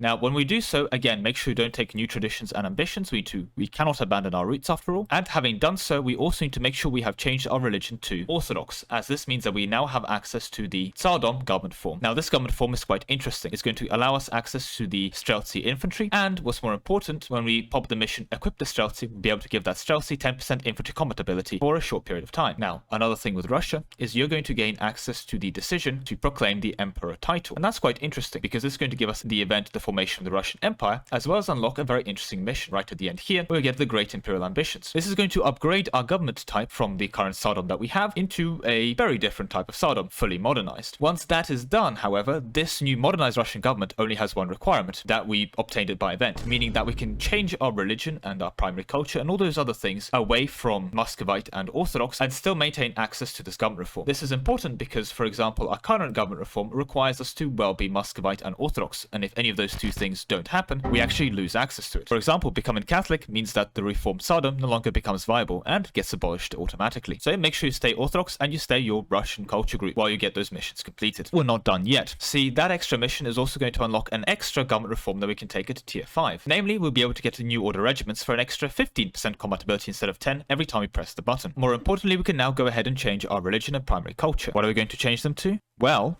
we need to go ahead and become Confucian, as this allows us to harmonize religions, and the harmonization we're looking for is actually going to be with Shinto, which is going to give us access to 10 infantry compatibility pretty much until the end of the game, as long as we don't change our religion, and we shouldn't. The other nice side effect, of course, of becoming Confucian is that we now gain access to the Mandate of Heaven mechanics, as we're Eastern, so we can go ahead and take them. Now, we don't actually need to stay Eastern after we've taken the mandate. Once you've taken the mandate, you can go and change your religion, but we don't need to do that, as we probably want to be using the infantry compatibility from it the whole time as we're doing this. With the Mandate of Heaven, we'll be able to pass a certain decree. Namely, we can boost the officer corps, as it's going to give us access to a further 10 infantry compatibility while this is boosted. Now, you'd think we'll be done, but actually there's one more thing we can do. Remember the fact that we became Indian Tech Group when we formed Rajputana over here. See, in southern India, there is the Dravidian culture group, which is present over here, and you need to change your primary culture into any one of these cultures. Orissa, I believe, is also an option. But with that said, once you've done that, because your primary culture Indian and your Tech Group Indian, you're going to gain access to the Empower the Polgars reform at tier 2, which honestly is a lot worse than some of the things you can get from the Russian tier 2 reforms, or even the Ming Emperor of China tier 2 reforms, but we're here to stack infantry compatibility, and this reform here is going to give you access to a further 10 infantry compatibility, so you should take it. But that concludes the formables, so now we need to go ahead and fill out our ideas. Quality for 10 infantry compatibility, innovative ideas for the policy, and then go ahead and get yourself mercenary ideas, which actually contain a further 10 infantry compatibility inside of them. After this, you can go ahead and grab any idea group you want, just doesn't have to be a mill one, because we need to reset our idea group ratio to be 50-50. So in this case, I'm going to go ahead and grab court. After this, offensive ideas. Now, offensive ideas don't have any infantry compatibility, but they do have a pulse event, which is going to be available on screen now, and if you wait around and actually fire it, it's going to give you access to an extra 5 infantry compatibility, because after all, our infantry truly is the greatest. Go ahead and get over to the policy tab, where you need to go ahead and pick up 15 infantry compatibility, which is going to be the final thing we do for this run. That is going to be the maximum infantry compatibility that I believe that you can achieve in this game. However, that involves a lot of tax switching all the way around Europe, going into India, going into China, going into Africa, a lot of effort. So if you want to do this at home, but don't want to tag switch and religion switch so many times, I have a suggestion for you as well.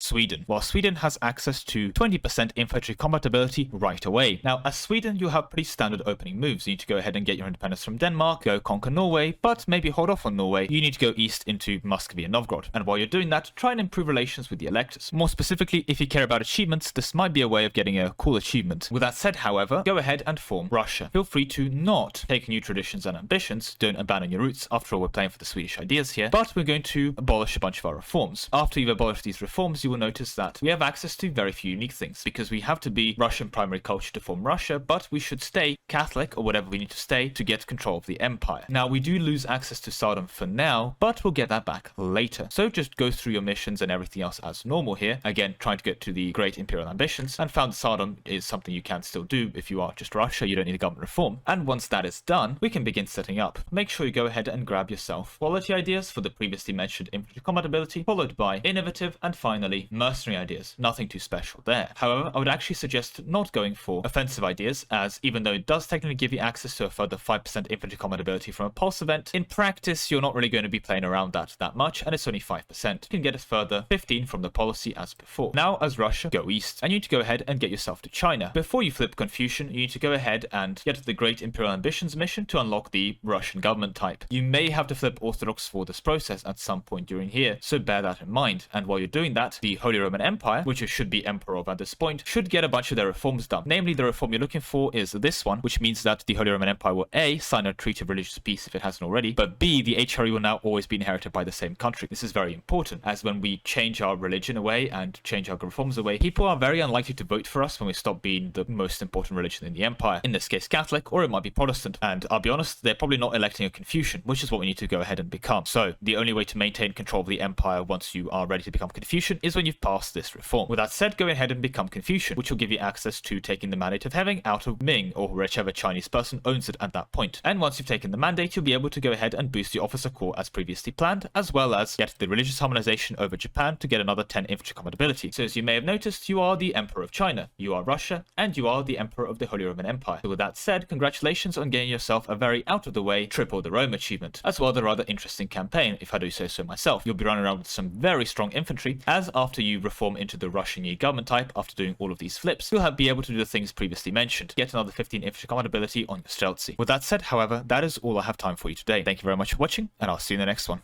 Goodbye. Again, I would consider this cinema. Excellent editing all around, if I may say so myself. I liked Infantry 2.0, frankly, it was a long time coming as a modifier stack. When it comes to trivia though, around 6 months before the video, someone pinged me on Discord that if I was ever to make an infantry stacking video, to remember this obscure 100-year mean time to fire event that needed certain traits on your ruler that would give you +5 infantry combat ability.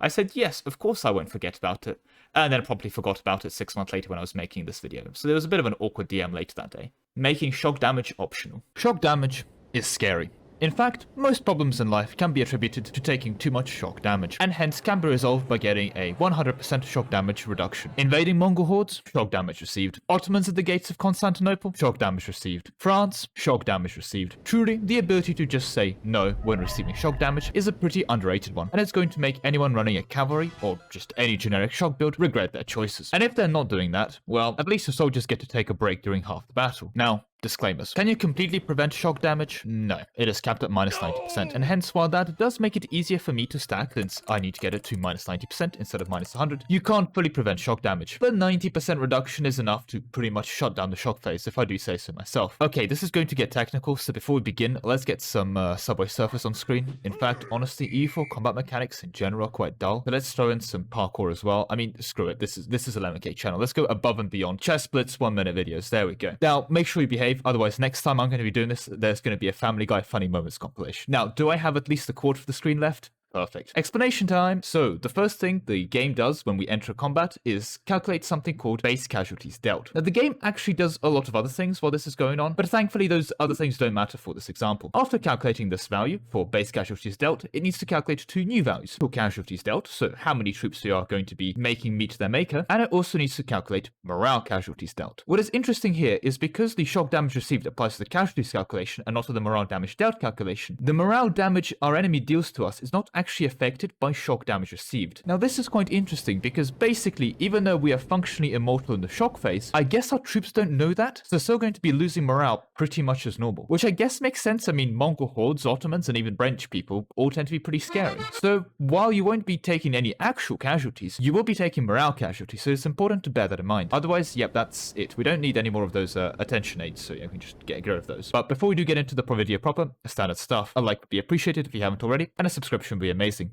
But with that all said and done, standard setup, so no custom nations, achievement compatible, I'm uncompatible. Let's go. We begin today in a place that can only be described as a Leviathan moment. Truly a patch of wonder. A patch with great historical lyrics like missing UI elements, localizations that take 5 months to fix, relics like -50% advisor cost modifier for some random OPMs. All of these wonderful things that are no longer accessible to us because Leviathan got mostly patched. Now again, many of these beasts of nature have been fixed, but unfortunately Leviathan is an integral part of EU4 and hence still has left its influences. It is one of these influences that we'll be taking a look at today, this absolute beast of attack we have selected here. Why? Well, it's their starting ideas. On top of opening with an absolutely obscene 75% female advisor chance, which stacks on top of the base 2% female advisor chance to achieve a society with a 77% female advisors rate, we're also going to be getting a -20% shock damage received buff. But unfortunately, that's where those national ideas honestly kind of fall off. Some manpower, 20% isn't bad, but hey, may recruit female generals, some tolerance of true faith, 10 production efficiency, David tradition from battles, -1 unrest chance of new hair, at least 10 morale. But again, the only thing really going for us here is an extra 25% culture conversion cost. I mean, it's a very unique idea set, and honestly, I'm half tempted to do a one culture with these chaps myself. With that all said, however, I digress. We need to play as these guys for their -20% shock damage received. Now, we do start on this island, but another thing we do start as is actually a tribe, which means we can go ahead and become a horde. Once we've done that, we can go ahead and pick up horde ideas, after which feel free to drop being a horde. And having done that, go ahead and combine your horde ideas with innovative ideas, which will allow you to go ahead and grab this policy here for 5% fire and more importantly 5% shock damage received. With that done, however, we need to go ahead and head on over to Spain in some kind of cruel reverse colonization play, which will allow you to go ahead and form, well, to the surprise of absolutely no one, Spain. Make sure you don't take new traditions and ambitions, since that would kind of defeat the whole point of, starting in Australia. And with Spain formed, we will now have access to a -30% shock damage received on our tertiary regiments, which you can pick up from this mission here. This mission will unlock marker reform, which we can then pass to get 15% of our army as tercios, and those tercios have minus 30% shock damage received. Shear, which will give us access to this scholar here for minus 10 shock damage received. Ibadi will also work if you want to do that. But after that, we need to go ahead and grab our tercios and get full drill on them. With full drill, among other things, you'll be reducing the shock damage you receive by a further and final 25%. Now, the issue with this plan at the moment is that the second we enter a fight, for all of 3 seconds, we will take casualties and hence lose the full drill. So while our armies are drilling, we can claim to have the minus 90% shock damage received. Now, I would personally be happy to call this a modify stack in success, but if you're not, there is another way we can squeeze up to 20% more. Although I have to admit, for the second option here, we're starting to dance around the line of what I consider an exploit or non-exploit. Firstly, we can go ahead and get the minus 10% shock damage received general trait, defensive planner, on all of our generals. You can technically have your entire army run these all the time, it's just going to cost you a lot of mil. If you are actually doing this, I would recommend a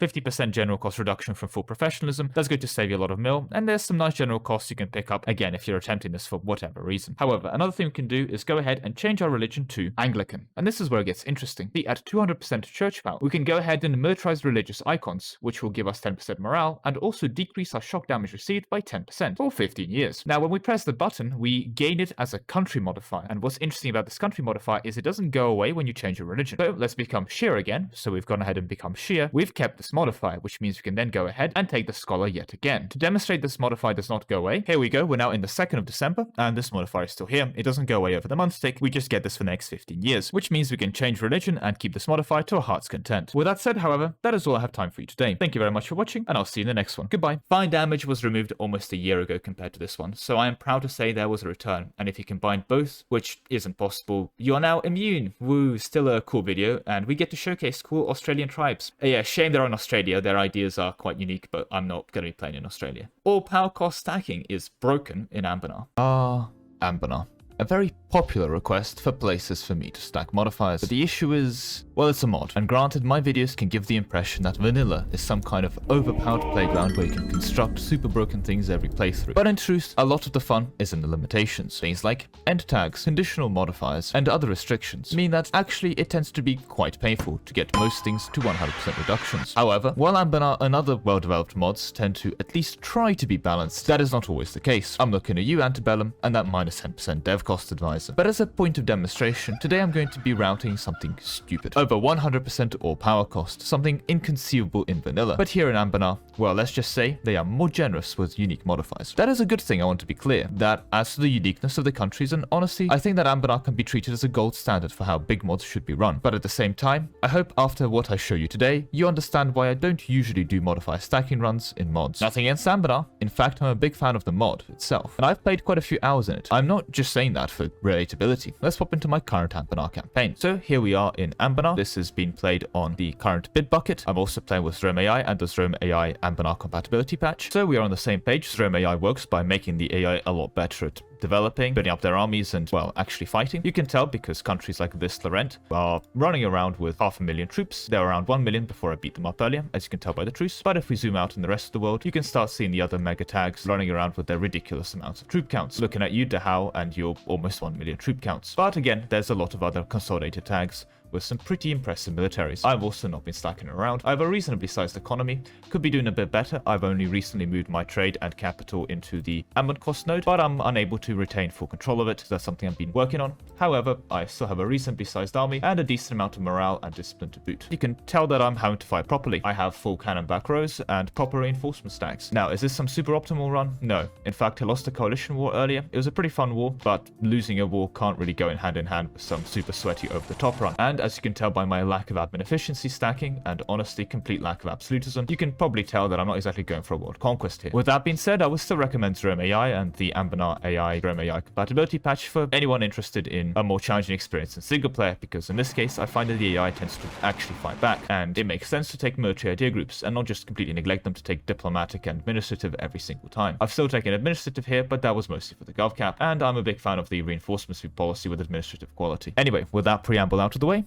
back to the route. We have a pretty simple goal ahead of us. We want to get to over 100% all power cost reduction. Now, once I get over the margin and exhaust all the modifiers I'm aware of, I'm going to call it there. This is Anbennar. There are going to be random sources of all power costs that I will miss, but I'm still curious about them. So if you happen to know a modifier that 1, I missed, and 2, I could still get in this run, bearing in mind end tag limitations and culture limitations, all that, do let me know in the comments. With that said, we're not running standard setup. We're running a current patch 1.36.3 Anbennar mod, and since we're breaking that taboo, let's go further. We're going to be playing a custom nation, and actually, it's not a mod, so it's not going to be IMAN compatible. Looking great so far, let's go. So here we are in Anbennar yet again, this time not on the bid bucket, and before we begin, a like would be appreciated, and a subscription will be amazing if you haven't already. With all that self-chilling out of the way, we need to start as a custom nation, of course. Now, I just quickly threw together a custom nation in this area over here. We want to not take these 2 provinces. We'll get over why in a little bit. It's a little surprise tool that will help us later, if you'd say so myself. And hey, feel free to grab the full state. Have that nice and ready. You can have your nice little empire over here looking great. First things first, because why wouldn't you? You want to start with the 666. And another thing that's going to make our life a bit easier, otherwise you'll have to wait and try and get one, and it's a bit of effort, is to actually start as a powerful mage. This is one of the unique Anbennar fun and games things, where basically the guy in charge of your country is literally, well, a powerful mage. The next trait doesn't really matter. In fact, make your current ruler as young as possible if you're doing this yourself in your own run, because you want this guy around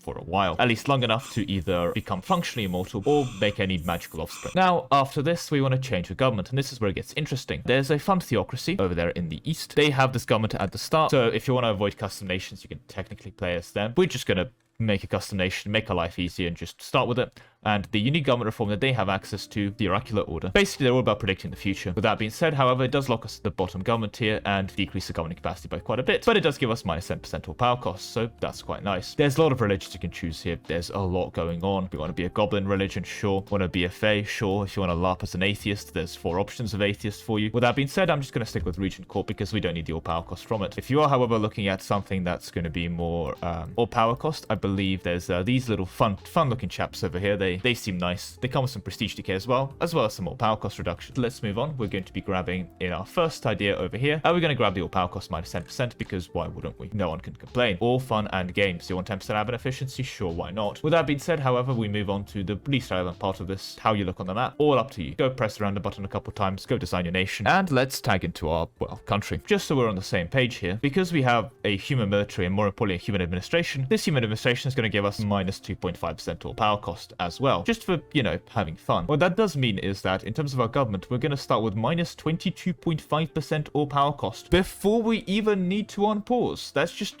something we get right off the bat. Very nice, very balanced. Big fan. Now, we don't have an all power cost advisor, so we're going to have to wait around for that to turn up. And I'm going to, of course, get rid of the other advisors so we can also have a chance of spawning them. With that said, the next thing to do is head on over down to here, as this province produces this fun trade good called a Damastir. See, if we produce a lot of this stuff and we get a month pick, we, on top of becoming a great power, now that we've magically gained a bit of development, I personally wouldn't worry about it. We seem to get a bit of trade power there, so we are also making a bit of money. But more importantly, we're trading in a bunch of things. One of them being Damastir for minus 5 all power cost reduction. So far, so good, but of course it's going to get better. So you can head on down to our mages and give them pretty much whatever they want. See, at the moment, our mages are giving us, well, minus 7.5 all power cost because they're at 40 influence. But if we can get it up to 60, something interesting is going to happen. This is going to go up to, well, minus 10 all power cost. Let's grab our all power cost advisor as well, and we should be at around 40% all power cost. We're currently at 37.5 because our mages aren't that influential. Anyway, did a bit of finicky over here, had to jump forward in time a bit, but I've got the mage influence up enough for its minus 10 all power cost. It's going to be a bit of effort for you. The easiest way for you to do it that I would recommend is grab the nobility privilege, give them about every privilege you can, and keep summoning the diet. But now we're looking at 40% all power cost, which is already really nice, but of course we can take it further. The 100% innovativeness helps by getting another minus 10 all power cost, but we can go ahead and combine that with Golden Age, which is going to give us another minus 10 all power cost. So we're already sitting at a pretty impressive minus 60%, but there's a bit more that we can get. For that, we're going to need to employ a certain country we conveniently left alive. See, I've always called this country Magestrum. Unfortunately, I recently overcame my crippling illiteracy, and I've realized that there's actually a couple more letters going in there, and unlike real countries where I can just ask someone from there how to pronounce it, it's a bit more difficult for this one. So if I can't ask someone from there, it's time to go on a journey. So first things first, let's head on over and ask Dragoon. Hey Dragoon, how do you pronounce this? Magisterium. Perfect, thank you, of course. So hey, the student, how do you pronounce this? Magisterium. Fair enough, thank you. Well, I guess it's always a good idea to grab a third opinion. Can't hurt. Hey, Playmaker, how do you pronounce this? Looks like magic serum.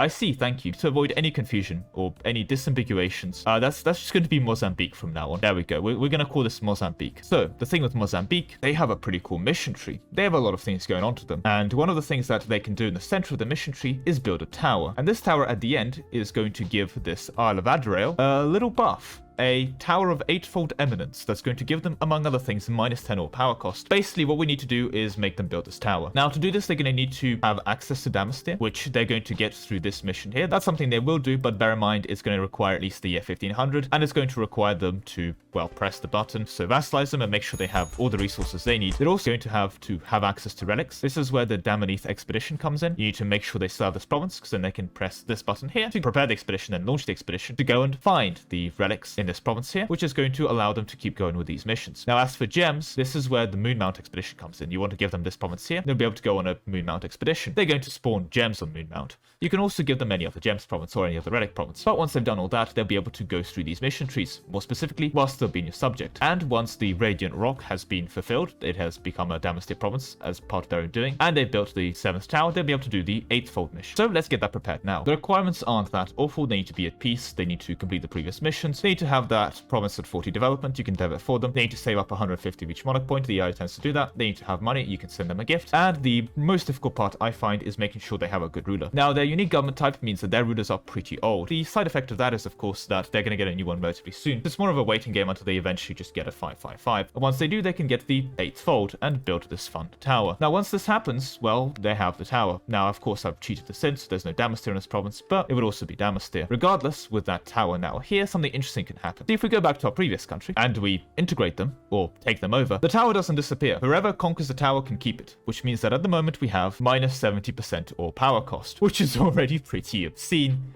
But of course, we're going to make it better. And this is where our final step comes in. See, this is the reason we were a powerful mage the whole time. As a ruler, we have a bunch of abilities. Proficiency in abjuration and conjuration, and quite luckily, we tend to be legendary divination. I'm really lucky here, actually. If you're not legendary divination yourself, you're going to have to go and train that. Basically, select divination and go study magic. I, of course, can't study magic because I'm already the best at it. And this is where the fun comes in. We need to do this spell here. This has 2 options and 2 outcomes. So we can potentially get magical madness with a 1% chance, giving us 66% all power cost until the death of the guy, and we lose 6 of each monarch point, or 99% of the time we gain -33% all power costs for a year. One could say it is the ultimate gamble. Now, I could press the button, but it could also ruin everything if I have the 1% chance of not happening it. So instead, what I'm going to do is use some console command shenanigans to just give me the modifier instead, because I can't do that. Screw you. With that being said, once I have cast this successfully, and again, it's a bit of a gamble, so be careful, we're going to hit something very interesting. We're going to have -103% all power costs, ignoring the fact that tech cost is now ridiculously cheap. The main thing that becomes is the game does not expect us to have this much all power cost. Consider, for example, our army at the moment. Well, because of the all power cost, each general only costs us 5 mil. It's actually capped at 5. Unfortunately, we don't profit mil every time we burn this. But what this does mean is that, well, for the low price of 500 mil, if you're prepared to sit here and spam this button plus C for a while, you can go from a fully unprofessional army to a fully professional army with just, well, 100 clicks. This, as you can see, doesn't take too long. We're already pretty much halfway done. And just a couple more clicks and boom. We've achieved full professionalism for just 500 mil points. And for the record, I've just got rid of our admin points. I currently have 0. To demonstrate this works, what we can do is, let's say we expand our infrastructure. We're going to gain 1 admin for doing so. But there's nothing stopping us just reducing it back again. This is quite tedious, but we can literally generate an infinite amount of admin. If you are doing this, though, what I would recommend you do is you grab a very certain idea group, namely infrastructure ideas, as it has expand infrastructure cost modifier -25%. Of course, our ideas are ridiculously cheap. We're paying the minimum price for them. That means that at the moment we spent 280 admin on our idea. Let me demonstrate that again. We have 280 admin, and for just that price alone, we can complete infrastructure ideas.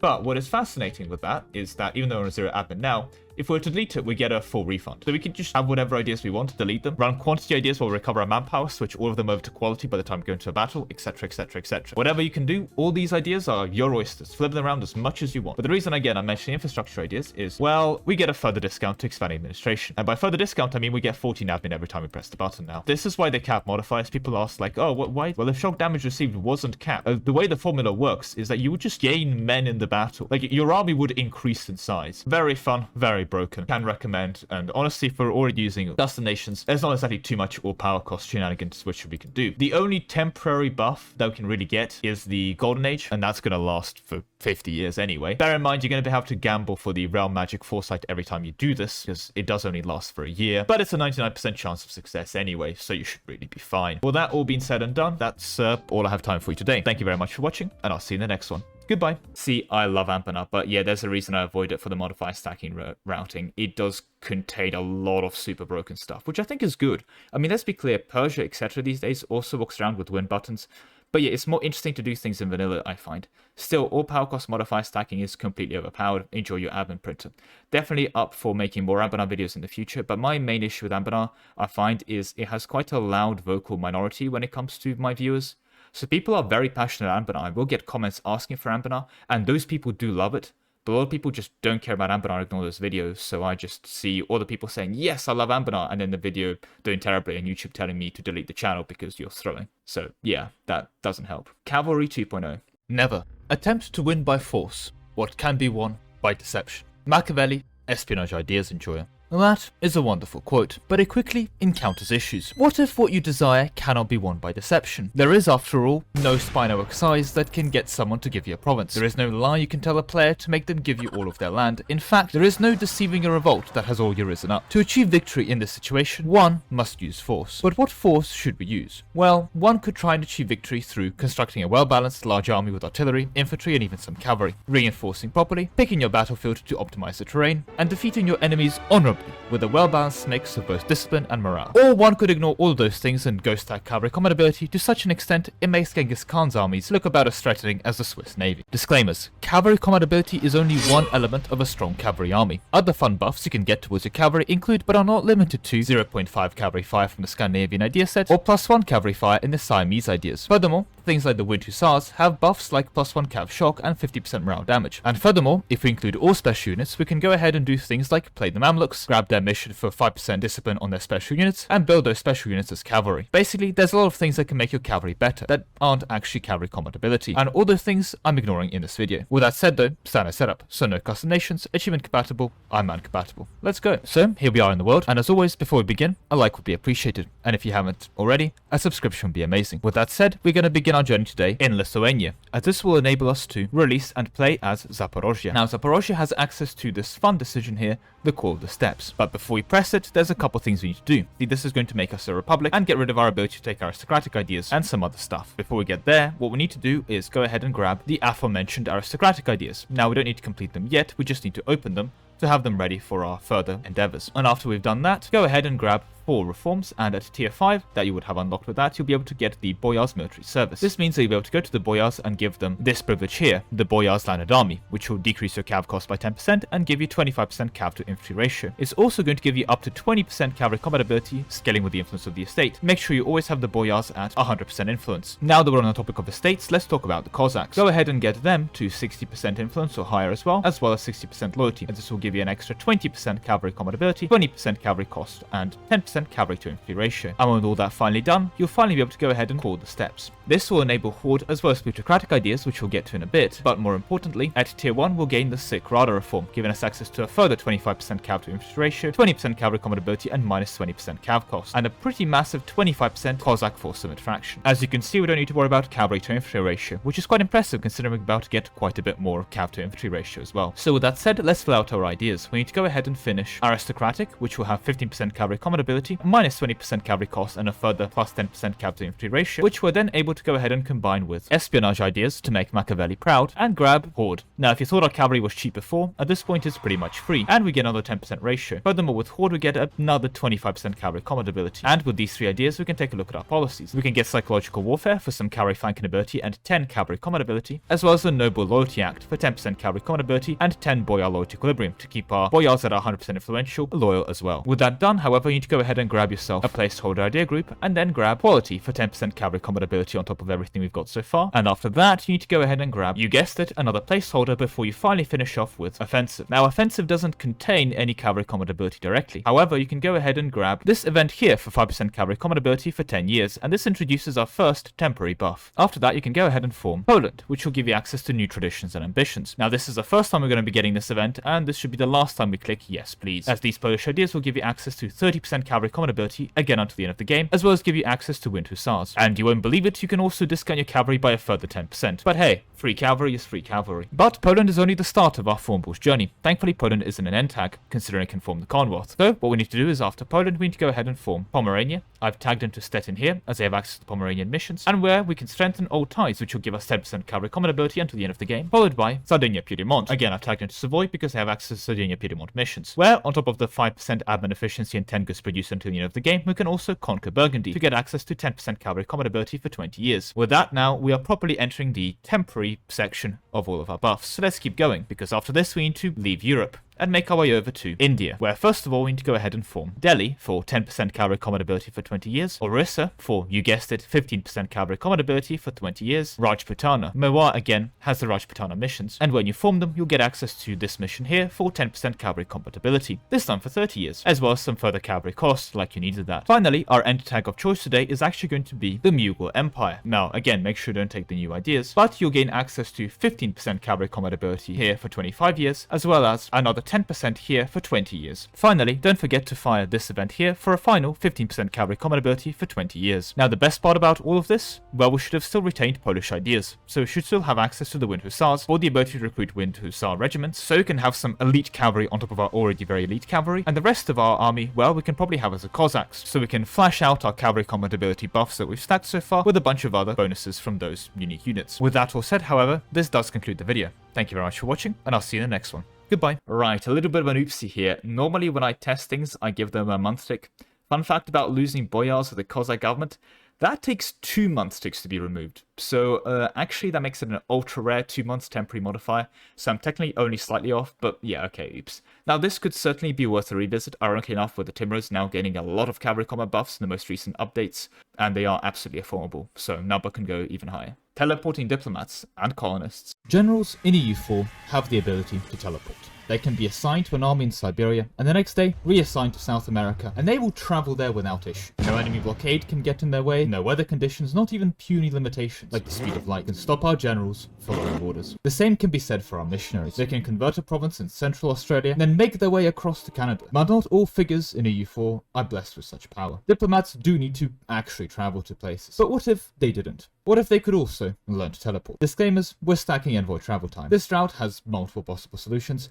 I am presenting one of them. That's kind of it though. So the usual stuff. If you can leave a like on the video, if you haven't already, that would be appreciated. And if you can also subscribe, that would be amazing. Anyway, let's get into the EU4. So the good news is we don't need anything crazy for this run. Nothing like what I'm cooking over here. Let's just leave that be. What we do, however, need is to go ahead and later form Spain. Now, nothing in terms of our starting conditions means that we need to do this in a specific country, so you can go ahead and do a normal Castile game and form Spain. Or even if you're trying to be a bit more adventurous and trying for a bit of a different take on it, go ahead and do a Navarra campaign. Definitely would recommend it as a campaign, and you get a PU on France for your bother. But what you need to go ahead and do is become Spain. So I'm going to go and do that as Castile. Anyway, so you should be able to go ahead and form Spain, and when you do, go ahead and take new traditions and ambitions.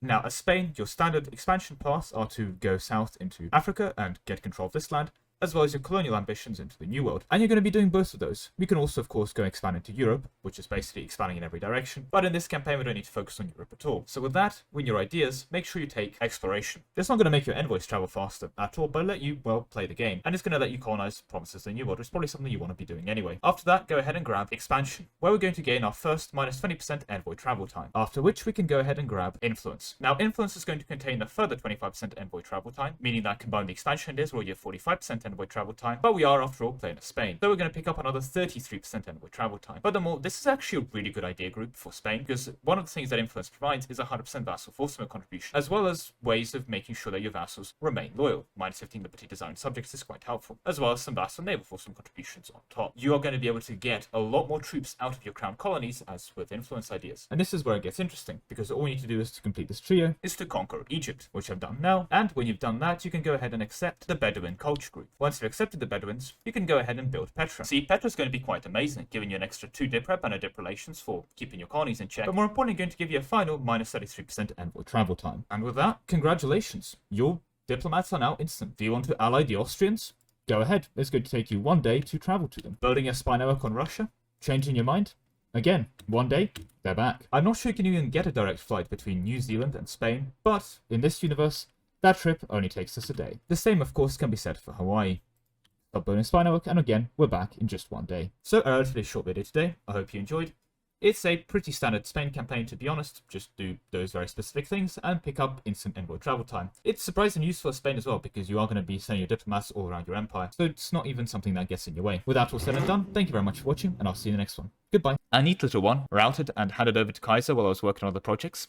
Still though, while not mentioned in the video, this is really helpful for colonists. It's not like super insane or anything, just frankly great quality of life. A neat little video I hope you enjoyed. Can you dev click for nothing? EU4 is a game about many things, and a large chunk of those things involve fighting and combat. But there is also a nation building aspect to it, building up your country for success. You could do it conventionally, or you could also try and stack development cost modifiers to 100% so you dev for free, and achieve your megacity dreams without spending a single point of mana. Now, if you're not a fan of development and prefer more action in your life, then you should know that this video is brought to you by none other than World of Tanks. The fine chaps over at Wargaming told me to talk about their massive multiplayer online tank game. That's not these tanks, we're talking about these tanks. However, there is a slight flaw with their plan. For one, I can't read, but secondly, I actually played this game extensively. So instead of talking about their neat graphics, cool gameplay, and decades of updates, let's talk about what you really want to know: how to win. Here, I made a mini account to demonstrate this. What you want to do is head on over to the store page, and once you've done that, click on this tab here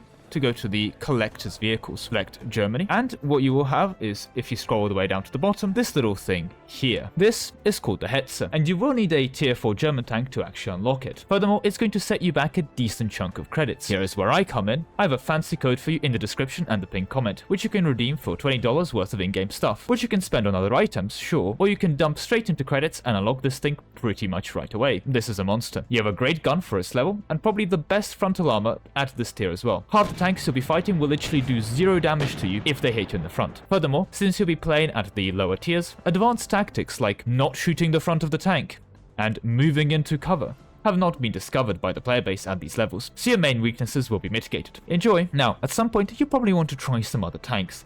Fair enough, there's probably like dozens of them over here. Wait, let me actually check the script I was meant to read. That's 600. Okay, that's obscene. Sorry, Germany was over-criticized for having too many designs of tanks in World War II, and even then, they still only peaked at 55 total variants. 600 designs! Oh, right, sponsorship. Sorry, I got distracted. Right, you know what to do. There's links in the description and the top comment. Grab them, you get free stuff. I hopefully get sponsored again, everyone wins. But with that said, back to the video. So the goal is development cost modifier. That is what we are stacking. To be clear, it is different to development cost, namely that there is a base cost of development, 50, which is then affected by dev cost modifiers. But that means that even at minus 200% dev cost on a 3 dev province, the dev cost can't hit 0, since that is capped. What isn't capped is reducing the base cost, and if that hits 0, then 400% plus dev cost from development doesn't mean anything, because 20 times 0 is still 0. Anyway, I have a video explaining dev costs in more depth linked here. Just a quick disclaimer for the video: for the sources of it, I decided to trust the wiki, and the wiki told me there was like 2 sources of it, so I mentioned that. As you can probably tell by these of this video, that claim is a lie. This routing has gotten a lot harder. See, Paradox does actually nerf things. Back in the day, the Lithuanian mission modifier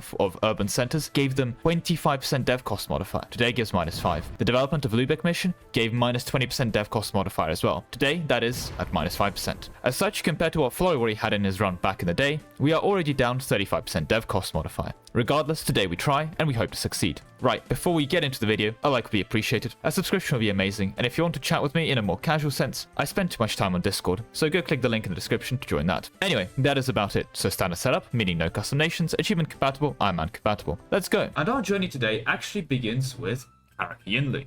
The Karakiunli has access to this mission here, Custodian of Baghdad, which when completed gives you minus 10% local dev cost modifier on Baghdad until the end of the game. Furthermore, we're able to pop the mission Repopulate Iran, which is going to be our first temporary modifier for minus 5% dev cost for 20 years. This is the part we have to start saving up our culture flips and all of our nation flips and all the other things to be ready to go immediately, because we'll have a 20-year window to try and get there. So with that, we begin our first temporary modifier. Next, we move on to Georgia, which is relatively easy to form considering it's right there. Mission we can pop called the Cradle of Civilization, which is going to give the entire Iraq area minus 5% local dev cost modifier.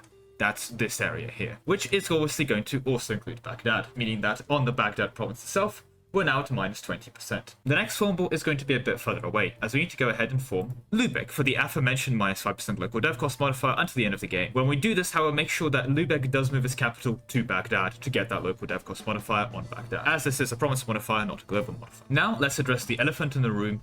You're going to have to plan very much for the late game for this, as we're going to need to pick up all 3 dev cost modifiers from Admin Technologies. Namely, Admin Tech 27 will be the final one, which is going to give us a massive minus 30% dev cost modifier just for existing. This is going to knock us down to 55% dev cost modifier reduction overall. Next, the fun and games begin. Now, I've tagged it to Korea here. We need to become Korean primary culture. When you become Korean primary culture, you gain access to the Hermit Kingdom government reform. It's going to give you dev costs in primary culture, as well as some cost advisor rulers and some institution spreads, all those fun things. But most importantly, it's going to give you access to these buttons here, and you want to press inward focus to get a global dev cost modifier of minus 5%. Next, you will be in the final age, so what's going to happen is, at the later tiers, the centralized monarchical bureaucracy government reform will flip. See, if you have at least 15 provinces in the starting age, or 25, or 35, or 50 in the final one, you have access to the centralized monarchical bureaucracy, this form, which gives you culture conversion cost and some monthly autonomy and stuff like that. What you want to do instead is become small. So you want to have no more than 15 provinces on your home continent. You can also achieve this by moving your capital around and to different continents and other kind of setup, but in essence, you want to have less than 15 or 50 provinces. Finally, when you're ready to pop this, as this will give you access to another minus 5% global dev cost modifier. Finally, go ahead and grab the economic hegemon, as this is going to give you a further minus 5% dev cost modifier. And with that, we're getting to our end tag. Namely, we need to form Poland so they can go ahead and form Commonwealth. The Polish version of the Commonwealth missions includes these couple missions at the bottom, where if we achieve this mission here through alliances, we'll gain for the next 20 years as well 10% trade efficiency, but most importantly 5% dev cost modifier. And this is going to again be only lasting us for 20 years, but make sure you do this mission the friendly way so you get the correct buff. Finally, since you've already claimed economic hegemon, this mission here will give you for the last 25 years another minus 5% dev cost modifier. Next, you need to go ahead and grab infrastructure ideas. You just need to have them open, you just need to have them selected, which will allow you to pop this event here, where you either be able to choose to get minus 10% local construction time and local development cost on your entire region, where your capital is located, so the Poland region, or if you invest in specifically your capital area, so that's the state, you'll be able to get minus 15% local construction cost and minus 5% local dev cost modifier instead for 10 years. Timing this event is going to be rather difficult, but it's doable, so that's what you need to do for a further 5% local dev cost modifier. So, what else can you do for the final 15%? Well, that is it. I tried to look through the game code the best I could, looking for any further modifiers I could find that are doable. Well, I still think custom nations are cheating, but I have to admit, with the tools we have at the moment, don't think it's possible. So let's get back to our earlier conditions, standard setup. Let us break a taboo to achieve this unholy development for 0 points. We need to disable limited nation forming. Since after forming the Commonwealth, we can go ahead and form France, since we're no longer an end tag, because end tags don't exist. And with France, we can get 0.2 goods produced, or basically a free dip click on every single province, as well as minus 5% dev cost modifier until the end of the game. Now, there is another mission here that gives dev cost modifier. Unfortunately, that mission is both temporary and only applies to the France region, of which Baghdad is not a part. Anyway, after you form France, go ahead and form Russia. With traditions and ambitions, at any point that you're doing this, feel free to take whatever you want. In this case, I'm not going to abandon our roots. The reason we are in Russia is for the mission Modernize the State. This very helpfully scopes to your highest development province. So just make sure that Baghdad is at this point your highest development province to gain a further minus 5% dev cost modifier on it until the end of the game. You also get a university, but given that you need to be at Admin Tech 27 to do this anyway, I don't think the university is that big of a deal. Finally, we'll be returning to our homeland, or very close to our homeland of Baghdad, as we need to go ahead and form Persia. Once we've gone ahead and formed Persia, we can move our capital, because this scopes to the capital, towards Baghdad, and finally get the center of culture there until the end of the game, giving 25% production efficiency, 50 tax, and minus 5% local dev cost modifier on our capital, putting us at the finally required minus 100% local development cost modifier that we need to dev for free. Baghdad truly is the city of the world's desire in this version. But of course, this build does involve many culture flips and many other issues in the process. Bear in mind that you'll be concluding this build with the Korean culture previously mentioned for the Korean government reform. If, however, you want to do a version of this at home with minimal tag switches, then I have just the build for you. This is going to involve playing as a custom nation. So, the main thing that we need is to have our capital in Chengdu, and I'm going to quickly draw one. Hopefully, not that ugly looking, but it's pretty hard to do. kind of mini blob.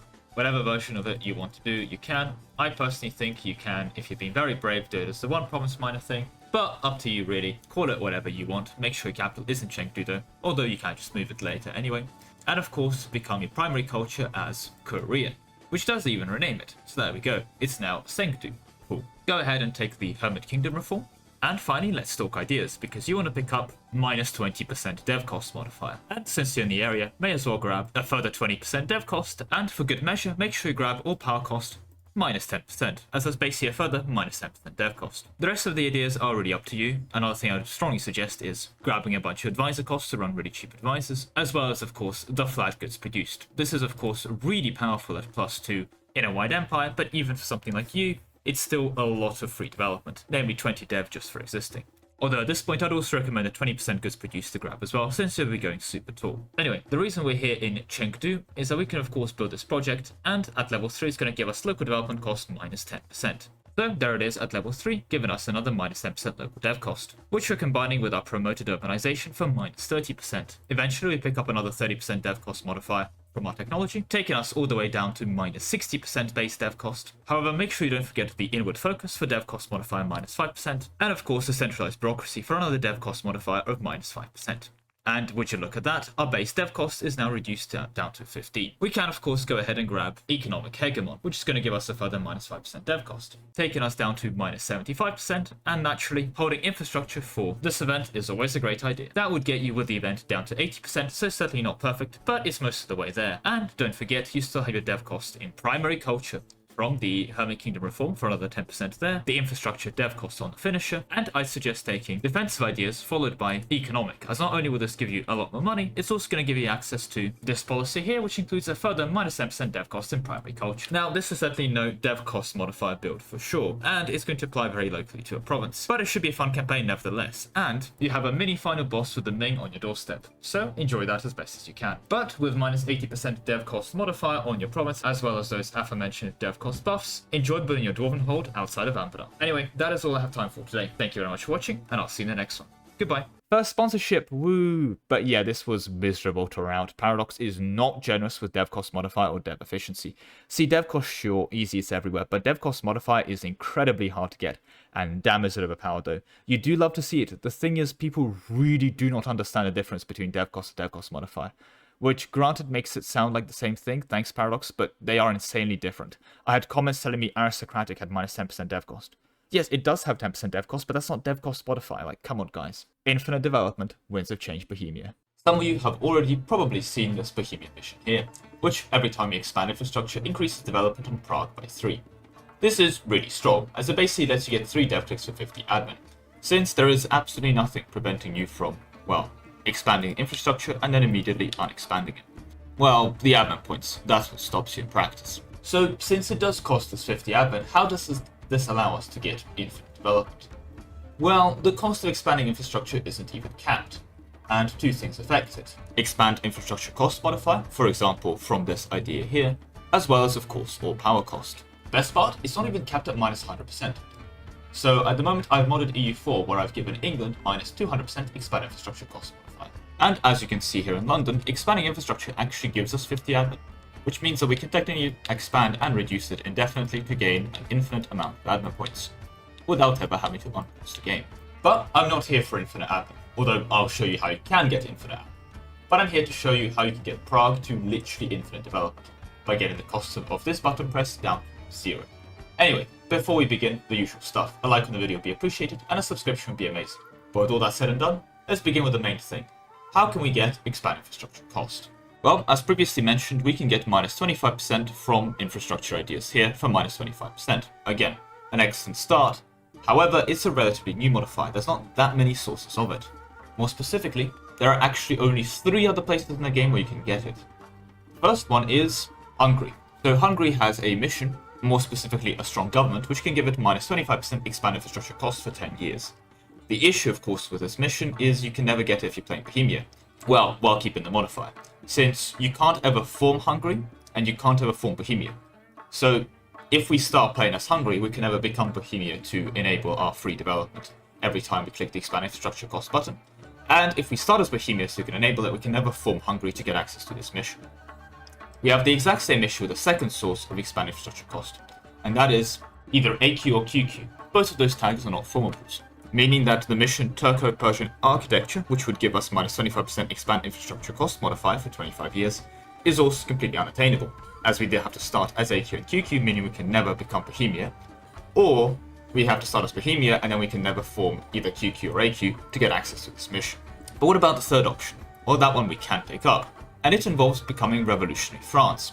As you can see here, the Code Napoleon gives us minus 25 expand infrastructure cost until the end of the game, meaning that we're able to already get to minus 50% expand infrastructure cost. This does, however, mean that we have to start as Bohemia and we have to end up as France. And that kind of restricts us for both our starting tags and our end tags. But that's okay, we can of course still work with that. We can get minus 10 all power costs from getting 100 innovativeness. And since we're going to need to go revolutionary later, this is something that we should be able to do. We can also of course get a further 10% from our golden age, but we're now entering temporary territory. So let's start talking about some of our less temporary modifiers we're going to be grabbing. See, before we leave Bohemia, we need to make sure that we are Hussite. As the Hussite branch of the Bohemian missions, the Hussite Empire will give us minus 5 all power costs until 1464. This is a 20-year gap within which we'll have to go and become France and become revolutionary and complete a couple missions, but it's still a relatively reasonable amount of time, especially given the amount of setup that we have to do isn't actually that bad for this run. But the next country we have to form after Bohemia is actually going to be Russia. But Brandenburg has access to the mission we need anyway. That mission is actually going to be to develop Königsberg, as if you complete this mission where you have 25 universities, you will experience a golden age without expending a Rome for the duration of your owner's life. What this actually does is basically the golden age modifier, which can be seen here, well, it applies as a country modifier until, well, your ruler dies.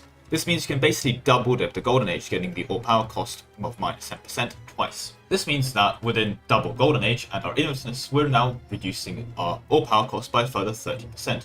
Meaning we have just 20% or 15% if you include the Bohemian all power cost to go. And this is where of course France becomes very helpful, as getting the French mission for early military hegemon is going to give us under minus 5 all power cost until the end of the game, meaning we have just 10% to go. After which, well, this is where Napoleon comes in, and of course revolutionary France, as the revolutionary French missions are going to include this mission here for military hegemony of Europe for another minus 5% all power cost until the end of the game, leaving us with just minus 5 all power costs to go and grab, and since we're revolutionary we can go ahead and grab this government reform here for another minus 5 all power cost, which means that our all power costs will be reduced to minus 50%, which combined with the two expand infrastructure and revolutionary France missions mean that we'll be able to expand in Bohemia for free. If you want to print admin points every time you do this, we are going to need one very specific event. This is doable, but this makes this entire run so much harder. I am of course referring to event Polynesian 29. As you can see, to actually qualify for the event, you need to have your primary culture as Maori, and you need to be animist to actually get this event.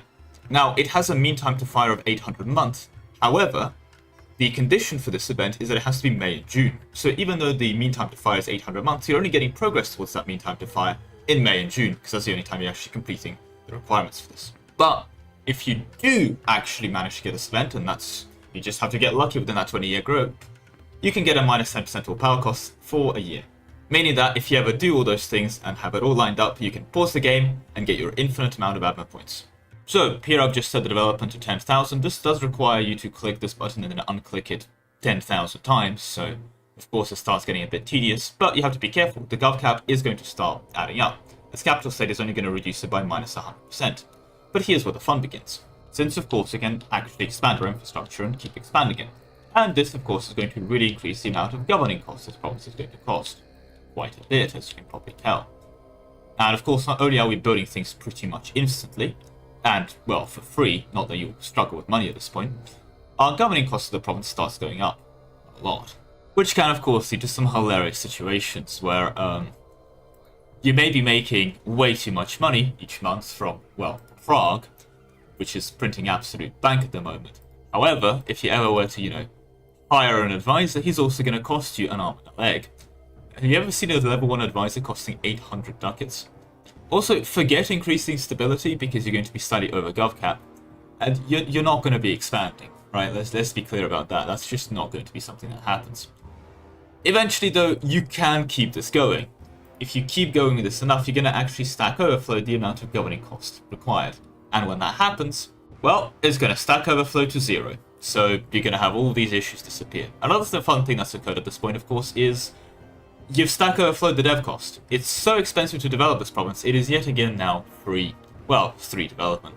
And hey, would you look at that? All our governing cost issues are gone. Our admin efficiencies returned to normal, and we can even stab up again. How nice. Our advisors are now charging us reasonable amounts of money. So basically, if you're having governing cost issues, you haven't pressed the button enough, so keep pressing it. Unironically, the problem will eventually go away. The other mild issue you might have, of course, is that you might make so much money you'll stack overflow and become bankrupt. So it's kind of it's a give and take situation. So yeah, be careful with that basically. But hey, the fulfillment, that's pretty hard to stack overflow. Anyway, yeah, that's all pretty much doable on this patch. And honestly, if you want to exclude the Polynesian event run, it's not that bad to, well, set up. You just need to do a Bohemia into Prussia into France, which by the standards of my videos is incredibly doable. In fact, forming Prussia on the way to world conquest is relatively standard, and France is just one extra pit stop to add to that isn't exactly too excessive. The best part is, of course, is that there's no crazy timing involved. You basically just have to do this all as Bohemia, and have the Prussia and France formables lined up to do them back to back to back. There's no religious requirements, there's no other real requirements beyond that. It's more be in a position where you can become revolutionary, so the revolution spawns and spreads throughout your land, so you can press the button to become revolutionary. Then form Prussia, pop missions, and you can pre-build those missions, so basically try and meet the requirements of those missions before, so you can form it immediately, press the button. And then immediately form France, pop the French mission to get Mil Hegemon. I'm hoping you can get 1 million troops by 1700s. And then, once you've done that, immediately form Revolutionary France by taking the button to go revolutionary and do those missions. And yeah, you're gonna have infinite development Bohemia. That, however, is all I have time for today. Thank you very much for watching, and I'll see you in the next one. Goodbye. Don't we all love release bugs? Now, I can't really blame Paradox on this one. I had early access to Winds of Change, and I didn't spot it when playing around myself. So yeah, it's not like it's something that's stupidly obvious, but it was quite fun to abuse until it was fixed.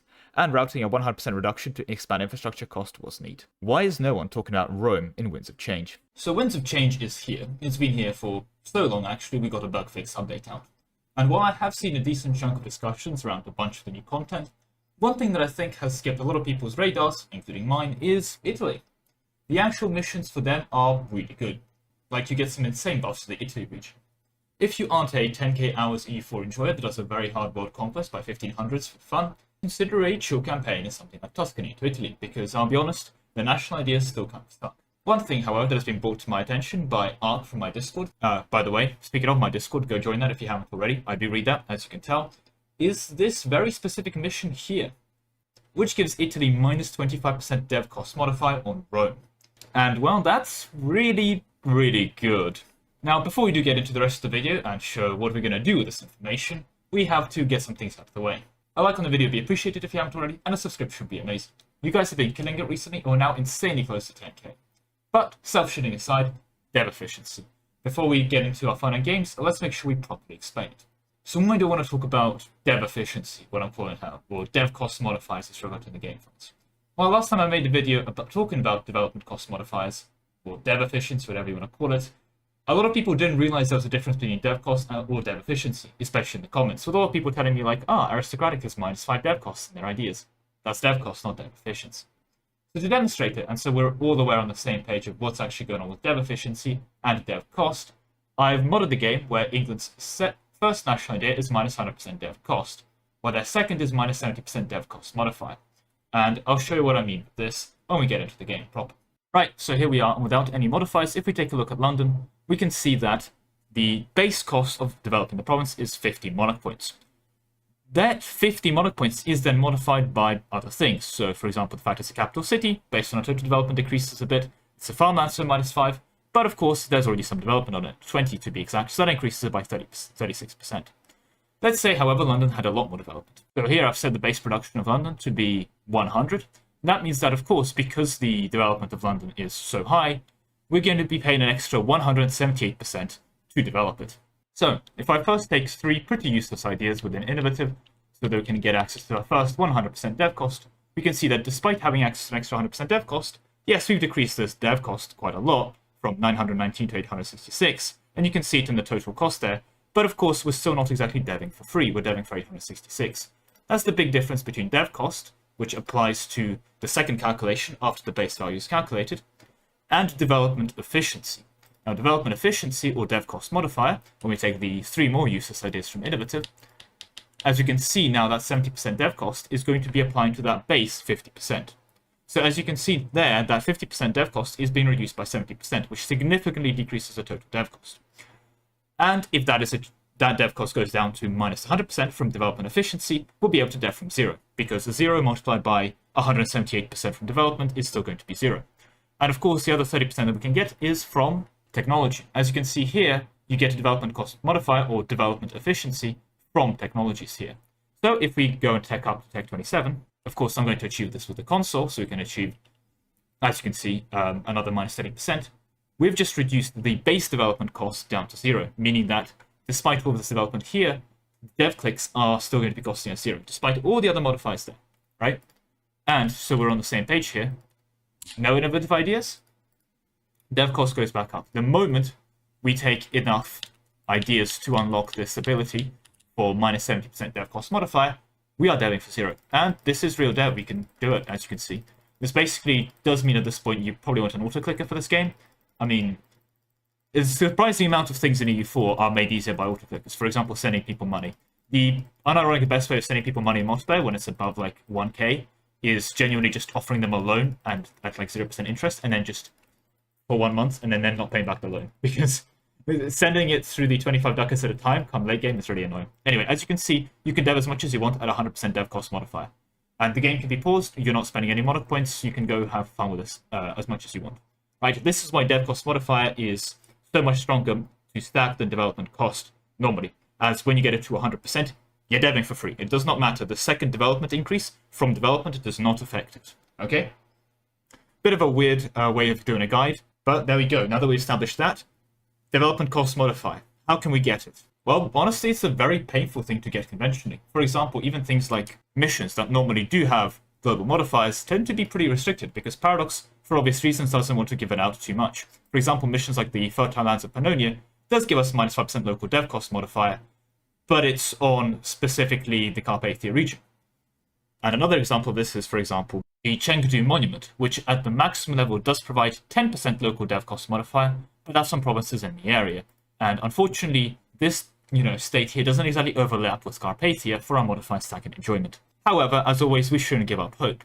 There are quite a few sources of dev cost modifier that can be applied globally. A classic example, and one of the first actually, is the inward focus for the Korean government, which gives you access to minus 5% dev cost modifier globally. Now, as you can see, there's not a lot of global dev cost modifier, so it's quite painful to stack it. But when there's a will, there's a way, and this run probably is genuinely one of the most painful things I've stacked. There are probably a couple harder runs to do, but this one's up there, to the point where I'm starting to look at these kind of runs and go, I don't know that even the best EU4 players out there, your Lambdas, your Follow-Warriors, are actually going to be able to do this. Like, we're starting to genuinely reach this, because we're going to have to do a couple release and plays and some pretty awful setup for these. But the EU4 community never fails to disappoint. So anyway, what do you actually need to do to get to minus 100% dev cost modifier with standard setup in EU4? No customations, no cheating, stuff like that. Well, because we're using release and play mechanics, the good news is you can start as anyone you want.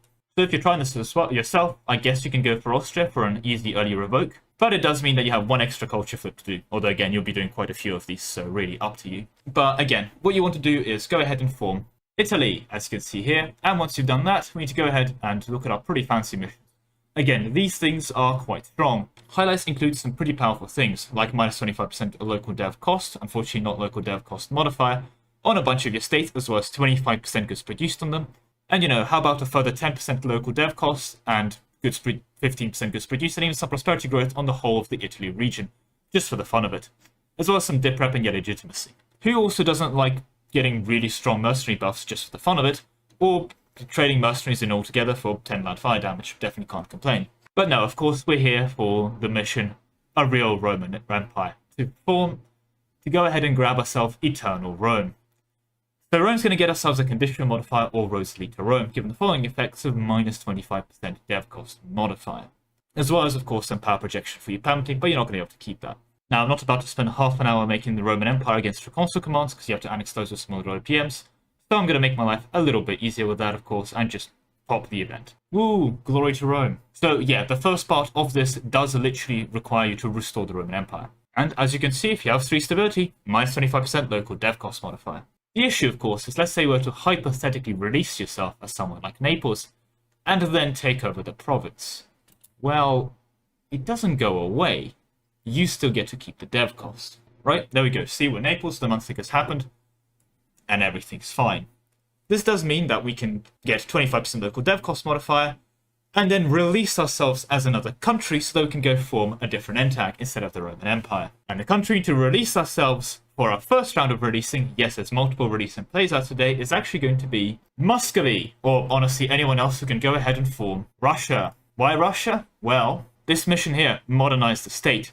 See, our highest development owned province, which hypothetically could end up being, Rome, is going to gain central modernization at the end of the game, giving us minus 5% dev cost modifier, as well as, a university. Would you look at that? Rome is a central modernization, and all roads do lead to Rome, meaning that we now have a minus 30% dev cost modifier. After we've done with that, though, what we need to go ahead and do now is release and play as Lithuania, and this is where we need to start stacking temporary modifiers now. Oh, have mercy on us all. So, complete this mission, and the rewards on it for the next 20 years is minus 5% local dev cost modifiers on every province that fulfills the requirements for it. The requirements are going to be have 10 of 25 dev, at least a center of trade, and a bunch of other things. Basically, you're actually going to have to build a marketplace for this one. But yep, pop this on Rome. So now we're at 35. After that, go ahead and form the Hanseatic League for this mission here for minus 5% local dev cost modifier again on Rome. Conveniently, this is also going to make Rome a literal gold mine, which is even more hilarious than ironic, but there we go. Taking us from minus 35 to minus 40% dev cost modifier. After which you need to go ahead and form, and don't laugh, Poland. After which you need to grab an alliance with someone in Scandinavia, so make sure those exist, to get the Polish-Swedish Active Baltic Co-Prosperity for 20 years, giving you some trade efficiency, but most crucially that global dev cost modifier, taking up to minus 45% dev cost modifier. After which you can go ahead and form the Commonwealth, which will unlock this mission here, take Economic Hegemon, which will give you the top 25% year option for minus 5% dev cost modifier, as well as the Economic Hegemon itself giving you minus 5% dev cost modifier. After which you're finally done forming things, so you can go ahead and change your primary culture to Korean. And once your primary culture is Korean, you'll be able to unlock this tier 1 government reform, which will unlock access to these buttons here, which will let you take inward focus for minus 5% dev cost modifier. And after you've done all that, you'll be sitting at minus 60% dev cost modifier on Rome. After which, pretty simple stuff. While maintaining economic hegemon, take the centralized bureaucracy reform. Bear in mind you'll need to have less than 50 provinces in Europe. It's 15, goes up to 25, then 35, then 50 by the final age, and you'll be in the final age for this, slight spoilers. So you need to make sure you run an economic hegemon. I've done all those things while being under 50 provinces, well, in Europe, or wherever your capital ends up being, for another minus 5% dev cost. For your final 5%, grab infrastructure ideas, not because it has dev cost modifier, but because you get a pulse event, and those infrastructure ideas will actually let you get this event here, which your capital, which should be Rome, should be able to scope to Rome, so you can invest in the capital area to gain minus 5% local dev cost modifier for 10 years. And finally, with your minus 70% dev cost modifier, you can get the final 30% dev cost modifier reduction from technology at Admin Tech 27. Meaning that we're back to deving for 0. Just pretend London is Rome for this one. I'm, again, not actually going to be bothering to do this all these steps, even with the console. What a journey. Again, at this point, we're starting to hit the point where I don't think this is doable even in vanilla. It's significantly easier to conquer the world like 3 times over, or do what Lambda did, where he did in one faith as, like, for example, Catholic, then flipped Protestant to the convert religion button to do another one faith as Protestant and so on. So you did like multiple one faith runs in the same run. Like, that sounds easier to do than what are the things I described here, right? So, are any of you actually going to be doing this? No. Is it possible? Yes. And this is why it's beautiful. So thank you very much for watching, and I'll see you in the next one. Goodbye. The Winds of Change had a lot of content out on a bunch of different countries, but like Italy, it got a whole overpowered mission tree and no one was talking about it. I had to change it. Giving out dev cost modifiers on Rome is insane, especially given the amount they gave out. But yeah, I mean, Italy itself got missions to get like 35% goods produced from 3 different sources on a whole bunch of their land. Like 3 separate economic buffs happened to northern Italy. That's insane. Defeating death. All are equal before death. No matter your wealth, intelligence, or percentage average game completion rate, we will all die. These are the terms of the contract we all signed with death on that fateful day of birth. A life started, a life destined to be concluded. Humans throughout history have attempted to cheat this contract. Ancient Chinese emperors seek elixirs of immortality. Medieval alchemists seek to make philosopher's stones. Indeed, even today, we seek technologies such as cryogenics and mind uploading to attempt to cheat death. But I am a lemon cake, and I live in a universe confined within EU4. In this dimension, history begins in 1444, and the world ends in 1821, destined forever to repeat in this cycle, never to escape.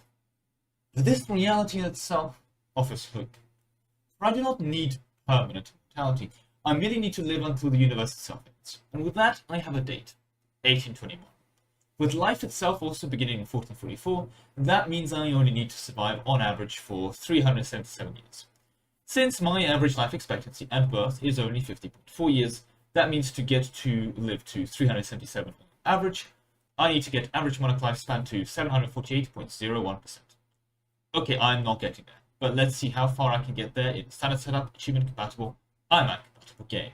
So before we do begin, today we actually have quite a lot to cover in the disclaimer section. And before we do get into those, a like would be appreciated if you haven't already, and a subscription would be amazing. I recently discovered that Playmaker has a bigger number next to his name, and I would like to fix that. With that said, let's start the disclaimers with a big thing right out of the gate. In custom nation setup mode, you can give yourself the immortal trait. That achieves the goals of this video immediately. Obviously, I'm not doing that, but it's worth mentioning. Now, there are other things that can increase your death rate, most notably becoming a general and fighting battles. So we're also not going to be becoming a general or doing anything that would actually make us more likely to die. With that said, how does death actually work? Well, every single day in EU4 you have a chance of death. This is given by a fancy looking equation where A is first multiplied by M, and then all of that is divided by 182,500. That gives you daily chance of death. So M is quite simple. It can be modded, but in our case it's 4 by default. So to make the chance of death A divided by 45,625. I don't know why death operates on a 45,625 base system.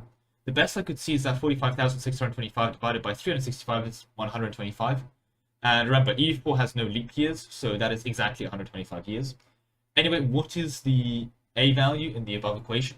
Well, it's a factor for your age. The older you get, the larger this number becomes. It starts at 1, so you have a total of 0.8% chance of death every year from 0 to 40. That then goes to 2 between 40 and 50, 4 between 51 and 60, and that keeps going until you are 91 and older, at which point it hits 1,000, and you have a total of 1,000 out of 45,625 chance of death every day, or a 2.2% chance of death each day. This is where the fun math begins. Technically, we can make a save every single day, and if we die, count back the previous day we are alive. Since the chance of death is the same, regardless if we are 150 or 92 years old, we don't actually get more likely to die as this method continues. With this method, however, we do run into a really fun issue. See, we can cheat death in this turn, but is this a life worth living? See, let's assume we've gotten to a 91-year-old ruler convention, our starting point. This gives us 286 years, or 104,390 days to survive while auto-4ing or burning. Of those days, we will die on average 2,288 times, meaning we will live on 102,102 days. Furthermore, on those 2,288 days we burn, on 51 of those days from 2,288, we will actually roll a Cosmic Nat 1 yet again, and die twice. We will statistically on average need to burn 3 times the same day once, coming to a total of 2,340 Alt F4 resets we'll have to perform. Now, assuming we can hit Control S, wait for the game to finish saving, hit space, go forward 1 day, and hit space again every 2 seconds. Further, bearing in mind this will include month ticks, which will take longer than 2 seconds on average, we will need to spend 204,204 seconds on the time we're not Alt F4ing playing the game. That assumes we are doing literally nothing else in EU4, just optimized everything and just trying to not die. Then let's assume each time we do die, we need to Alt F4, launch EU4, launch the save, and get back into the game ready to go. On a good day, assuming a really good PC, optimal setup, and nothing else running, I think it's doable within 30 seconds. So we will need another 70,200 seconds worth of burning downtime. Overall, that comes to 274,404 seconds, or 4,573 minutes, or 76 hours, or 3.17 days straight, sitting there burning super optimally and taking up a 1 day at a time, assuming super perfect loading in process. So is it doable? Yes. Is this a life worth living? No. At the very least, I will need a couple weeks worth of therapy if I were to attempt such a thing, and at that point, I'd rather make it modified tier list. So with that all said, let's finally open EU4 and see how much maximum monarch lifespan we can actually get to. And for this run, we'll need to begin as Venice. But before we do get into Venice, there is something I want to talk about regarding this run that I found that I thought was quite cool. And it involves the Ottomans, everyone's favourite country. See, the Ottomans have a bunch of fancy disasters they get into with domination. No one's actually observed those disasters in practice, because if you play the Ottomans, you can kind of finish world conquest by 1550, meaning you don't get late enough into the game to actually encounter those disasters. But in the event that you decide to keep going, and you actually do encounter your Ottoman unique disasters, one of the disasters you can run into is basically the harem just kind of taking over the country from you. Relatively cool disaster. Honestly, out of all the Ottoman disasters, that one isn't that bad. However, one of the cool things that can happen within that disaster is you can rein in your harem. And the reason that's cool is that a lot of disasters, you can kind of gain a temporary modifier that lasts until the end of your disaster that can offset some of the debuffs of the disaster. And this disaster has no exception, that when you rein in your harem, you can get a modifier for average monarch lifespan until the death of your current ruler.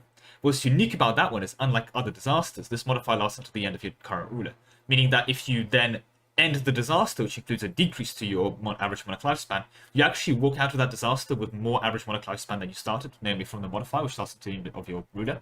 And since we're stacking average monarch lifespan here, a modifier that lasts until the end of your ruler's natural life, assuming that we're going to live forever, is kind of a permanent modifier, so could potentially worth including. However, the Ottomans are an end tag, so there's just a better end tag that has a more average monarch lifespan than the Ottomans. So can't really include them into any of these runs. I just thought it would be cool to mention, because there's very few other disaster modifiers that you can gain that give you a buff mid-disaster to cancel out a disaster debuff that you actually get to keep outside of the disaster ending. So I thought that was cool. Anyway, you want to start as Venice. The reason you're starting as Venice is this mission here, Plague Doctor Training. Now, you need to actually look into the game files to figure out what this mission does. The custom tooltip description of our advanced medicine will ensure that our heads of state will enjoy a longer lifespan is technically true in this case, and I guess even useful, but doesn't tell you what the modifier actually gives. It's 25% average monarch lifespan, and you also decrease the frequency that you're going to be stuck with plague events. It just basically adds an increase to the timer of those plague events if you've completed the flag from this mission.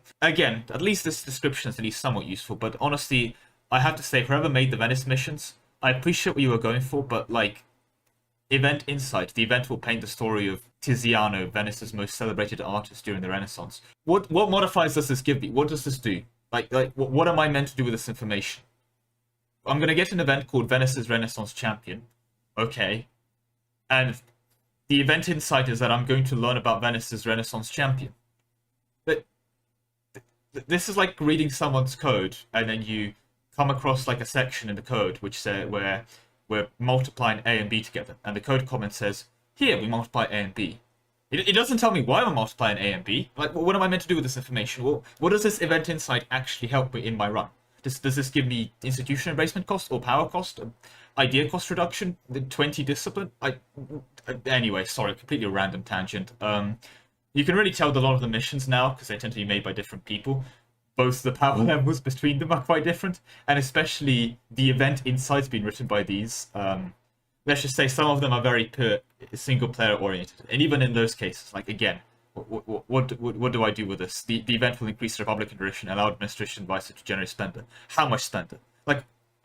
Compare this event insight to, for example, this English mission here, A House Divided, where we get some parliament debate back in chance, or some parliament chance of decision.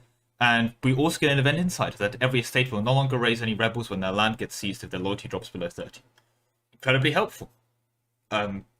Gets straight to the point, tells me everything I need to know. There's no excessive greed things. It just tells me that, yep, every estate, a neutral thing is yellow, will no longer raise any rebels when their land gets seized if their loyalty drops below 30. A relatively complicated concept explained very simply and straight to the point. What a beautiful event insight.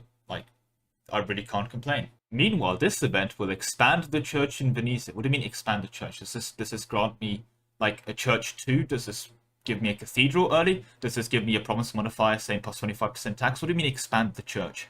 And he gives us a supplementary reward. What reward? Based on our diplomatic stance against the Pope? What do you mean by diplomatic stance against the Pope? Like, are we allied with the Pope? Is this the diplomatic stance referring to this setting here for the managed attitude? Like, if we're threatened or hostile or neutral towards the Pope? Is this literally if we're excommunicated or not? Does it check if we're rivaled? Like, what do I do with this information, right? Like, just... Anyway, before I keep going about this weird complaint of mine, and this ends up decreasing my real-life natural lifespan, let's continue with the rest of the run. Where were we? Oh, yes, modify stacking average monarch lifespan. Right. Well, I do also have to mention, one of the reasons I also tabbed over to England, is technically you can form England to get the mission dynasty secured for average monarch lifespan 25% for 25 years. Issue is, it's kind of temporary and it doesn't, make us live forever, so hence, I'm not going to be included in this run. We kind of need to stack permanent modifiers here. Temporary modifiers will just run out before we get to use them, unfortunately. Anyway, after we've got the 25% from Venice, we need to go ahead and form Jerusalem. In this case, I'm going to tag into Cyprus because they also have the thing we need from Jerusalem, the Crusader missions. More specifically, we need to locate the Fountain of Youth, which is going to give us 15% average monarch lifespan until the end of the game. Finally, go ahead and conquer the Mausoleum of Halicarnassus and build that to level 3, giving us another 10% average monarch lifespan. Grab innovative ideas followed by port ideas so that you're able to enable the Toilet Paper Act for 25% average monarch lifespan. Also, if your immortal ruler at this point does happen to die, he's not going to cause any stability issues, which is good to know, I guess. After which we need to go ahead and form our end tag, because turns out Jerusalem actually isn't an end tag, very convenient. Persia.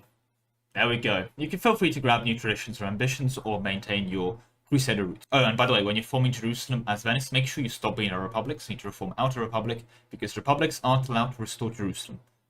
Why, I'm not sure.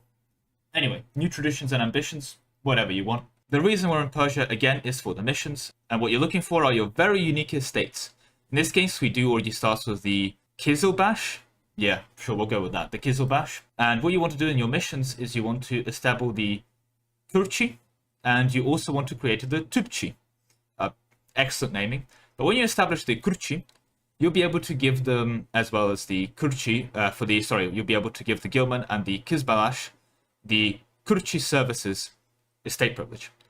Now, these 3 estate privileges are separate. There's 3 different estate privileges to give out in the inside of the promise modifiers, and they scale with loyalty. If you get all 3, the Kurchi, the Tipchi, and the Kizbalash, to 100% loyalty equilibrium and keep them there, you're going to gain plus 50 average monarch lifespan from each one. Also, you're going to decrease the influence of the other 2 estates by 50, because if you look at this, for example, one given here by the Kurchi services, they can give to the Kurchi. You're going to decrease the Amir's influence and the Kizbala influence by, well, minus 50 and plus 50 respectively. They're all going to cancel out, where basically every single estate will end up with plus 50 from one and minus 100 from the other 2 estates. Meaning that you will basically have no influence on these guys, which doesn't really matter because you only ever care about getting their loyalty to sit at 100%. That does require quite a bit of work, but once you have them all 3 at 100%, you're able to get 150% average monarch lifespan out of these 3. However, that is kind of it in terms of the stacking for the average monarch lifespan. Overall, on average, you will live for an extra 225% longer, but that is well below our initial target of 748.01%. But don't dismay. Even though this is well below our initial target, you can still technically cheat death, but only through extensive burning. Otherwise, enjoy living to an almost 146 years on average, assuming your monarch was of average age when you gained the throne. But that is all I have time for you today. Thank you for all the people that have supported me over at Ko-Fi, with a special thank you to Ark and Solar. This was fun. I liked routing this one. Hopefully you enjoyed the lemon lecture though, as I explained the death math. There was a bit of an issue, of course. You can't run all 3 of the estate privileges. It's not clarified in the code or anywhere else, but yeah, I should have tested that more frequently. I just assumed that if the code didn't have any restrictions on it, you could run all 3. Oops. Had a whole massive math breakdown in the Discord anyway for the chance of death, where instead of just multiplying death chance, which is correct, someone modeled it with a complicated math model and did the model badly, so they got the answer wrong. Meaning that, as always, you can really use fancy tools to come to basic solutions, but don't lose grasp of reality. And just remember, if multiplication is enough of a tool to get you to fix a problem, you don't need set theory and calculus. Can Rome spawn all institutions? Spawning institutions. Who doesn't love it? 100 of each monarch point, the institution instantly appearing in one of your provinces. You even get some extra prestige in government reform progress, because government reform progress is a green thing, and this is a positive event, therefore it must give you a green thing, because this is how events work. However, it is quite rare to spawn multiple institutions throughout a full campaign, and it's even rarer for multiple institutions to spawn in the same province. With that, I ask, is it possible to get every institution to spawn in the same province? And can that province be Rome? Let's find out. Now, before we begin, the usual stuff needs to be gotten out of the way. A like on the video would be appreciated if you haven't already, and a subscription would be amazing. Playmaker has already preemptively declared victory, and here he is correct, the numbers don't lie. 10k versus 14k is not looking too good. So with that, I'm going to need some fresh recruits. And also, I'm afraid 4,000 of you will need to go find horses. Playmaker doesn't believe in cavalry, so we need to take every advantage we can. Anyway, disclaimers. Spawning every institution on Rome is the goal. Stuff like I'm compatible, standard setup, and no customations will always, as always, apply, but that's about it, restriction-wise. I will also be talking about what you can do to ensure that Rome, or your target province, becomes the only valid province for that institution. But you will find for the first institution in question, that gets insanely hard, albeit still possible. Also, while I do talk about spawning the institutions personally, I think it's reasonable to accept a situation where the institution spawns on our target province, even if we don't personally get the event. The reason I mention this is if any of you are insane enough to run this yourself, I believe this is a reasonable enough limitation. Let us also discuss feudalism. Since it is an institution, but it doesn't spawn, meaning it doesn't exactly have a spawn place. I guess Diocletian's head doesn't exactly count as a province. Finally, before we get into the video, I'm going to repeat a rule I personally use but I don't always highlight because I assume it's part of the standard setup. But disabling DLC is not allowed. I hope I haven't spoiled the entire video, but with that said, let's begin with the Pope, since our target institution spawn province is, of course, Rome, and the Pope starts in charge of Rome. Now, as you probably know, the first institution that we have to address, the Renaissance, doesn't necessarily always spawn in Rome. In fact, more often than not, it doesn't. Renaissance can spawn in any region of Italy. Technically, it also requires feudalism to have been discovered, which I think is the most redundant requirement I've ever seen, because it starts discovered. There is no setup you can do in this game where feudalism has not been discovered for this condition to not be met. The province needs to also be stated. The province needs to be not Malta, so that's good, we don't need to worry about that, and we need to make sure that Rome is not an island. Basically, that's every single province in Italy. They're not an island. Just so we're aware, this is Italy. And to be absolutely clear, Venice does not count as an island. Basically, the only island that actually counts here is Malta. Even Corsica is not actually an island, which is fascinating to me, meaning that we have loads of provinces that technically qualify. Unless, of course, we destate everything that isn't Rome. Because bear in mind, you have to do this by 1450, and it's not like 1444 has a lot of time left in it. You basically have a month and some extra time in it. You have 5 years to conquer all of Italy and destate the thing. Thankfully, this is where the last condition can help a bit, since we do need the province to be either a capital, at least have 20 development, or the year be 1475, meaning that we need to either remove every single capital from Italy or remove every 20 development province. The issue is, Italy is famously very full of 20 development provinces or higher. The provinces we need to look out for specifically are Naples with 22, Florence with 28, Siena with 20, Genoa with 25, Milan with 21, Venice with 27, and in practice Mantua, because even though they're 19 development, they're probably going to click it at least once. In practice, I find that Lucca also hits 20 development by 1450, because again, the AI has literally nothing better to do with their points. Of course, this also means that we need to eliminate every single capital in Italy, and this gets difficult, because you have 16 capitals and game start to eliminate, or at least get them to move their capital out of Italy. And bear in mind, Northern Italy is inside the Holy Roman Empire, making that task incredibly difficult. Thankfully, we can just destate it, otherwise you'd have to play a horde and burn the provinces down below 20, since you can't exactly exploit development twice on, for example, Naples, by the time you to pop this. But it's technically possible to take over every single valid province in Italy that can spawn the Renaissance that isn't Rome, destate the whole thing, and be ready to, well, spawn the institution in Rome alone with that province stated. So that will guarantee the first institution of Renaissance to spawn in Rome. This will probably be the hardest thing of the run if you're trying to guarantee it in Rome.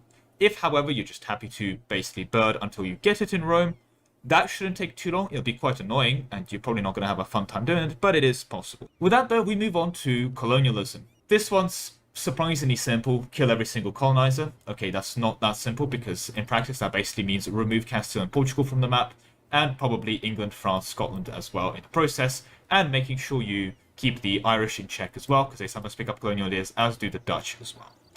Those tend to be the ones I find that pick up colonial ideas. You also see the odd Morocco take it sometimes. This is in practice going to be usually Portugal or Castile. That's going to be a main focus for ensuring they don't exist. The nice thing is, though, you do have a lot more time to work with this, though. 56 years, to be more specific, to eliminate every single person with colonial ideas. although you yourself will have to take exploration and get yourself a colony in the New World to be able to qualify with Rome being the province that can spawn it. To ensure, however, that only Rome can spawn it, you can destate the rest of your land, as this will meet the not in a state requirement, ensuring that only Rome meets it. And furthermore, this is made even easier because technically the next condition requires it to just be developed at 12 or have a centre of trade at level 1, meaning that because the other 3 provinces in Rome do not have centres of trade, you're guaranteed to spawn it in Rome proper if you kill every single other person that's colonizing and only have Rome stated. But the nice thing is you can also state provinces that are inland because you need to be on a port province. So as long as the province is inland, you can state ahead. So colonialism's a pretty easy one to tick off, and we move on to the next one, the printing press. This one's interesting because the issue is to qualify for spawning the printing press, you need to be either Protestant or Reformed or in North or South Germany. Now, getting Rome to be Protestant and Reformed is doable. However, you need to make sure that only Rome is Protestant and Reformed. So you need to crush the Reformation. However, go Protestant while crushing the Reformation. So the best bet I would say with this is crush the Reformation, get rid of all centres, and convert every single province that you have met, that is either Protestant or Reformed, back into Catholic to ensure that no provinces are Protestant or Reformed by 1550.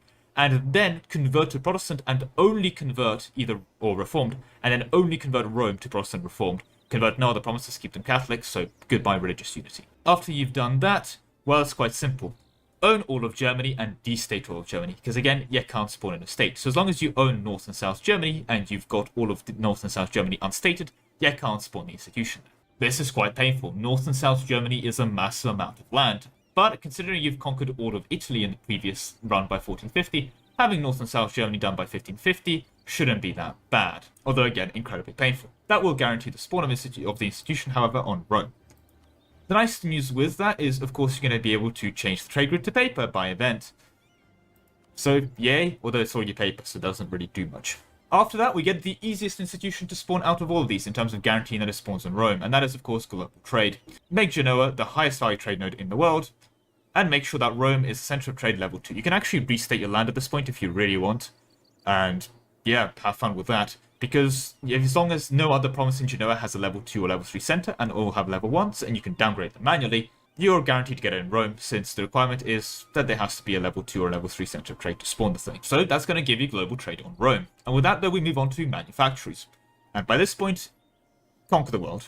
I'll be honest, you're going to need to have the entire world conquered by 1650 to prevent the spawn of it anywhere else. The AI is going to state land, the AI is going to dev those states to 20, and the AI is going to have 2 neighboring 15 developing provinces to spawn it. You can technically do some incredible snaking and try and cut up the AI to make sure that you deny as many of these provinces, but honestly, it's probably easier to actually conquer the world by 1650 than do these kind of mental math calculations of ensuring that no province has 2 neighbors, and so on and so on.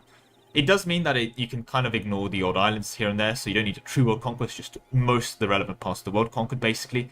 But yeah, that's kind of the big one there. Then, on Rome, make sure it's 20 development. Make sure the 2 provinces adjacent to it have 15 development and not any more. And yeah, just build a mill so you can spawn manufactories on Rome. This one, again, isn't that bad, especially within the league of the previous options. And with that, though, we move on to the Enlightenment. I'm assuming we conquered the world previously. Do not build a single university anywhere. Apart from Rome, do not take parliament, do not give anyone parliament. So basically, don't have a single university anywhere, have the world conquered, build a university in Rome. Congratulations, you've guaranteed the Enlightenment to spawn in Rome.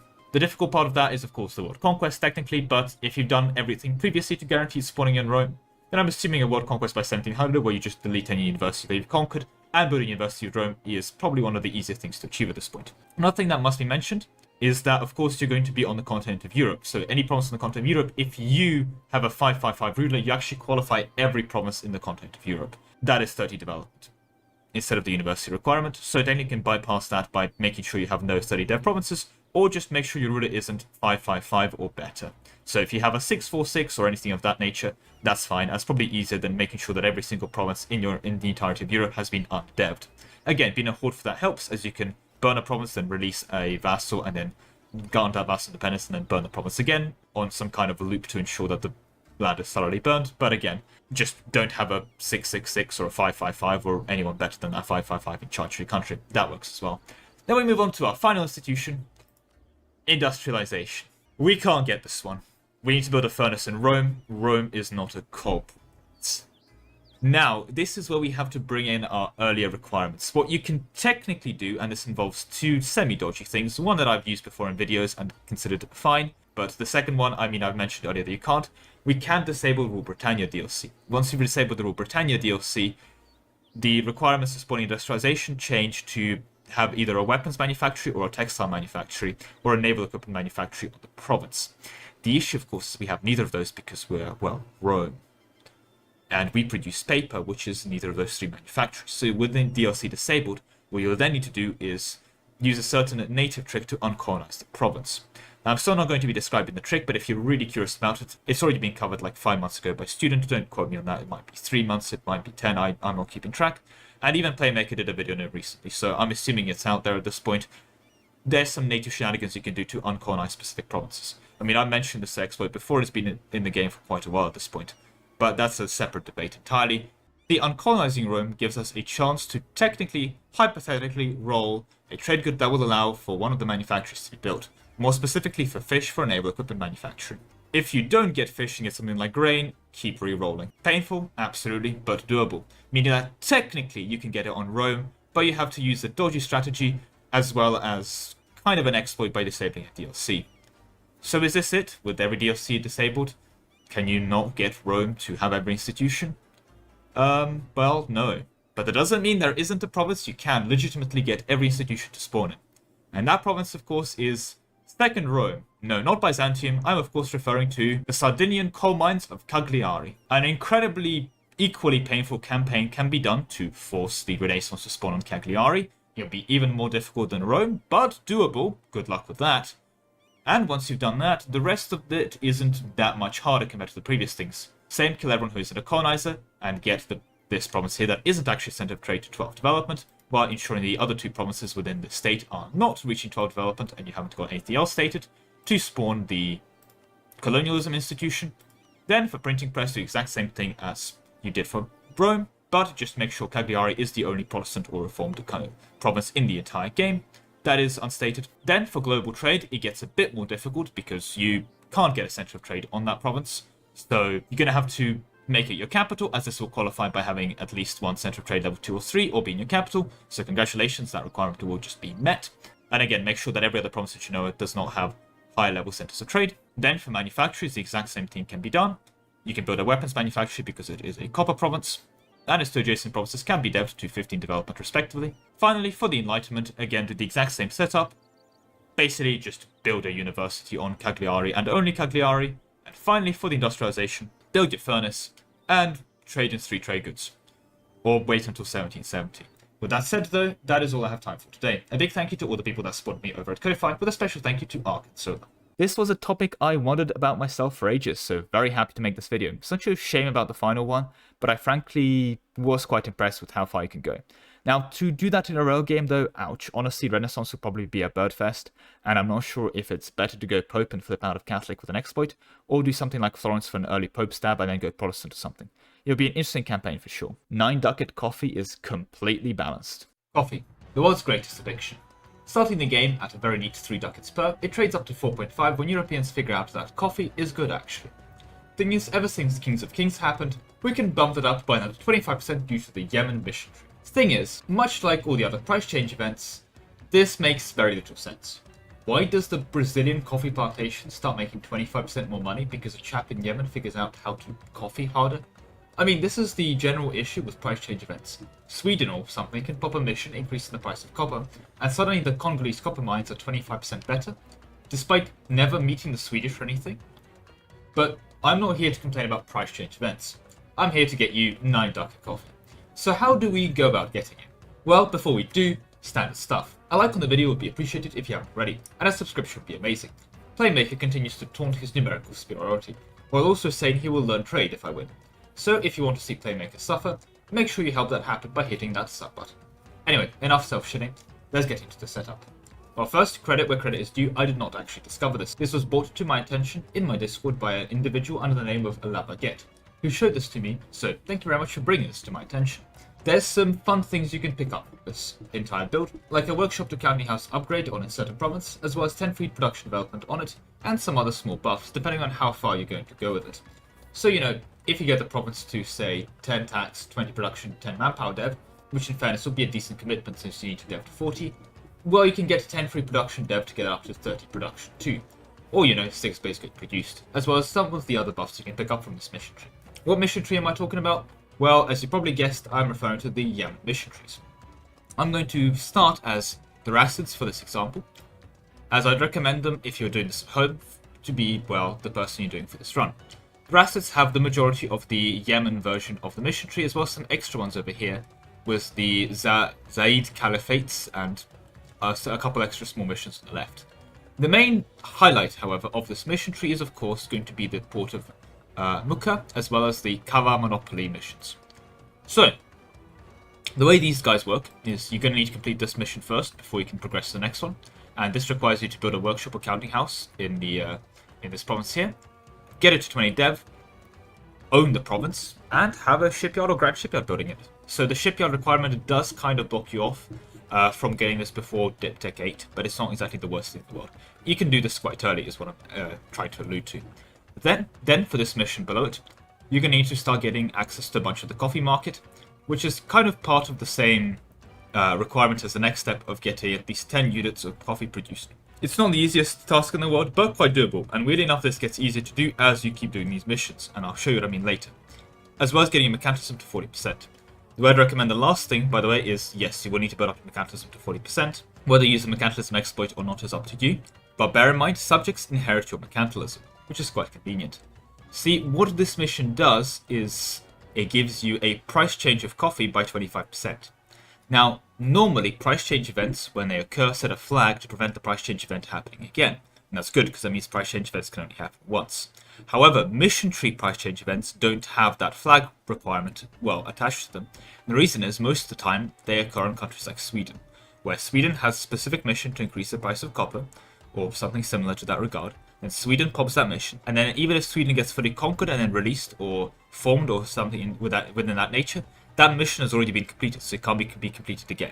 The issue, of course, is that this mission for the Kaaba Monopoly can be completed by the Rassids, but it can also be completed by Yemen, who has access to the exact same mission, as well as Aden, who again has access to that mission, and of course Hadramaut, which again has access to that mission, as does Mara, which again has access to this mission. Even Najran has also got access to this mission, meaning that you can pop this mission 6 times. And when you include the price change event from the European coffee, what does this look like? Well, if you've been paying any attention to the thumbnail, first, the coffee boom will occur, which will increase the price of coffee by 50% until 1821. And then, after that, every time we complete this mission, which will give us access to the secret of the Yemeni coffee event, we'll be able to increase the price of coffee by 25%. Meaning that, of course, completing this mission 5 times gives us our 9 ducat coffee. As well as, this mission here, which upgrades the production building, and if the counting house is already present, which will be present after clicking this once, we'll upgrade it 5 more times. This means that in practice, you can set up a campaign where you play the Rassids pretty normally, conquering into Arabia, going into Ethiopia, and so on and so on. Then, do it before the Aden, Hadramaut, Mara cores, etc. run out, and then basically release those vassals, give them the correct provinces they need to complete those missions, and let them complete those missions, increasing the price of coffee by 25% every single time. This is obviously incredibly powerful. Not only is the coffee immediately better than cloves, which until coal makes it the best trade good, it also means that unlike coal, which goes down to 7, coffee will remain at 9, well, until the dissemination of the coffee plant, at which point it will go down to 7.7. But even then, at 7.7 is not bad, considering that you're going to have access to quite a few of these coffee provinces. And these coffee provinces are going to be worth their weight in gold, quite literally. See, if gold was a conventional trade good and wasn't coded as gold, it would be worth 40 ducats. However, the thing we need to remember with gold is, of course, production efficiency does not apply to it. And gold does not generate any trade value. So not only would this 9 ducat trade good generate 9 ducats worth of trade value, it would also generate 9 ducats worth of trade value. So assuming you have access to 100% of your trade, with no trade efficiency and no production efficiency bonuses, you'll be getting 18 ducats of income from the coffee, compared to 40 from the gold. Meaning that with just 123% production efficiency and 123% trade efficiency, you will be meeting the output from gold without needing to worry about the inflation from it, as well as not having to worry about any of the depletion chances. Now, 123% production efficiency sounds bad until you realize that Counting houses get you a very large chunk of the way there. Furthermore, trade efficiency is probably the harder one to stack, but the thing is with trade, of course, is trade steering is on your side here, and you're going to be generating obscene amounts of trade value in the process. Furthermore, if you are doing this, consider moving your capital to the New World and, well, picking up the European colonies, as they're probably going to colonize a bunch of, well, coffee provinces, which is going to make your New World coffee plantations even more profitable. There's also technically a coffee province in India, so you can pick that up if you really care, but yeah, this is an option for you to go grab. In essence, allowing you to build up your amazing coffee empire. And again, just to make sure we're on the same page here, this is until the end of the game and can be popped 6 times. Now, if you are doing this, I do have to give you some warning. There are 2 ways of approaching this. One is where you release vassals and feed them the provinces to complete the missions. Because these missions aren't very finicky and the AI tends to complete them without too much trouble within my minimal testing, I'd say go for that method. The main complaint here is getting the 40 mercantilism, but when you release a vassal, they're going to have your mercantilism. So I'd encourage a build that includes a lot of dip annexation costs, so you can annex those vassals back quite cheaply. And of course, if you are doing this yourself, there is one mission you need to make sure you do not pop, and that is of course defeat the Hormuzi, as this will give you 100 trade power in the Gulf of Aden. And because this is permanent trade power until 1821, you're basically going to prevent the AI from ever completing that mission, as they will need to get a decent chunk of trade power inside the Gulf just to complete their missions. So make sure that you are ready to give your vassals the provinces they need to get the trade power, as well as the provinces they need to pop this event. There's some quite powerful buffs as well to pick up from those mission tree. Another example is of course expanding the port of Aden, which requires a bit more setup in terms of what you can do to the subjects, but it is entirely doable, which allows you to get a stock exchange on the port of Aden, which is this province here, relatively early, as well as getting plus 10 local trade power until the end of the game, as well as some local central trade upgrade cost.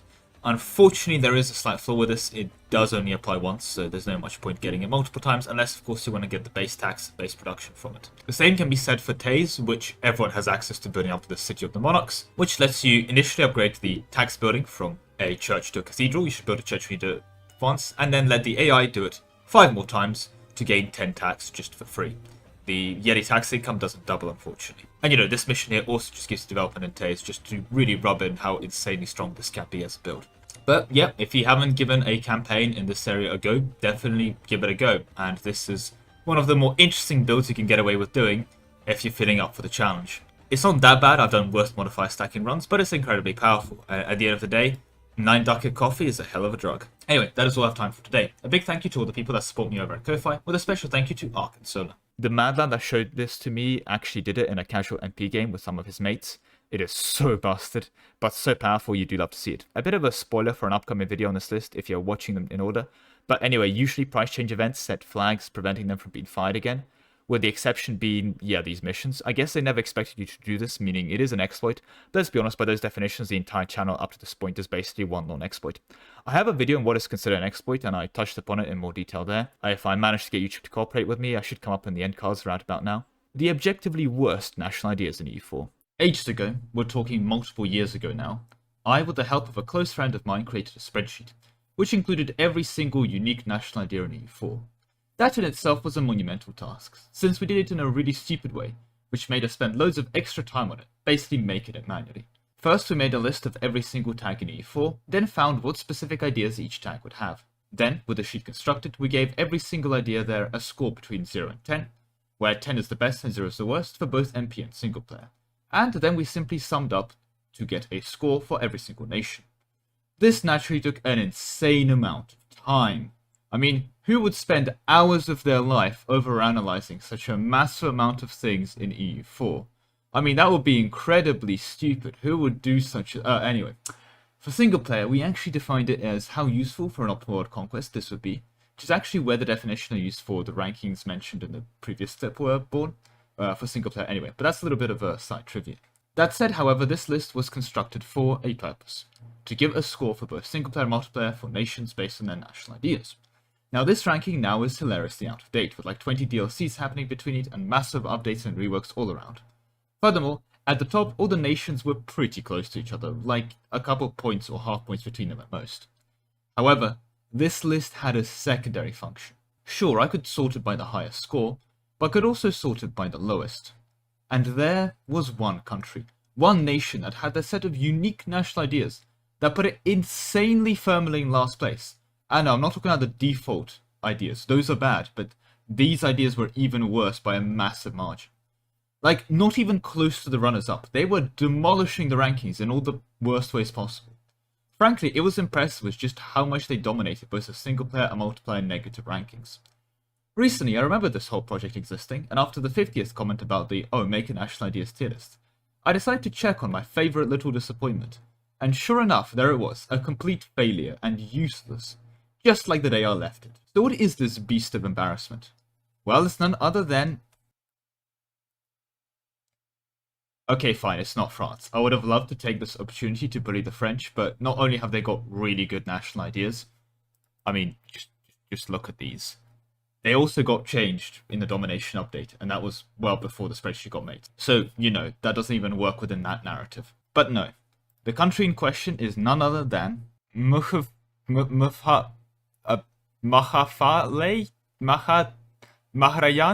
No, that sounds Indian.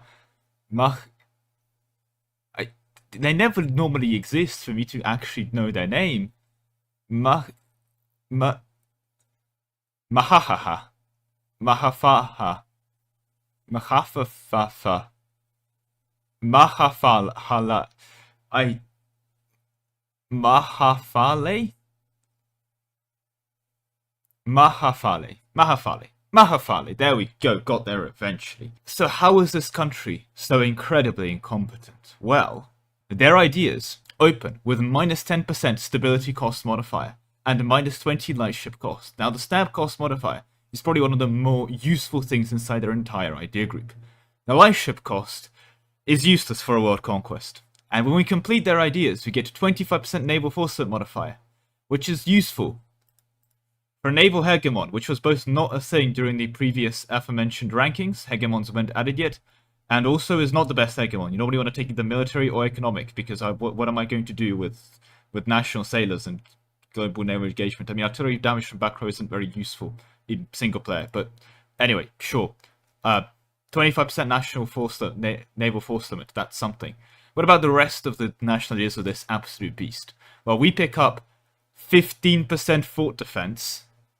Incredible. Not even like 30 or in a decent amount, just a little bit of fort defense. Just a little smidgen, just a little touch. Not like this gets overcome with, you know, offensive ideas, but sure. We get 15% fort defense. We pick up some yearly legitimacy, or Republican tradition, or whatever. Again, pretty useless, because in single player, especially for World Conquest, you can just maintain it at 100 pretty simply. This is at least somewhat nice if you're going for a Republic, but we're not doing that. And even then, it's not the best of Republics. There are better things than this. And it's not even a good modifier for that. We, of course, follow up with Pirate Ports for 10% embargo efficiency and 15 privateer efficiency. This is, of course, an excellent time to mention, no, we're not a Pirate Republic, we're a tribal despotism. But, you know, if we were, we can get 15% more privateer efficiency. Well, we still get it, but again, it's privateer efficiency and embargo efficiency. Lord, that's amazing for a world conquest, isn't it? What a over-the-top buff. Oof, slow down here, Paradox. Followed by, of course, 10 national manpower modifier. 10! And the worst part is, again, for a world conquest, like, that's not that much manpower. It doesn't resolve our manpower issues, and it's not enough to make enough of a dent. It's 10% manpower. That is just sad. Of course, it's followed up by -1 unrest, and remarkably, I'm going to say it, I think this is the second best thing inside their idea groups, this -1 unrest, because at least if you're stacking unrest, you can somewhat get somewhere with this, but it's only -1. This is effective to -1 stability, to +1 stability, sorry. And if we are going for quarter country, this makes it just a little bit harder to get quarter country, because we need to get to positive unrest. Followed by their best idea in this entire set, 10 trade efficiency. It's not good, but you know, it's at least a tiny bit more money that we will so desperately need if we ever want to play this nation. What a monster. This is by far their best idea. And of course, they finish off with 10 national tax. Biab Tech 10. And what are we taxing? Who exactly are we taxing on this island? Thing is, when it comes to talking about these ideas, they absolutely don't make up for how absolutely awful the rest of their nation is. See, we clock in a rather impressive OPM with 6 development, meaning that we have access to a whole 1.42 ducats of income, and of course, you know, we start the game losing money.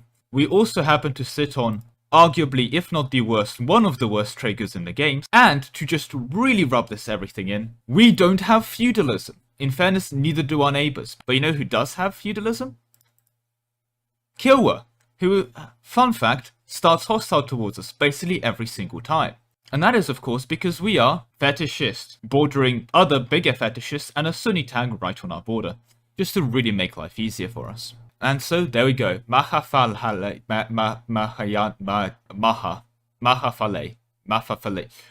Why is this just such an awful thing to pronounce? Like, why? Some of my more acute viewers would have noticed there is one thing I skipped earlier today in this video. And that thing was that, well, near the start I tend to tell people that if they were to like the video, if they haven't already, and how a subscription would be amazing. And now a little short story about how Playmaker is, ahead of me in subscribers, and that's something that we need to fix. Well, just so we're on the same page here, YouTube gives me a little bit of analytic breakdown, of course, for my sub count, but also from where people subscribe. If they subscribe from like a certain video, or they subscribe from like my homepage, and so on and so forth. Well, my best video in terms of subscribers gained was absolutely ages ago, from which I gained 480 subscribers from that one video. And that was a nice video. But because I'm in this bit of a sub race with Playmaker, it's time for me to make a promise that I may very much end up regretting. See, when it comes to gameplay, there's a lot of other channels doing it, and I don't really know what new things I can bring to this whole showing gameplay thing. So it's not that I haven't entirely done it. I had a 30x Hegemon on, for example, that was shown on the channel, but that's a thing for a separate day. Now, today I have a bit of a challenge for both you and for myself if you achieve it. If I gain 1,000 subscribers from this video, I will play this absolute beast of a nation, and I will, to the best of my ability, try and conquer the entire world without changing my government type away from tribal and not becoming a horde, so I will just remain as a tribal chiefdom or a tribal empire. I will also achieve this without changing my national ideas or forming any other nation, so I will remain with the Malagasy idea set, and I will also do it without reforming away from fetishist, meaning that I will have no way of innovating over the West African unit tag, which is going to be incredibly painful. A very uphill battle to world conquest for sure, with no access to any fancy missions. And just to be clear, these missions are not good. There are pretty much no permanent modifiers here. The only permanent things we get is some trade power in China until 1821, as well as like 10 innovativeness we can pop from this mission, which, requires us to have Admin Tech 20. This is the same like requirements as it was for things like forming Germany. But Germany got knocked down to 18 because that was too difficult. But modern army thrust requires Miltech 20 or Diptech 20. Thank you. That's going to be really helpful to pop these later. Yeah, no, these things are awful. The only relatively nice thing we get from here is we can get some claims on India.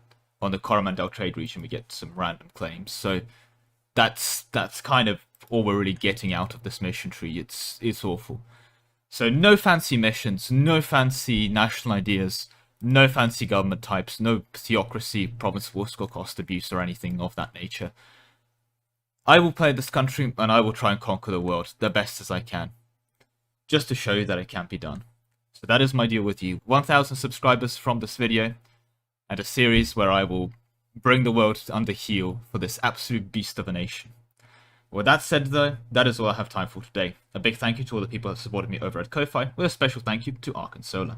Mahafale will be the death to me, I regret everything. I will have to revisit them at the straight, but damn. At least now I can spell Mahafale correctly every time, which is a skill I doubt many have. But yes, to be clear, Mahafale will see a return one day, even if it involves a restart. It's something I would like to do, to have on my completion list, as it were. Selling cloth, dyes, and silk for infinite money. 9 Ducat coffee. What a fun paradox moment. I've been giving multiple nations multiple price change missions. It's a stupid idea, because you could just pop it 6 times and get a 9 Ducat coffee, and what's this? Fun little fact. The price change event from the mission, the Persian rug, and the riches of Asia can be done multiple times if you form Persia and then release and play and then form Persia again.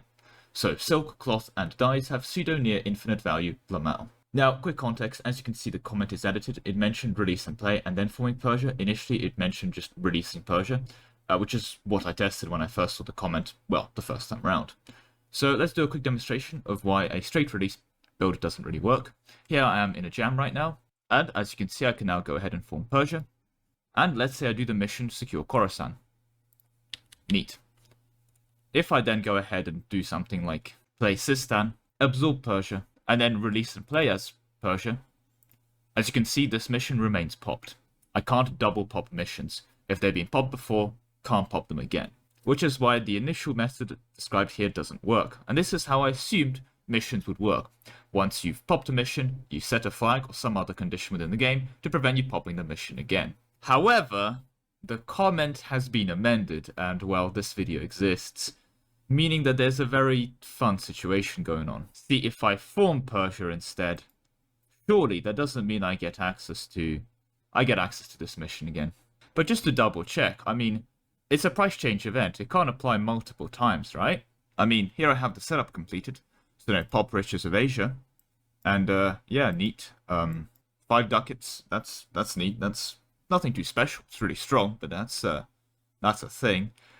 But surely, if I don't know, form Persia as Fars, and I pop the mission again, you know, it doesn't give me a buff until 1821 again. I'm going to be back shortly. Give me a minute.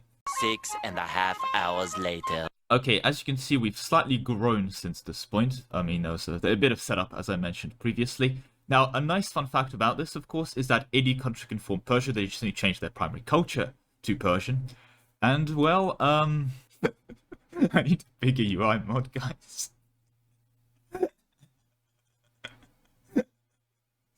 Oh, this is amazing. 184 Ducat dies. Oh, this is beautiful. Oh, this is beautiful. Oh my god, Paradox, why is this in the game?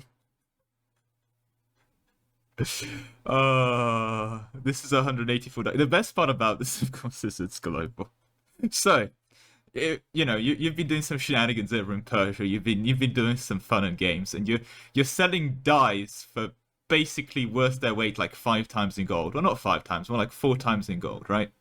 So at this point, if you want to dye your clothes, it's cheaper to get strands of gold and use that for coloration instead of dyes, because dyes are going for, well, gold will go for 40, these dyes go for 184, you know, right? But the best part about this is, let's say you're just a guy, like, vibing. You're just vibing out here in Katsina. You just make the odd dye there, you know, you go out in your morning in the savannah, you know, you gather your flowers or whatever you do for your dyes, you know. Whatever dyes are made from, I guess. Anyway, so you go do that thing, and you're making a living, nothing to complain about, etc. And then you don't know what Persia is, right? That hasn't happened to you. News doesn't travel as fast. But for some reason, overnight, your dyes have increased in value by 46 times. Your dyes are now 46 times as valuable as before, and for whatever reason, they're now worth their weight in gold 4.6 times. Like, this has to be some of the most purplest purple dye I've seen on this planet.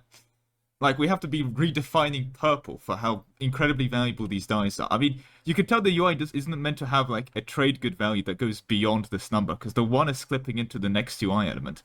Because, you know, most things aren't worth more than 2 digits worth of value. Of course, this isn't the only thing that's trading at insane rates. If you happen to live in York and make cloth, suddenly your cloth is worth 97.5 ducats, or well over twice its weight in gold.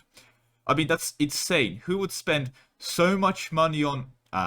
okay, fair enough. You know, this one's actually reasonable. You know, fair enough, Paradox. I take it back. This is fully realistic. Yes, that's okay. The absolute best part is that even though silk is now worth, like, also twice its weight in gold, cloth is just more expensive as well. And yeah, no, there is just no limit to how far you can keep going. Like, again, for the record, you can just keep going. Like, there we go. Now cloth is worth 100 ducats, and silk is 97. And there we go, 100 ducat silk. The cornerstone in our 103 ducat cloth empire, and, you know, we're almost selling our dice for 200 ducats. You know, may as well get it to 200. I mean, you know, when it was a bit overzealous there, it's now 204. Okay, I really need to stop doing this. I haven't done anything productive today. I've just kind of been forming Persia for the last hour. With that said, though, I've realized that I got a bit too distracted with forming Persia. Kind of forgot to ask you guys to like the video if you haven't already, and subscribe, you know, if you like having 204 ducat dies and other fun shenanigans. Something, Playmaker, yeah, we'll defeat him eventually, get through there. I'm not going to re-record this entire video because I forgot to put the please subscribe thing in the start. But with that said, that is all I have time for today. A big thank you to all the people that supported me over at Ko-Fi, with a special thank you to Ark and Solar. Remember the spoiler for a future video? Well, I guess they didn't put it in for the Persian missions too. Yeah, you can abuse that. I had too much fun messing around with this one when I was making the video. But yeah, basically we can also have a new route for hitting max money income, or making more than the cap every month, and that involves becoming Persian like 500 times. I do wonder if someone ever gives that a go. The actually impossible EU4 start. The problem with the EU4 is the game is kind of too easy. You select a nation, load into the game, and would you look at that, you've already won. If you know what you're doing, the AI never poses a real challenge, and while all starts are certainly not created equal, well, none are really impossible. I mean, Byzantium was considered hard, but honestly, when a strategy as basic as actually just ignore the Ottomans, go invade Naples and establish a power base elsewhere, or grab some allies and just find the Ottomans later at your leisure, is a valid strategy, well, it's not quite impossible, is it? Furthermore, other nations that have difficult starts can kind of just overcome them if you know what you're doing. Economies can be scaled before you have to fight real opponents. Bad government types can be reformed out of, like the native debuffs, and all those issues can be overcome. So I decided to be the change I wanted to be in this world, and create my own actually impossible EU4 start. One that is genuinely just created to not be winnable. And before we get into this, the usual stuff. A like on the video would be appreciated, and a subscription would be amazing if you haven't already. Playmaker's already panicking, creating elaborate trade strategies that honestly I have to, well, commend his innovation. But I was below 10k subs when he was at 15k, and now I'm almost at 13k and he hasn't hit 16k yet either. So let's keep this up and force him to learn trade. Something you can help with by hitting the sub button below, of course. But anyway, enough talking. What do I have for you today? Well, I know you guys love Rome, so I created Budget Byzantium. No, really, the name of the country, it's Budget Byzantium, and yes, I drew this flag myself, thank you. I only hate half the crayons too, so I really think that deserves some extra credit. It's also led by this chap over here, and if you know who this is, then honestly I'm impressed. Like, this guy is somewhat obscure, I believe, in the grand scheme of things. Anyway, as you may be able to tell, we kind of start at war with the Ming, and well, that's clearly not the best possible start to being. But don't worry, it gets significantly worse. So, let's load in and get going. So, here we are, we're loaded into the game, and one of the first things you notice, of course, is that you don't have any maps. That's because I gave you the West and Tech group. So you can go see what's going on in Europe, but you don't really know what's going on around you, which is bad and is meant to hurt you. Now, of course, the West and Tech group isn't bad, but in fact, it's one of the best ones, if not the best one. However, this is on purpose, as one of the issues I had found when I was testing this is that it's technically possible, albeit still incredibly difficult, to build your army up, declare a no-CB war on someone out there that you can just no-CB, march on over there avoiding the Ming stacks, siege them out, vassalize them, declare a second no-CB war on someone next to them, and then core off your vassal. Again, sounds incredibly difficult, incredibly painful, and something I definitely don't want to be doing, but technically possible, so I wouldn't want to be allowing that. And I think the best way of disallowing that specific build is, of course, to not give you maps at game start. I mean, the Ming should be able to crush you anyway, without you knowing where they are. So that's something for me to not worry about. Now, let's just go through what we have set up here today. Now, on the province itself, I've decreased the development down to 3. I've renamed it to New Constantinople, of course. And, well, I didn't want to be too harsh, so the trade good, I changed it to fish, because we are nowhere near the coastline, and I thought it would be funny. But, of course, I don't want to make it too impossible, so to give you access to the best building in the game, the naval battery. You're not coastal, so it doesn't really do much. I mean, it's the best building in the game, so I wouldn't worry about it. Frankly, this should make everything doable, and just... Look, we've invested into what really matters here. Now, the province itself is Roman culture and animist, because we are animist, and we are primary culture Roman, because of course we are. I did, however, decide to give Byzantium a core in this province as well. As, you know, I also decided to keep the Ming core in the province so that they, you know, go for you a bit harder. And I explain the peculiarities of the Ming core later. Now, as you may have also noticed, is we only start with 1k men. And our economy is, well, not great, as in we don't even seem to have the starting money. That's because normally, just for existing as a nation, you have access to +6 force limit, and you have access to, well, +1 tax income. But we don't, because we start with -12% yearly tax income, so -1 monthly tax, and -6 force limit. Now, I'll go through the ideas later, but this is kind of the big debuff right off the bat. It also means that, of course, our loan size is 1 ducat. Meaning that, yeah, this is going to be hard. Getting financing going for you is going to be pretty much nigh on impossible, so good luck with that. You do have access to the estates. I think that'd be a bit too harsh to get rid of that, and honestly I couldn't be bothered. But one thing I did bother was creating random localizations for fancy army names. Feel free to discover them yourself, there's a bunch I made, so enjoy. I don't know why I bothered creating custom names for ships and stuff, like no one's going to be doing this. No one's actually going to get a ship as this nation, but there we go. Anyway, that's the thing. Our starting ruler, of course, he is, chap I mentioned earlier, he's a 000. He's also immortal, wouldn't want you to, you know, suffer through this guy dying, that'll be a bit awkward, and he's also malevolent and a bubbling buffoon. And furthermore, I decided to roll him as a general, more specifically, he's pre-rolled as a general for you, as a 000 general. So yeah, he is literally the same as having nothing. In fact, he's so bad that when you click off, the game treats the 000 general as not a general, hence he doesn't show up. And he only reappears when you actually click on him, which I think is beautiful. But there we go. Never really expected, I don't think a 000 general is literally possible according to the game, so just because I've modded it in, it's a thing. So yeah, something tells me you're still using him as a general because you probably want him to, well, disappear. He can still die from physical violence, so that's something for you to not worry about. Anyway, beyond that, of course, nothing too unique in the government types. We're a Roman lost culture kingdom. We have access to some pretty normal reforms here, nothing too special. Maybe consider an elective monarchy, although you can't really have an election until your guy dies. Otherwise, yeah, diplomacy you start a war with me in the you can't win this war. And the war goal is, of course, your province, so good luck with that. Regarding, though, maybe I gave you some really powerful missions or something. Well, I gave you one. This mission is titled Good Luck. And let's talk about this now. So, the requirements to complete this mission, and this is what I would consider winning the challenge, is, of course, you need to be not a vassal, and you need to be at peace. And the reason I mention not a vassal is because I've spent way too long trying to get this.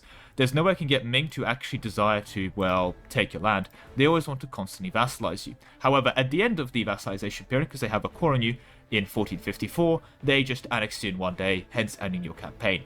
This kind of gives you a bit more time to work with, but it's not time that's pleasant to work with, is all I will say. Because again, your economy and country is genuinely downright terrible, with the space debuff of minus 12 yearly tax and minus 6 force limit. What do I mean by this? Well, I'll show it later when we actually lose this war, which I'm assuming you're going to be doing. Good luck by some miracle if you attempt to win this war.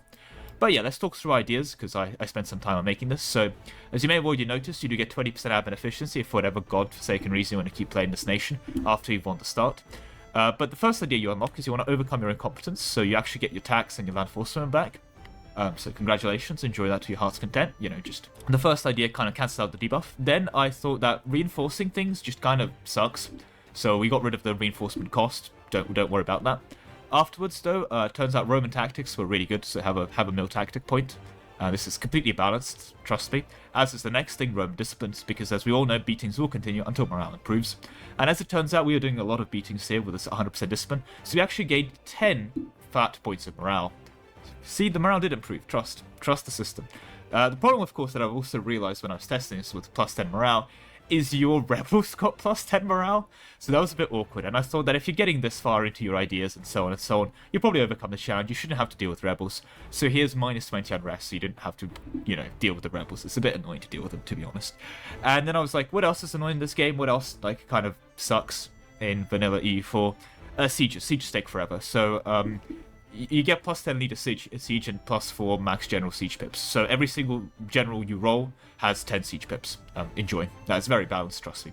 And of course, if you're getting this far, you're probably going for a world conquest or something stupid, so have like 20 admin efficiency, make your life easier at this point. But yeah, no. So at the moment, here we have the initial setup. I'm going to do absolutely nothing, and I'm going to basically unconditionally surrender to the Ming, give them the vassalization. And something fascinating is going to happen now. You see, because we're a subject, we lose 0.5 of our income. But we're of course also having -1 for being, well, the Roman Open or Budget Byzantium. So our entire tax base is kind of very negative. So as you can see here, we can take 446 loans. But that's because currently our income is, well, positive. So the issue of course arises where on the month tick something fascinating is going to happen. Our income is going to go negative. Now, with a negative income, literally negative income, so that means even if we stop spending money on everything, like delete our armies and like just have no expenditure, just the state maintenance on our capital, we're going to be losing money every month. But the fun side consequence of that is, of course, we have to pay taxes to the Ming, which is 10% of our, well, income, right? Sorry, 10% of our taxation. So we're actually going to be paying negative taxes to the Ming, which sounds amazing. I never thought this would be possible, but yeah, our total expenses are green and our total income is red, which is fascinating. The other, of course, problem is that the amount of loans you can take kind of scales with the amount of income you have. So we can take 3 loans.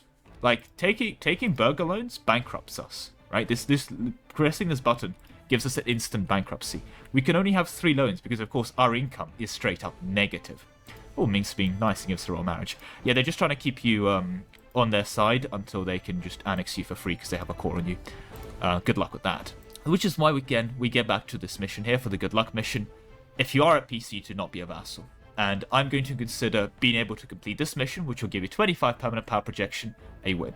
If you are able to complete this mission, this is a win, and I think that's reasonable. I think doing things like expecting a world conquest and anything excessively stupid is just redundant, because if you can achieve these 2 conditions, to not be a vassal and be at peace, you could probably achieve a world conquest. There's not much point to testing you on the world conquest. You know, part of the challenge. But yeah, that's about that. So for everyone watching today, and I guess later or whenever you end up watching this, feel free to grab the mod from the top of the description, in the video description. I mean, I do expect a world conquest completed by these guys on my desk by Monday. Memes aside though, I do have a Discord, a link to which can be found in the description and pinned comments, so if you think you're up for the challenge, although again, I think this is pretty much been possible, feel free to give it a go, and if you complete the mission, well, there's a save game bragging channel for you to partake in, as well as a fancy impossible challenge completion roll that I definitely did not just make up while I was writing the script.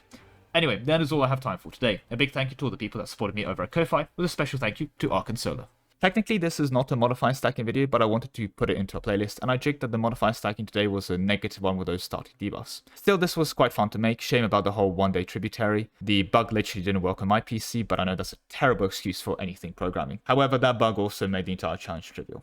Still, it's a fun exercise, and I learned that more testing is always needed when making things. Breaking EU4 with daily elections.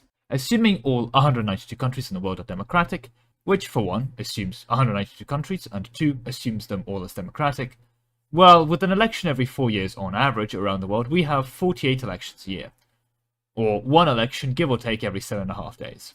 This means to achieve global daily election rates, we either need to move most of the world to a biannual election system, or add around 1,318 more countries.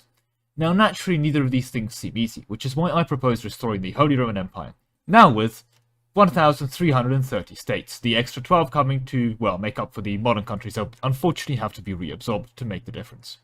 That should send Voltaire a message. Anyway, when it comes to EU4, well, let's get into that now, shall we? The shortest possible election time is 4 years. We can reduce that to 3 with the frequent elections reform, and 2 with the new men reform, giving us an election every 2 years. I already covered this in a previous Achieving Peak Democracy video where I was stacking Republican tradition, which you can find linked here if you haven't already seen it, but basically, yeah, 2-year elections is peak. Which, by the way, since we re-elect, produces 50 monarch points every 2 years, or 25 monarch points a year, or an extra 0.694 monarch points per month in each category. Now, this is actually the limit in normal play, but with custom nations we can get another -1 years until re-election, giving us a yearly election. This, of course, comes from the custom nation unique -1 years until re-election idea, which you can pick up. Which does, again, give us yearly re-election, as well as 50 monarch points a year, which comes to a monthly 1.48 monthly monarch points in each category. That is very decent, but we want daily elections. And here I have to concede, Paradox did good? Yes, although they didn't cap elections at 1 a year. See, it's pretty reasonable to assume that a yearly election is peak. Surely, right? The modifier is capped here, right? Well, it really ought to be capped. Much like 100% admin efficiency, having this not be capped breaks the game in very fun ways. And naturally, the way I found this out was plain Rome. Here we are. No, I'm not kidding. I've loaded it into extended timeline, and I'm not going to show you my map, just staring at the clouds. Don't worry about that little mini-map in the bottom right with the date. Anyway, as a good little Roman boot, I restored the Roman Senate, so we're now a Roman Republic.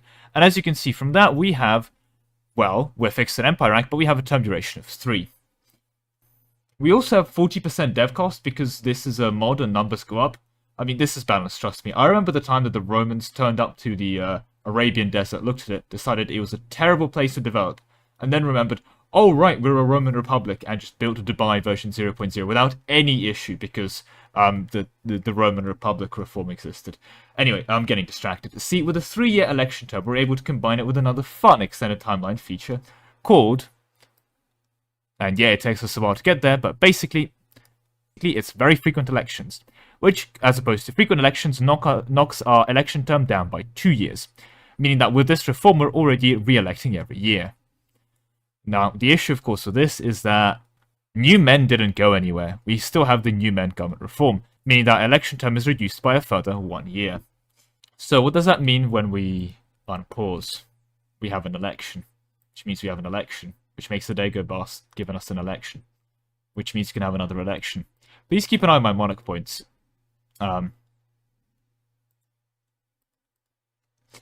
This has to be the most democratic country on the planet. Goddamn, I love the Roman Republic. This is so democratic. Look at how much democracy we're printing every single day.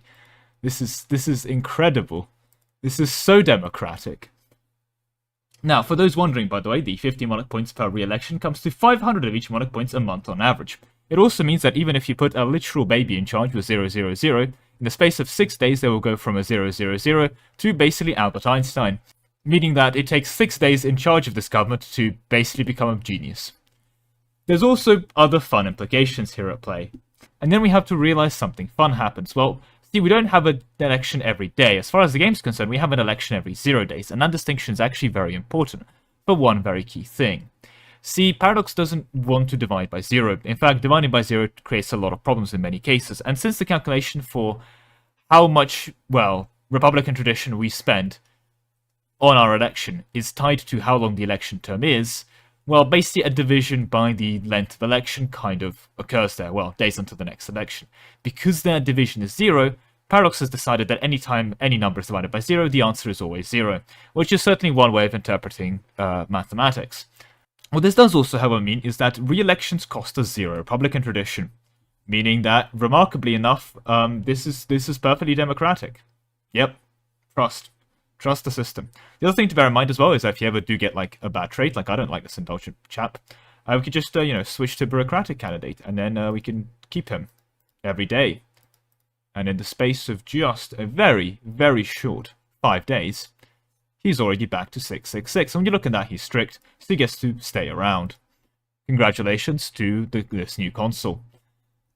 Now, this of course probably has larger implications for whatever society we live in. For one thing, I don't think the election turnout on these daily elections is very good.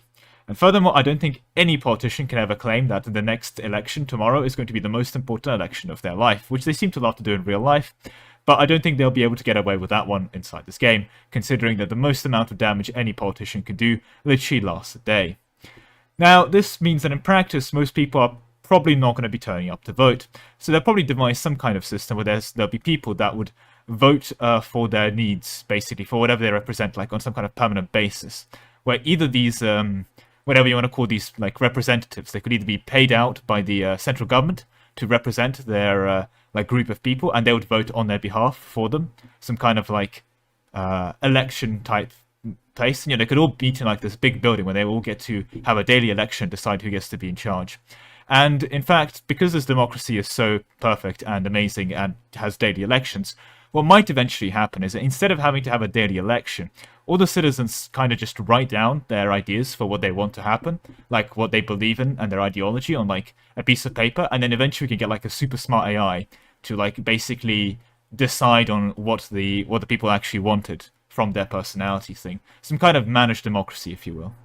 But yeah, memes aside, let's address some relatively major things. This really isn't playable. I mean, can you imagine actually trying to play the game where every single day you get a pop-up? Oh, we've killed some rebels. Oh, we killed more rebels. We're doing great. But yeah, I mean, this is pretty much genuinely unplayable. And in fairness to Paradox, and I think this is important and doesn't get really talked about enough, well, especially from a lot of these videos, it may seem that like EU4 is a broken mess with how frequently I break it. But let's be completely honest. In a case of something like this happened in the mod, right? It's not like this is happening because Paradox didn't account for it. They literally didn't add enough modifiers in the game for this to happen. This is a consequence of Paradox not capping one of the many thousands of modifiers inside this game, and, well, the consequences of it being quite humorous. I thought I found this interesting and enough to warrant a video, but for sure this isn't some kind of dig at the game being fundamentally broke or anything too special. I think it's important to remember that at the end of the day, the game still works pretty robustly and concerningly well, if all things considered. With that said, though, I still think this is a pretty cool unintended mechanic, for lack of a better word. And I mean, if you ever do find yourself playing Rome in the Extended Timeline mod, which I think is a surprisingly popular choice in fairness, definitely give this build a go if you want to go for it. I mean, it's kind of funny, but in practice, what I would say is just stick with the yearly elections. It's a self-imposed cap and makes it a bit more fair and fun, but it's still nice to know that it's in the game. Realistically, it's not even a very difficult fix for Paradox. I don't know what system they have for capping modifiers, but introducing a 1-year cap onto re-election terms shouldn't be that big of a deal. With that said though, that is all I have time for today. A big thank you to all the people that have supported me over at Ko-Fi, with a special thank you to Ark and Soda. That campaign, by the way, is still ongoing, but yeah, no one bothered to limit length of election terms, which is fair enough, you can't get there without mods. So enjoy Infinite Mana in any mod that does let you do it. It is absolutely busted though, shame it can only be achieved in mod runs. For the Anbennar enjoyers though, let me just enlighten you about the Lake Federation. They have a -1 length of election term in their ideas when formed a specific way. Well, that was an odyssey. If you watched it all and made it to the end, GG, and if you skipped here, fair enough, I mean, I can't stop you. Thank you very much for 25k subs again, it's been an honor. Bottoms up, and let's hope for many more. And with that said, I cannot find a more fitting time to thank the channel members who are supporting me. With a special thank you to Ark, Solar, Solemon, W Haste, Sebastian Haller, Chonodog 2.0, Nick Huss, and Dark Fortuna.